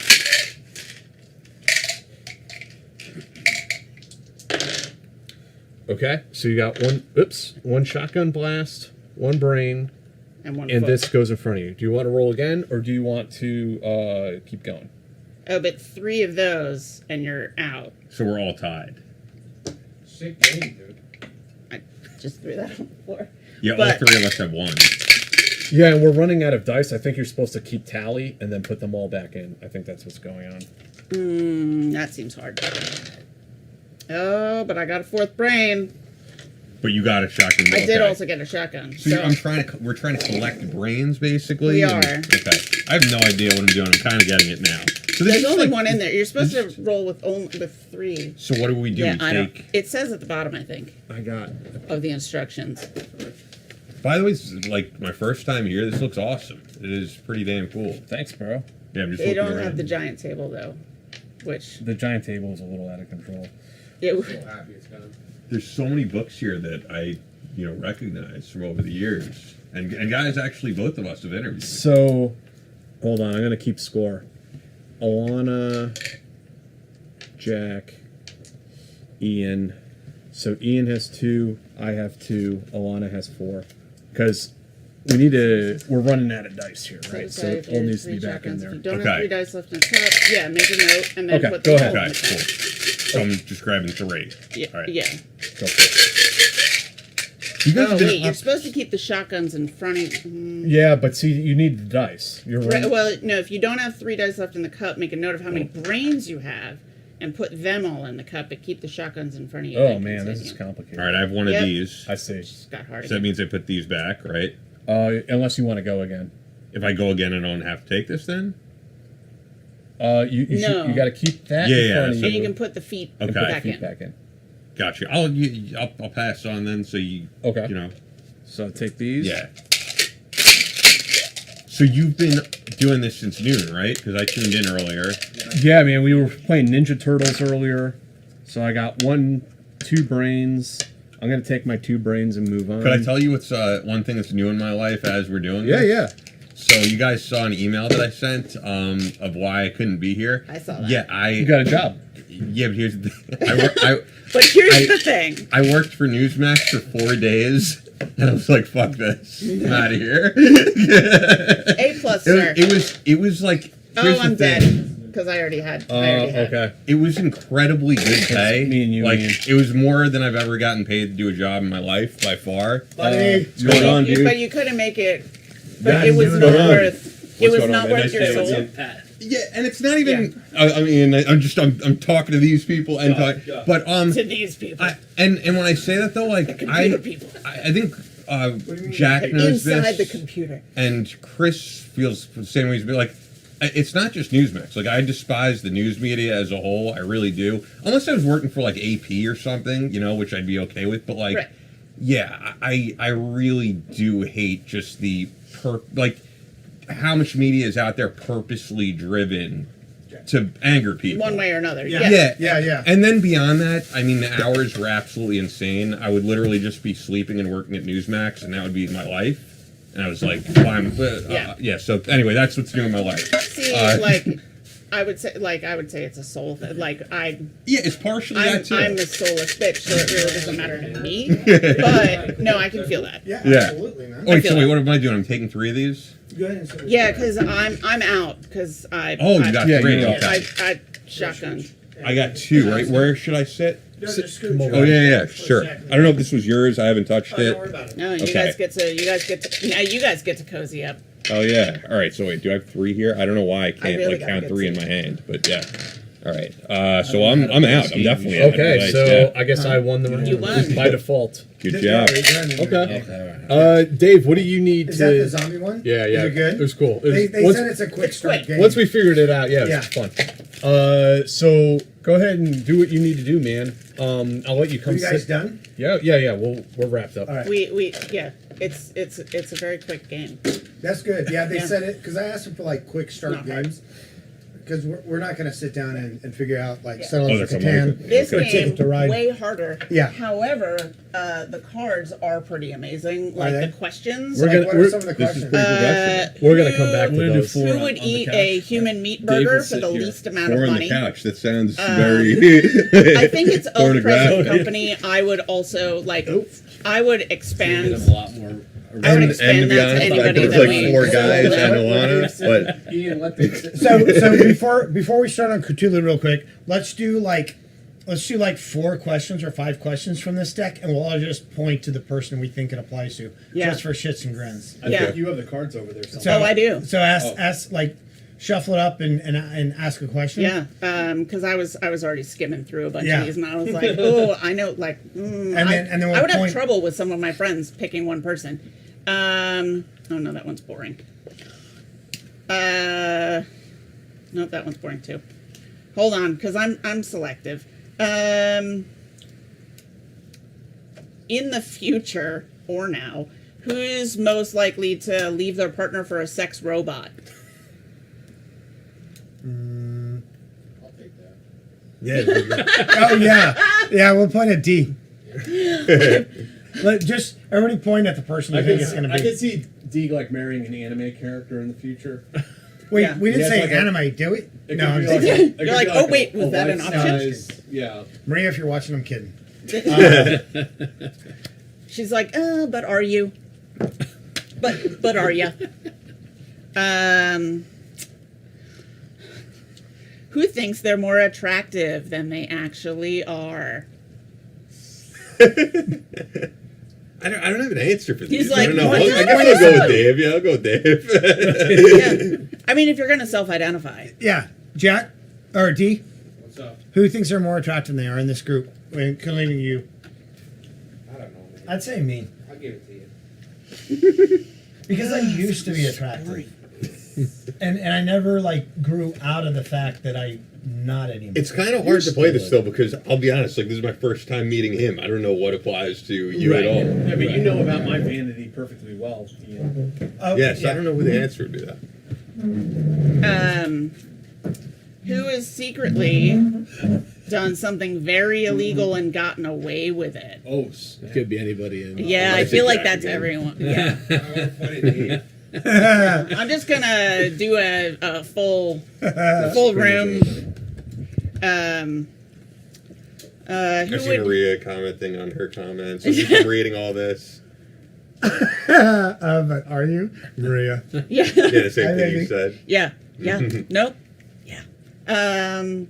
Who would eat a handful of live wasps for the least amount of money? No, bro. D? No. I'd probably do it. Yeah, I could see that. Yeah. I could see it. I'm gonna go with Pat. I'm hungry. No, most likely He to was a field successfully artillery blackmailed officer, somebody. so- That's cheating. Turn up drunk to pre-drinks, cheating. That's obviously Jack. He's Irish. Already did it.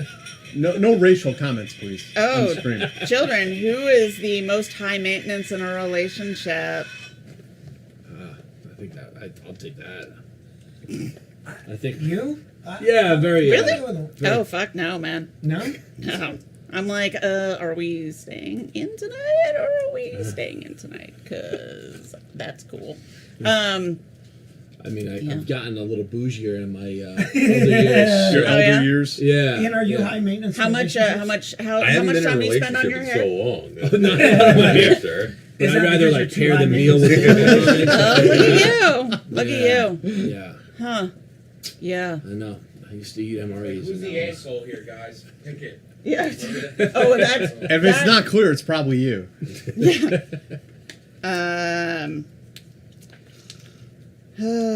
It's still really boring. Some of these I'm like, nah, it doesn't really. Ooh, who would be the worst person to work for? D. 100% D. Really? Yeah, man. D would fucking bust your balls. I mean, Me? apparently Newsmax, but also. Oh, also you? D's in denial about this shit. I was a great boss. According to whom? Yeah, according to the stories you've told me yourself. When they were their exit interviews. Remember when you said, And there yeah, were I a lot fire of people. weird- Not because they're bad at a job, they're just assholes. Yeah.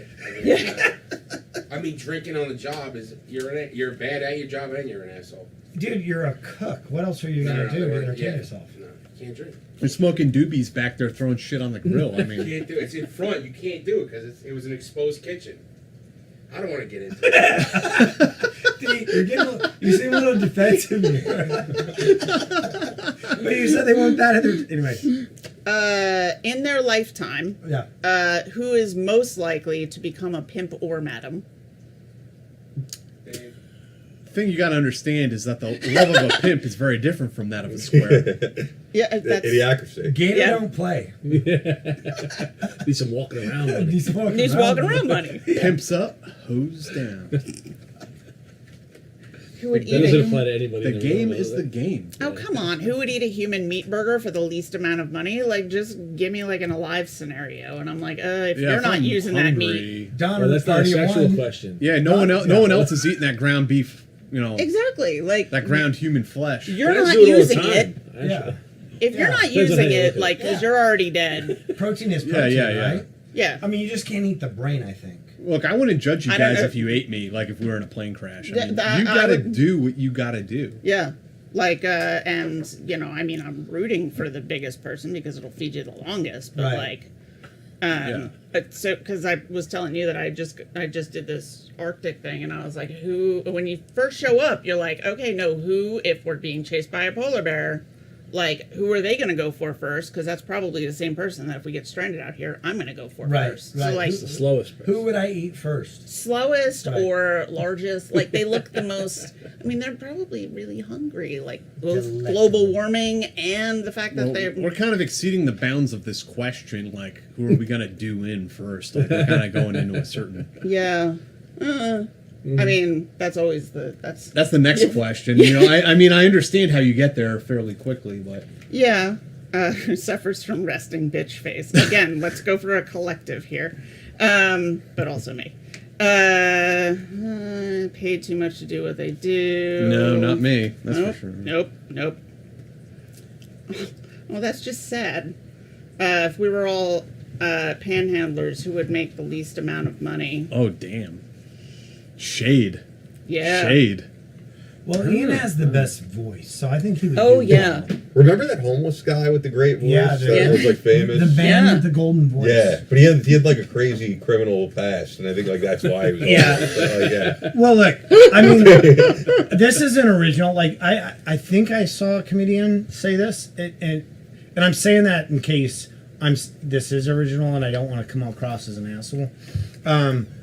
But like, if you're homeless, you kind of have to be an asshole because that means everybody in your life has given up on you. Like, you can't turn to family, you can't turn to friends, like, or you're mentally ill. And I'm not taking anything away from them, but for people who aren't, if you're homeless, like, nobody that you know will take you in. Yeah. Or you can't get to them or something like I that. mean, but, not to be yeah. like super serious here and like really, I don't. But truthfully, I think a lot of people are like, there's people who are so mentally ill that they'd rather be homeless. Like that's how they. Oh yeah. I think in many cases, like they're off their meds. Yeah, this is yeah, how they yeah. want to live. Yeah. Look, Yeah. asylums were horrible, but closing them down was one of the worst things we ever did. Dave. Yeah. The game. All right.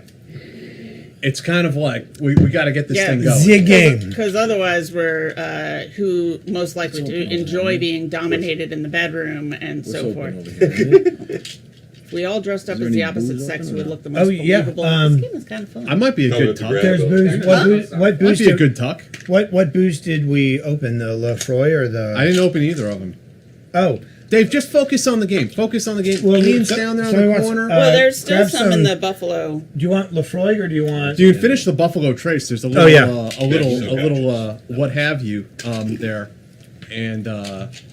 A little what? What for? finish that. Finish that there, Pat. There you go. All right. So somebody Ian, by the might way, have I to will share also dice. point out, it gets even worse. I got like Spock on my fucking socks. Oh my god! Wow. Yeah. You gotta show those on cam. Can they see that or? Trek yourself before you wreck yourself, bro. That's crazy. Yeah. I didn't know you were this into Star Trek. Oh Okay. yeah, super. Yeah. Do you have any military tattoos or no? It's just all Star Trek. Yeah. Nope. That itself. I have other tattoos that are not. These are actually this is actually my only Star Trek related tattoo. It's just a large one. Can you read these? All the rest are mostly like I'll figure it out. 20, I 30. have, like dragons, music notes, like all kinds of other shit. That It's all that in back. itself though is weird. I feel like most No, it is military weird. guys have military related tattoos. Or you know, just thinking on that note, this is the craziest one, and I don't even know exactly why, but how Leo Jenkins had an American flag that he completely blacked out. Now he just has a completely black arm. Wait, what? Yeah. You know those people who get the full like blackout tattoos? Yeah. Leo Jenkins had an American flag and some other stuff, and now it's just like black. Now he's like a half black sleeve. I don't know who Leo Jenkins is. He's Army I know who Ranger Ranger medic. Yeah. I know who Leroy Yeah. Jenkins is. Leroy. That's what I thought he said. Yeah. Why did he black out his American flag? I don't know exactly. Like I remember Like, saying, I was does like, he- I thought it was cool, and he's like, yeah, it was, but this is cool, having like completely black arm. I'm like, all right, if that's what you're into, man. I don't think it was done to like disrespect the flag. Yeah. Although Leo also lives in Mexico now, so maybe he's like, fuck this country. I don't know. Anyway, I hope I'm not interrupting all this. No, I haven't talked to Jenkins in years, man. I know he's in Mexico now. Yeah. And has a He's wife, down in kid. Baja or something like that, yeah. Yeah. So, you know what I was going to ask you too, totally off the topic of all this. So I saw earlier that you guys were playing that Ninja Turtles game all year. And D has it so like you could see the Ninja Turtles game and you could see you guys. You know what I totally would love to do? We're like me, you, actually the three of us are like Mike Binns, finally have to sit down and watch The Big Bang in Pyongyang and do commentary, Okay. like live All right. commentary. We can do it. Dennis Rodman in North That's Korea. not a ashtray. Oh shit! Yeah, I would love to do It that. actually is, though. That's not. No. If you're doing commentary, I think it would be awesome. I really want. I've always had that idea, but I It didn't looks know like how to it. pull it I off. understand. All right, so Dee, what have you do ever we got to seen do that? here, The Dave? Big Bang in Pyongyang. Oh, I just lost a die. No, you didn't. great. It's right Is here. you have to worry about what? It's not fucking trademark. It's copyright. copyright yeah. law, but not on a. You don't when you're doing commentary. Like there's a certain amount of Because that's why, like riff tracks, MST3K's riff tracks, like you have to play it with the movie because they couldn't get the rights. If you commentate over it, then you're changing the nature of the product. Like you're creating a new product. They'll still take you on YouTube. But not if you do a certain amount. Like there's a. So we did like Larry Chambers' episode. He was commenting on his trailer to Wakanda. Was that the name? Mm-hmm. And we got copyright strike by A&E Networks. No shit. Yeah. What if And we made it private and we just linked it to like? We could do it like on our Patreon. Yeah, just for Patreon. No, but there's You can also do it without showing the movie. Yeah, there's that's supposed- fine. Yeah. there's supposed to be a certain amount of movie that you can So, like, show, they have, like, and 8 if bars you're of commenting over it, They have like their own like programs that just automatically copyright I'm gonna- strike you. Yeah, I think because that'd be a it's like really 8 cool bars of music. Patreon exclusive. By the way, I'm just wondering, am I too loud with having this mic on me? I don't think so. I'm gonna Right. switch spots with Yeah. you so that nobody can see. Are my you sure secret. that you can't, like, that you don't want to be with your back?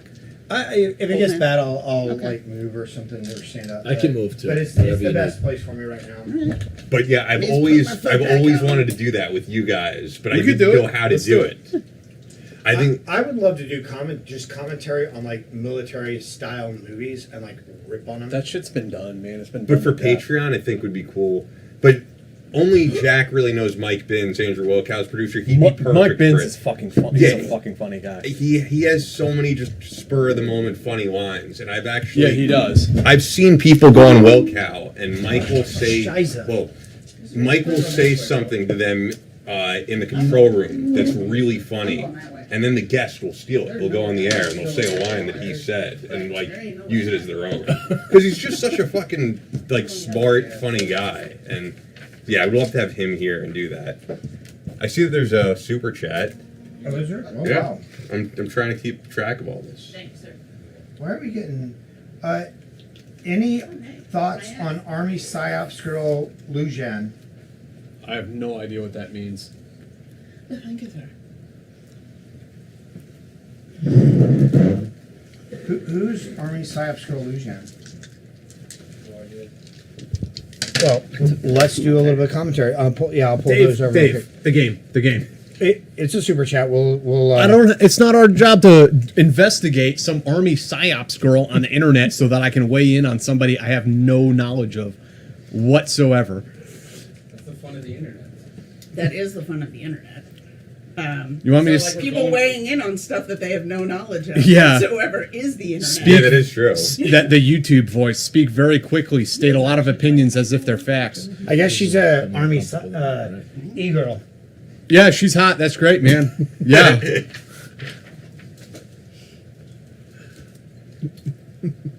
Wait, where are we? What's happening? Okay, so here's what's happening. We are going to play a game called Call of Cthulhu.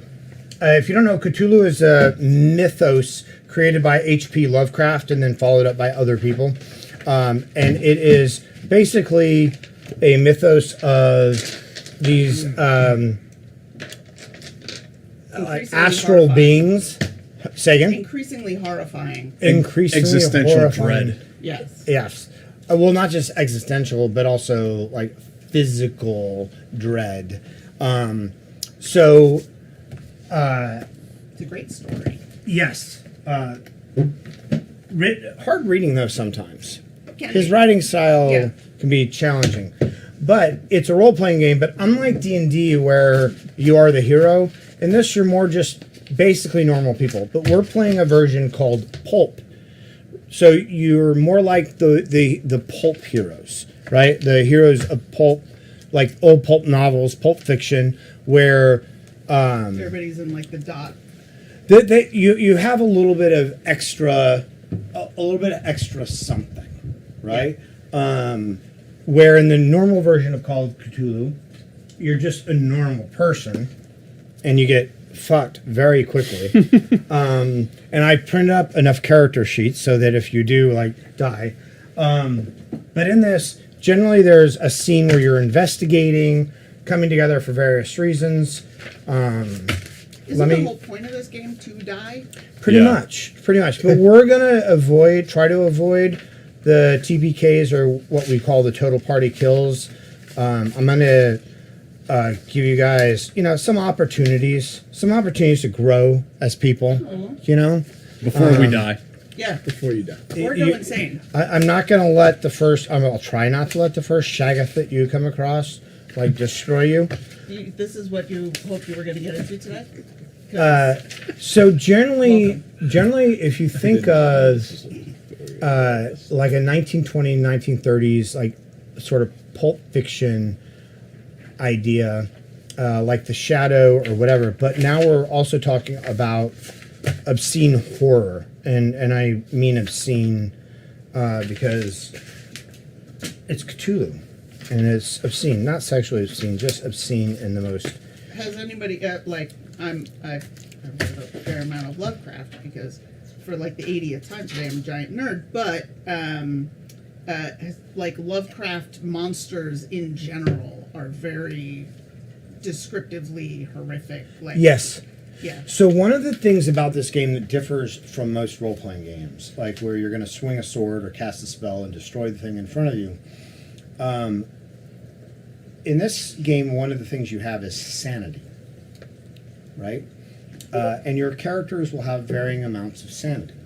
And when you run into things that are insane, you have the chance of losing your sanity and going insane yourself. But your sanity generally degrades over time. So what I'm going to do is I'm going to put out some of these character sheets, and you guys don't worry about the gender. You can change the gender, you can change the name, because it's the stats because the stats and everything are not. So you have like the pre-made influence. Dave, give me the fake news journalist. I have a journalist for you. There's one, there's two. This second sheet, all it has on it, I think, is and some of them it has like money and whatnot, but I will tell you what your starting inventory is if you don't have a starting inventory on there. So I have this is what I have. You expected this, right? I guess. I can't buy it. Criminal burglar who is a femme fatale. Ooh, I like her. We'll fight over that one. You can come play, please. Yeah, grab that. Hell yeah, bitches. Do you have any hats? Wait, did they print? Did he? Oh, he printed all the same ones out. They're all the same. Where's better outfit? Holy fuck, they're all the same. Just gotta wear it like over one eye. Carmen San Diego. Fuck yeah. Okay, so we've run into some issues here. We're all femme fatales. They are all the same character sheet that the dude printed out. That's Well, you problematic. just gotta, I guess, get some other, Are like, just you take them and kidding make me? some Drink some stats. whiskey and smoke some cigars. Are you kidding me? Rat bastards. Are you a role-playing game type of dude? I have admittedly never Yeah, me neither. played one of these games before. I'm not nearly as nerdy as these three, despite never serving in the military or any of that. Are there character sheets in the book? Yeah, we I can just mean, copy. I don't. Yes, but I don't have know blank anything character about sheets. stuff. No, me neither. I would You can have. look I mean, them up on the I'm not interwebs. trying to insult you, but I would have guessed. I have. Like, I have. Oh, on this? the game. No. Okay. It's all right. It's your No. first time as an whatever. I didn't know innkeeper. they were. I mean, I know In you this game? can't drag Keeper, yeah. stuff. All right, So now turn to your it's cell making- phones and pull up a Pulp Cthulhu character sheet. Actually, I'll forward you guys. Well, you know what? For the list, for the viewers, I would say this is an interesting thing to say. Is like we were discussing this whole thing for people who don't know. Like the Team House stream kind of started as you guys doing this type of thing. Yeah. It did. The Team House stream started as mandatory fun, which is a military term, and we were role playing. This is 7th edition. And we got exactly 3 views. So, back to your to roots. try and get 400 more today, we're doing this. Well, actually, that's an interesting I thing feel to say like, because I did go to business school, I feel like this is something they would not advise. So That's a good assumption. Yeah, You know what I was going to but, ask you? So I mean, I'm then here, but it was turned into the team house, and I remember there were a few episodes where like it did decent. When was the episode you think, or the episodes where this thing really started to take off? Like 20 or so. Probably- Like what guess? probably my Okay, mining. go Yeah, to that was dholeshouse.org. Character library. Yes, the character library. Actually, I will forward you guys. You don't need to go to D-holes. I will add you guys to the OneDrive. Oh, this is horrible. well, I have mine because I already picked this bitch. Because I am hats, this bitch. though. No hats, which is disappointing. Okay. All right. I got a character sheet. But you have to make sure it's for pulp. Yeah, I did. You can choose. Let's see here. I'm a pulp hero. I feel like that's a song. If not, it should be. Yeah, just jump on your cell phone and find the character sheet. It's. Oh, Dave, you're gonna send it to them? Yeah. Okay. Oh, this is Hey, why don't you just write over just ugly. one of these? You can write over them. It would just take a minute. Where'd they all go? Put them all the way over there. I'm not going back over. What do you need? Pass some of the sheets at least, so they can just remark. Well, they can pull them up on their cell phone, just pre-generated ones. Yeah, Yeah. but if you want a paper copy, because you're an asshole like me. But and you'll still need. This is very, very. I don't need it. It's all on okay. here. But don't you have to write on it? I hope not. You're just gonna know your backstory. Yeah. All right. No, okay. I am my backstory. I don't read the script. The script reads me. All right. Throw your email address. I don't want to have you guys call out your email address, so throw your email address on there. That's very responsible of you. OffSec, baby. Is this yours or mine? That one's mine. Yours is empty. Jack has his.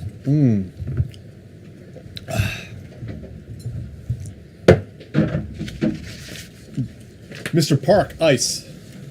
This Yes, is, I please. don't know anything about alcohol. I just know this is like extremely expensive. Dave. Oh, yeah, That's all that I know. And then,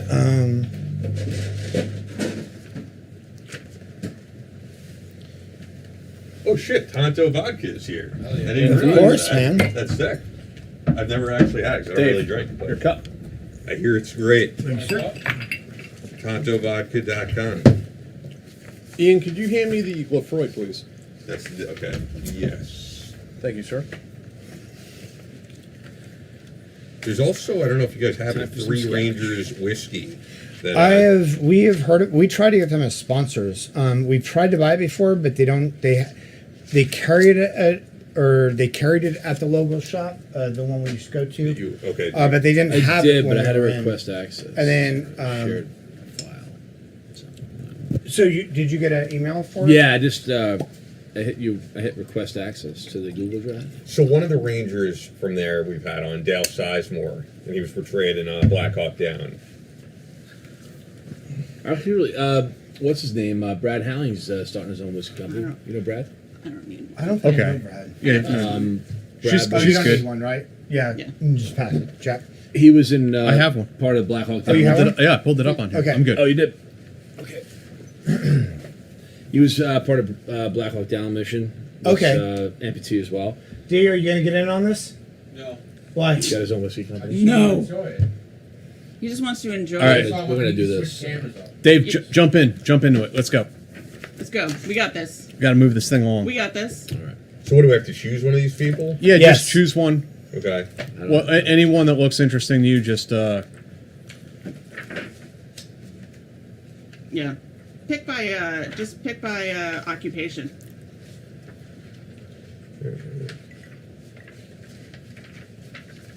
I'm not gonna do a fucking Scottish accent. Y'all don't want to hear that.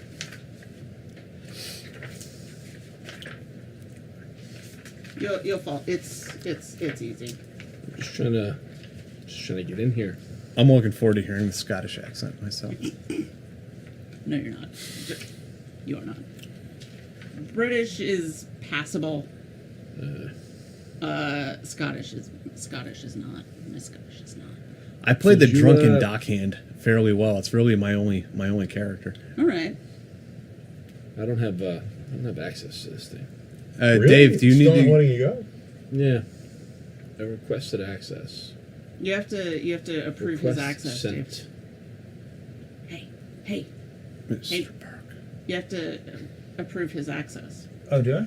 Yeah. Yeah, I don't think I can get into the G drive. You should have gotten an email that he is requesting the access. So many of these people, like, they don't even have a picture, so. It's okay. Just Like, pick Yeah, my no, occupation. Pick my job, bro. All right, I'll just pick one random guy here. I don't know who he is, but all right. What's his job? Uh, You a janitor? let's see. Everybody needs Scientist. one. All right. That fits. That's fair. There you You go. look like a scientist. I got it. Okay. It's A the scholar. glasses. A scholar. It's the glasses. All right. Makes him a science. Makes him sciencey. You look very sciencey. I never did well in science, but okay. What are you, street fighting? What? No. She should have better street fighting creds if she's a burglar. No, I guess maybe not a burglar. All right. I got somebody. Okay. All right. Cool. What's your job? I'm hired muscle. No. Perfect. nice. Nice. Again, Okay. you need one. Okay, so real quick, why don't you each tell me about your character just a little bit? Like, tell us. All right, so it says he's a quick study, sharp-witted, weird science. He's a scientist. Weird Science, great movie. Born in Denmark. I think DE is Denmark, right? Probably. Lives in London, age 60. Job and archetype. So one of the things that's different in Pulp Cthulhu is you have an archetype, which gives you a little extra. Okay. So what's your job? Job is scientist, archetype is egghead. Egghead. Okay, great. So what I want you to do is write down your two skills. You said quick-witted and Sharp-witted and quick study. sharp-witted. Okay, so just write those down. Okay. What's that occupation and archetype? Yeah, occupation architect. So since you guys had What's your occupation? Occupation is hired muscle, and my archetype is two-fisted. Two-fisted. Yeah. Okay. So Giovanni. Giovanni. And what's your name? Did you Ian? grow up in friggin' What? Jersey Oh, this City? guy's name? Dr. Max Pretty Born. applicable, right? Dr. Max Born. Oh, all right. I don't know, man. I don't know how That's I'll where be he's able to from. do this, but That's all right. weird.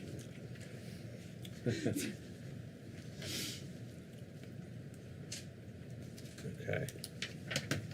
So, Egghead, everything can be broken down and analyzed in order to understand how it works. Knowledge is the treasure and a joy, a puzzle to explore. Where the scholar is bookish, the Egghead is practical and thoroughly enjoys getting their hands dirty. Whether it's wires, gears, valves, and computational engines, or blood and bones, the Egghead likes to figure out how things tick. Perhaps an absent-minded genius or a razor-sharp virtuoso, the Egghead can easily become absorbed in a problem. And you're two-fisted. It's basically like just a Two-fisted. fucking weird. Oh, that's in one of the supplements. What are your skills? Or the the not ones all that of are them. over here. Power lifter, Power lifter. hardened, heavy hitter, and scary. Okay, write those down for me. Okay.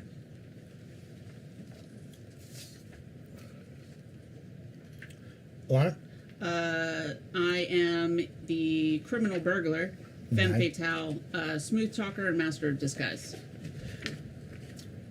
Femme fatale, And a the deadly wording of woman whose outwardly beauty usually masks a self-centered approach to life, one who is ever vigilant. By constructing an alluring and glamorous persona, the femme fatale is akin to a spider. She draws others into her web in order to possess what she desires and destroy her target. Brave and cunning, the femme fatale is not shy of getting her hands dirty and is a capable foe. Neither is she foolhardy, and she will wait until her web is constructed before dealing out a sudden and well-timed assault. Yeah, no, that all tracks. Except I don't wear makeup. And what are your skills? The smooth talker and master of disguise. Okay, write those down.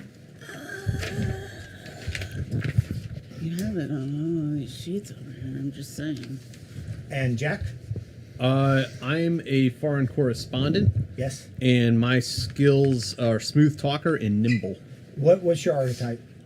Explorer. Explorer. The explorer. Don't fence me in is the oft-heard cry of the explorer who wishes for a more authentic and fulfilling life.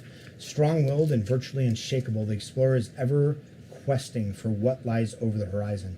Possibly at one with nature, such types are content to sleep where they fall, happily disdaining the soft comforts of urban life.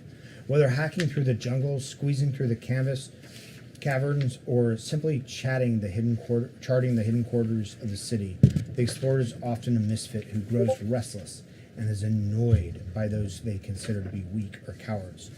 And just so you guys know, this generally Cthulhu happens during a 1920s, 1930s time frame. So if you wanna get a little, I'm looking for a fucking floppy hat, and I don't see one, and I'm very disappointed right now.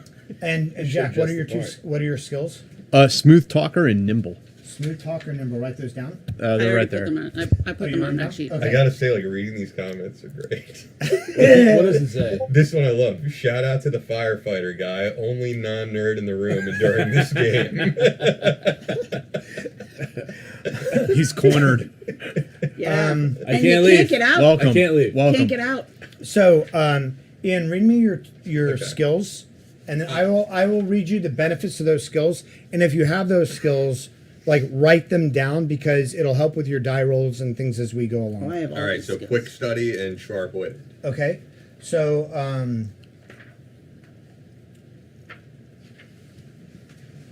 let's see here. Where are the I skills? have at? all these skills. This is just all is natural to me.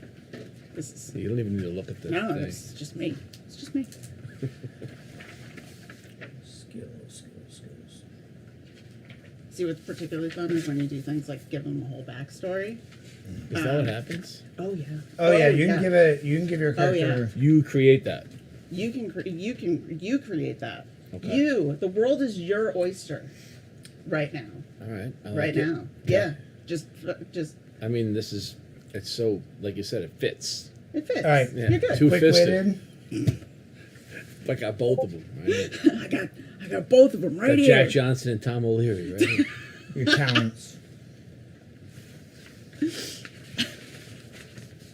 Okay, so quick study.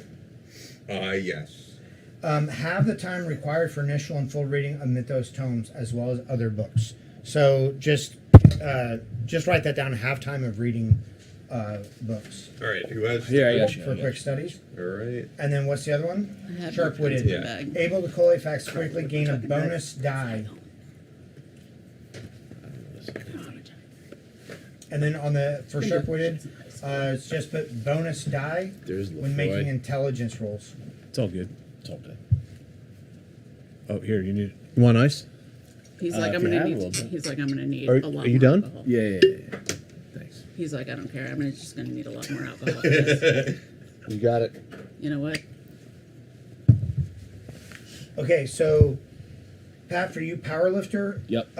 On put powerlifter, just put bonus die Bonus. die Bonus die. when making strength rolls Okay. Nice. to lift. And then what's for the other one? Hardened or a heavy hitter.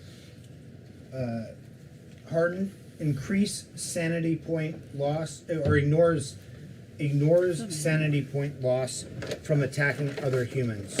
Hey, dude, can you pass me my jacket? Yes. Petition. And viewing horrific injuries. Oh God. Short arms, Tyrannosaur arms. Thank you. And then the next one, heavy hitter. Yeah.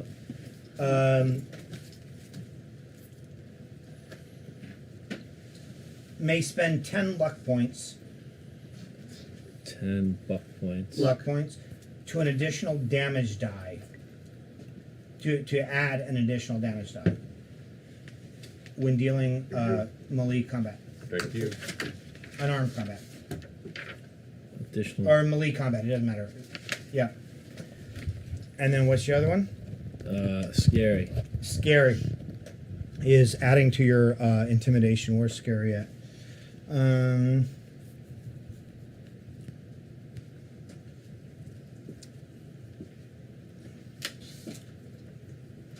I don't see scary in here, but it's add a bonus die when doing intimidation. It might be on one of the. Alana? Smooth talker and Okay. master of disguise. Smooth Talker is gain a bonus die to charm rolls. I'm sorry? Gain a bonus die to charm rolls. And so what that is for you for scary, it's a bonus die to intimidation. So if you're trying to intimidate somebody, you'll get a benefit to your roll. So the primary two dice you guys are going to use during this game are going to be, they're both 10-sided dice. One is going to be listed in tens, so it's going to be 10, 20, 30, 40. You might want to pull that one aside. And the other die is one that looks exactly like that, but only has single digits. So when you roll, a lot of this stuff is going to be percentage rolls. When you roll, an attempt, you'll roll, so this would be 22. It's the 20 and then 2. When you get a bonus die to an attempt, what you will do is borrow somebody else's tens die, and then, so for instance, I would do this, a bonus die, and then I would take the lowest, well, these are both 10, but I would take the lowest, because what you have, if you look through your character, is you have all these skills, right? And those skills are your chance to achieve something that you're trying to achieve. The lower your roll, the better. You can. Yeah. If you guys want to look at what it looks like on an actual character sheet, you can take one of these, even though these aren't your character sheets. But if you see all the skills listed, yeah, I got it. okay. Yeah. All the skills Rather than down here. play some games. So when you weird. try to roll for those, if you get a bonus die in something, so for you it'd be intimidate, for you it'd be to try to charm them. You'll get an additional opportunity. You'll be able to take the lowest die of the two dice. So You want the highest score? you want the It's like a lowest. golf. you it's want like to the get lowest score? you want to Lowest, get yes. under the percentage that's listed. Otherwise, you fail at whatever you were doing. Correct. So the percentage is listed. You'll see a couple numbers next to them, and what those are is a regular attempt, right? You're gonna have some that are like really low, and those are just the base. That's like anybody. You don't actually have that skill. That's the base chance of anybody trying this to accomplish it. But for instance, for Adeline, for instance, she has an acting of I 45. think it's Adeline. Adeline. Thank you. Pardon-moi. Adeline. She also has a Glasgow. locksmith of 55. Oh, So if she's going to attempt a locksmith, to pick a lock, I just have to roll under 55. So you have to roll greater under than 55. 50%. Right. Now, the next two columns, the 27 and 11th, are hard and remarkably hard or whatever, very, very difficult. So, for instance, you might try picking a lock while somebody's attacking you, right? So that would move it into the next column. Now, for you, with being able to use your luck, and anybody can use their luck points in this. So, for Adeline, your luck is 70. So there will be times when there will just be a It's luck. okay, they do it with my real name too. That's good. There'll be times when there's just a luck roll. Good. And 70 that'll be luck. 70. 70 Now, luck is good. you can spend luck points, right, to avoid major damage, to accomplish something. You can spend luck points, but then your luck score lowers Yeah. by those points, right? Your luck score will lower by those points, and that's then anytime you make a luck roll, it goes down. So if you're trying to avoid like major damage, you can say I want to spend X number. We're kind of just gonna have to roll Yeah. into it, Yeah. Do it. and you'll tell us if we're wrong Yeah. or not. Let me know if I win. Yeah.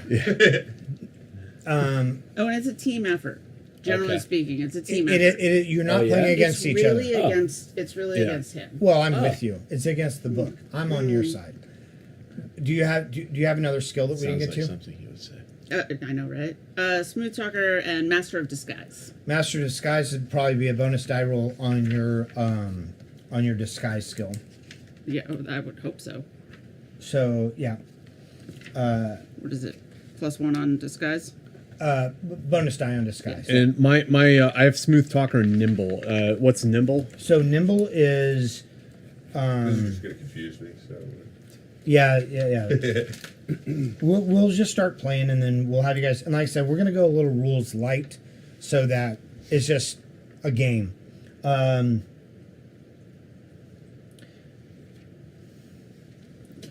So You suck at this game. So does not lose next action when diving for cover versus firearm. Okay. So if somebody's shooting at you and you dive for cover, everybody else will like lose their next action because that's what you did. You dove for He's cover. nimble though. But he's good at nimble. that. All right. Gotcha. I get All it. right. All right, let's roll. I'm Do it. up. They see me. I'm down. All right. Oh, I haven't heard that. No. Trying to tie it in. Yeah, no, it's good. It's good. It's a good game right there. So your job is a scientist. yeah. No, You're a hired muscle. Muscle. You're femme fatale. I am a Foreign- burglar. You're a burglar. I'm a criminal burglar. You're a criminal burglar. I am. No, my Foreign architect. correspondent. Oh, you are Foreign correspondent. architect. So you all are on a boat to Shanghai. We're wearing our You- flippy floppies. Actually work for Adeline. Damn right. You are her hired muscle for when she needs to resort to muscle during a job. Can you pass me the floor?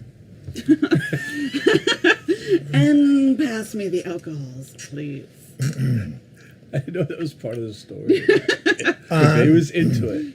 You're on this ship because both of you are on this ship because you're both invited to visit Shanghai to see the opening of an important new exhibit in the Institut Oriental in the French Concession, which is showing Le Monde Mystérieux de l'Indochine, the mysterious world of Indochina, said to include a set of very rare occult scrolls,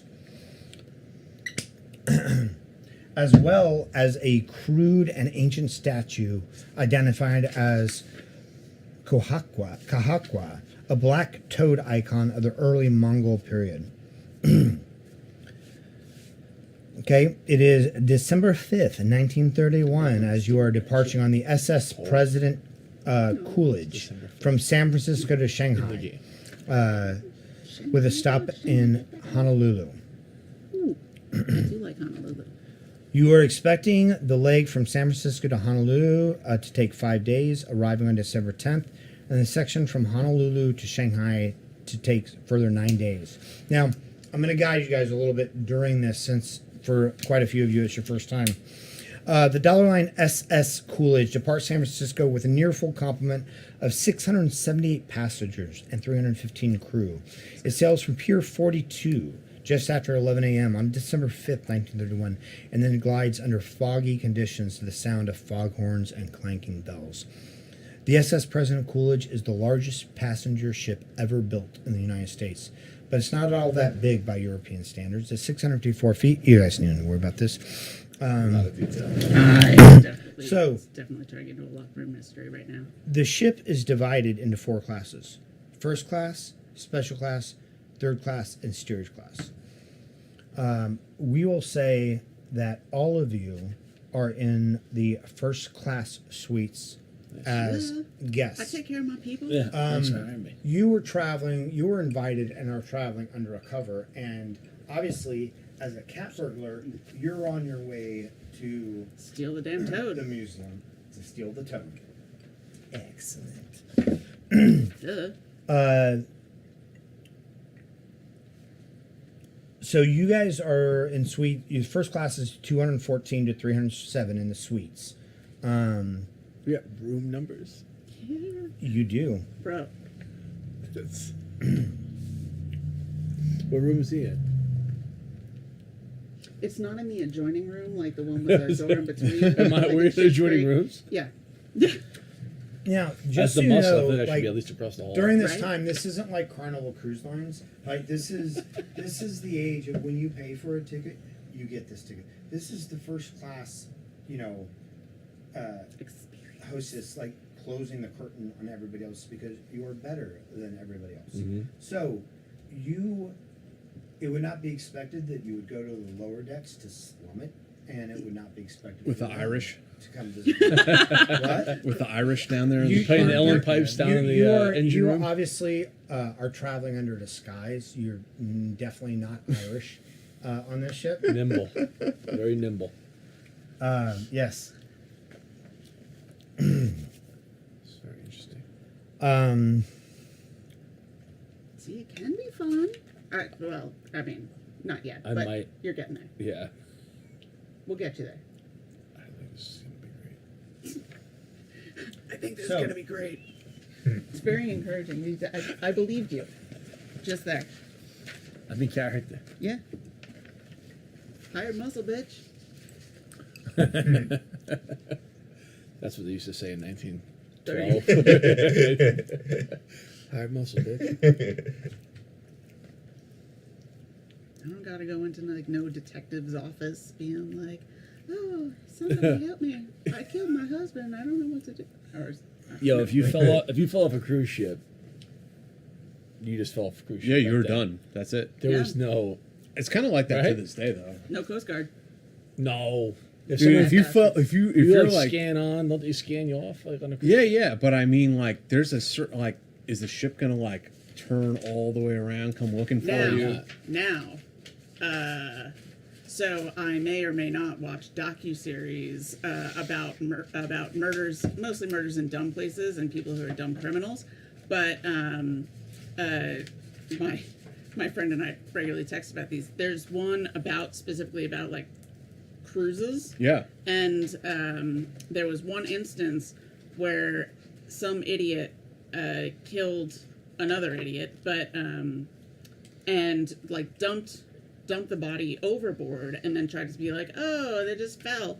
But they did it so they reported it so quickly that the cruise ship just like stopped, turned around, got the body, and were like, oh, then what's like this like huge gash on their head that they shouldn't have had. And yeah, because no, people do dumb things, but no, the cruise ships now will turn around and like go looking for people, or it's very hard to it's kind of one of the dumbest places to do murder these days. Thought about this a Well, lot. jurisdiction-wise, it gets interesting because it's like, who's in charge? Is it the country where the ship is flagged?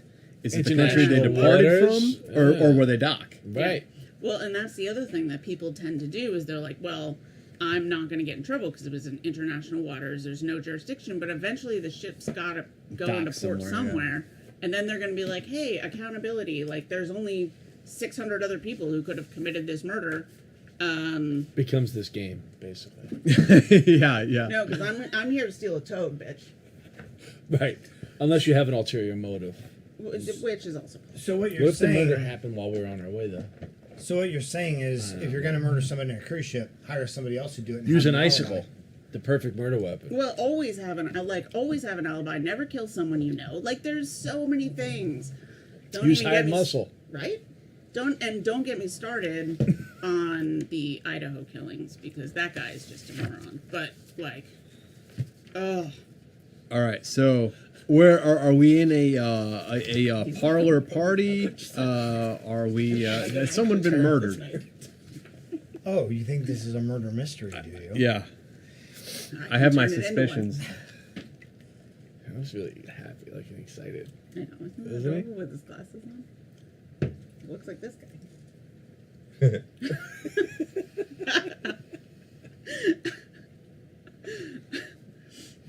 So, Amazing. the scenario begins with the heroes. Oh, are we still in Honolulu? You're still in San Francisco. Oh, shit. Arrive at Pier I wanna get 42 on December 5th. Honolulu. You check your baggage, and each of you has a very personal experience because the human experience is, yeah. And greeted by You're a welcome. dollar line steward and some of the SS presidential Coolidge officers at the gangplank. Passengers board by class, with first class and special class boarding first. In the front, with Alpha stewards and the first officer Hugo Schramm to welcome you aboard. He's going to be first to go. Think of him as Gopher on the Love Boat. All right. Third class passengers are you don't care about them, but you see another group of people boarding near the end, down near the end of the ship on a different gangway. What are the poor people doing? No, we don't care. So as We're first No, class. it's not supposed to be. Is it? I'll fuck with it later. Oh, don't kill the Nemos. Nah, they won't die. It's fine. we'll flood the space and So burn the out all of our electronics. Fish Should will be be fine. All the You electronics. have it set for that? You guys want pizza? Ooh, I like pizza. It's cold pizza, but Ah. Pizza. Cold pizza's pizza.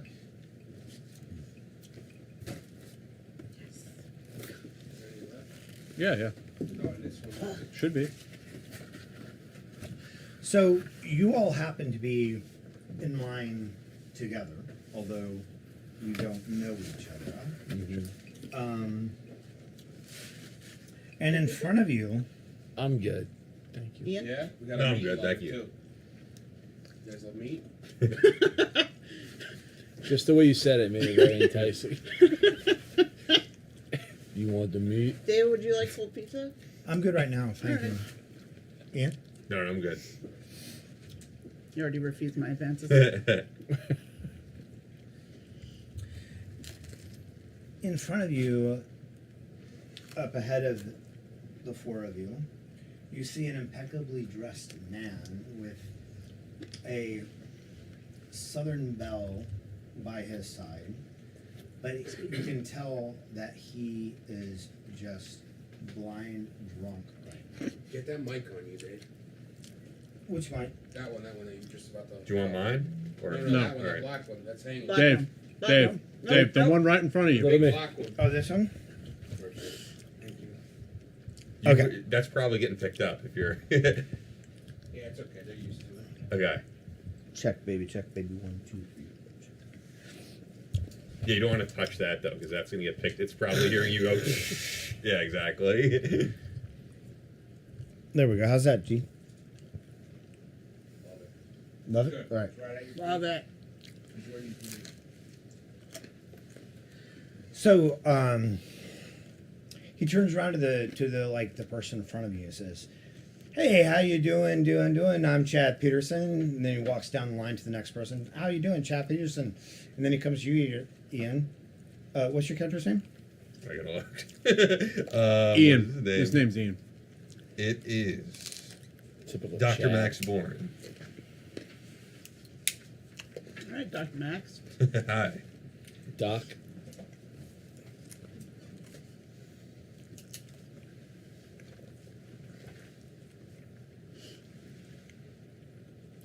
Unaware.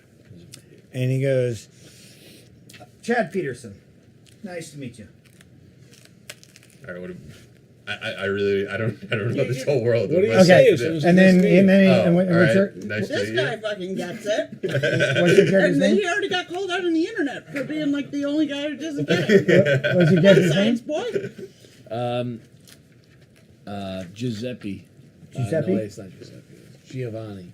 It is Giovanni. Yeah. Geppetto. Giovanni. Fuck you looking at? Excuse me, I was just saying hi. I'm just being friendly. Goes easy. And then he shakes your hand. Hello, doll. Adelaide, Hey, pleased to meet you. stay over there. No, I gotta find out if there's anything worth stealing. And then he goes, Adelaide, always a pleasure. And Jack, what's your character's name? Jack Dunford. Is Jack? Yeah. That's kind of He says, hey, you look sharp. How are you doing? Nice day to be here. of all the names. Nice day to be here. I love it. And so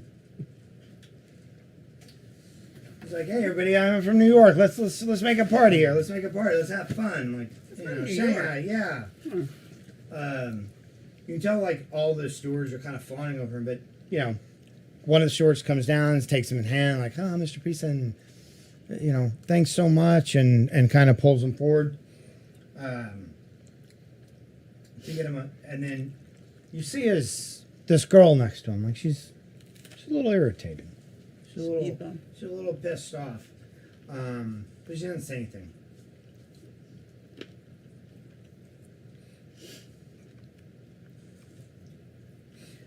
Also, up in front of you, you see an Asian guy. You don't know, Oriental, I guess, in those times, but Asian. In a very sharp Western suit and tie with a bowler hat and a small doctor's bag. And next to him is a man dressed not quite as nice, kind of carrying some of his bags for him. It's his bag.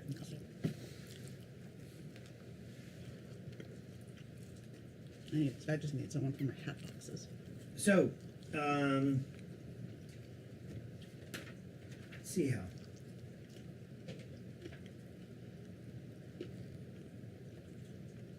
It's actually me.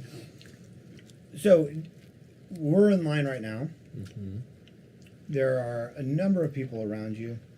The people who stand out are obviously this Mr. Payson and this, gentleman, this Asian gentleman in a very nice suit with what any of you would guess at that point in time to be a manservant, a servant. And you're moving forward in line. Does anybody choose to do anything at all? I want to know more about this. I want to cozy up to the Southern Belle. To the Southern Belle? Because I think she knows more than... She probably knows more about everybody. And how do you cozy up to the Southern Belle?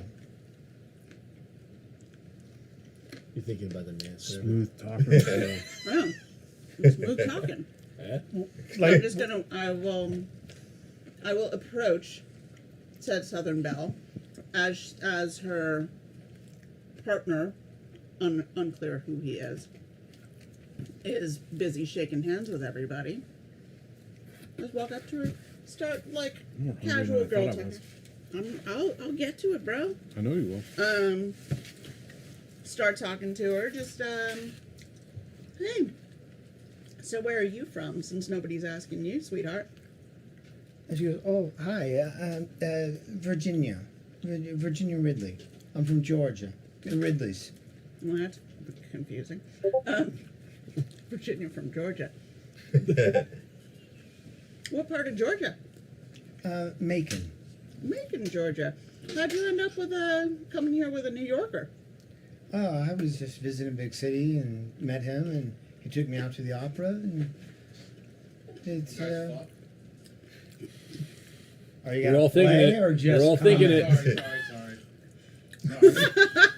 We were all thinking it. Virginia. And you have to do it in a 30s accent. Do it, D. I don't know how to do it. Did y'all fornicate? Huh? They can't hear me, so. This is how it goes, though? This is the role play part. This is the role play part. Ah, all right. I'm Yeah. learning a lot here. Okay. Yeah. You're basically you're in the movie. You're your character now. Yeah. Okay, got You're the star in the movie. Oh. it. Got it. I like it. See? Yeah. You can do you can- anything You don't have to you watch want. Lone Survivor. You can do anything you want, And remember that whatever you do Seal too. does have repercussions.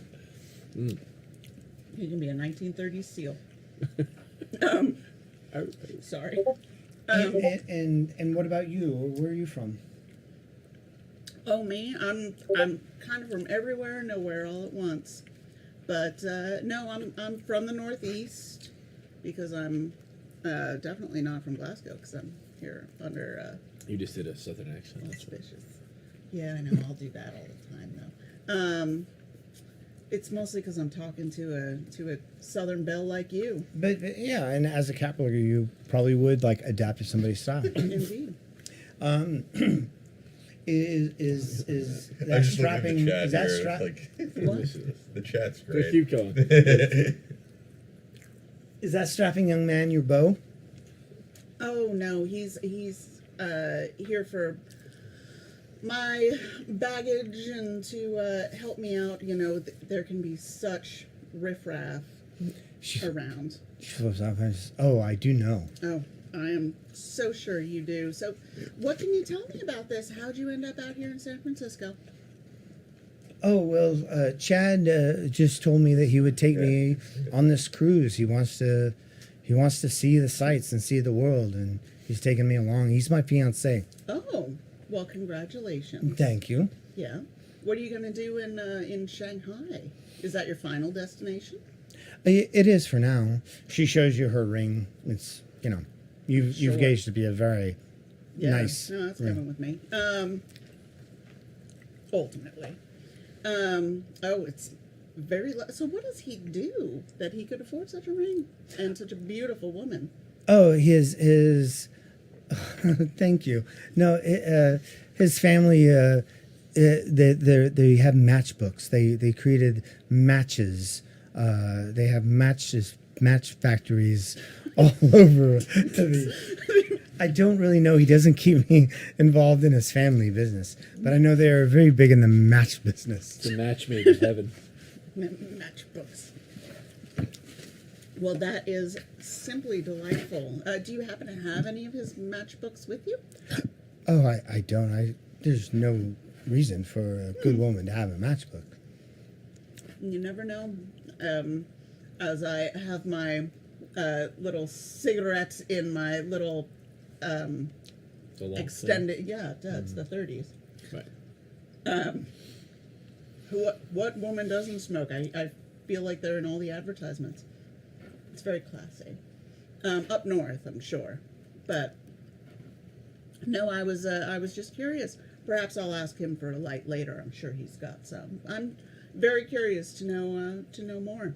So, Well, perhaps we'll see you in the dining room. yeah, we shall sup later. Yes, delightful. Delightful.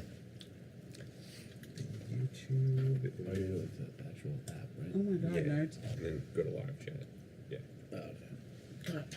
I just- How are the comments? Oh, the comments are great. That's the most entertaining thing. Yeah, like AJ, I'm secretly getting hard from this role playing. Hi. You just want to see Dave playing this Southern Belle. A raging quarter chub. I am such a lovely lady. I appreciate it. Thank you. Rally fan 199 is the man serving a cute twink. Things are good. All right. So if nobody else is doing anything, then you all proceed to your cabins. As I said before, I'll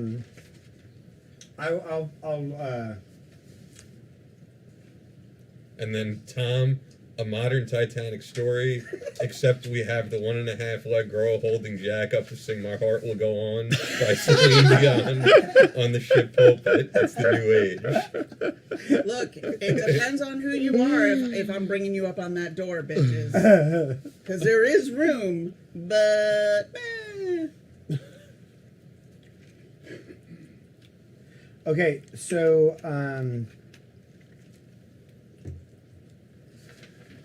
going to put this out real quick. This is basically a rundown or a quick graphic, if you guys want to look at it, of the first class decks.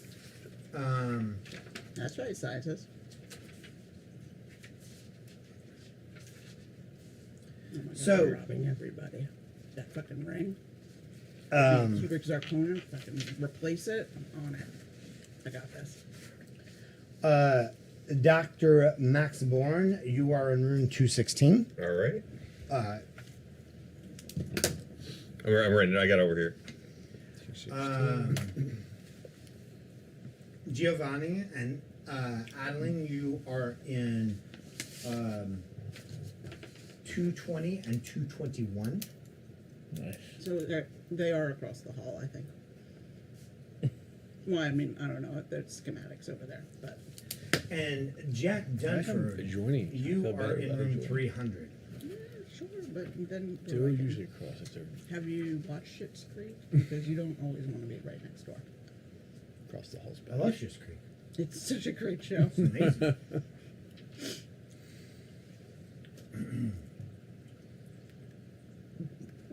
I'm sorry, what room are you? 300. All right. Oh. That's Not another even on level our- up. Yeah. Look at you, Mr. Fancy, fancy journalist guy. So, what, as you guys are From going the up the Times? gangplank? You gotta watch that mic though, Dave, because you're probably Hitting the audience is probably hearing. Shh. As you're going up, do you want a job as a That's producer? Well, As you're going up the gangplank, I want everybody to take your the two dice that I told you about. The two 10-sided dice. One is going to be in the tens, and one is going to be in the single digits. Yep. And then roll those, and then compare those to your spot hidden skill. Pizza box. So it's a 10 to the 16. And compare that to your spot hidden. Ian, do you want to roll it? Yours? What, I'm rolling two dice. Yeah, you're rolling. Two of these ones. You're gonna roll There's one. And that one, Oh, that's Okay. fucking 12. and then I'm just letting you know what they are. well, actually, just look on your character sheet.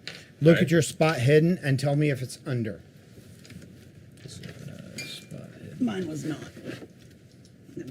Where's spot hidden? It's alphabetical, so you'll see it. Wait, so of these three numbers, what am I comparing? 25, 12, and So 5. what you got there is 86. I've got So it is definitely not under your spot hidden. 6. Okay. So 20. No, so I'm. What'd you under. roll? 25. I rolled 26. You adding them, right? You're adding them, yeah. Oh, And what's your yeah. spot hidden? 25, 12. Very close. It's not under. No, I got I'm over. I got 33, and my spot hidden is 25. it's 25. Okay, so nobody. All right, you're good. Okay, so each of you gets to your first There's one class left. suite. There's one left if you I don't want know it. why I found it so funny, but AJ, this game is the definition of 4D chess. Where's Yeah. my boobs? I get that. It's not that hard, people. Wait. No, I'm definitely a huge nerd. I don't know. Doesn't matter. Do you- Don't matter. Don't matter. Feel free to call out any comments you want, but Any comments from the chat? oh yeah, because that's all about them. It is. What do you Today, mean? it's Kick your out day, people. It's your day. What? What do you mean? They kick out people? No. Oh. Just this funny stuff, but they can't hear D though, right? So, D can turn his mic on. all right. Dave's velvety, I put it over there. Oh, you don't have a mic? All right. Dave's velvety female character has me in love. I do that sometimes.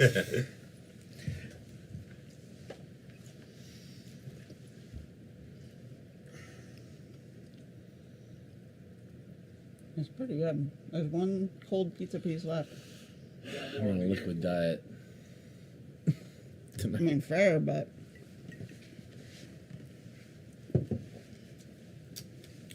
I do say. no, you do declare. do declare. I do declare. Same thing. Synonymous. Oh wait, no, you're from like Queens or something, Yeah. aren't you? I'm from Chicago, technically, but yeah. Okay. I still don't declare anything. Shitty pizza. Yeah, it's a fucking casserole. No. Goddamn bread bowl. I've never had like real pizza in Chicago. Deep dish? Yeah. It's fucking garbage. Fucking garbage. I mean, it's basically like if you've ever been to Panera Bread and gotten tomato soup in a bread bowl, throwing some cheese on it. Fucking casserole.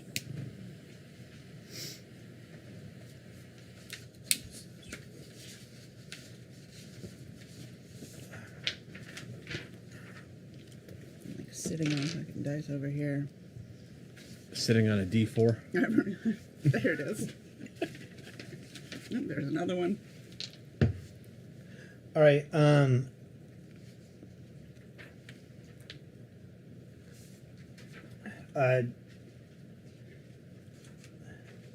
Jack, as you're checking into your room, room 300, right?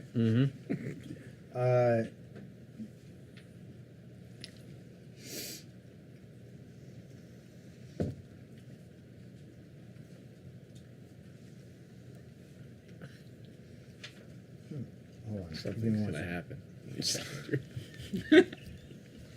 Bated breath, buddy. I know. Something terrible's about that.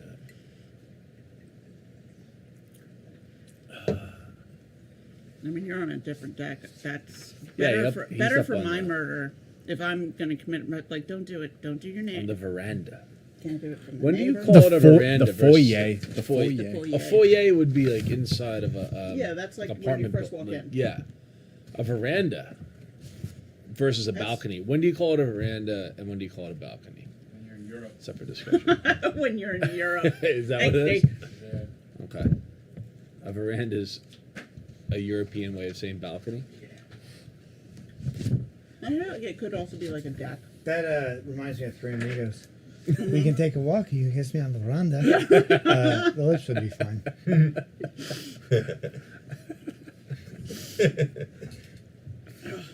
Don't break character.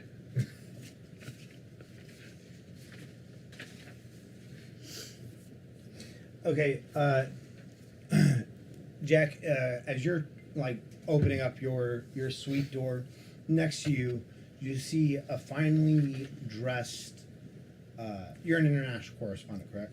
So you see a finely dressed man who, you know, has sort of a swarthy look. It looks like Latin, you know, Spanish, Latin American. You're not quite sure, but checking it, very finely dressed, checking in next to you. And each of you is checking into.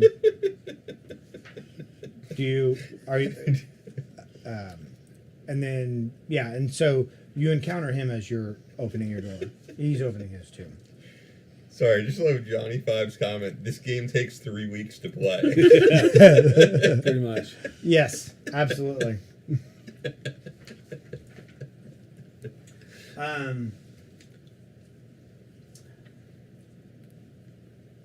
Adeline. You're out of line here. You're out of line. Out of line. That's how you can remember it.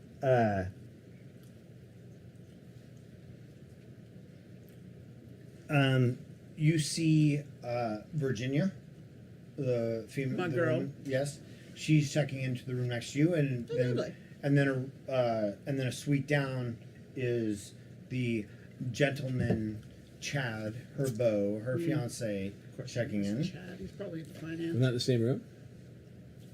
No, they're still only engaged. Oh. She is a delightful Southern belle. Back in those, well, So the fiance would be next to me. Just The fiance, yeah. take one across. So sure. each of you have checked in, like not checked into like your room. You're getting settled. And then as the evening progresses or as the day progresses, if you want to explore the ship, feel free. I'm gonna go and hang out at the bar and have a drink. Okay. I'm coming.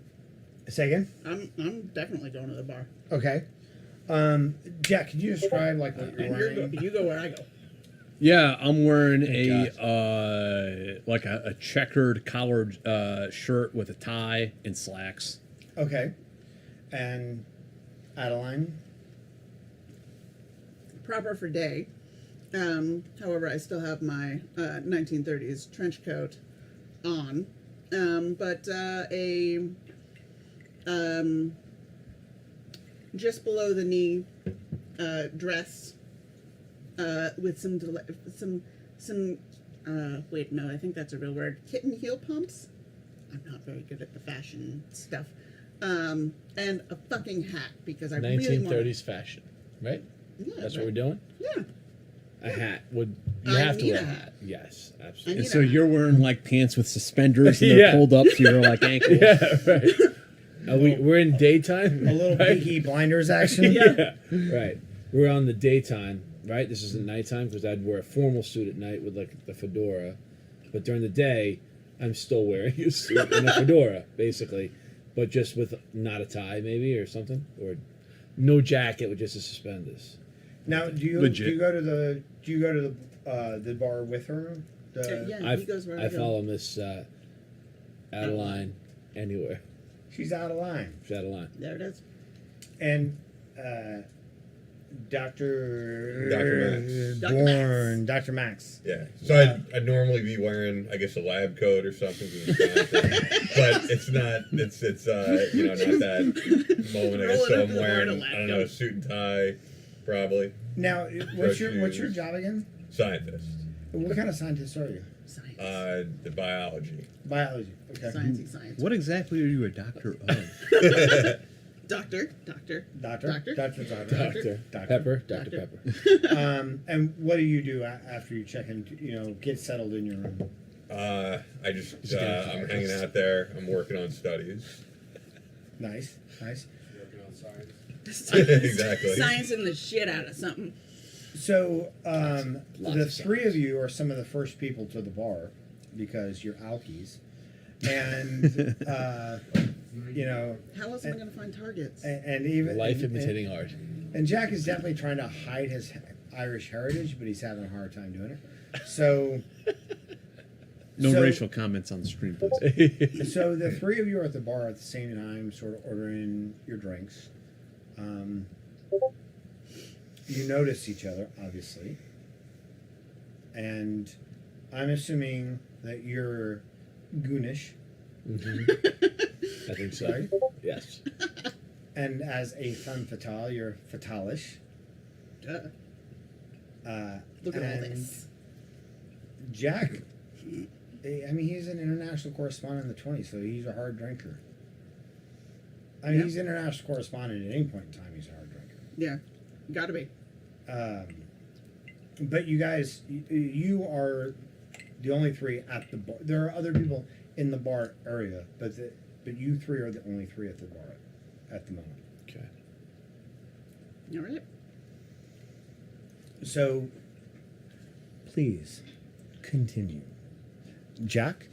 The bartender Manny, and hey, Bob, what do you want to drink? I'm going to ask for an old fashioned. It's not that old these days. It's just a fashion. The classic never dies. So he starts pouring your old fashioned. You. Gin. Tonic, but light on the tonic. Yeah. Like a woman who can drink like that. I'll just have a whiskey. A little whiskey. If that's okay with No. It's fine. Okay. I've got it. Okay, See, so not heard. He starts working on your drinks. You guys are at the bar.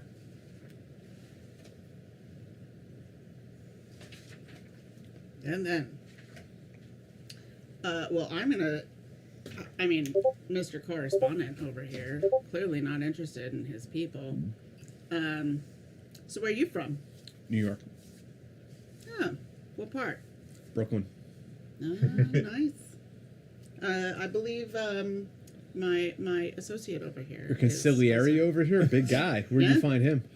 Meat packing plant? Opposite side of town, Queens. Yeah. Yes. Yeah. Yeah. I'm from Queens. What part of Brooklyn are you from? The southern part. Close by. Yeah. That's where I grew up. Got any family still there? Nah. All right, everyone moved out. As they do. What brings you here? heading to this fair in Shanghai. The newspaper wants me to cover something. What newspaper do you write? Daily Gazette. Daily Gazette. What are you covering at the Shanghai? Some Oriental archaeology thing that they sent me out here. It's not really my beat, but hey, it's money. Is that a Hearst? Who is that? Is that one of the Hearst magazines? What is that? Couldn't tell you, sweetheart. The checks go to the bank. That's about all I can say. Hey. I guess. All right. Yeah, we're also heading to Shanghai, so we may as well get to know each other because we're gonna be on this ship out. Just keep your hands to yourself. Yeah? I wasn't getting sweet on your missus.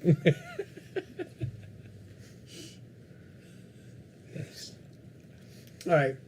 So Is you that how it guys. goes? Because So do you stay in your room for the night? Sure. Yeah. Okay.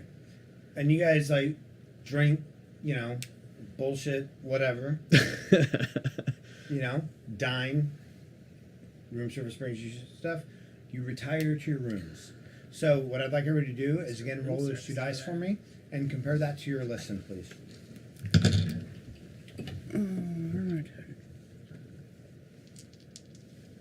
So just these the two? tens and the singles. The tens and the singles, right? Okay. Yep.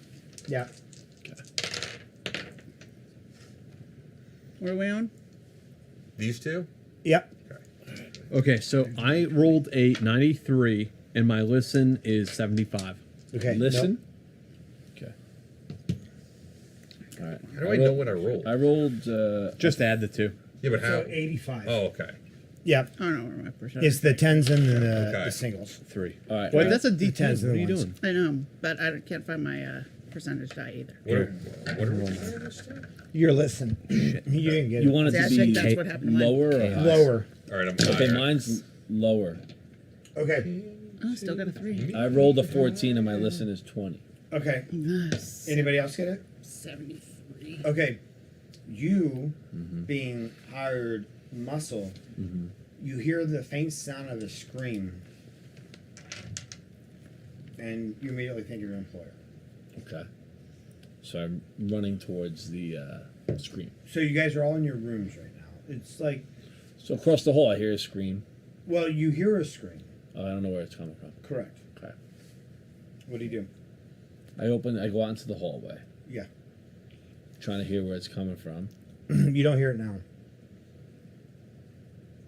I knock on the door of Adeline to make sure she's okay.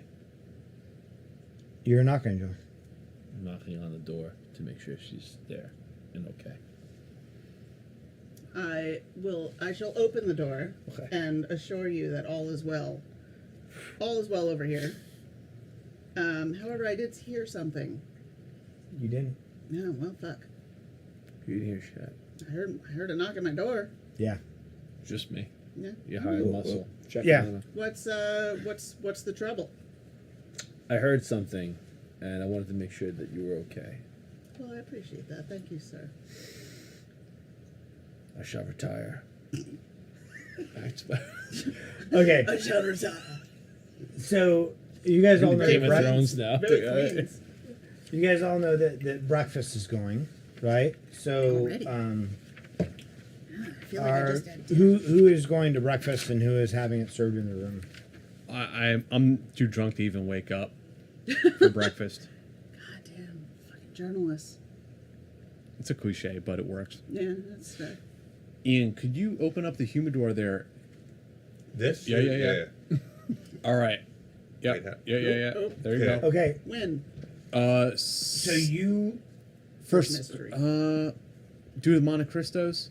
Let's do Monte Cristos. The first box down. Okay. No. You're saying this box? The first? Next one down. Okay. There you go. We're gonna do Monte Cristos. Nice. Got a nice little selection in there. Thank you, sir. You can help you go. yourself to one as well. Next. I'm going to breakfast because I am. This is like my whole job is figuring out who people are so I know who I can steal from.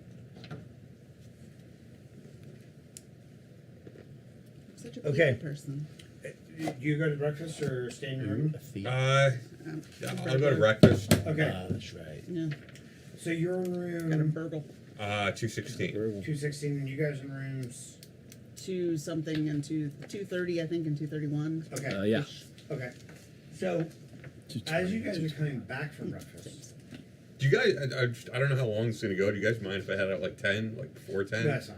Cool. You roll. Grab that mic, bro. Yes. You roll. All right. So no, you must stay for the 3 weeks that it takes this game. I'll be if you leave at 10, I'll be the side. All right. Cool. Okay. So all three of you, because of where your rooms are located, as you come back, you see a small crowd gathered in front of the room that is 2 doors down from yours. It's the room you saw Chad go into. You don't know what the room is, but you see a small crowd gather. You see the woman, you recognize her as Virginia, like fretting at the door. I shall go to my new friend. Virginia, what's the trouble? What's all the kerfuffle? I don't know if that's Kerfuffle's a word a that good they one, would yeah. use. Chad, I can't find Chad. Chad is gone. And there's another like crew member there who just kind of looks sort of like white as a sheet right now. Well, I'm sure he's got to be somewhere. I mean, this is a ship. He can't have gone far. Why don't we ask this fine steward-looking gentleman, good sir, this lovely young woman seems to have misplaced her bow. I ask of the dude standing there. He's like,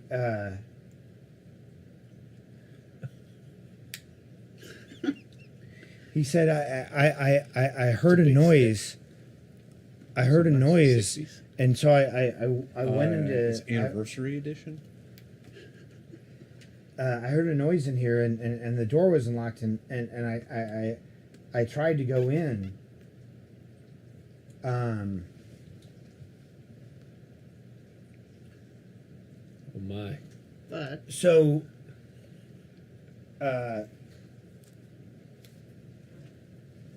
is there something blocking the door?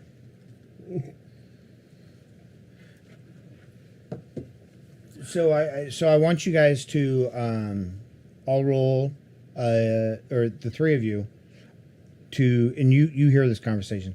Roll your dice again and check it against your psychology. Stop rolling in the goddamn fucking 70s. 73. No, I doubt it. Psychology. You have weighted goddamn dice over here. Off the regular, right? Yeah, Okay, I'm over. you're over. Okay. You, Adeline, can roll. Adeline can roll a. I know I'm horrible. I'm horrible. What's your charm? My charm, which I get an extra for, is 60, Okay. and I get an extra dice. Okay. So go ahead and roll again, but add somebody else's tens die I need to it. I need. That's the one. and compare it this is against mine. your charm. If I get a fucking 70 again, I'm throwing your dice out the window.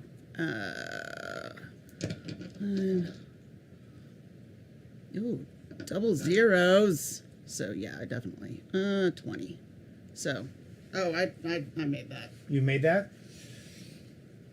So you sweet talk him up a little bit,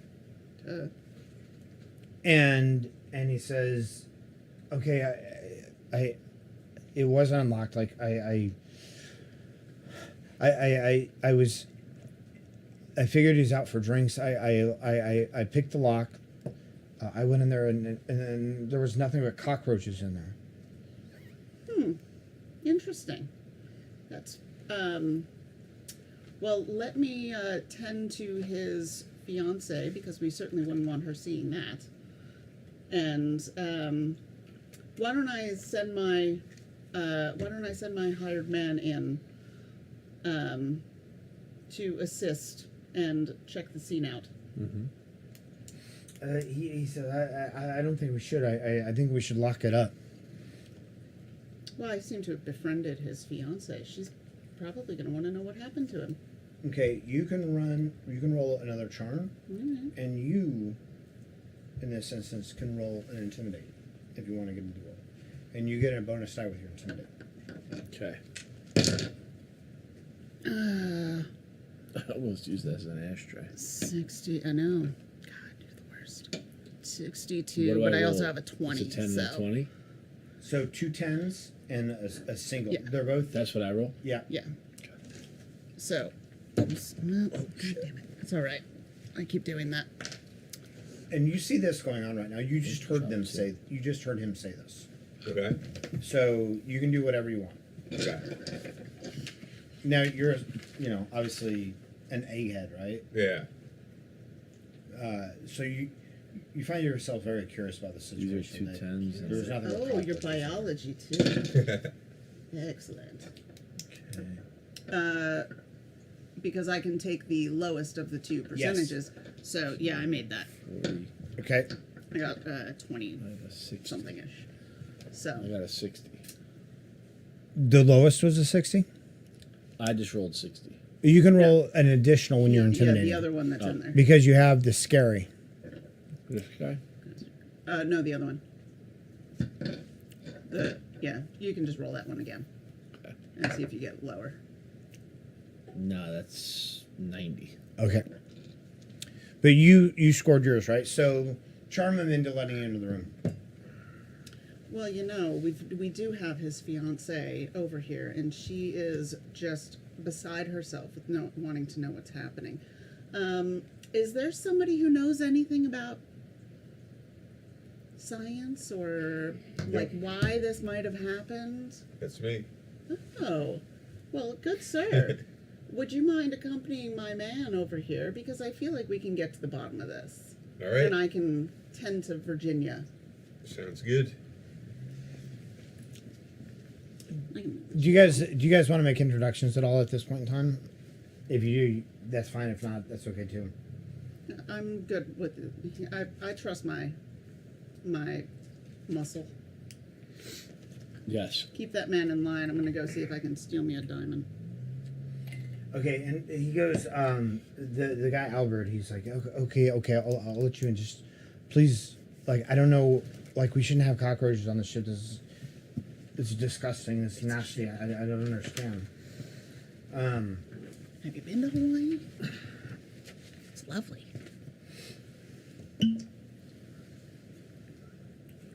Okay, inside the cabin, you see clothes lying in a chair. Nothing looks out of place. It all looks. No, I'm good. Thanks. You see a desk in the area. At this time, a captain and a steward show up too. Go, oh, what's going on here? What's happening? Oh, I'm off with my girl. I fucked the two of you over. Just now. me and him? Yeah. We're in the room? Yeah. Checking out the scene. I just want you to keep an eye on that guy and see if there's anything worth stealing. Well, this guy's fucking passed out in his goddamn room. Drank his ass under the table last night. Is that what's happening? Duh.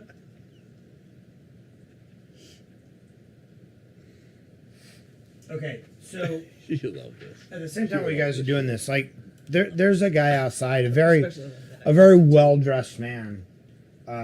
Who's like, what's going on? I demand answers. Why are there so many bugs out here? What is going on? Everybody's kind of ignoring him, except the staff is trying to placate him. So So, like I said, in this room, you see the chair with clothes on it. You see a desk.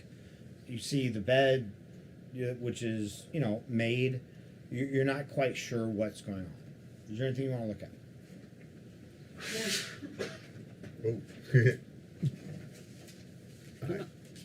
Come on, science guy. What are you looking at? What are you looking at? I'm actually checking something out. Oh, for fuck's sake. We're in a room. You're in a room. There's cockroaches everywhere. All right. There's a bed. There's a desk, and there's what else? His clothes and some Clothes roaches. and a bunch of roaches. I think fucking bio nerd over there would be more than sexting his. Sorry. They didn't have sexting back then. They had the telegraph. And I feel like the telegraph operator. Yeah, when did that start? Phonograph? But no, I mean, I think there were phones. Yeah. Okay. In the 30s, yeah, there were phones. There were phones. On the desk. That was the late 1800s. Yeah. Phones. Still had to call an operator, though. That's how I know, 65000. There was the 800 number back then? No.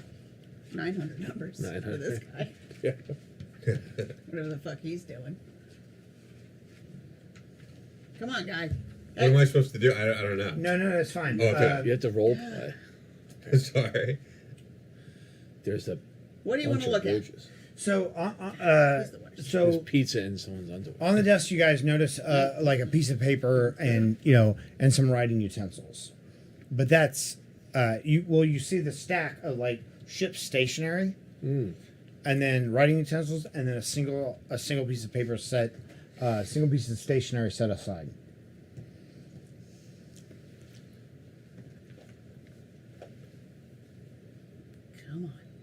Come on, kids.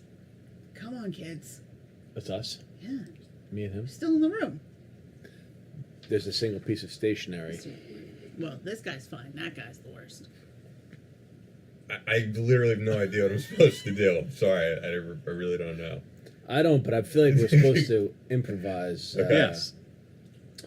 That the scenario, the picture that you're in the room. Okay. You Jeff, missed you it, but there was Champ.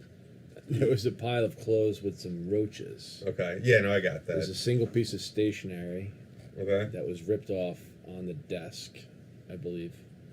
And me and you were in the room, and she's with the bell, Okay. right? Yeah. My girl. Want that ring? And we're supposed to say what we see. What Yeah. we're thinking. What do you want to do? Like you see Yeah. you see the chair with clothes. You see the desk with the stationery and a single piece of paper, like sitting. There's some writing on that paper, and you see like everything else seems to be in place. Like the room is not. I would investigate what is on the piece of paper that is single ripped off. Okay.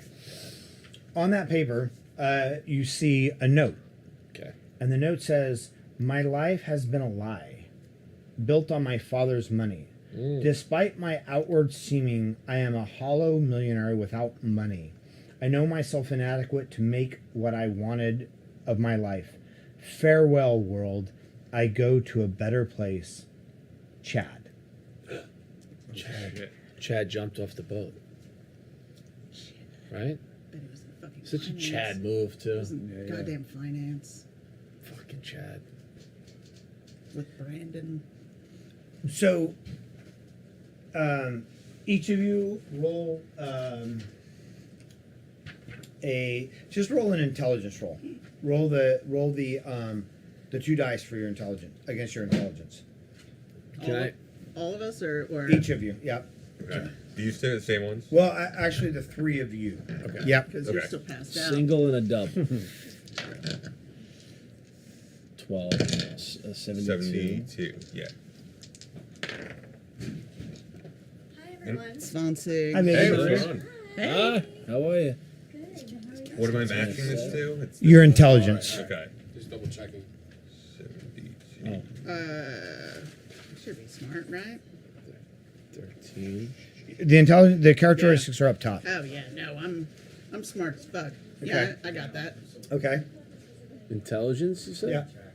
Yeah, so mine's All the way under up. then. If it's under, There. Yeah. It's under your intelligence? Yeah. Okay. Okay, so mine's under. All of you under? Yeah. So for all of you, so you pick up the note and you read it out loud. And for all of you, you're like, this does not at all sound like the guy that we met coming up the gangplank. Like, Oh, no, he's it like it recently doesn't make. engaged. He seemed like a happy dude, Yeah, he's recently engaged. right? So you all just sort of have that feeling that something is off about Afoot. this note. It's a foot.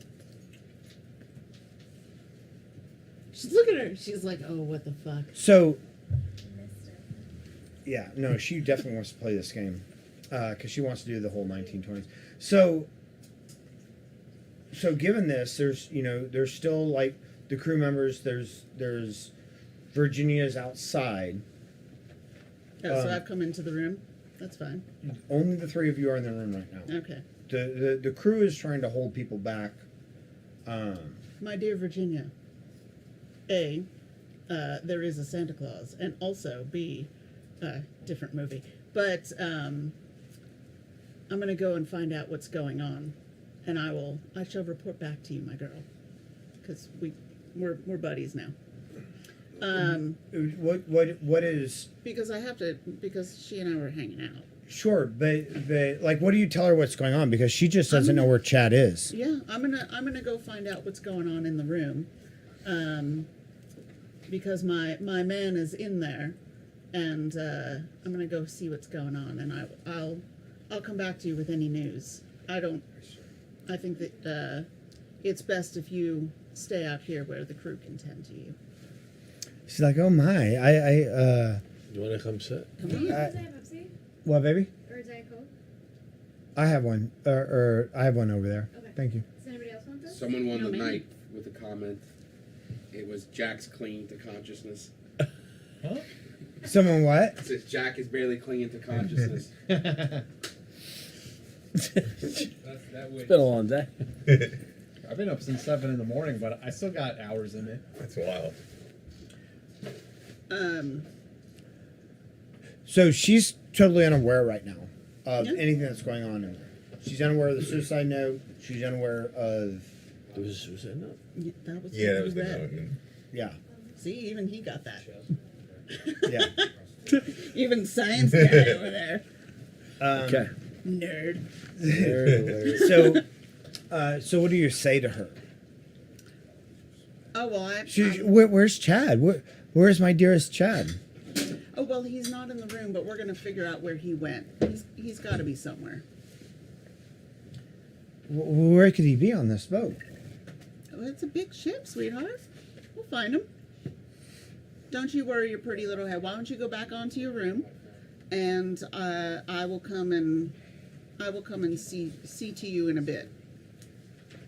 So there's crew gathered. Each of you, the three of you, roll again. Roll your dice again. Okay. And compare it to your listen, please. What is it? Let's roll this dice again and compare them to your listen. Okay. Something. Listen. 40. Yeah, I made that. Okay. I'm down. I'm under. Under. Good. Yeah. Wait, are we Underneath. comparing the Under's the good, three right? numbers Ed, Listen. You always together? want to be under. first just number. the two. So you roll Okay. these two dice. So you Yeah, got yeah. a So 26 yeah, I'm below. compared to your lesson. Okay. So all three of you, as you're there and you see the ship's crew, you hear them, like the ship's crew actually talking about the ship's chief purser, Master Dungas, who hasn't been seen. Master He hasn't been. They're like, oh, he hasn't been seen since last evening, since he was doing his rounds. Wait, the ship's crewman? Yeah, the ship's purser. Is that the guy with the money? I just like the guy or the woman who wrote. Is Jack the bald guy? He always looks smashed. Oh my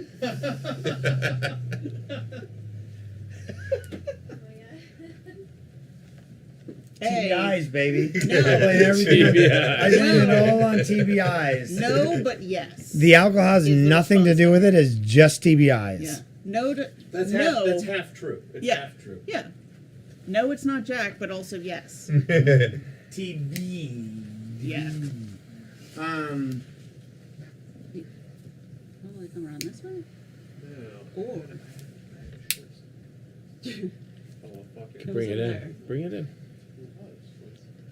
Fuck it. well, Oh well. I'll wear a foot if I need. yeah, Grab something. they're cozy. It's heavier than I think it is.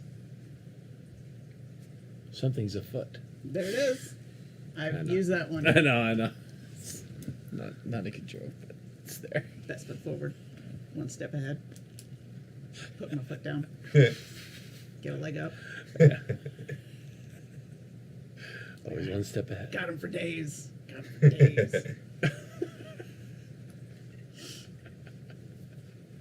Okay, so So now we have 2 missing persons. so that's what Don't you know what guys. Barsar is. That's what you guys hear.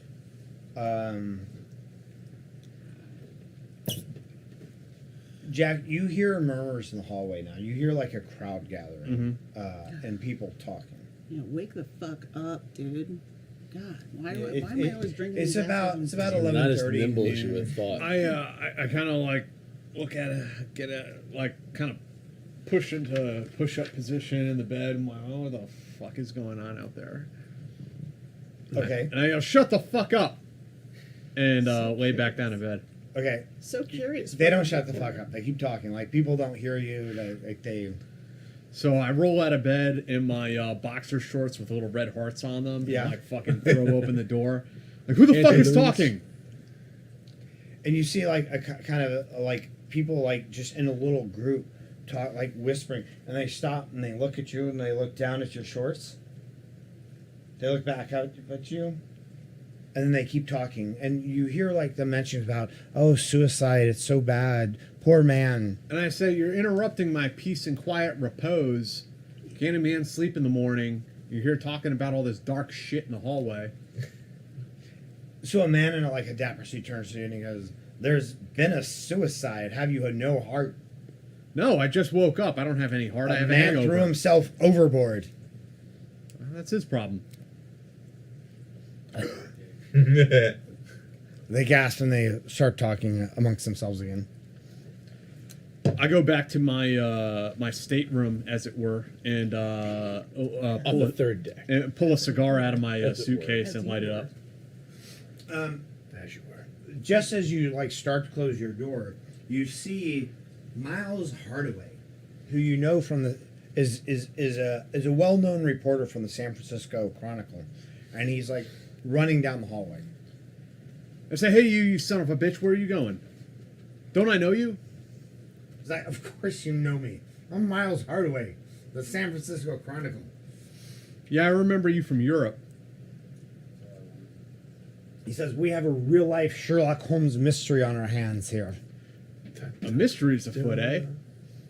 Who are you? Jack Dunford. Daily Gazette. Daily Gazette. Second-rate publication. Fucking rag. But we always get the story, don't we? Well, you're missing out. And he runs off. He scurries. So I follow along with the milieu, as it were, and try to find out what's being Did you put some pants on? conversated about. No, I'm in my boxer So is shorts Bob. smoking a cigar. With the hearts. Nobody will talk to you. Everybody keeps on looking at your shorts, And looking you're back at chubby. you. I just barge in the middle of the crowd. Has anyone here been murdered? No, it's a suicide, somebody says. No, murdered, no. Suicide, that's all? So someone pulled a Brody off the side of the ship last night? It's a big deal. So heartless.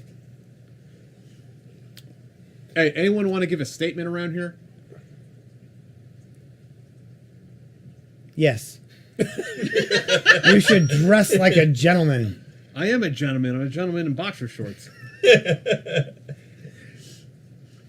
So as you guys are outside, you see further down the hall a larger crowd gathered all around a room.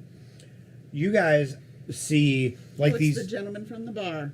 You guys see these women, like kind of congregate around Virginia and like start coddling her, like, not in a bad way, but you know, like Fucking taking told her her to under go their back arm, to her like, oh goddamn dear, room. like it'll be okay. Bitch, don't listen. It'll be okay. Bitch, don't listen. Bitches I told her be to go back crazy. to her room. Bitches be crazy. The really impeccably just dressed gentleman that you guys saw earlier, who was like, "What's going on here?" Blah blah blah. You know, you may have, some of you may have recognized him from newspapers as a captain of industry. You know, A Rockefeller or an Astor. he's like, something must be done, stomping around. And meanwhile, like these women are trying to comfort Virginia. I'm gonna go up to that rich guy. I'm gonna say, "What do you got to say about this situation?" Something's got to be done, I tell you. Like what? Like what? People need to stop throwing themselves off the side of ships. Did you know him? I didn't know him, but he deserves to. This is a travesty. I paid $49. Yeah, and he interrupted For this your trip whole to China. He interrupted your transatlantic vacation. It's a travesty, I tell you. What a The dick. ship's crew must be done. And all these roaches everywhere. What are these roaches for? You're You talking expect about me the to eat people this? or the insects? Both. But don't you see these roaches? You see little roaches crawling out of the room. I'm like looking around at the people and then out of the roaches. Like, oh. And I go in and check out the room. Okay, Welcome to the party. you notice them because, you know, you had talked to them briefly at the bar. They're outside actually with... Did you guys No, take we're still in the room. Oh, you're still in the room? I walk in there and say, "Well, what do you The got? Your fuck's going junior on? detective set here? What are you doing? You looking at this suicide here?" I'm sorry, some of us woke up at a reasonable hour this morning and got Well, dressed. I think this is a reasonable hour. And Jack, you notice the same thing. There's clothes on the chair, like folded nicely. The bed is made. The stationery, you see the separate piece, and there are cockroaches all over the room. So is there like a balcony or something I can go and look at? Like No. there's no A veranda. A veranda, yeah. Nobody was kissed on the veranda. They were only kissed So on this the guy lips. must have thrown himself off somewhere else. or out a window. So Maybe he tripped. I'll go shuffle around the clothes and see where the source of the cockroach Now, you is. haven't looked at the note yet. No, I don't know anything about it, Okay, right? so you don't find anything unusual in the clothes, but they are like folded up, and it's unusual to you that these clothes are folded up as if somebody were going to bed, but the bed is made. So I'll ask the group, does anyone know where this guy threw himself off the side? Nobody's seen it. We didn't know he threw himself. Yeah, we just saw the suicide note. So you just saw a note, seen but you the don't note? got a body. There's no body and there's no signs of a struggle. Says my hired goon. That's what I pay him for. I ask him if I can take a look at the note. Please. All right, so I take a look at the note, give it a read, and do I notice anything Okay, kind of yeah. sus? Again, you can, He roll. basically claims that he committed suicide, if I'm not mistaken, right? Yeah. And, well, he seems to be mighty depressed, but I happen to know that he just got engaged. His fiance is out there. I told her to go back to her room. She's I don't hot think too. She is. But maybe, well, be careful, because now that her fiance's out of the way, perhaps that was a motive. But I don't know where he's off to. So roll your dice and then compare it to your intelligence. You I got a smug bastard. 98. Dragon. What are your bonuses for your skills? I have nimble and smooth talker. Okay. So you don't notice anything sus about this Okay. the note. I feel like we all aligned, So- though. Our characters aligned. I look at these folks and I say, so what we got here is a dandy, Right. claims he committed suicide, hadn't slept in the bed, leaves his clothes folded up. Maybe he's just down in the engine room shoveling coal for all we know. He just threw himself into a story. So I'm explaining. I'm listening. yeah, Yeah, I'm sorry. I No, didn't that's know all right. Character. yeah, no, that's right. Maybe he's I'm- shoveling coal. So, but you guys felt something was off about the note. Oh, certainly. I've forgotten. Oh, Jack. Jack, right from the bar. So From the Daily Gazette.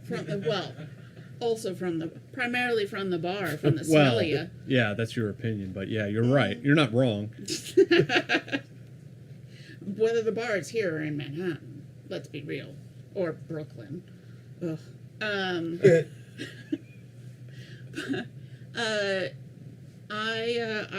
I tend to disagree with you. I think something is very much amiss. I don't think he wrote this note.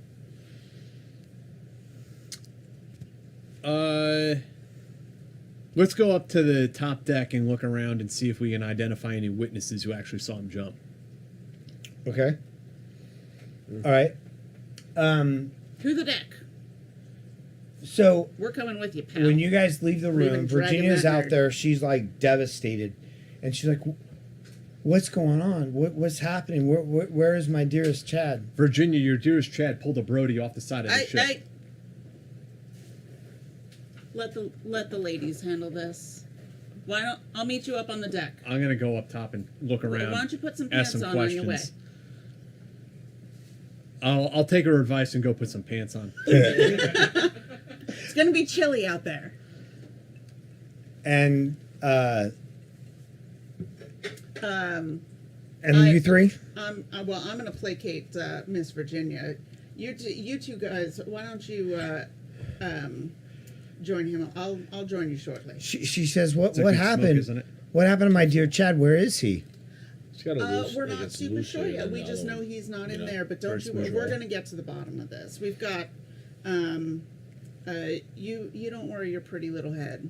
Well, he's got to be somewhere on this ship. But why are there so many cockroaches? Why was his room open? You know, San Francisco's had a rough time of it lately. I'm sure they came on while we were in the port, and they just happened to get up on into his room. I don't know. Why don't we ask the biologist? It seems very suspicious. She says, "Is there anything in there? He's not in there? Some Nothing?" of his clothes, honey. You wouldn't happen to know what he might have been wearing. When did you last see him last night? Well, I saw him just after we retired after dinner. You saw him after you retired, eh? I'm sure you did. I Ain't don't no know what shame. you're talking about. Implication. Honey, ain't no shame in it. Once you start hanging out with us Northerners, you'll understand. But no, it's. Go ahead, keep going. This is good. But don't you worry. So he was wearing his evening clothes, his dinner clothes last night. Last you saw him, what was that exactly? Well, it was. Remember? Yeah, she describes it. It's exactly what you saw in the chair. All right, so he seems to have changed into something else. He might have gone out. There's appears to be somebody missing from the crew as well. I'm sure they're off together, having a cigar somewhere that gentleman's not supposed to be. Something like that. Well, he'll turn up. So, for the purpose of the game and moving things forward, do you guys take the note, show her the note, carry the note? God no, she's from the fucking South.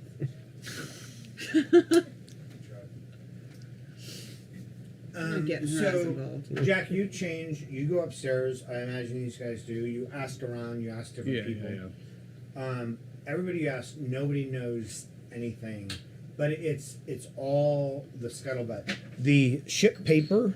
The ship has a paper every day about goings on the ship. Yeah, a new career move. You guys care if I head out or? No, you're good, buddy. All right, cool, man. Thanks for having me, guys. Ian, we love you. Appreciate Man. it. Love you guys Ian too. exits No, we stage love you. left. Maria steps into the role of That's right. scientist. That's right. Good. Tell Chris we Maria said. has experience with like RPGs, right? Because I certainly do not. But I think Maria does, right? No, she doesn't. But She has a lot of Alright. experience. but Know how to play? No. yeah. Really? No. Dave's like, yeah, you know. This All right. Well, I'm gonna put this, This guy's down. new I don't to want it. anybody to get. I I don't want this to get loud. So. idea what's going on. Dude, good meeting you. Yeah, you too, man.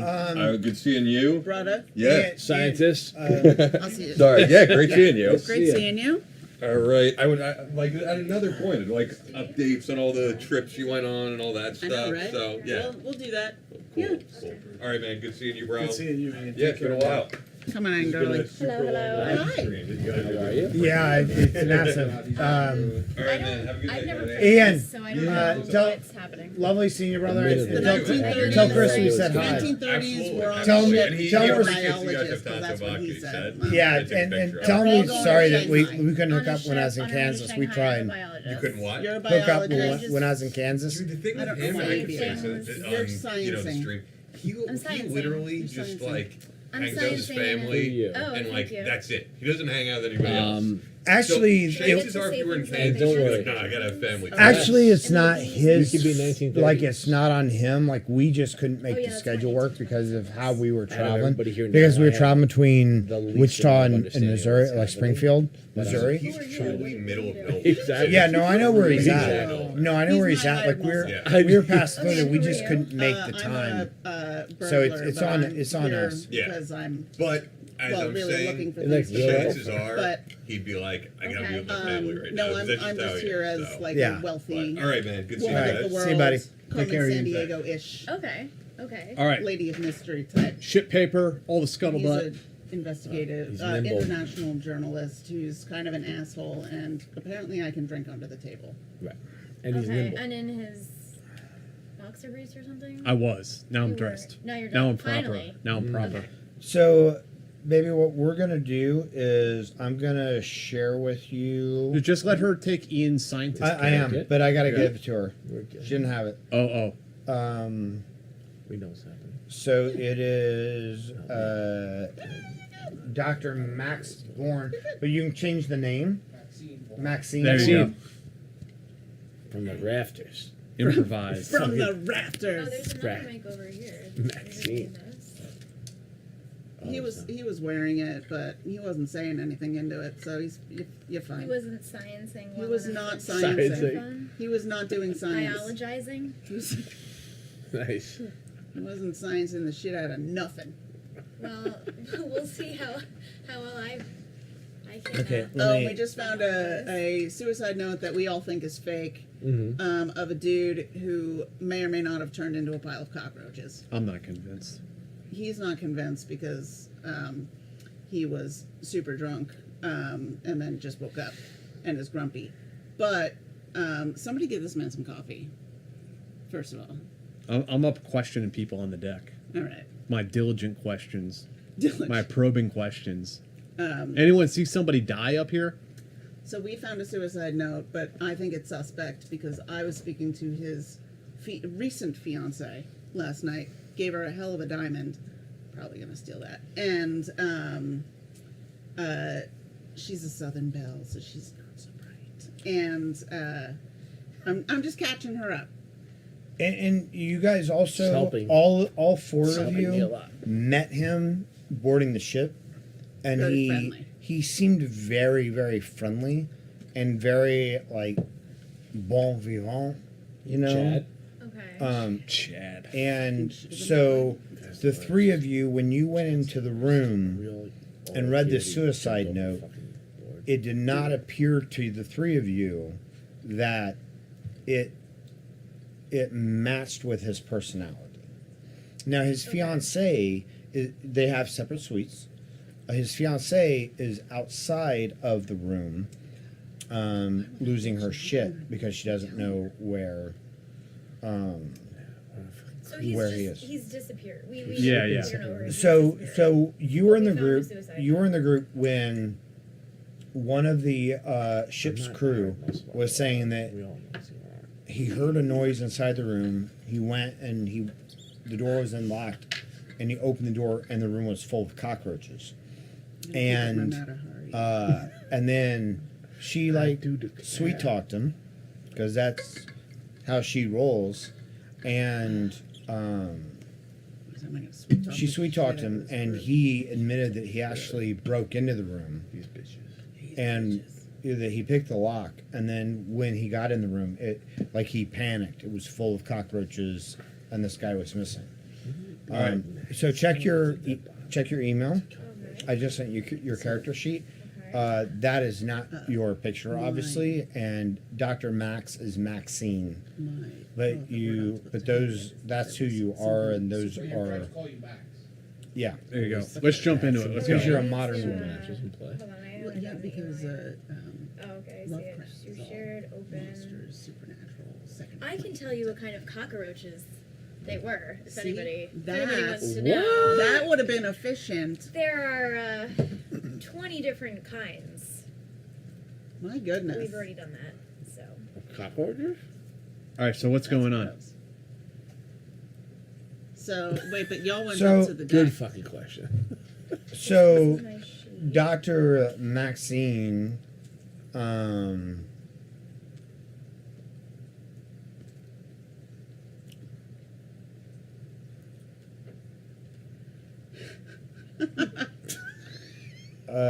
if you're looking at what type of cockroaches they are, A biologist would look at that. I mean, different types of biology. There's what is that? Entomology. That's no. Yeah, whatever. Oh no, entomology's words. No, Right? it's bugs. Is entomology bugs? Yeah. That's good guess. It's very close to the one that's for words.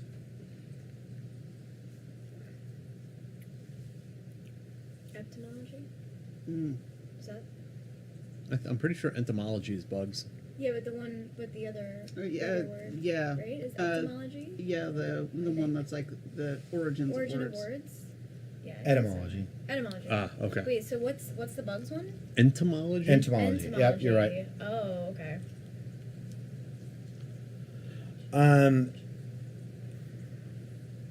You notice that the cockroaches are one of the 4 types. They're in several countries spread across Europe, Spain, Portugal, and France primarily. So what on earth were they For the doing types here? of cockroaches.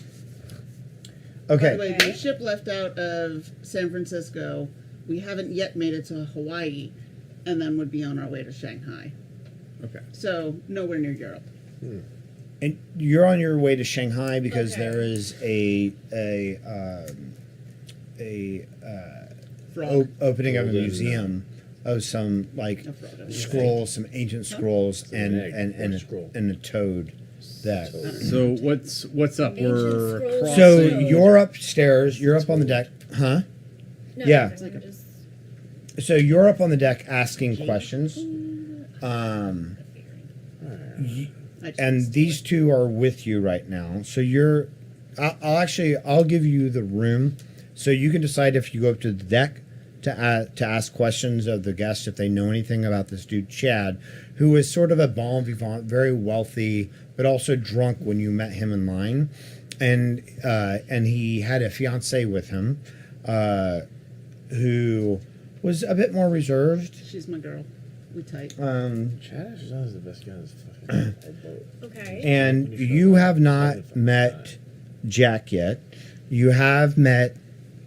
You've been in the room with Adeline. and Giovanni. Giovanni. And you don't really know who they are though, because you haven't really spoken much with them. Okay. Just the 3 of you went into the little room. To It's not a Yeah. room. So what happened basically was you heard a scream outside your room. okay. You went out and there was a crowd gathered in front of the room. The crew member who was standing out there at the time said that he heard a noise inside the room. He went. The door was unlocked. He went inside, and that's all he knew. And then she sort of like swaggered up to him and worked her magic.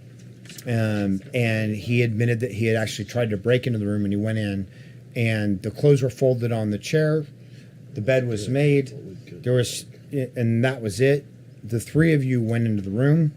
there was stationery on the desk, and then a note. And the note said,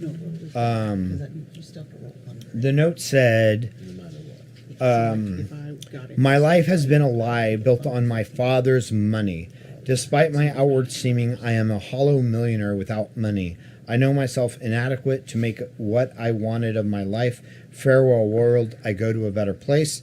But the three of you, upon looking at this note, thought this does not seem like the guy that we met in line while we were boarding the ship. Because he was very happy. Okay, so can I ask? Can I, in addition to asking questions, Sure. can I also like provide and can I like Do provide information? you do you.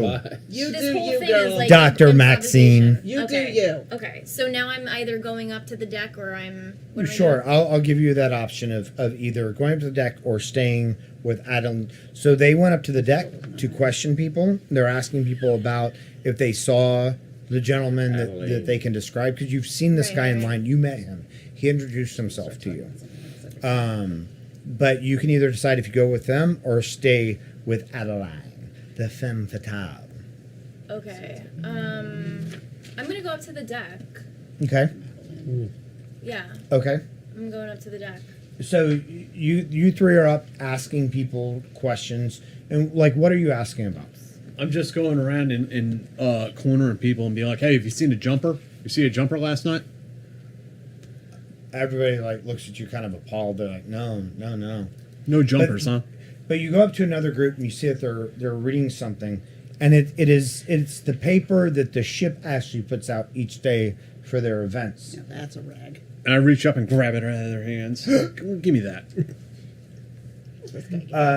You look at the paper and you notice.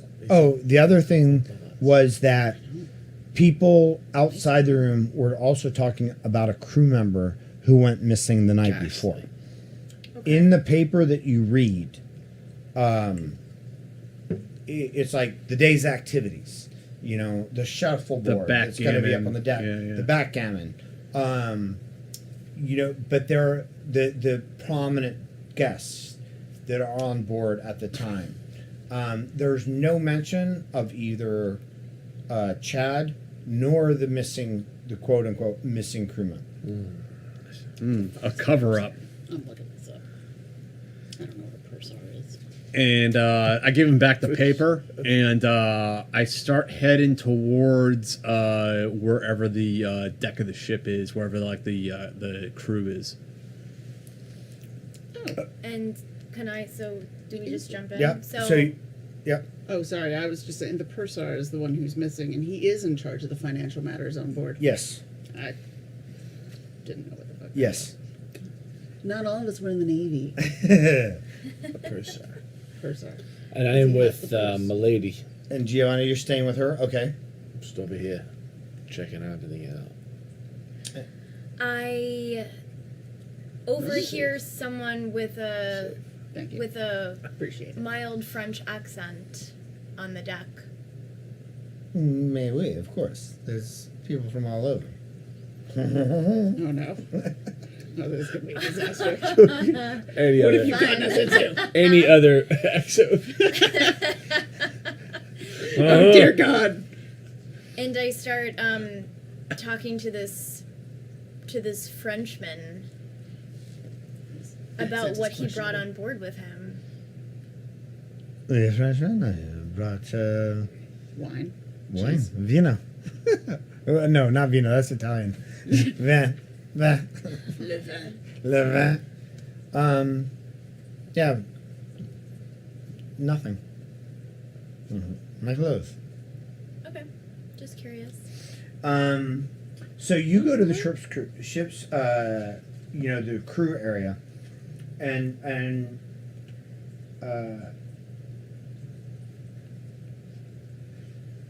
you run into the ship's chaplain.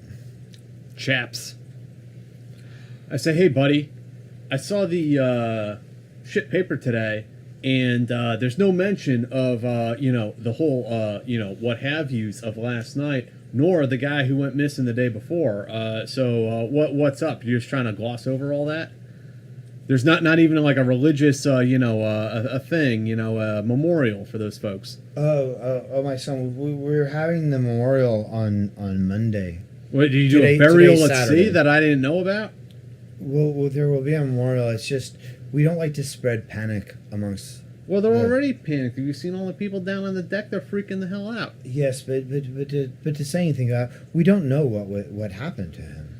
So you're telling me that you lost one person over the side and there's no sign of him, and then there's a crew member that's also missing and no sign of him, and you're just like, hey, no one's conducting an investigation into what happened here? It's possible that they absconded together, but nobody wants to say anything. Gay lovers? We don't say that here. I understand. Everybody is gay. This is the 20s. 30s. 30s. Oh my god. Gay mean happy, or just does it mean like? So there was some happy, of course. there was some evidence of their picadillos. No, but what else? What other explanation can there be? Well, that they killed themselves and threw themselves over the side. Because they're gay. No, nobody can find final rest with God if they killed themselves. Of course they wouldn't do. But they couldn't find final resting place with God if they were in a homo stuff either, right? There's no indication of that. I don't know. Sounds kind of sus. Suspect in the 30s. You see another kind of crew member standing off to the side who's kind of like biting his nails. I kind of like walk sideways up to him, a little sideways shuffle. He gives you the side eye. I say, hey there, what do you think about this whole situation on the ship the last couple days? Who are you? Jack Dunford, Daily Gazette. Second class rag. Perhaps, but I always get my story, and if I don't, I just make it up. God, the 30s were a great time. Oh, wait. No, they weren't. I don't know. This guy's on the top deck, by the way. Roll your dice and add a bonus die for it. So add, yeah. Okay, so 40. Crazy. I've never seen him. Yeah, just 40. And then roll an additional tens die.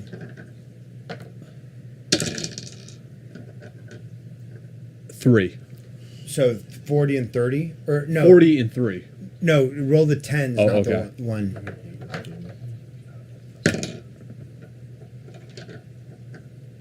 30. Okay.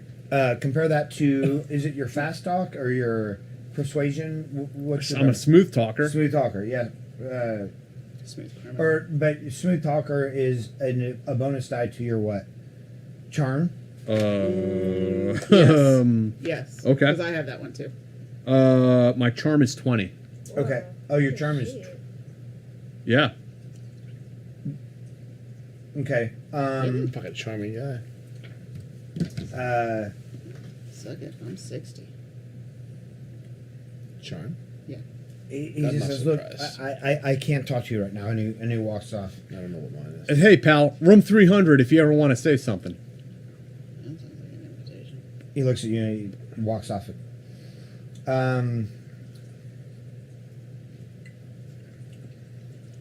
So, as you continue your investigation, like you just can't. Everybody seems tight-lipped, or people don't know. You generally feel that people are just very confused.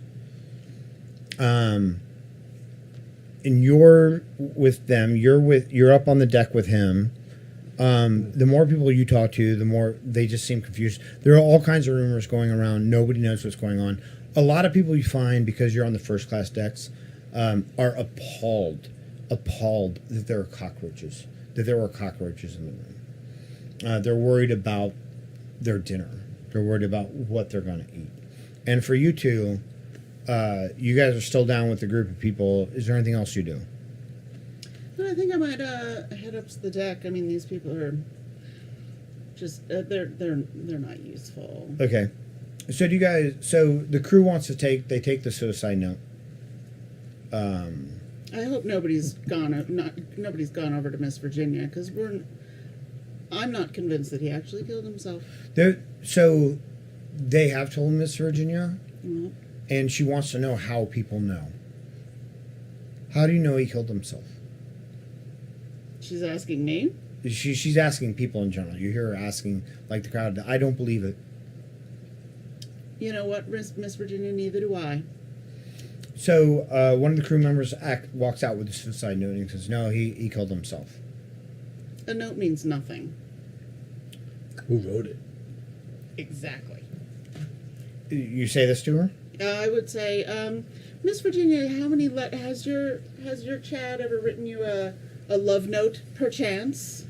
But of course. Would you mind? Do you happen to have anything in your quarters? Of course. That we could perhaps compare it, because I'm not convinced he did write this. So she runs off to her quarters and she comes back with like some love letters she's written. Go ahead and both of you roll your dice. That's in the book. Is that in it? Oh man. Okay. Yeah, took the other one.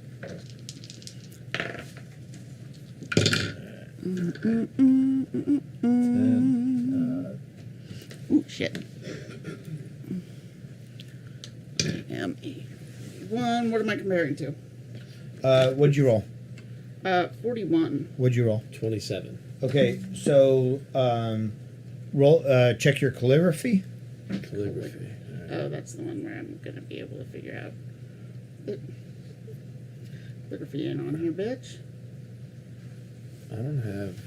No, calligraphy is a What's it? Is it called something that's else? yeah, that's not. It's not on there. Okay. This would be. Do you have anything under art? Calligraphy might be an additional thing. Art? Yeah. No. No, you're still in Dungeons and Dragons world. Okay, let's just check spot hidden. Check spot hidden. Spot hidden. Spot hidden. 65. Got it. 25. I win. Did you get it? You I'm got it? under. No, I'm sorry. I'm over by 2. You got I'm spot under. hidden? Yeah. So you notice that the handwriting does not match at all. All right. Yeah. He did not write this note because this handwriting does not match. You also notice that even in his love letters, he doesn't sign it Chad. He signs it Charles Chadwick Peterson. Oh God, I hate him even more. Oh, sorry. Okay, so you notice the difference in Yeah. Oh, in there is how no it's way that this man wrote this note. Is there someone who is an actual investigator on this ship? Because Funny you should mention that. well, welcome back from the upper decks, champ. However, you are on the upper decks, but you do remember that he's an investigative journalist from the night before. All right. We need to find him because clearly From 300. This crew is not doing due diligence. And I mean, I'm not going to say what my real job is, but I happen to have dabbled a bit in some of the more nefarious types, and I can tell you when something is a forgery and when something is not. And I can tell when people are not doing an investigation. So either y'all are covering something up, or no one actually knows what's going on. Come on, I agree. Giovanni. Yeah, Giovanni. I couldn't remember which of the Actually, fucking G names yeah, you because you're up said, on Jack. deck with Jack. I noticed the same thing. Yeah. Well, I support. come on. I think she's right. Come on, let's. You're hired muscle. You just nod and say, Listen, Come on, Giovanni. Let us go to the upper decks and find someone who's actually going to ask questions and perhaps find us answers. the broad's got a point. okay, so you guys go up to the Damn upper right. decks. With these games. So you Ladies are tramp. first you notice Dr. Maxine up there asking people questions about cockroaches and rare bird species. Yeah, it's very interesting. The now we're bird German. species. She's German. I just learned that. All right. There are 5 kinds of bird species in this area, and 2 kinds of cockroaches, and I don't believe that the cockroaches are from the United States. Just throwing that out there. Just throwing that out Most there. peculiar. And then you see boy Jack. Mr. Jack Denford as the crew is giving him the cold shoulder. He's like, hey. Maybe if you weren't a fucking Irishman that talked to you. Oh, Yeah. Jack. Nobody likes How that. are you, boy? Nobody likes it. Trying to get to the bottom of this mystery. I've been drinking whiskey down. Not today. Not yet. Not yet.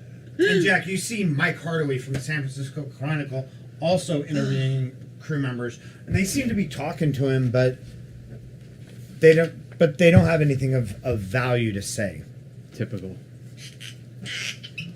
So I'm gonna go up to the strong man here and say, hey, whisper to him, you got a Roscoe?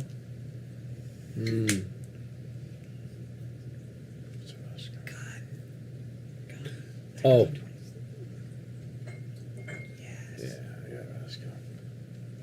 All right. Good to know. I'm always carrying. So, I try to work the ship's crew. They're pretty tight-lipped, but they know more than they're letting on. I think the next move, we go straight to the captain, corner him, and push him, see what he knows. So now, you two have not yet met. Yeah, we did at the bar. No. Yeah. She me was and the not at the bar. scientist. Yeah. She stayed Oh, in being her there? room organizing her butterfly collection. Gotcha. Oh, okay. Because Why'd you bring that? Jesus Christ, what are you people doing? I like butterflies. Little pin. I don't Little travel babies. anywhere without my butterflies. Like Werner von Baum Do you over want here. to Jesus see them? Christ. I mean, I have it's a it's briefcase. 1931, but it's a coming in Germany. What's coming? We will breed the master race. So at this point, the crew completely shuts down, Jack. Like, nobody's going to talk to you. Like, anybody you approach is, All right, so we don't know anything. I want these two to come with me. We're gonna go track down the captain. All right. Gonna ask some pointed We questions. got to take the bridge by force. No. We're gonna be a little more subtle than that. Okay. It's all right. You can't That's find the his captain. default. Nobody That's my will. thing. Nobody will give you access to the captain at all. He's a smooth talker, though. Is he due to give a speech at the formal dinner tonight? Or is there any sort of scheduled events where we might be able to At the find formal him? dinner, he's going to give a speech. Yes. Goddamn captain. When's that at? Tonight? Yes. Yes. And it's been about 2 hours. You guys have been kind of messing around. Right. around. Okay. Futzing. Let's go down into the lower decks in the meantime and talk to the fucking the Irish and whoever else are down there shoveling coal. So as you're going, as you guys are trying to get down to the lower decks, Like Charles you Chadwick. meet with staff who's like at the doors, and they're like, "Sorry, so you guys don't want to be bothered with." Low lives. And I say, no, it's okay. I work for the company management. He's Irish. They said it's okay. I can come through. We're in tuxedos. Got to do an inspection. It's an insurance thing. It's nothing you I need. assure you, sir. There's nothing down there that. Stand down. But there is. Stand I got to down. make my inspections. If I can't make the inspections, the ship can't get insured. We can't make it into port. Roll for persuasion. And you're gonna add an additional 10s die. Okay, so I got oh shit, I got behind the guy. I got 0. Okay, so I have to add. So this is 2. I got a 2. 002. 002. 002 is a 2. Okay. I'm going to say You're adding. persuasion Okay. is not one. That's good, Who though. are these people? Pointed to these three. These are my conciliaries. They're insured with the company. They have to do their inspections. I'm here to make sure that he lets- everything he is lets going you by. properly. You guys go down. You see like the third class berthing. You see people obviously not as well off as you. People like stacked 8 to a room. Yeah, bunch of like Irish and Albanians and Yes. some Italians down there. Yes. Yeah. Absolutely. That's terrible. So I'm gonna start like making some sly inquiries to the fellas down there if they know anything about these odd disappearances on the ship. No, as you talk to people, nobody has any idea, and people are like shocked. That's even here. Nobody knows. Nobody's missing from down here. What about the cockroaches? We haven't seen the cockroaches. Nobody down there has seen cockroaches. Let's slide on down to the boiler room, see if the fellas know anything down there. And It's okay. I left my trench coat up. I pick up a shovel and I start like shoveling over some coal and like nudge up some of them. No, people look at you like you're an idiot. Like you're dressed all nice, and they're down there like shirtless. And Guys, what? He's Irish. What is he doing? And I tell them I'm with the insurance company, and I just got to make some inquiries. And you answer my questions, and I can get out of here. What questions? About the sudden disappearances on the ship. No. What disappearance? Like we don't know anything about any disappearances. The guy who cuts your paycheck is missing. So I tell better them, get paid. listen, if you come across anything that seems kind of off, I'm in room 300. You just come knock on the door, give me a little shave and a haircut on the door so I know it's you, and you let me know, and I'll get to the bottom of this. We'll solve this. They look at each of you like the way you're dressed, and I guess in my best Irish accent. 300. I don't know what that is. Yeah, that was, I didn't know the rooms went that They never high. let us up there, and we don't know anything. We don't know nothing. All right. You just keep your ears peeled. I'll be back. And What if I give him a rap? you want to go hard? Listen, I know you know something. I'll turn it over to the muscle man. Roll I know you intimidation. know something's got to be going on down there. Roll Intimidation. like, intimidation, which is going to be those Ooh, and you're plus getting an it. additional Now 10 you're die. figuring it out. You're like, oh. Plus a what? Plus an additional 10s die. A tens die. Yeah. So just go ahead and roll, and then you add a 10. Okay. No. Roll. You roll and then No, where's roll. the And then, this one? No. Yeah, that's the tens. That's a 10. These aren't 10s. Oh. That's a 10. But you should have His percentage die. a percentage die. That's the one I just handed him. You can just roll that one right now. Yeah. So Then we'll roll bring it that, back roll up. that. So roll both of them and take the lower of the two 10s die. The three or the? All three. Okay. All right. Oop, that was a three. Okay.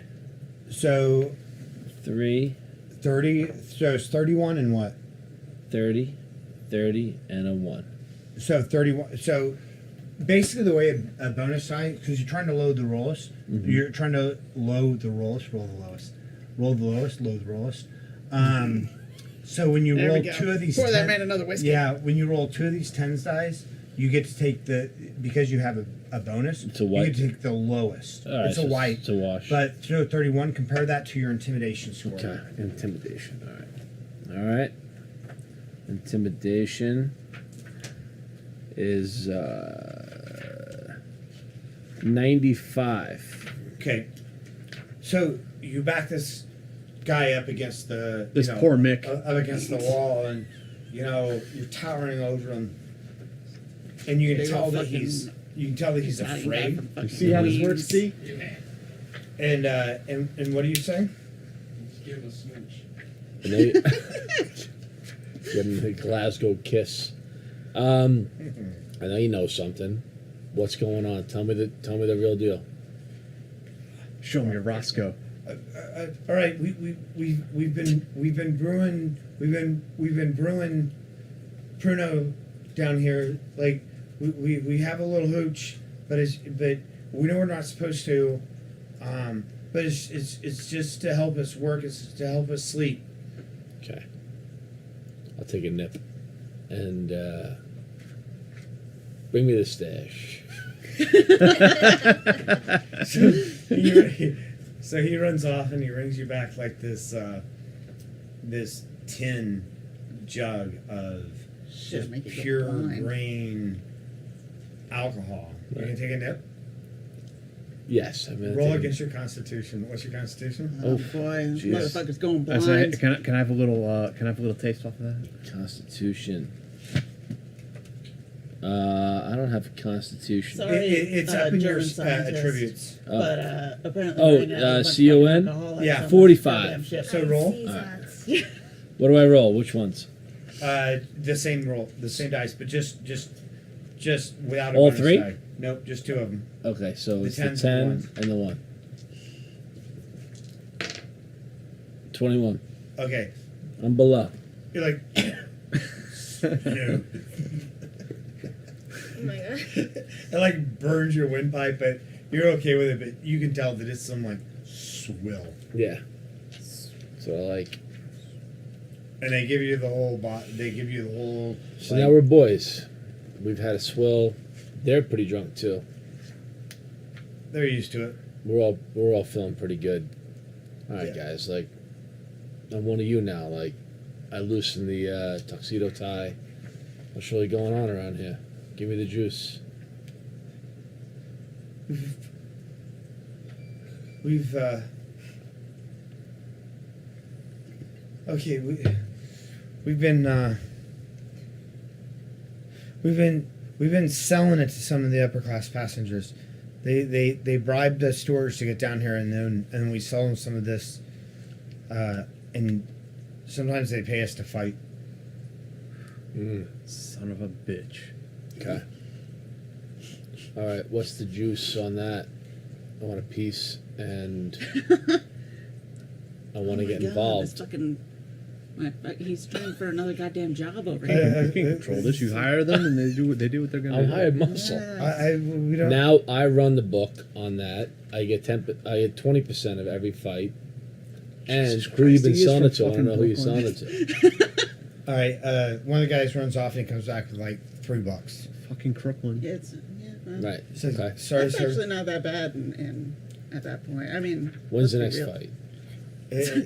It's tonight after dinner. All right. Well, we'll see the captain before then. I'm gonna come over and find out what the fuck you're doing. You see him taking a swig. I was like, no, I need you around. You can't be fucking going blind off of goddamn. I've only ship bowel got a moonshine. quarter blind. I'm having a good time, but I'm out of line 'cause I'm here to Now they protect give you $3, and in comparison, like you generally make a cool grand off a job she does, which is not too bad for the time. Right. Less to scratch, but it's not enough. Yes. Look, $3 will buy you a steak. so I couldn't help it overhearing, because you're not exactly discreet. No. That. So you guys have been engaging with some of the passengers from the upper decks. What have you heard going on up there? Have they told you anything about some missing folk or anything going on? We haven't heard nothing. They don't talk when they come down here to buy your You want me to step in? moonshine? You haven't heard anything? They were here last night, but we haven't heard nothing. Mind you, it's still the same day that the disappearance happened. I'll intimidation roll this shit again, though. No. I think because they wouldn't have heard anything yet. Not yet. Crack some heads around here. Well, I'm gonna step in. Stand down. Stand down. Stand down. Stand down, meathead. We're not trying to fucking start an insurrection on this fucking ship. would you mind giving this man a sip of your newly found I would alcohol? love to give it. Because Yeah. somebody's got to calm this guy down. Yeah, because I get a piece now. So You want a sip? You always had a. Of course, I want a sip. Roll Constitution. Ooh. Where's Oh, it's over there. There it is. Are those your diet? Like those are yours? Well, there are sponsors. Special ones? From Battling Blades. There it is. 23. Call it out. I got a 23. What's your Constitution? What is Read the what people. is concept? Con. Where It's at the top. My con is 45. It's at the top. Okay, you're good. So you take. That's really good. You're like C-O-N. See, you're getting smooth. I pass him back the the jig. Yeah, that's good shit. Well. All I right. go So under that from what I understand. everybody's kind of standing around like they're all kind of eyeing the boiler like. So Can we go back to work? After I inspect the boiler for my insurance, what have yous, I'm gonna go and take a little look around there and make sure it's all on the up and up. Okay. You don't see anything. No body parts in that boiler? Do you don't like there's fire in the boiler? Huh. You don't see any body parts. It's hot. I turn to one of those, one of the mix, and I say, "Any body parts in there?" No, sir. Of course not. All right. You hear anything? You come back to us. Yes, sir. Give the guy some money to come back to you. Do I have any money?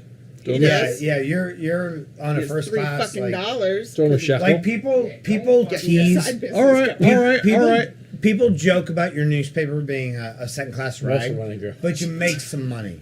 Maybe some of it's through extortion. Maybe So the guy who know. Okay, I want to go to a man of influence. The guy who's running the fucking fights and the little bootlegger racket. Yeah. I'm gonna lay a C note on him. Casino, bro. What is this? Yeah, man. That's Big a money. salad. Now we are in business. Thank you, sir. Thank you. And you see all the other guys kind of looking at him like, dude. Steal that back. That was too much. That was too much. It was just right. Hey, listen. So yeah, so you may have started a murderous rampage down in the boilers, but hey, it's a Whatever, ship. man. Somebody's got to get fuel. Yeah, it doesn't need to go anywhere. I told you, man. If it's meat, So yeah, so nobody down there that any of you are getting. Nobody seems to know anything about what you want or what you're talking about. I think there's more clues back in the room. I think we should take our science friend. Whatever to you go say, ma'am. science. Let's take our scientist up to The the dame's right. I think we should go science it back up in the room because and bring some moonshine with us. if the people don't know anything, the roaches do. All right, you go back to the room and it's like locked off, and there's like a ship's crew standing outside of it. Show him the Roscoe. Coming down from the Show him the Roscoe. What would you like me to do, miss? I mean, I can try to charm him, but I think that this is the same guy that. Who's outside the door? Is it a guy or a girl? It's a guy. Is this the same gentleman that I already talked to before? It's a guy you guys haven't seen before. Let's see, charm shit. You got that. You got that charm. All right. Show a little leg. Hey, a little leg. I have an extra charm anyway. Oh, but it doesn't matter. I got a 20-something, and my charm's a 60. Okay. So, hey there, sugar. I'm a friend of this, the gentleman who was in this suite. Chad. Charles, actually. And I'm happen to be friends with his fiance, and I just wanted to see if I could pop right in there with these fine folks just to see if we can recover some of the stuff. Guten Tag, Grüß Gott. Just see if we can pop on in there and grab a couple of things for her. I think Personal items. Yeah. He says, "Well, I really shouldn't. So please don't tell anybody." And locks the door and lets you in. Thank you, sir. Give him a little peck on the cheek. He blushes. Of course he does. A little pudding pie. Who gave him? I gave him a peck. Look, I don't know what you guys are doing in your spare time. You do you. Listen. Well, we've already established there's some. I'm running a different business here. There's some shit going on. He says, so you guys go in and he goes, "Is everything all right?" Like, Nothing's all right. Everything Two is- people have gone missing. What do you mean nothing's all right? What would you happen to know? Why did they tell you to stay out here? well, wait, because there was a suicide note. Who's gone missing? Who are the two people gone missing? How do you know it's a suicide? We got no body. Who else has gone missing? Crew member. One of your boys went missing. You Are you didn't hear talking anything about about Chief it? Purser Dungus? Yeah, exactly. What happened to him? He probably just got drunk and went below decks for some fun. Like everybody knows he's been having. No, we problems went with the below flies. decks, We were and there's just- no chief person, what have yous down there. He's missing. He's gone. No, vanished without a trace. I don't know anything about that. What was his name again? Chief Purser Dungus. He's a purser. He's the guy with the Chief money. Purser. The money man. Yeah. Finance, in charge of all the ship's finances. Well, that's a little sus. Well, Is it too, when Dungus he the comes Money? back, the captain will have Yeah, words for Dungus him. the monies. Exactly.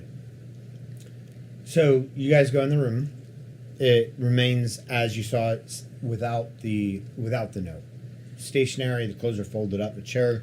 There's still like cockroaches, kind of like climbing up the Milling around. walls. There's not as many as there were earlier, though. Lazy ass cockroaches. Milling about. Maxine, Loitering. it's your turn. Your time to shine. Loitering ass cockroaches. I see a cockroach on the wall. I'm Yes. going to kill it. So you can have it for your butterfly collection. Smash it. Grab it. I'm looking at it. It looks like a normal cockroach to you, like the type of cockroaches that are found in Europe. Like I said, Spain, Portugal, France, primarily, sometimes spread throughout. It's called a Germanic cockroach, but But we're not in Germany. right. But it is What's that, a it dramatic is cockroach? not like- anything unusual, but something that you're surprised to see That's a bad joke. coming from San Francisco. This is very peculiar because I don't understand how this got onto this ship. If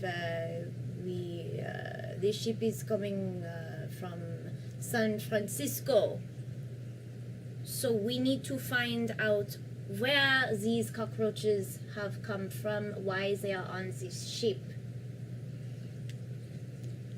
Very good. Are there holes in the happening. wall? Or Hey, are there? Dr. Max, quick Yeah. question. How do you feel with the guy with the weird mustache back in your homeland? That's what I said. I was like, you know, Are it's we really? Kaiser Wilhelm. when does it happen at the Hofbrau? I don't trust these crafts. They're a bunch of cutthroat savages. Yeah, I mean, like they lost one war. Right. The country's kind of a shithole right now. I mean, I see why you're here because like They the took country's those kind of a- lowlands, though. Yeah, they did. Watch out, Poland. They won Austria, parts of France. That's Yeah. That's a Norm Macdonald thing. He goes, I don't trust Germany. Like they decided to go to war with the world. He's like, and then again, everything settled down, and then they decided again to go to war with the world. Like, can you guys calm the fuck down for like a little bit? Yeah. Like, we'll just wait 10 years. Yeah, like 10. Oh, yeah, my literally God. 10 Norm years. Macdonald fucking cracks me up. I'm tired. How you? D, I'll let you go once we ID start is a weird- the other game. Oh yeah, The game. Yeah, we'll spin it up and we you can. roll. Yeah, we can. How does this? How? Okay, I'm not even gonna ask. How would this ever? How long would this normally take? So Theoretically, it can go on forever. However, I hope Dave has an Theoretically. end point in So mind. basically, So- are we like trying to move the game forward? Yes. Yes. So like, okay, That's supposed to be us. We're like, I found this thing. Let's Yeah. investigate it. and we have basically it's we're trying to investigate. Jack, any and beers or the anything? Yes. the whole thing is that since this is based on Take Lovecraftian, like ultimately. It's going to be something supernatural, something to make you go insane, something that'll probably end up. So this killing isn't you. going to end up like a regular Clue, like No. murder mystery. It's going to be like an alien. Yeah. Oh, because I was gonna. Yeah. Did not okay. know that. Yeah. I didn't know that either. I Yeah, don't no, know it's anything about it's going to this be game. something really bizarre and freaky and It's kind of fucking good that you don't. like know. we're in a world that Oh, yeah, it's most Oktoberfest. people No, are back in- unaware This has of been the here since reality, October. but the reality is that there Since are Christmas. generally October, cultists, we can have a cultists fucking and, lunch over here, we can have a supernatural fucking- beings Is that our That's jar good. in the calling same them theme. fucking That's table? these Lederhosen. sort of like Stand up on a fucking table. these take over the astral world. horrors into our in horrors HORRORS, not like the good time. Like WHO. right. Not like Thank you. not Thank you for that clarification. yeah.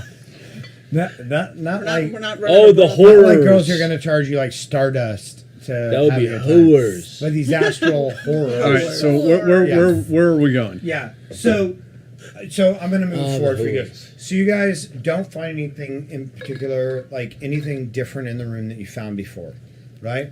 And again, none of you are aware of any of the goings on of this world. It's a world beyond, right? And it's well hidden. It's not in the papers. It's not anything like that.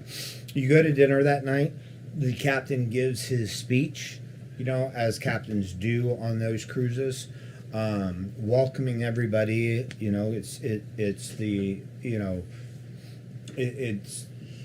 He gives his opening speech and whatnot. You speak to the captain. He denies anything.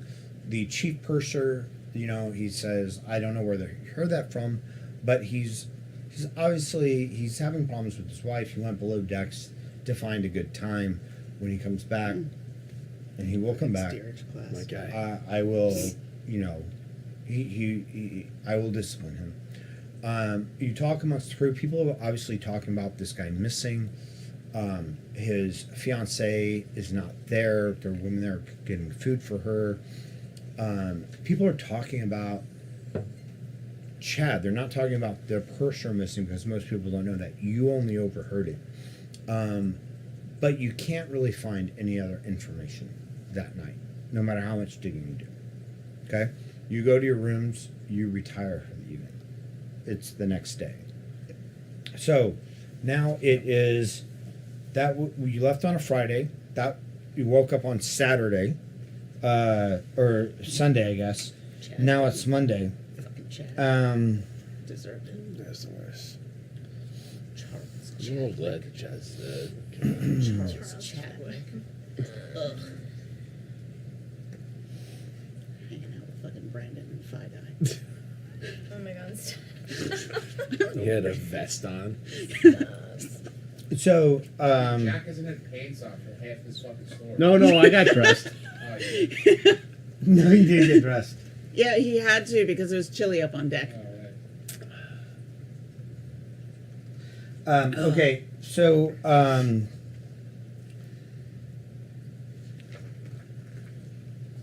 surprised you didn't disrobe. so Saturday is the day you departed. Not Sunday yet. is the day all this happened.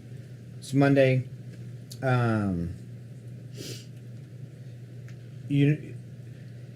As you guys investigate, nothing else comes up. Like you just run in dead ends.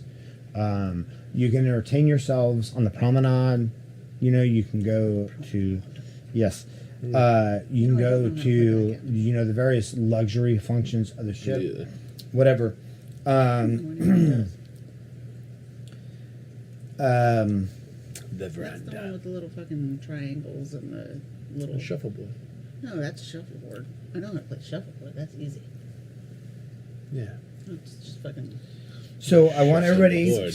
So the day's gone by. You're in your cabins. Maybe you've discussed, this thing a little bit more, but no conclusions have been reached. Like there are no answers. I want everybody to roll your dice, the tens and the 1, and give me your percentage. Compare that actually to your listen. To listen? Yes. Listen. What 10? Which is a 10? I got below my. I got single. below. Oh, no, I'm sorry. Below? This is single. And tens would be this. No, I'm sorry. I am above. Tens are just 10, 20, 30, 40, right? Yes. Yes. Oh, that okay. So this That, one and this one I and have this to is- roll. You said singles and tens. What do we need to roll? It's going to be. Oh, where did it go? You're missing one. You can use mine. You have it. You can roll that. Okay. So that's a 56. Compare Yeah. that to your listen. Tell me if Compare it's that under. to my listen. I'm over. So I didn't hear Over. shit. Under. Is hold on, I gotta find 45 for listen. Yeah. It. Wait, I don't. I feel like you've I gone to the don't. range enough that I'm over. Oh, my listen. Wait. Is this my listen here? It says listen. Is Yeah. it there or is it there? it's the first one. No, yeah, The one to the 50. right? You're 50. And what'd you roll? Oh, 20 lit for listen, right? Yeah, you're under. Okay. Okay, yeah. All right. What So does that mean? both of you hear a scream. Okay. You hear a scream outside your cabins. I'll bust out and run towards it. What was that? Yeah. Okay. Where did it come from?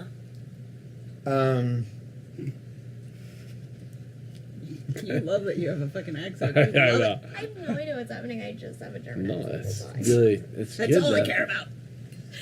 So Good- good voice you both run outside and you're in room Two something. 216. Yep. You're in room 300. 300, which aren't terribly far, but you hear and you see a man in a steward's uniform running out of the room. The hallways are kind of ill lit at this point in time. It's dark. They've turned things down, and you see a man running from a room that you don't recognize. You haven't been to that room before. And roll a.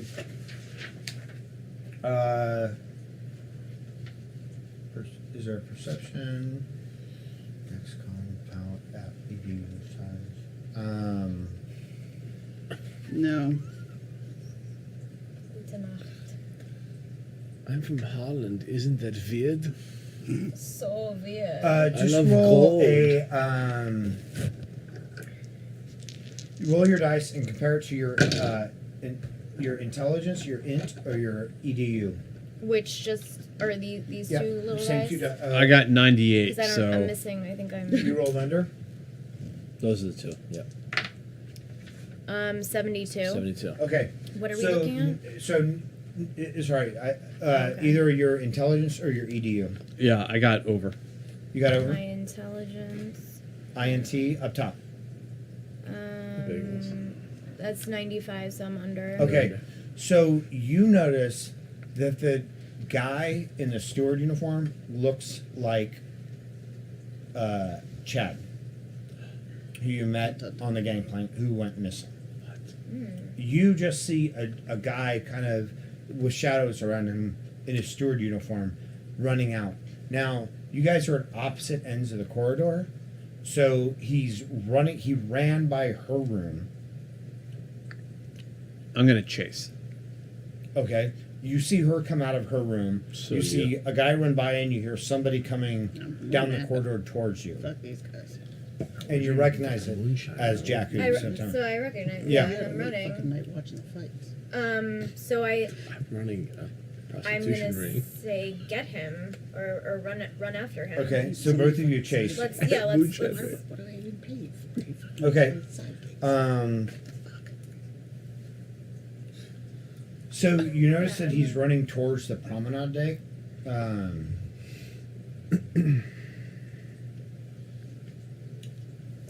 And if you want to follow him, he's jumping down to the next deck. So at this point, if you guys want to follow, you need to decide if you're going to make that jump. Yeah, I'm gonna go after him. Okay. Roll your dice. Oh, no, I think that's just if you get shot at. No. 14. And does that make your jump? Are those our only two options to jump or not? I can't go take the stairs down. You can. It'll take you a bit, though. Yeah. Fuck it, I'll jump. All right. Roll your dice. The same. Oh, could I have your dice again? Oh. Yeah. Or- Yeah. Oh wait, no, I have them here. Never Yeah, mind. break a leg. Yeah, I made it. 49. And check your What's jump. our jump? What's your leg jump. capacity? Is No, of course 20. Her jump is low. She's fucking fucking Why am I kids. fucking? You're a scientist. I know. Why? You're a So- scientist. So I mean, What did you my roll? jump is low because I'm always wearing I heels. rolled a 49. okay. So you're going to take 1d6 plus 3. So roll that, and then add 3 to your damage. Okay. 5. 5. Mhm. Okay, and then what's your hit points?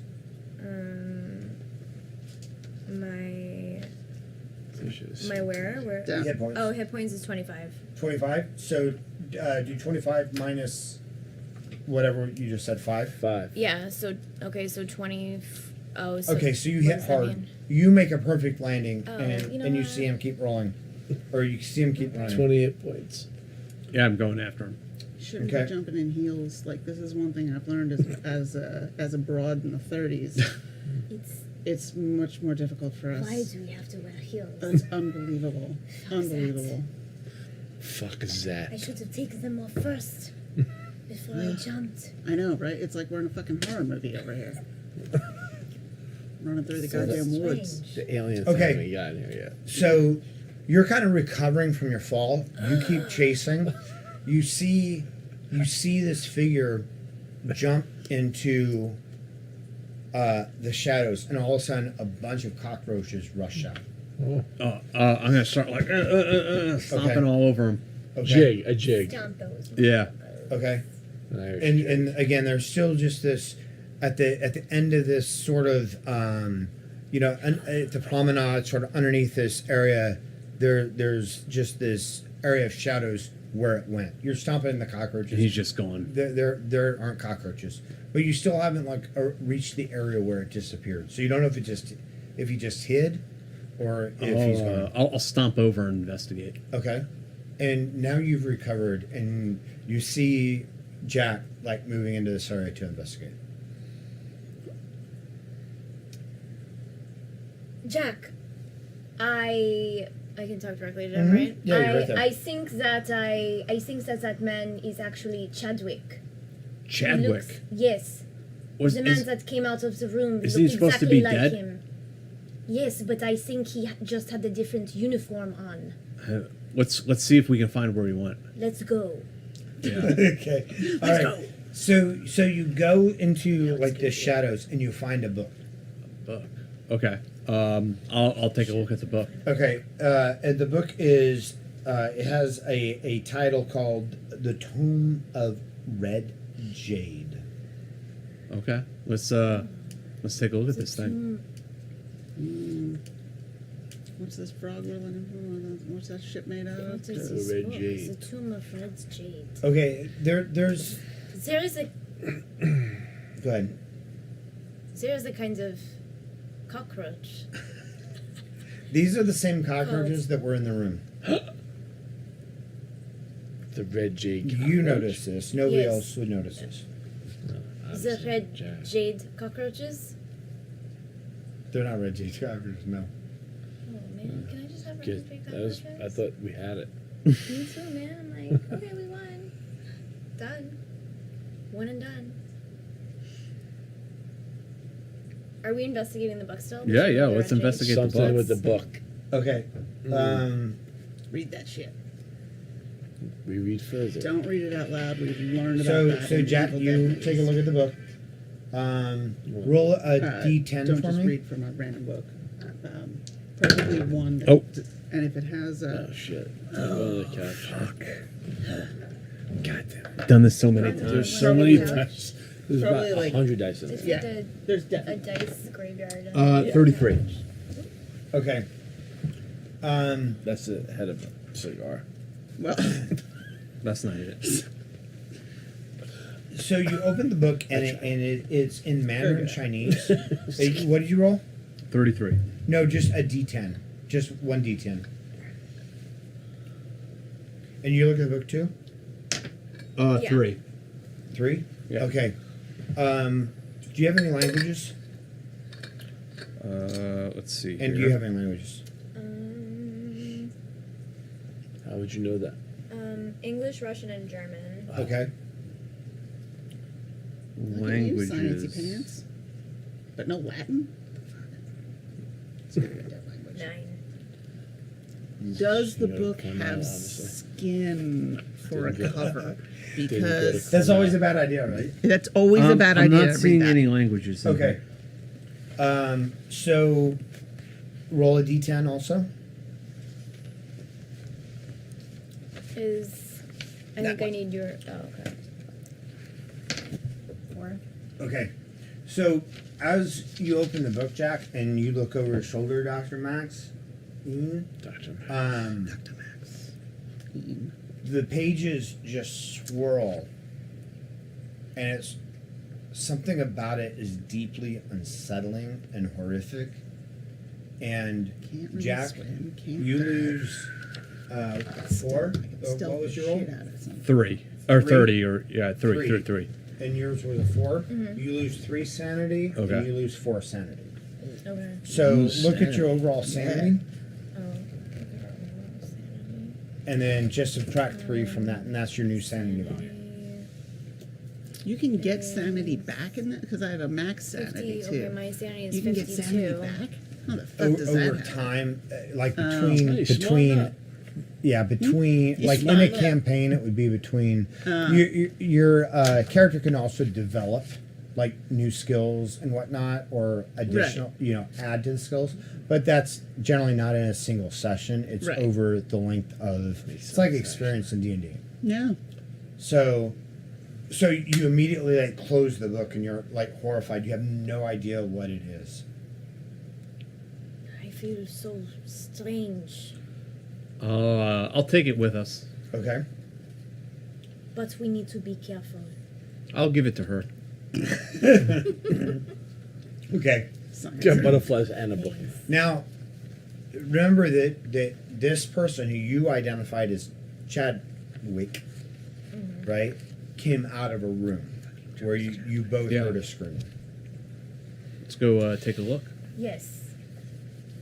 Let's go back to the room. So you go back to the room, and it is you see a man who's kind of like disheveled. It was the Asian-looking man who was in a dapper suit, as you guys were both, who had a manservant, who you guys, as you This was guys on the were gangplank. approaching or entering the ship.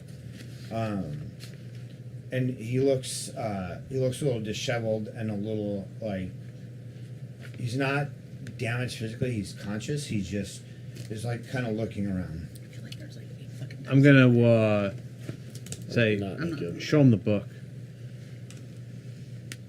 Ooh, It's balls are I say it's good to see you again, sir. He knows something. I just wanted to show you this book to see if there is a. He if- grabs the book from you real quick and holds it. He says, "Oh, thank you very much." I'm not gonna do an Asian accent because I'll get canceled. fucking T-Rex arms. You said he was a little Asian. Could you be a little bit more authentic?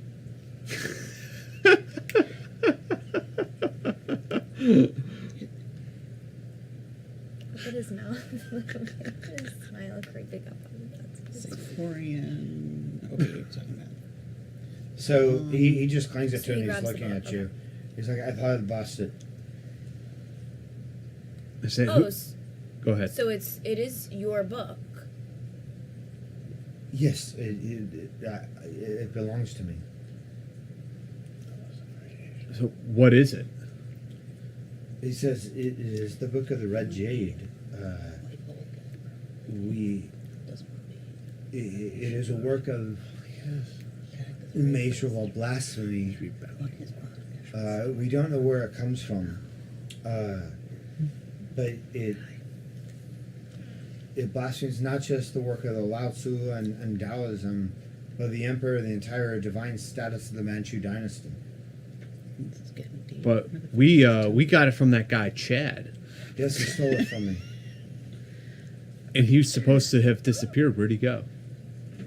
I don't know anything about that. He just he knocked on my door for champagne and came in and knocked me to the ground and stole it.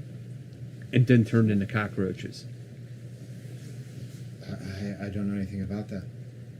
Well, what do you know about? We got 2 people missing here. I don't know anything about that. Do you need me to go get the strong man? Have him come in here? Show him your Roscoe? What's a Roscoe? A 38. What's that? 38. A pistol, you idiot. No, I don't. No. You need to tell us everything about the book right now. We don't know what the book is. It's a work that was either written in a prison or under arrest during the Manchu dynasty. His authorship is widely attributed as Zhao Wei, the warlord of 100 Masteries. We don't know anything. He had a small sect that referred to themselves as this Sevenfold Hidden Path clan. They were anti-religious zealots and extortionists and criminals. Somehow you attained a position at the Imperial Court in 1850. We don't know anything. I say, hell's bells, woman. How am I supposed to write this into a story? Admit nothing, deny everything, and make counter accusations. Does any of this make sense to you? None of this makes sense to me, but I am wondering now, perhaps, do you know That Chad didn't elope with another man? or what Fair about question. the purser? Yeah, exactly. Do The you purser. know the purser? The what? The purser? What's the purser, right? Yeah. What's his name? Chungus Purser or whatever. Yeah. whatever. Do you know him? Is a purser. I don't know. He is also missing on the ship. Can you read this book? God damn it! I'm gonna let her read it. I'm gonna go I knock cannot on read their in door to German. get them down here and interrogate this guy because I'm starting to get irritated with him. Okay. So you go and knock on the door, and he asks you, "Do you want me to read it for you?" Yes, I do. Oh, So never read from the fucking strange he ass starts book. reading it. You go get down, and We'll never watch what the do you movie. say? I say, hey, She's gonna be a... I need your interrogation skills again. Okay, I'm in. Come on with me down the hall. We got a guy. He knows stuff. What's in it for me, by the way? Probably a lot of money. All right, I'm in. God, what the fuck, man? What do I hire people for? So you guys all come down to him. Okay, during it, he's like translating it for you. You're good, And you're he says, Running goddamn. this will take a long time. But each of you, now the four of you, can add to your mythos. If you Cthulhu mythos +4, What's that mean? you might not have anything there. Where's Most where- of you probably won't. Where would Mythos that you be? don't have. You have occults. I definitely don't have any mythos. I don't have that. No, it's not on here. Where would that be? We're not playing Dungeons and Dragons on here. We got. Of course we aren't. He's using. There's magic points. Is that? Unless you Mythos is probably a cult in this world. Okay, we'll just say, yeah, it's not on here. So we'll just say you all have. Oh no, there is Cthulhu. Cthulhu Mythos. Oh yeah. Okay, I see it. Well, mine's 0. Yeah, they're all. Under what? Mine's 0 as well. What's in it? It's in the seas. Mythos. Cthulhu Under credit Mythos. rating, or if that's. Oh, yeah. If anybody else has one. Yeah, I don't know why I did. I don't Oh have a yeah. 5 for Okay, credit so each of rating, you have but a 4 no, I now am a there. regular. I probably don't have a lot. Is that You 4? have a 4. You might do. Is your 0? 0. 0. So you have 4. Everybody has 0. 0. Jack. You probably have a 0. Yeah. Is that a common thing? Mythos is 0. So this is the first time you guys are ever hearing about Cthulhu mythos, like the idea now we're of these astral beings that come from the beyond, you guys have already like suffered this, but each of you roll a d10. So give just me the ones, the ones that I got it. yeah, The ones- This one. The one with the 1. yeah, the one with the 1. Ooh. I think that's a 6. It's either a 6 or a 9. I'll say it's a 6. The 9 will have a dash underneath it. It's a 6. So 6. That's a 6. Or If it doesn't, dot under it is the 6. 9. 9. I have a 9. Yeah. So you lose 9 and you lose 6. Freud, please. Of what? From what? 0? Sanity. Oh. Because you guys are now, like they were exposed to the book directly, you guys are now learning about this idea of these beings, these horrible beings that. I said I lost 6, right? Yeah. All right, I'm still pretty sane. I mean, more than I Relatively. see. Yeah, right. In the sliding More than scale I- of things. Yeah, Jack, more- how are we doing? Or G, how are we doing on the comments? Are you asleep? Not yet. Boy, why don't you come over? Why don't you come over here and pick up a character? He's like, I'm just trying to go home. You want another character and add to this right now? Jump right off You the could ship. just be, you could be the, like the 1930s version of a bard. I'm one of the cockroaches who stepped on the bed.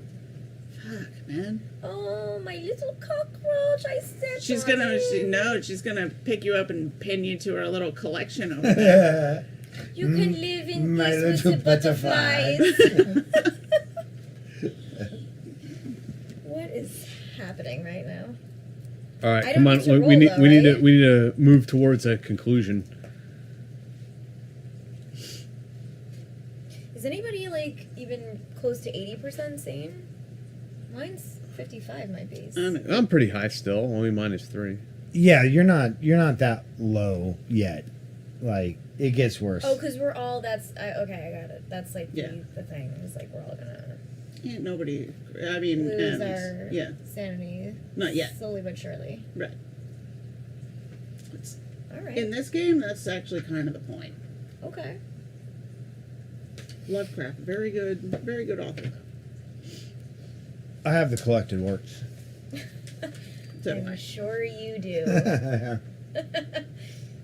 I probably have multiple copies. It's a thing. Yeah, fantastic. I grew up on And a lot like of all good sorts of like follow up like I had a weird childhood. authors too. You know, like because a lot of people. Based on, Mm-hmm. yeah.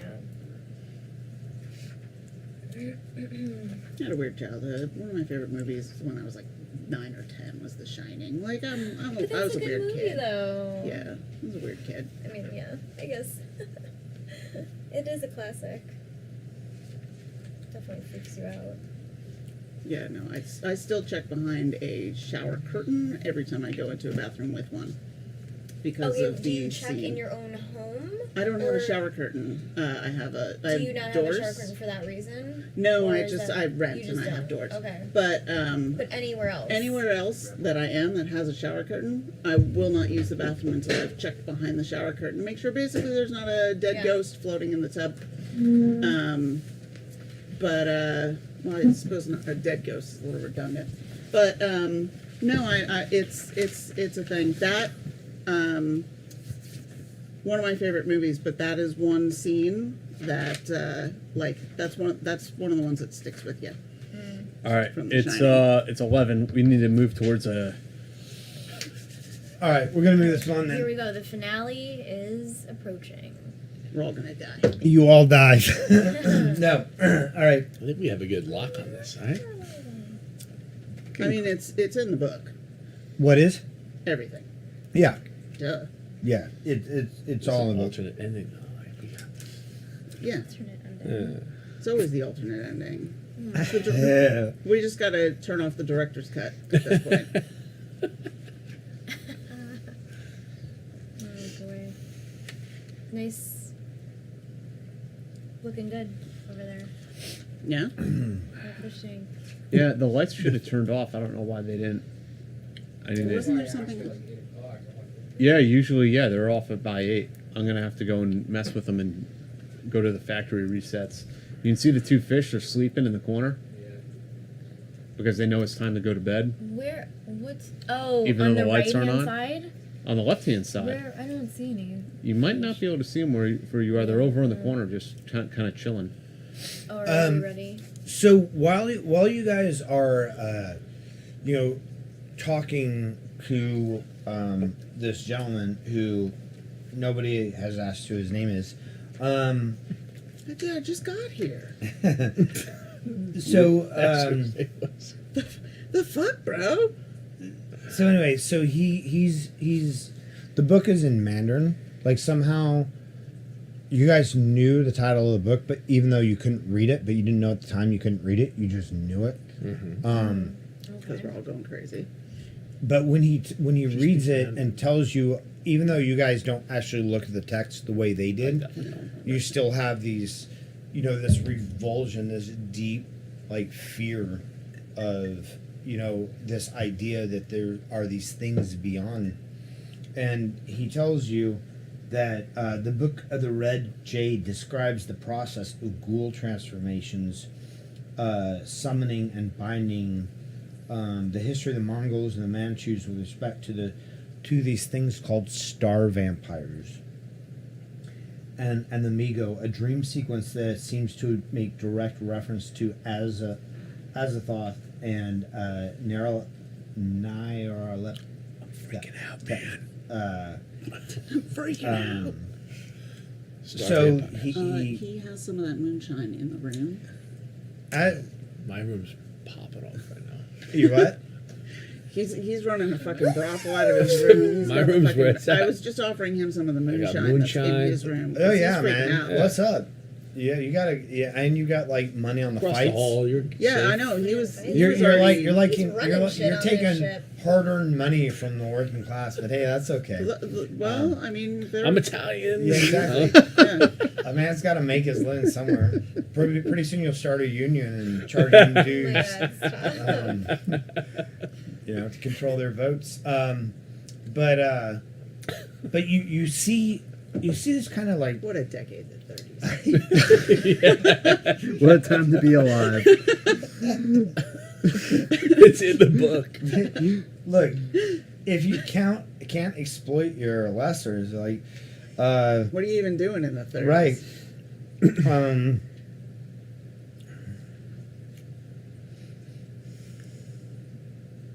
Notice, however, I ain't speaking Yiddish around old Dr. Death over there. That is my nickname, Dr. Death. I just picture Willem Dafoe in the Orient Express. yeah. Like kind should be with kind. So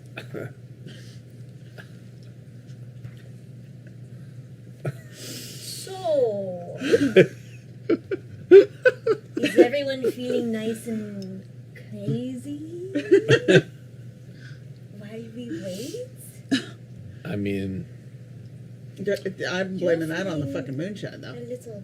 if I, Are you looking for solutions? The final solution?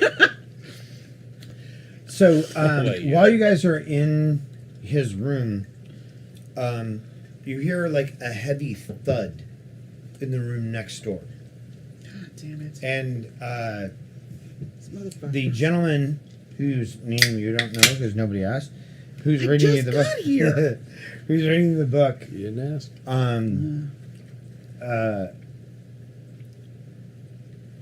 Looks at the room. Hey, buddy, what the fuck is your name? He looks at the room So 1930s. and What kind of a place is this? sorry, I need a. Figure out what Could his you name is. possibly navigate that book right now? Seriously. And he looks at the room. He yells Wong, and he runs over there. Juan? Wong, Okay, so that's. Oh, that's Asian. Yeah, I get right? it. Wong. And so he runs out of the room. Something Wong. Well, I'm following him. I don't even know. I just asked him what the fuck his name was, and he didn't even answer me. But I'm gonna follow him because people dropping dead, and I still can't read this goddamn book. Okay, so you're following him. Yeah, why not? Yes. The worst that can happen is I go a little bit more nuts. So he beats on the door. He opens it. It's unlocked, and he runs in, and it's the. If you guys remember, this is he was the They're the dapper. manservant. He was the dapper Asian gentleman, and on He had the a floor you manservant. see his manservant, Initially. and you see another gentleman on the floor over him, who you know the guy. like you don't know him, but you know the type.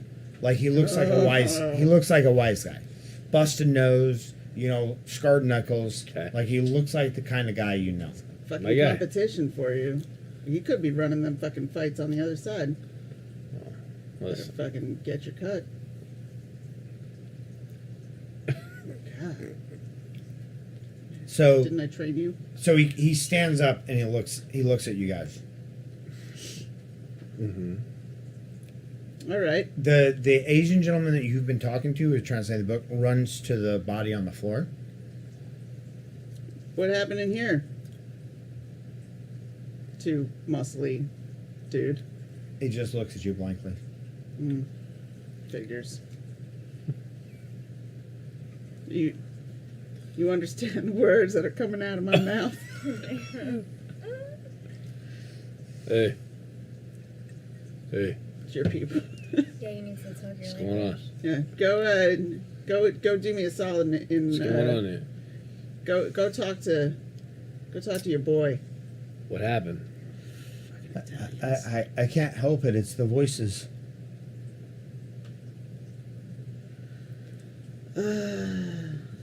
Ship's The- doctor. All right, so Please help me. It's the voices. I can't stop it.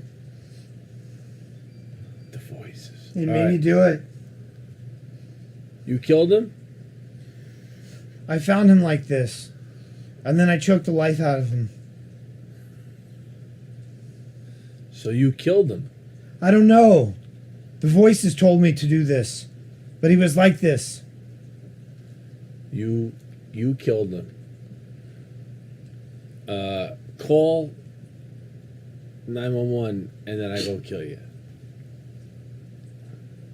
I don't know what call 911 Plausible. means. Operator. Call for help, and then It's I the have to voices. engage I'm telling you, it's the voices. It's the voices. You guys can't hear them? They're all over. I hear them. Could you do me a solid and restrain this fine gentleman? you. Yeah, wrestle him down to the ground. I'm He holding you doesn't down. resist. I He's got like, you. what are you doing? I'm It's pinning you not down. me. It's the voices. They're in my head. I enter you slowly. Whoa. Wait, This took a turn. wait, whoa! I misread this whole thing.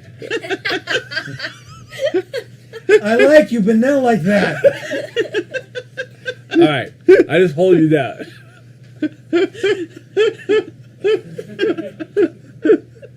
The voices are saying more. No, it's like Well, I say no, and it feels so good to say yes. it's a choir of angels. They told me to do this. Don't you understand? Don't you realize how beautiful this is? They told me to do this. I'm restraining you. I think. Do I like this? Do I? I don't. You look back at me with a fisheye. We lock eyes. I'm trying not to make it again. He just keeps on going on. The voices. What are the voices telling you to do exactly? Everything. They told me to help steal the book. They told me to kill Juan. They told me about Chadwick. The voices, they tell me everything. He killed him. I killed everybody. He killed Everybody. I killed everybody. Well, where is Chadwick's body? Chadwick is glorious. He's glorious. He's beyond. I don't believe that because his name is Chad. But Sounds possessed. possibly, He sounds possessed. maybe, or Well, he's drunk on that moonshine. yeah, fuck that moonshine, bro. That shit is strong. I mean, being made in the bowels of a ship.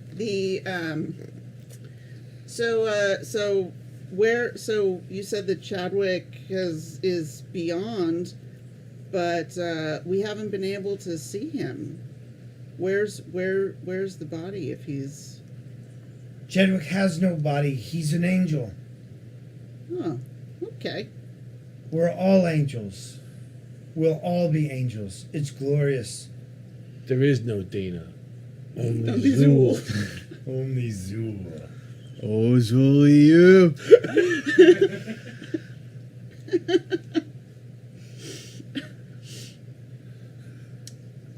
So we need a gatekeeper, or we need a Master.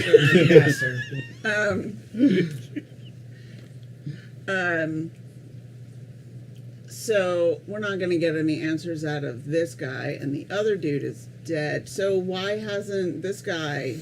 Does this guy still have a body? I'm still restraining him. I think I'm like holding him down. I'm not an angel yet. Soon we'll all be angels. I don't like what he's saying, so I'm gonna try to probably kill you. I think at this point. You can kill him? Yeah, I'm gonna kill you. Okay. Well, you're saying crazy stuff, and I'm like, stop talking, and so I'm gonna try to kill you. I can't stop you. You keep asking me questions. All right. A little. Choke him out. Kind of like a little bit of A little bit of kind of manslaughter. rape chokey kind of thing. Well, I'm on top my of goodness. Again, this took a different turn. I know. There's an evil It's afoot. like Candyland. It's because you're saying stuff that's too crazy. I'm like, stop talking. Don't be weird. His eyes glaze over as you're talking. He's like, "It's glorious. We'll all be angels. All be angels soon." Stop talking. Don't say any more. It's too much. Like, I boop you. I boop you. Go to sleep. okay. Go to sleep. I push it into your lip. You guys watch Giovanni choke this guy as the life starts to drain out of him. Okay. And he's like, "It's glorious. It will all be angels. We'll all be I'm glad angels." that's in the book. Jesus Christ. Yeah. God damn.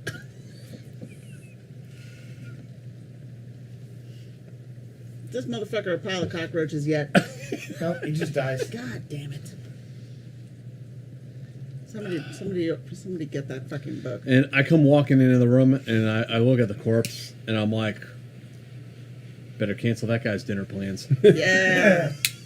Nice. Why don't you blow off some steam? 80s movies now. Yeah. we have jumped from the 30s to the 80s. Party of one. How's the food? It's expired. It's expired. Another vacant apartment. Okay. So now you're alone with two dead bodies. And a very sad Asian man. The very sad Asian man weeping over the body And a pretty of his, tough dude that just of his killed everybody. conciliary manservant. Your guy. Yeah, you know. And what is it that you all choose to do at this point in time? You Have a could call drink. it a night. I pull a fade. I said we'll have a drink. Time to hit the booze, and and you've got the heavy booze. Come back to my So Bunch of I will degenerates. say that no matter what investigation you do, you guys have no further leads this night. You can't find anything. You can go to bed. Captain's asleep. Only the night ship watch is on duty. Nobody knows anything.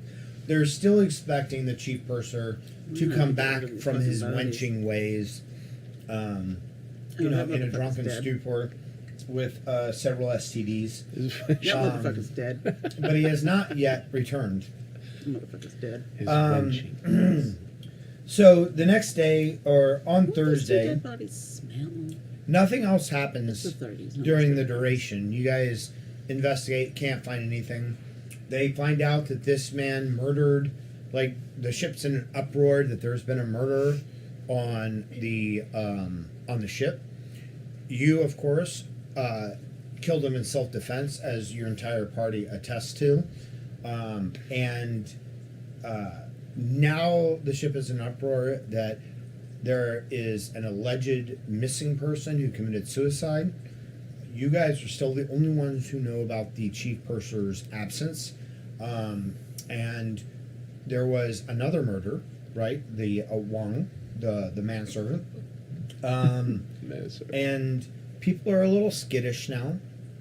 On Thursday, December 10th, 3 days later, you guys arrive in Honolulu No, to thank a God. good old fashioned Waikiki, Luau. but a luau.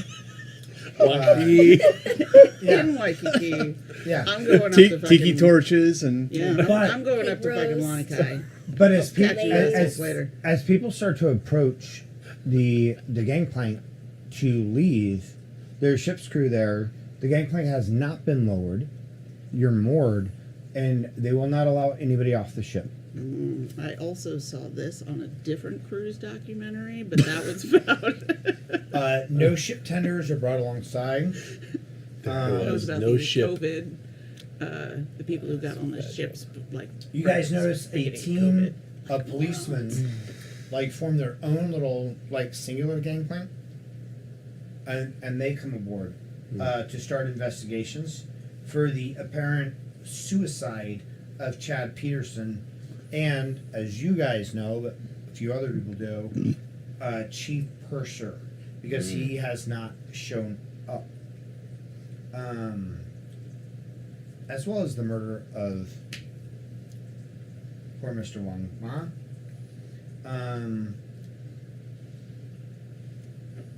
In addition, unknown to you guys, you find out that there's been another disappearance of a guest who none of you had met, Takeshi Saruda. I know. 590. This ship is Yeah, it's the 30s. How many people missing? We're at like 5? 3 now, right? Well, All one you killed. Meh. One murder. One murder. Three disappearances. Well, there was Wong, Oh, right. and then Three 2, and then 3. So we're down 5 people. Right, I mean, right. you know what? There's going to be extra food. But I think there are Extra like 400 booze at the people bar. aboard, so it's not necessarily a bad statistic. No, and you know what? It's like a little bit of extra booze at the bar. Everybody's still having a good time. More ice playing their cream. shuffleboard. On the Yeah. top deck, no one gives a shit. Right, a little drama, Nobody it's like a mystery Yeah, cruise. I mean, now. like, Gossip. Yeah, we already like- we got to make it all the way to fucking Shanghai. I mean, like, there's got to be something to do. We're in Honolulu. Let's go. I'm So laid. you notice with the police, I'm good here. they interview fucking Dr. Soon Pina coladas. and Virginia Ridley. They come to interview you about Oh, my the, girl Virginia. Have I stolen her ring yet? Because I really want that thing. You have not, but I just need. it's a long feel ass bad. cruise from Hawaii to Shanghai. It really like is. we just spent 5 days going from San Francisco to And Honolulu. there's 7 These fucking people. steamships take Yeah, Fucking. forever. you know it. The police interview you Think about the nice dinners and drinks. there. about your role in the killing of. These are non-American police at this. No, it's Honolulu. It's- Oh, we're in Honolulu. Yeah, it's. I don't think Hawaii's a state yet. Actually, what year are we in? I honestly don't know. 31? Nine.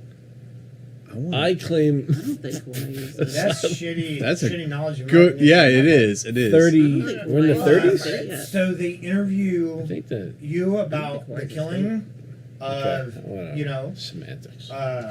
who you now have independent come kingdom. to realize as Stuart Bunny Bates, who was a former mafioso guy. You didn't know that, but the police tell you. I assume that during this time, you guys all have your story straight about how it was self-defense. Yeah, I don't know nothing about nobody. 1959. Yeah. 1959. Oh, dude, we're not even Oh, in wow. fucking we're in international territory right now. We didn't even steal this shit yet. However, the 100 442 infantry out of Hawaii is about to Right. fuck up some Axis powers. Yes. So The Fucking Japs. don't The say police it too loud, though, we don't also- want to tip off the German. The police also find out that you guys have seen the suicide note, and they ask you about it, and they determine that it is authentic. That's some And- shoddy ass police work. They make a hasty retreat from the ship. Shoddy ass fucking Like, what about the purser? Spoken like a true 1930s. It's a Biologist. case of accidental death. Like, What what, about about the the purser? pursers? So Alright. I'm heading out to go hit the tiki bar. enough is enough of all this. Let's fucking go. This Cthulhu insanity. I've had enough. I'm like, no, I'm out. I'm gonna go get drunk. Going in. You're camping out in Waikiki. Yeah. Wait, what tiki bar? No, nobody's getting off the ship. They're just like have us on fucking lockdown Yeah. on the ship. Yeah, the ship is going to Well, quarantine. what do they want from me? That doesn't. They don't want anything from you. They just want to know that his story was legit. Yeah. Nobody gets on or off. Nobody's allowed off the ship. So what are we doing? We are getting underway. Shanghai. Oh my goodness. We are Shanghai or Is bus. there a revolver on this Shanghai boat? or bus. Hashtag. I'm gonna bust. I choose death. See, Mr. Wong had there's a- another Diet Coke in the fridge. Samurai Dave, sword. where are we going with this? So the ship gets underway. I submit that we table the game to a future date. Draw. We can do that. Are we like? Where are we like? Where are we like in Yeah, the arc of the how close are storyline? Are we like at the He's halfway got we a point? at lot of the He's got a denouement, lot. at He's got a lot least? left. There's a lot left. Yeah, Oh, we should no. probably There's a yeah. minute or two left. All right, we may need Or to. two. minute Well, or it's two. 11:30. We So. yeah, we may need to shelve this until episode 300. We'll finish the game. So let's bookmark where we left off. This is good. We rolled up right in Honolulu. We're in Honolulu. Nobody died yet. I mean, none of them have Except died for yet. Chad. Well, Nobody cares yeah, about Chad. Nobody gives a fuck if about we- Chad. Chad is He's in his fucking vest in a back He's the ethereal sort of state. of cockroaches. What kind of comments are we getting? Listen, I gotta tell you, I don't know, but you play this whatever this is, like you do it well. Thanks, man. I appreciate It's it. really Yeah, what's I don't are even- you the Cthulhu master? The Is keeper. That, the keeper. Yeah, keeper. yeah. I mean, Duh. it's good. Yeah, let's look You're at keeping props us- I mean, to Dave for Yeah. What? Can I get it? Oh, are we gonna do some ground brush now, Jack? Yeah, we're gonna spin it up. I'm Sure, gonna you're hop gonna- off this couch.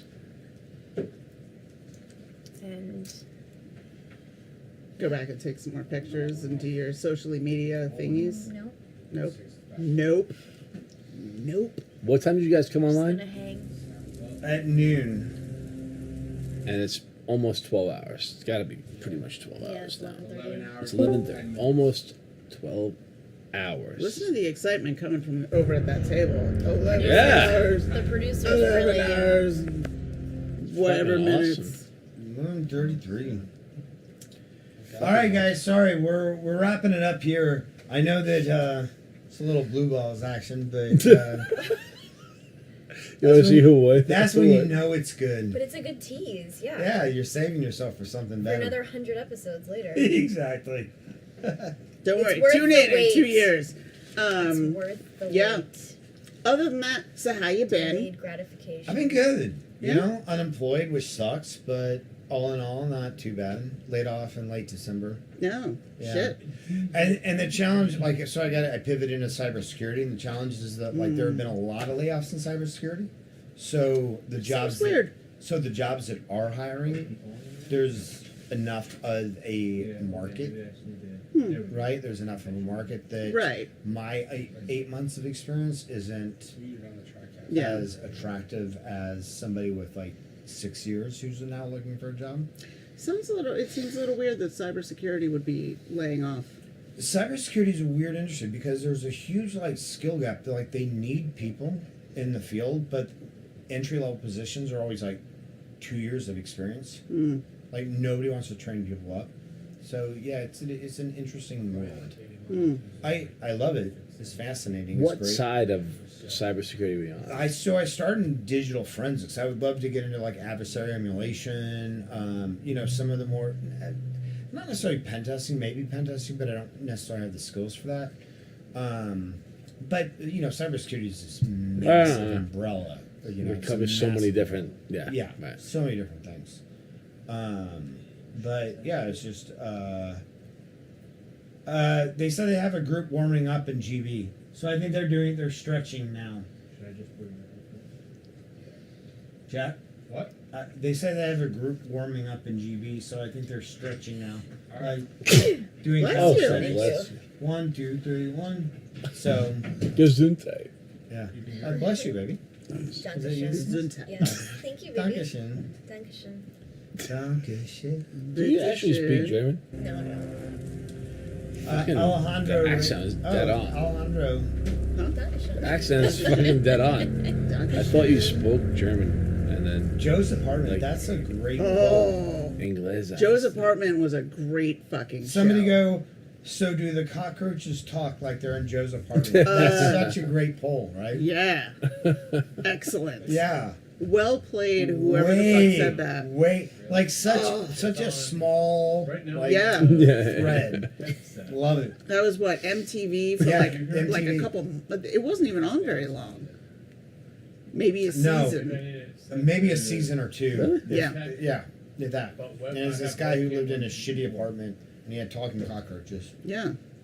Yeah. Oh, what a good show. What else? Because there was a couple probably some really funny comments in there. So, funny comments. Let's see here. Well, I mean, that was it's around with no while gun in he's his hands searching here for on our left. Additional comments. Remember, this is in Joe's apartment was PDU. like Butthead era. Yeah, that dude. Yeah. Original. Does it? Yeah, it was around the time like it was around the time like I think like If they don't have any like kit, then maybe just don't shoot No, them that because was they might be a earlier. bugged hostage. That had to have been earlier. Was it? I don't know. Cause You want to go ahead and move down, Simpsons is Justin? in, like, fucking Yeah, this season fucker, 5,000. right here. Yeah. Joe's apartment was a long time. Joe's apartment was Up on the early catwalk or 90s. some shit. I assume they cleared the rest of that already. Joe's apartment was 90s because Beavis and Butthead were AC/DC Metallica, so that's early 90s. They were. Oh, we got a shooter at that hall behind us. Watch out. 96. Joe's apartment. 96. Friendly. Yeah, that makes sense. Right. That makes sense. Wow. Because There's a shooter behind I heard you. him. Yeah, I heard him say that right as Oh I my said God, fired. you look so tired. Damn it, Justin. I knew you hated me. Everyone say all hi. along. Yeah. Hi, Dee. Just wait until Yeah, next yeah, round, you know? earlier. Oh, hi, dude. How much do you love the host of the podcast right now? Do you have a Justin's scale of just 1 to smoking 10? everything, man. Where's that mic? Where's he One, doing the he's mic? not even answering. Doing the whole bill, bro. There's Yeah. another. There's This another is what one happens when you here. play too much Arma and it's just, you know, shoot everybody simulator. They're both. Oh, no, I'm Okay, well that should be clear above us, I guess. So It's like, oh, there's Just gotta go another in the pack basement here. soon. I'm gonna report this guy, Dukia. Hold on. So here's a funny so sorry. MTV story. what a dookie. Yeah, we'll go basement. So I was in Hold on. Good to see it didn't take long for the TKing to start. in Alameda from 90. All I know is war. Sorry, I can't. It's hear only- Alan it's only Moore natural, without this thinking game. Star Trek 4. So continue. It's sad how true that statement is. And so I moved to San Francisco. Nope, don't shoot those people, Justin. afterwards and worked there No, I for- got it. And Wait, they have a gun. I see a gun. I was like a bouncer. In No, in- coming right for us. at the small You're not a site. cop, Justin. I'm with you. Keep pushing it. We gotta get out of this I don't know hallway. if you guys remember the first. I'll be right back and grab obviously another that beer. was the first season of the Real World, but it had like I think. Or the No, my word first- supper club. Not my Fancy. first fucking real world reference Or the world. today. I'm just gonna let you know. I used to bounce at a Already supper made it. club, he said. Yeah, he did. Or you wouldn't know the Are word you guys in the real basement? world. Yes. No, season 1. Not even my A first supper club is like... reference. I'm lost. I made a reference to Move to the center of the building. mostly by quoting the taglines. Watch out. Oh, we got a nice. They can hear you on YouTube now. Real. Yeah, they've been able to for a People while. Stop being polite. Uh-oh. They're not polite, right? About like 3 minutes. It was Accuracy the start of the 100% fucking plus. reality TV. Got a load of that. Kind The of freaking team hacker. show, I guess. Shitstorms Have there that been were now any in, friendly fire but incidents yet? Seasons like Yes. one, About them too, yeah. pretty good. Never got Real into world? All right. Who got fucking shit? I just lost my joke. Who got Pat Tillman? Ooh. Yeah. Ow. Already. We're just. That's when I was like, well, you know what? They obviously can't handle people being I did. real. So I'm the fuck out of here. And Sully. And Holy shit! I got the right squirrel on my arm. I can make that joke.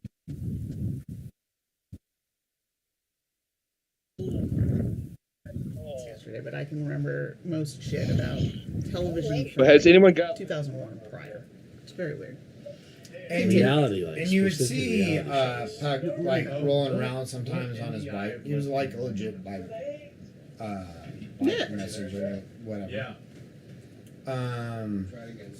Check. and Check. and but I didn't really watch the show so much. Like I knew who Puck was just because he was like this sort of out there character. He was like the punk kid. Yeah. In this house of so obnoxious ass 20-year-olds. So at this club that I used to work at, like we'd have a different theme every night, and you know, some nights it'd be swing because like swing was in. We'd have disco, we'd have hip hop, reggae. Ska? Yeah, I still you know. like half these. Excuse me, pal. Half these pins are ska. Aggrolates, ska band. Pie Tasters, ska band. Fucking dude, that was the best.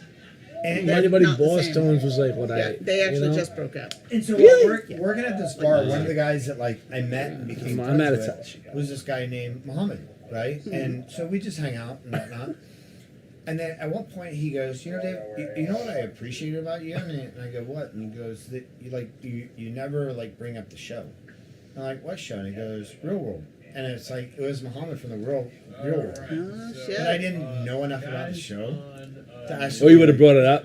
No, probably not. But it's like, oh shit! Like there was like a guy on season 3 of the Real World with Puck and those guys. Oh yeah. Yeah. I have a vague recollection of who that was. Once they kicked Puck out of the house, I was like, y'all can't handle it. Yeah. Hey, do you get how do you feel about like He's reality super cool, shows? dude. Or, like, Oh, is I it? don't They're like, are they stars? Well, Some, and most of them are paid. well, what's the definition of famous? Like for me, like being famous know. is that more people know you than you know them. Sure. Right? You can be famous in your neighborhood. Well, in whatever community. You can be famous in like whatever you're community. famous in a specific community. Sure. Yeah. But if you can travel the world and people recognize you, then you're famous in that aspect. But you can, like you can be famous in a community. Like there are famous rangers because they won Best Ranger. Or whatnot, that nobody else knows about. But a ranger be like, oh my god, that's that's Strucker. You know, that's so and so. Like sure. Yeah. There's. Yeah. Well, I feel like at that time, because there weren't other reality shows aside from fucking Road Rules, but who the fuck watched that? But Road Rules didn't that start years after? Not too late. Not Like, I too feel long like after. the Real World was like Real it World was like the first start reality. of reality TV. Yeah. And and then like a year or two later, started Road Rules, but you didn't have like fucking Bravo and like all the other. I never like, had cable as a kid. Never watched any of that shit. This was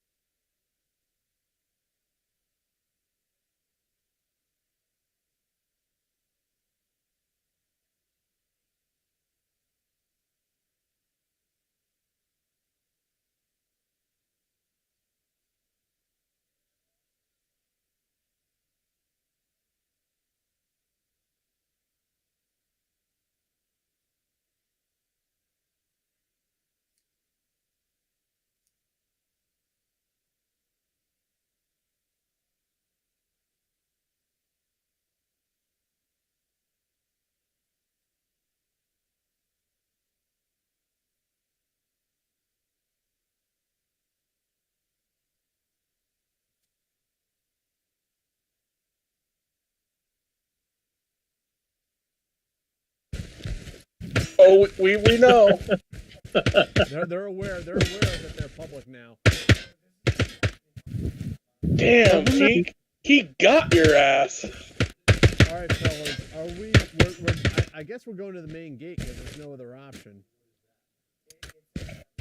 If you said something back, I couldn't hear it. I'm in the voice chat and Discord, so I can't hear the YouTube. All right, here we go.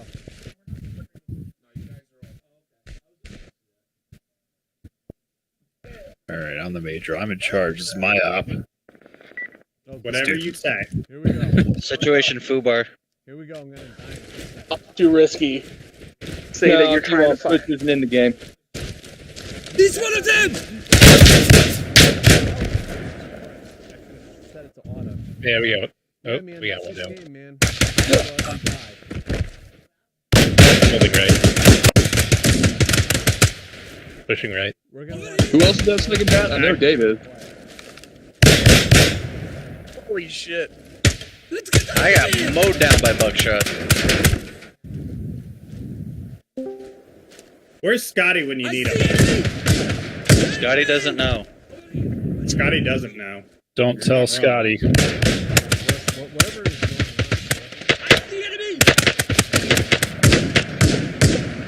You're joking. There were like 3 deep there. Dude, we just got flanked so hard. Yeah. Hold on. Right here.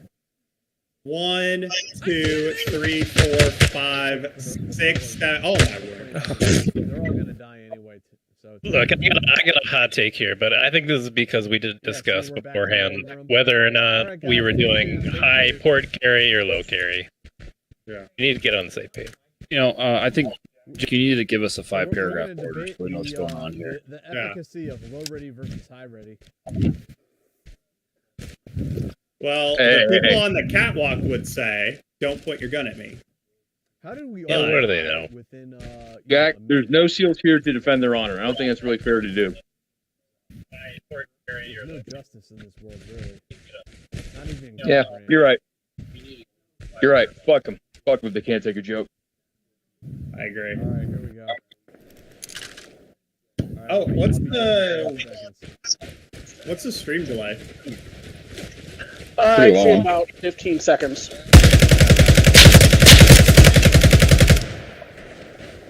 Yeah, be advised, we do have some civilian no-shoots here.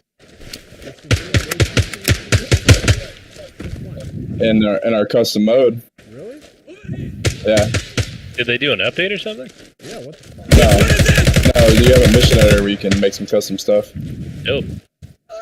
Dimitri? Oh yeah, Jack. Are they He true does the no cost shoots for. are You they can go force civilians to do fast that. or no shoots?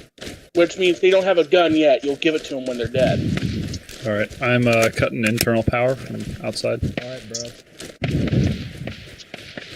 We got 3 of us stacked on this right tunnel door. We're moving in.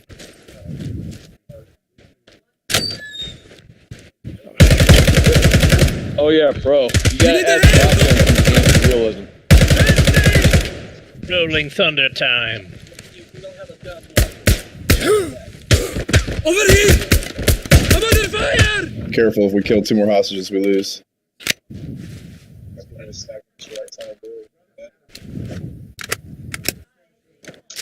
Hey, take care, everybody. I need to. You can go over here. Over here! Mayhem. He's one of them! Reloading. You don't want to come back this way, man. Right, far left. Oh, fuck. Stream delay is about 45 seconds.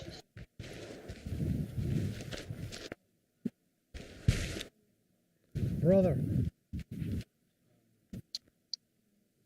Brother, a hit is in. Someone reawakened me. How about here? All right, I'm here. Let's go. We're proceeding up B tunnels. Yeah. I see enemy! Yeah, I'm checking map. Looks like we got 2 friendlies on the A side. We're working the outside right now. Yeah, so we got a team on the outside running the fence. Then we got 2 friendlies in A and 2 in B. We're doing some Omega team shit. Let's get out of here! No. They're big mission. What happens if you get into a gunfight in a power Fellas. station? What? What is? What am I looking at? Flashing up. Demetrius, technological magic. I can't believe it works. He's one of them. We need the backup. Huh? It seems like it's working. Watch out on the left here. Just be on the other side of the fence. Yeah, outside. Check. Ish. I can hear you. Yeah, we can hear you. Entering the server room. All right, man. Right. I'm gonna play with you guys until fucking you're ready to check out. I'm here. Hey, let's do this one right here. This door. Yeah, on you. Over here. Whoa, hey, friendlies across. You're still on the A side. Watch out. We're up high. Oh no, he pulled back. Yeah, no friendlies in that direction, Jack. Gotcha. I'm moving left. Yep. I'm gonna check for laptop search areas. So it's either in the center courtyard or over on the west side hallway. Good kill. Someone's checking intel over there. That looks like a civilian. Now there's civilians on the battlefield. All this Meti bullshit going on. Looks like Ground Branch has gone woke. Yeah, exactly what I was thinking. I wasn't gonna say it out loud, but no, it makes the game more challenging, so it's all good. Oh no, Yeah, yeah. it's great. No, I love it.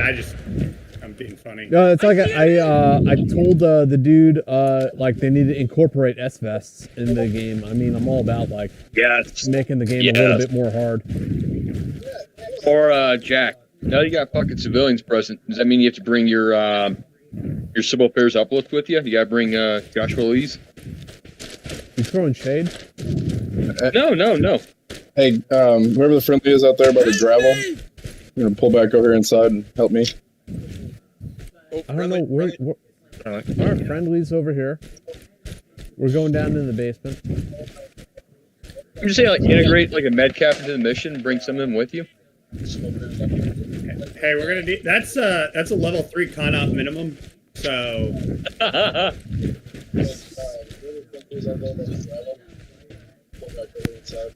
I got eyes on intel. Or Sully, bring your SIAP attachments. Have them drop leaflets the day ahead. yeah, we'll pass out soccer balls. Fill them with tannerite. We'll do leaflets in an area where majority of the population is illiterate. All right, I have intel. Yeah, we'll drop the leaflets in English. Yeah. Or even better, Language drop that them in most people Arabic. have never but seen they in also this part of the use that. Hey, Just friendlies coming drop up. it. really I'll nice speak pictures on the Uzbek. leaflets. Our friendly Uzbek friends. Oh, and don't forget the leaflet with the picture of a dog with the Taliban flag on its back. There's all these stupid no-shoots running around. Yeah, that is really weird. So All right, I got the intel on the east side door. I like the no-shoots. You should be able to handcuff them. Right. Maybe one day. Maybe sling them around and put a bag over their head. Yes. I want to I disappear got a them. civilian. Or have one of the civilians run And up there's with a green grenade and smoke drop it over at you. there for the extraction. Yeah, you can press M to check your map where extract is. We're heading there now with intel. Okay. Do we have any more bad guys? I mean, Possibly.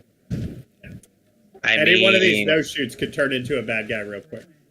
Yeah, as I say, like have one of them, like maybe like a kid run up to you with a grenade or something. Or if you see like a group of kids, like be able to throw like throw an MRE bag out there, like watch one throw hands over like the dry ass crackers. Yeah. Holy shit, dude. Or like throw like a glow stick and have them throw hands over that. Yeah. I've seen legitimate boxing matches over a kind bar. Oh, yeah, Sounds about right. 100%. I'll be right back. I'm gonna refill my water. Stay hydrated. I'm not gonna lie, Range that, arms. that's somewhat terrifying. All those dudes are just like running up to the extract like that. Oh, grenade! oh, I hear that. Very naughty. I'm about to go squat on the extract point. Who threw a banger at me? It's a mystery. Could be anyone, really.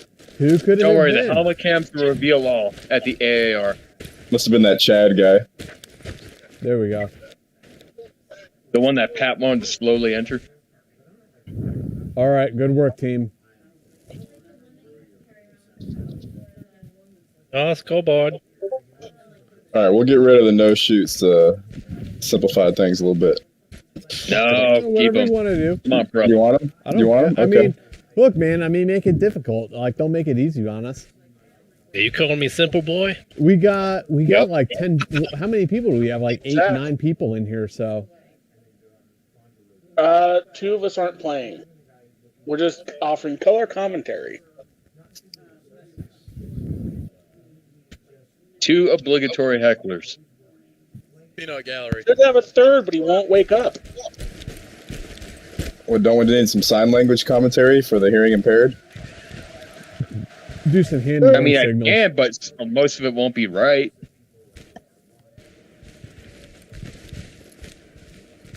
I'll just start throwing up random gang signs. You really are a second bat boy. Isn't that what sign language is, though? Like just gang signs, Kinda. different things. Yeah. Yeah, how do you know they're not talking crap about you the whole time? Exactly. You don't. That's why you break their fingers so they can't talk any more shit. Well, you can break their fingers and they're still going to talk shit. I mean, you have to break their mouth if you don't want them to talk.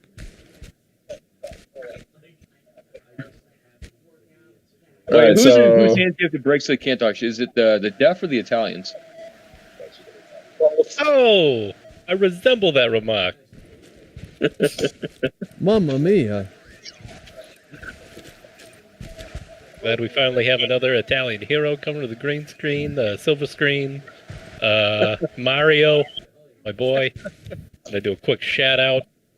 Not a sponsor or anything, but Played remember. by famous Italian actor Chris Pratt. that's right. The man that became the thing he most hated. Oh, so you're back? Yeah, back. All right. What I was going to say before is also like my favorite things to throw out, the things I absolutely hated eating, those goddamn hua bars. Uh, oh, hey, Jack. Yeah. Take a look real fast. What's up? Follow me. Ah, fuck, I forgot my eyebrow. Sorry. Conop disapproved. Follow the light. What? Why am I Evan. following you? Why? oh yeah. Going to the F Shack, dude. What's over here? Check it out. Oh, You see? snap. Dirty Mike and the boys. Look at that. Look at those handsome blue eyes, that salt and pepper beard. Dave, those are piercing more blue salt eyes, now. Dave. Piercing blue eyes. It's you. No, they're piercing. Going to the F Shack. They're piercing. I look at them. It's like if they're Dave looking did- right through me. It's If like he they're did Blue looking right Steel through right me. now, if he did Blue Steel right now, he would be like. Dave, an come amazing over fighter. here and look, and you will agree. You will agree that they're blue. Get closer. Get closer. Really look into him. Yeah, really look into them. Dave, look in the game. Look. It's like they're gazing right through you. And they're also scratch and sniff. They smell like freedom. Look, I'm a good-looking motherfucker. I don't. Yeah, oh my you god, are. I'm not a Yeah, you fucker. I don't know that anybody can deny that. I mean, like, if I were famous, I'd be as good looking as Bruce Willis. I'm just not famous. That's a beautiful man. That's a beautiful man. Yeah. It's a beautiful man. Can Dave give us a Blue Steel Yeah. real quick? My blue steel is fucking badass. Yeah. Oh, Dave, dude, Dave you is gotta looking show right. us. Dave looks You gotta right show through us. you. I look right off into the distance. I'm looking into the distance. Dude, you want to talk about dimensions? The other day, I couldn't even remember. All he needs to do is put on his black beret, All right. panty dropper. I'm going back. I have my tigers on. Hold on. I'm gonna get. I feel like I need to get my top tigers on too. Damn top tigers. You know who would be proud? Jesus Christ. Jason Bourne. All right, where am I? Here we go. Hey, AC bro. rolled. Actually, that's one of the tops you got to add is button-up Hawaiian shirts. Come on, bro. There we go. You even boog? I would like some Okay, Hawaiian I got shirt. my top tigers on. All right, bros. Where are we going? You tell us. You tell us, team leader. Let's go to Side Street. Side Street. Everyone, follow Bravo 1. Or just do whatever you want. I don't really mind. I'm gonna be dead in 30 seconds anyway, so. Oh, don't put it like that. It'll be 40 seconds. All right, 43. All right. I'll Have give some him faith. 39. Fritz isn't here. I'm a little pessimistic today. Oh, right out the gate.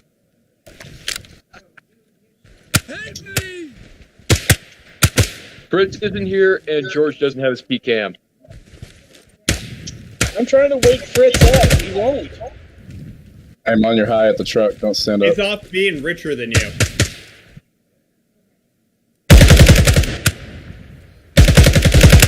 Something's up with my pip. Hold on a second. I got settings issues. Good shoot, guys.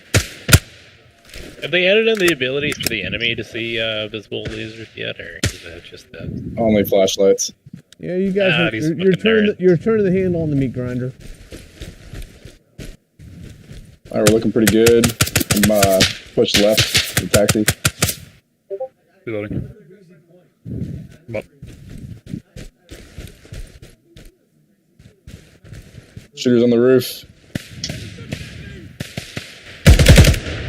2 down.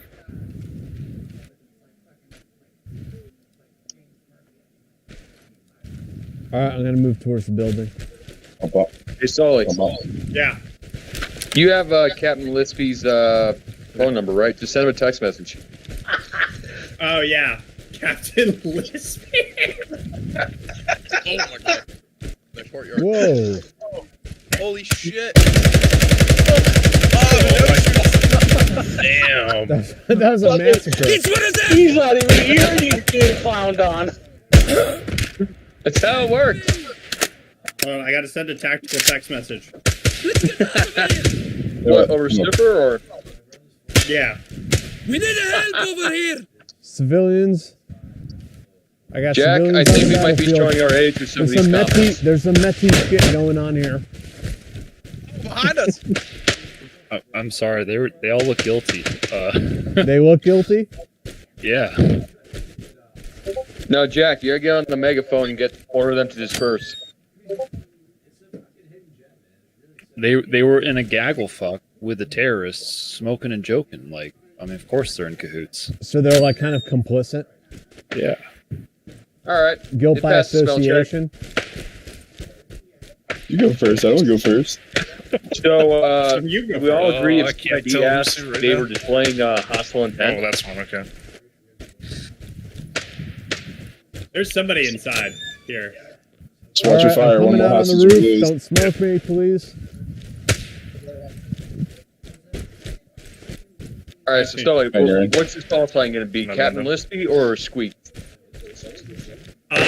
My wife calls them lizards because there's an old vine of hey guys, these are pictures of my lizards. They're very beautiful. And my wife says that's exactly what he sounds like. She's not wrong. Oh. Oh, someone already came through here. Civilians. 4 bar. Can tell near me. I'm just Yeah, sort these of- guys. Eagle.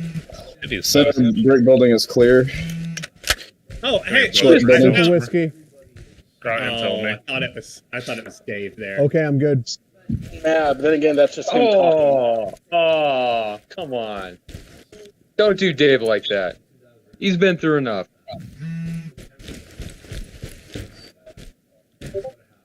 Bum rush activated. There's a bunch of hobos at us. Got the intel. Standard New York City. Is the subway on this Fuck map S also? Fest. They need hobos. They need I metas. don't know if the subway is in play right now, actually. Could be if we were able to spawn there. Oh, you did? Oh.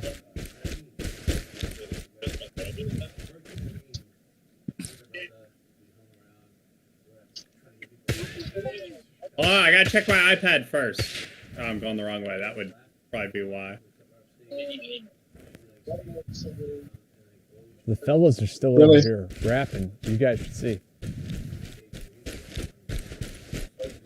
The team house. It just goes on and on. They're over here. It goes on and on, my friends. Yeah, whether It's you a like it or song not. that We're never here. ends. All right. So is the subway part of this map? Watching your left side lane might be one on the street. Yeah. I got 6. Yeah, it is.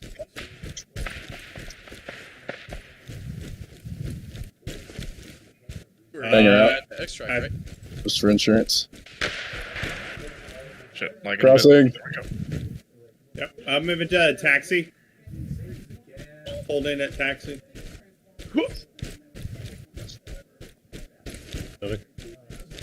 On you in the taxi. Any of you guys clear the subway? No. It's alright. Pushing past. Okay. I'm at box truck moving to Jersey Barriers. I think everybody's at extract except for Jack. Oh shit. Okay. I'm just fucking running around like an idiot out here. Golly. You know, man. All right, I'm coming. Navy SEALs in 2002. This is the same subway station that he uses to go home, so.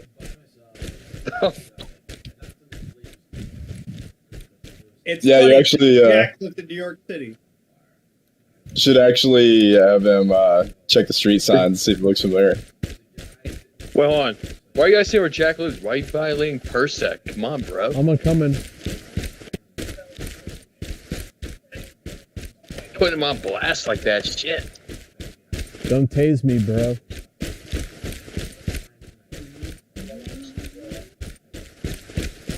He's on the other side of the map.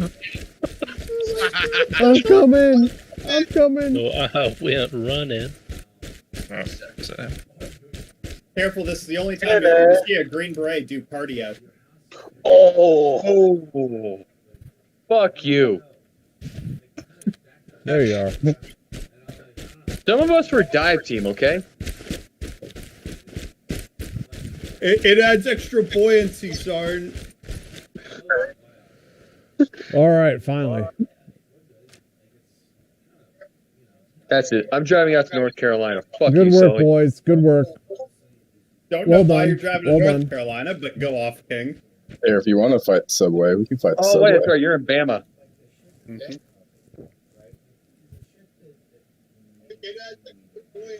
I didn't bring my fucking Metro card. Well, the reason he's going to North Carolina is he has to go, hire some third group guys because, well, they're going to be out of work soon.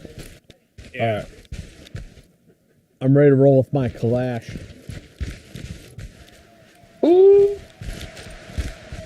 Yeah, Jack, I don't know if you're able to see my comments in the old live stream. I was asking, like, why doesn't your character just pull out his 1911 and start pistol whipping people who aren't cooperating? Well, there it is. It's right there. It's right there. Well, let's be like, honest. fucking... He's only going to pistol whip people because the damn thing's jammed. Listen. Well, I mean, like, it's the 1930s. TSA wasn't a thing yet. Yeah, I mean, listen, normally I carry a revolver because automatics are prone to jams. Oh, yeah, that's right. That's right. Fine. Break out your Smith Model 10 and start pistol whipping people. Or your police Or a special. registered Magnum type of man. You talking about the gun or below the belt? Both. Oh, it's PKM time, gentlemen. Oh man, Uh-oh. guys, I'm sorry it took so long for me to get to the game, but I'm glad you're here. Yeah, We're glad you're here. Yeah. We are here for our Lord and Savior. You say that. You guys Tell us the take price Jack you Murphy put of around the Brooklyn. collection plate. like church, we will pass the collection plate around twice. Like and subscribe to the channel.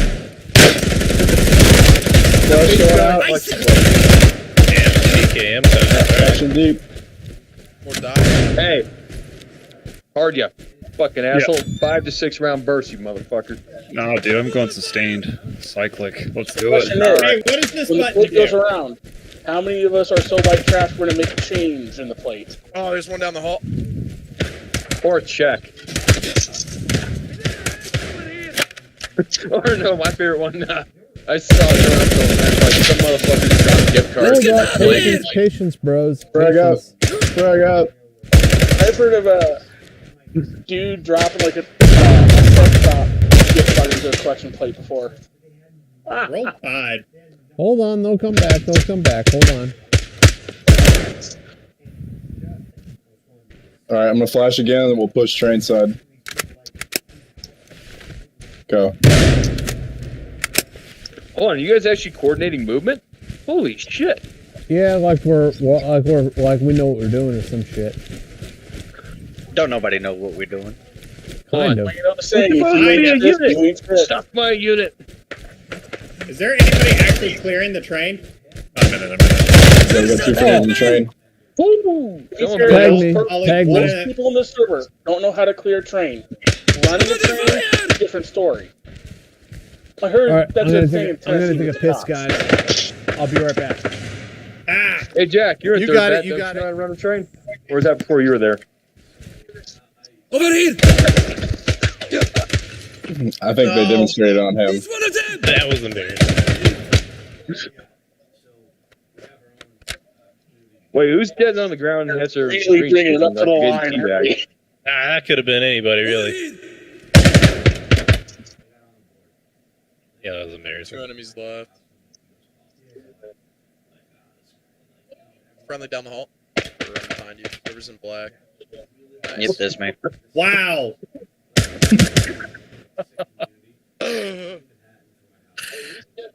Well, hold on.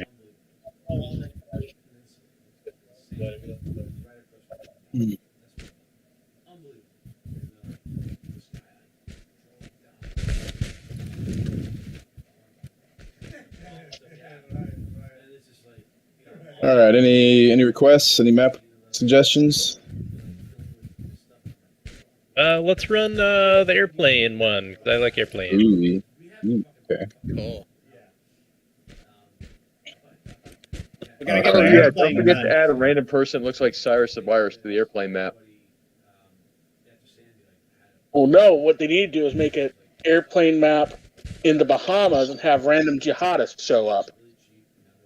Or no. Have you like actual airplane, the movie, random characters. Ooh, Nick Cage shows up, little Con Air action. Yeah, that's what I mentioned earlier. Let me like the actual movie. Let me like the actual movie from the '80s, Airplane. I'm tired of these motherfucking snakes on this motherfucking plane. MP5s and revolvers like the GIGN. Oh Jesus. Low key, I do kind of still want. I know Beretta's importing them in very small numbers, but I do want the Man Ruin MR73. I do All want those four. guns are stacks. But man, they're what, $6,000 or some shit? 35 to 4. Yeah. Less 4. 3,500 to 4. Prowess, the board. Yo. Oh shit. Right. That is still on my list. Almost a decade later, is getting the 6-gun.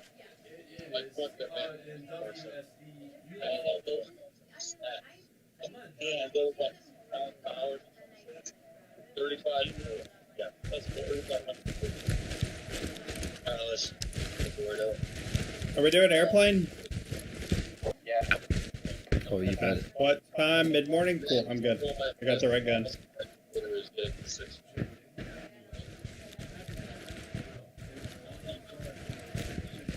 Jack, your mouse sensitivity is way too high, man. He's not paying attention. He's just it's just a pro gamer move, Dave. Oh, Dave's here. Dave's it. Hey, Dave, you need to give us blue steel. Give us look in the camera. Give us a blue steel look. Your mouse sensitivity is way too like. It's all good. Yeah. No, it's not. Your It's mouse like kinda whack. your Your motion keyboard whack. Where are you? How to open the door? I'm tired. You're in This way, Dave. This way, Dave. Oh shit, we have a legit ground brancher in ground branch. Yo. It all comes You're around. gonna click on one of these insertion points. Is All right. That's where you're gonna go. Dude, your Isn't mouse this sensitivity pregame is lobby way based too on fucking- his How do team I mouse? decrease your mouse sensitivity? Click on. Yeah, there I'm you go. trying, You got man. one. It's You're your good. You're good. You're on. no, your mouse sensitivity. Oh shit, we have a legit grab rancher. It all comes from. What do I do? We're still playing with cities on it. Hey, Rally, check DM. Negative. There should be no hostages on this one. Raj, full kill. how do All right, I- boys, you push up. I got cover. Jeez. Already going hard to paint that UK.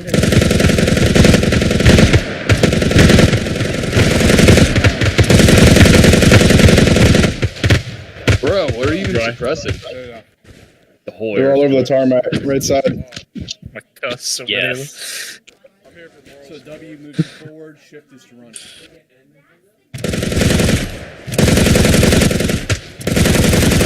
Oh, howdy, young timer. Nice to see you here at this ride.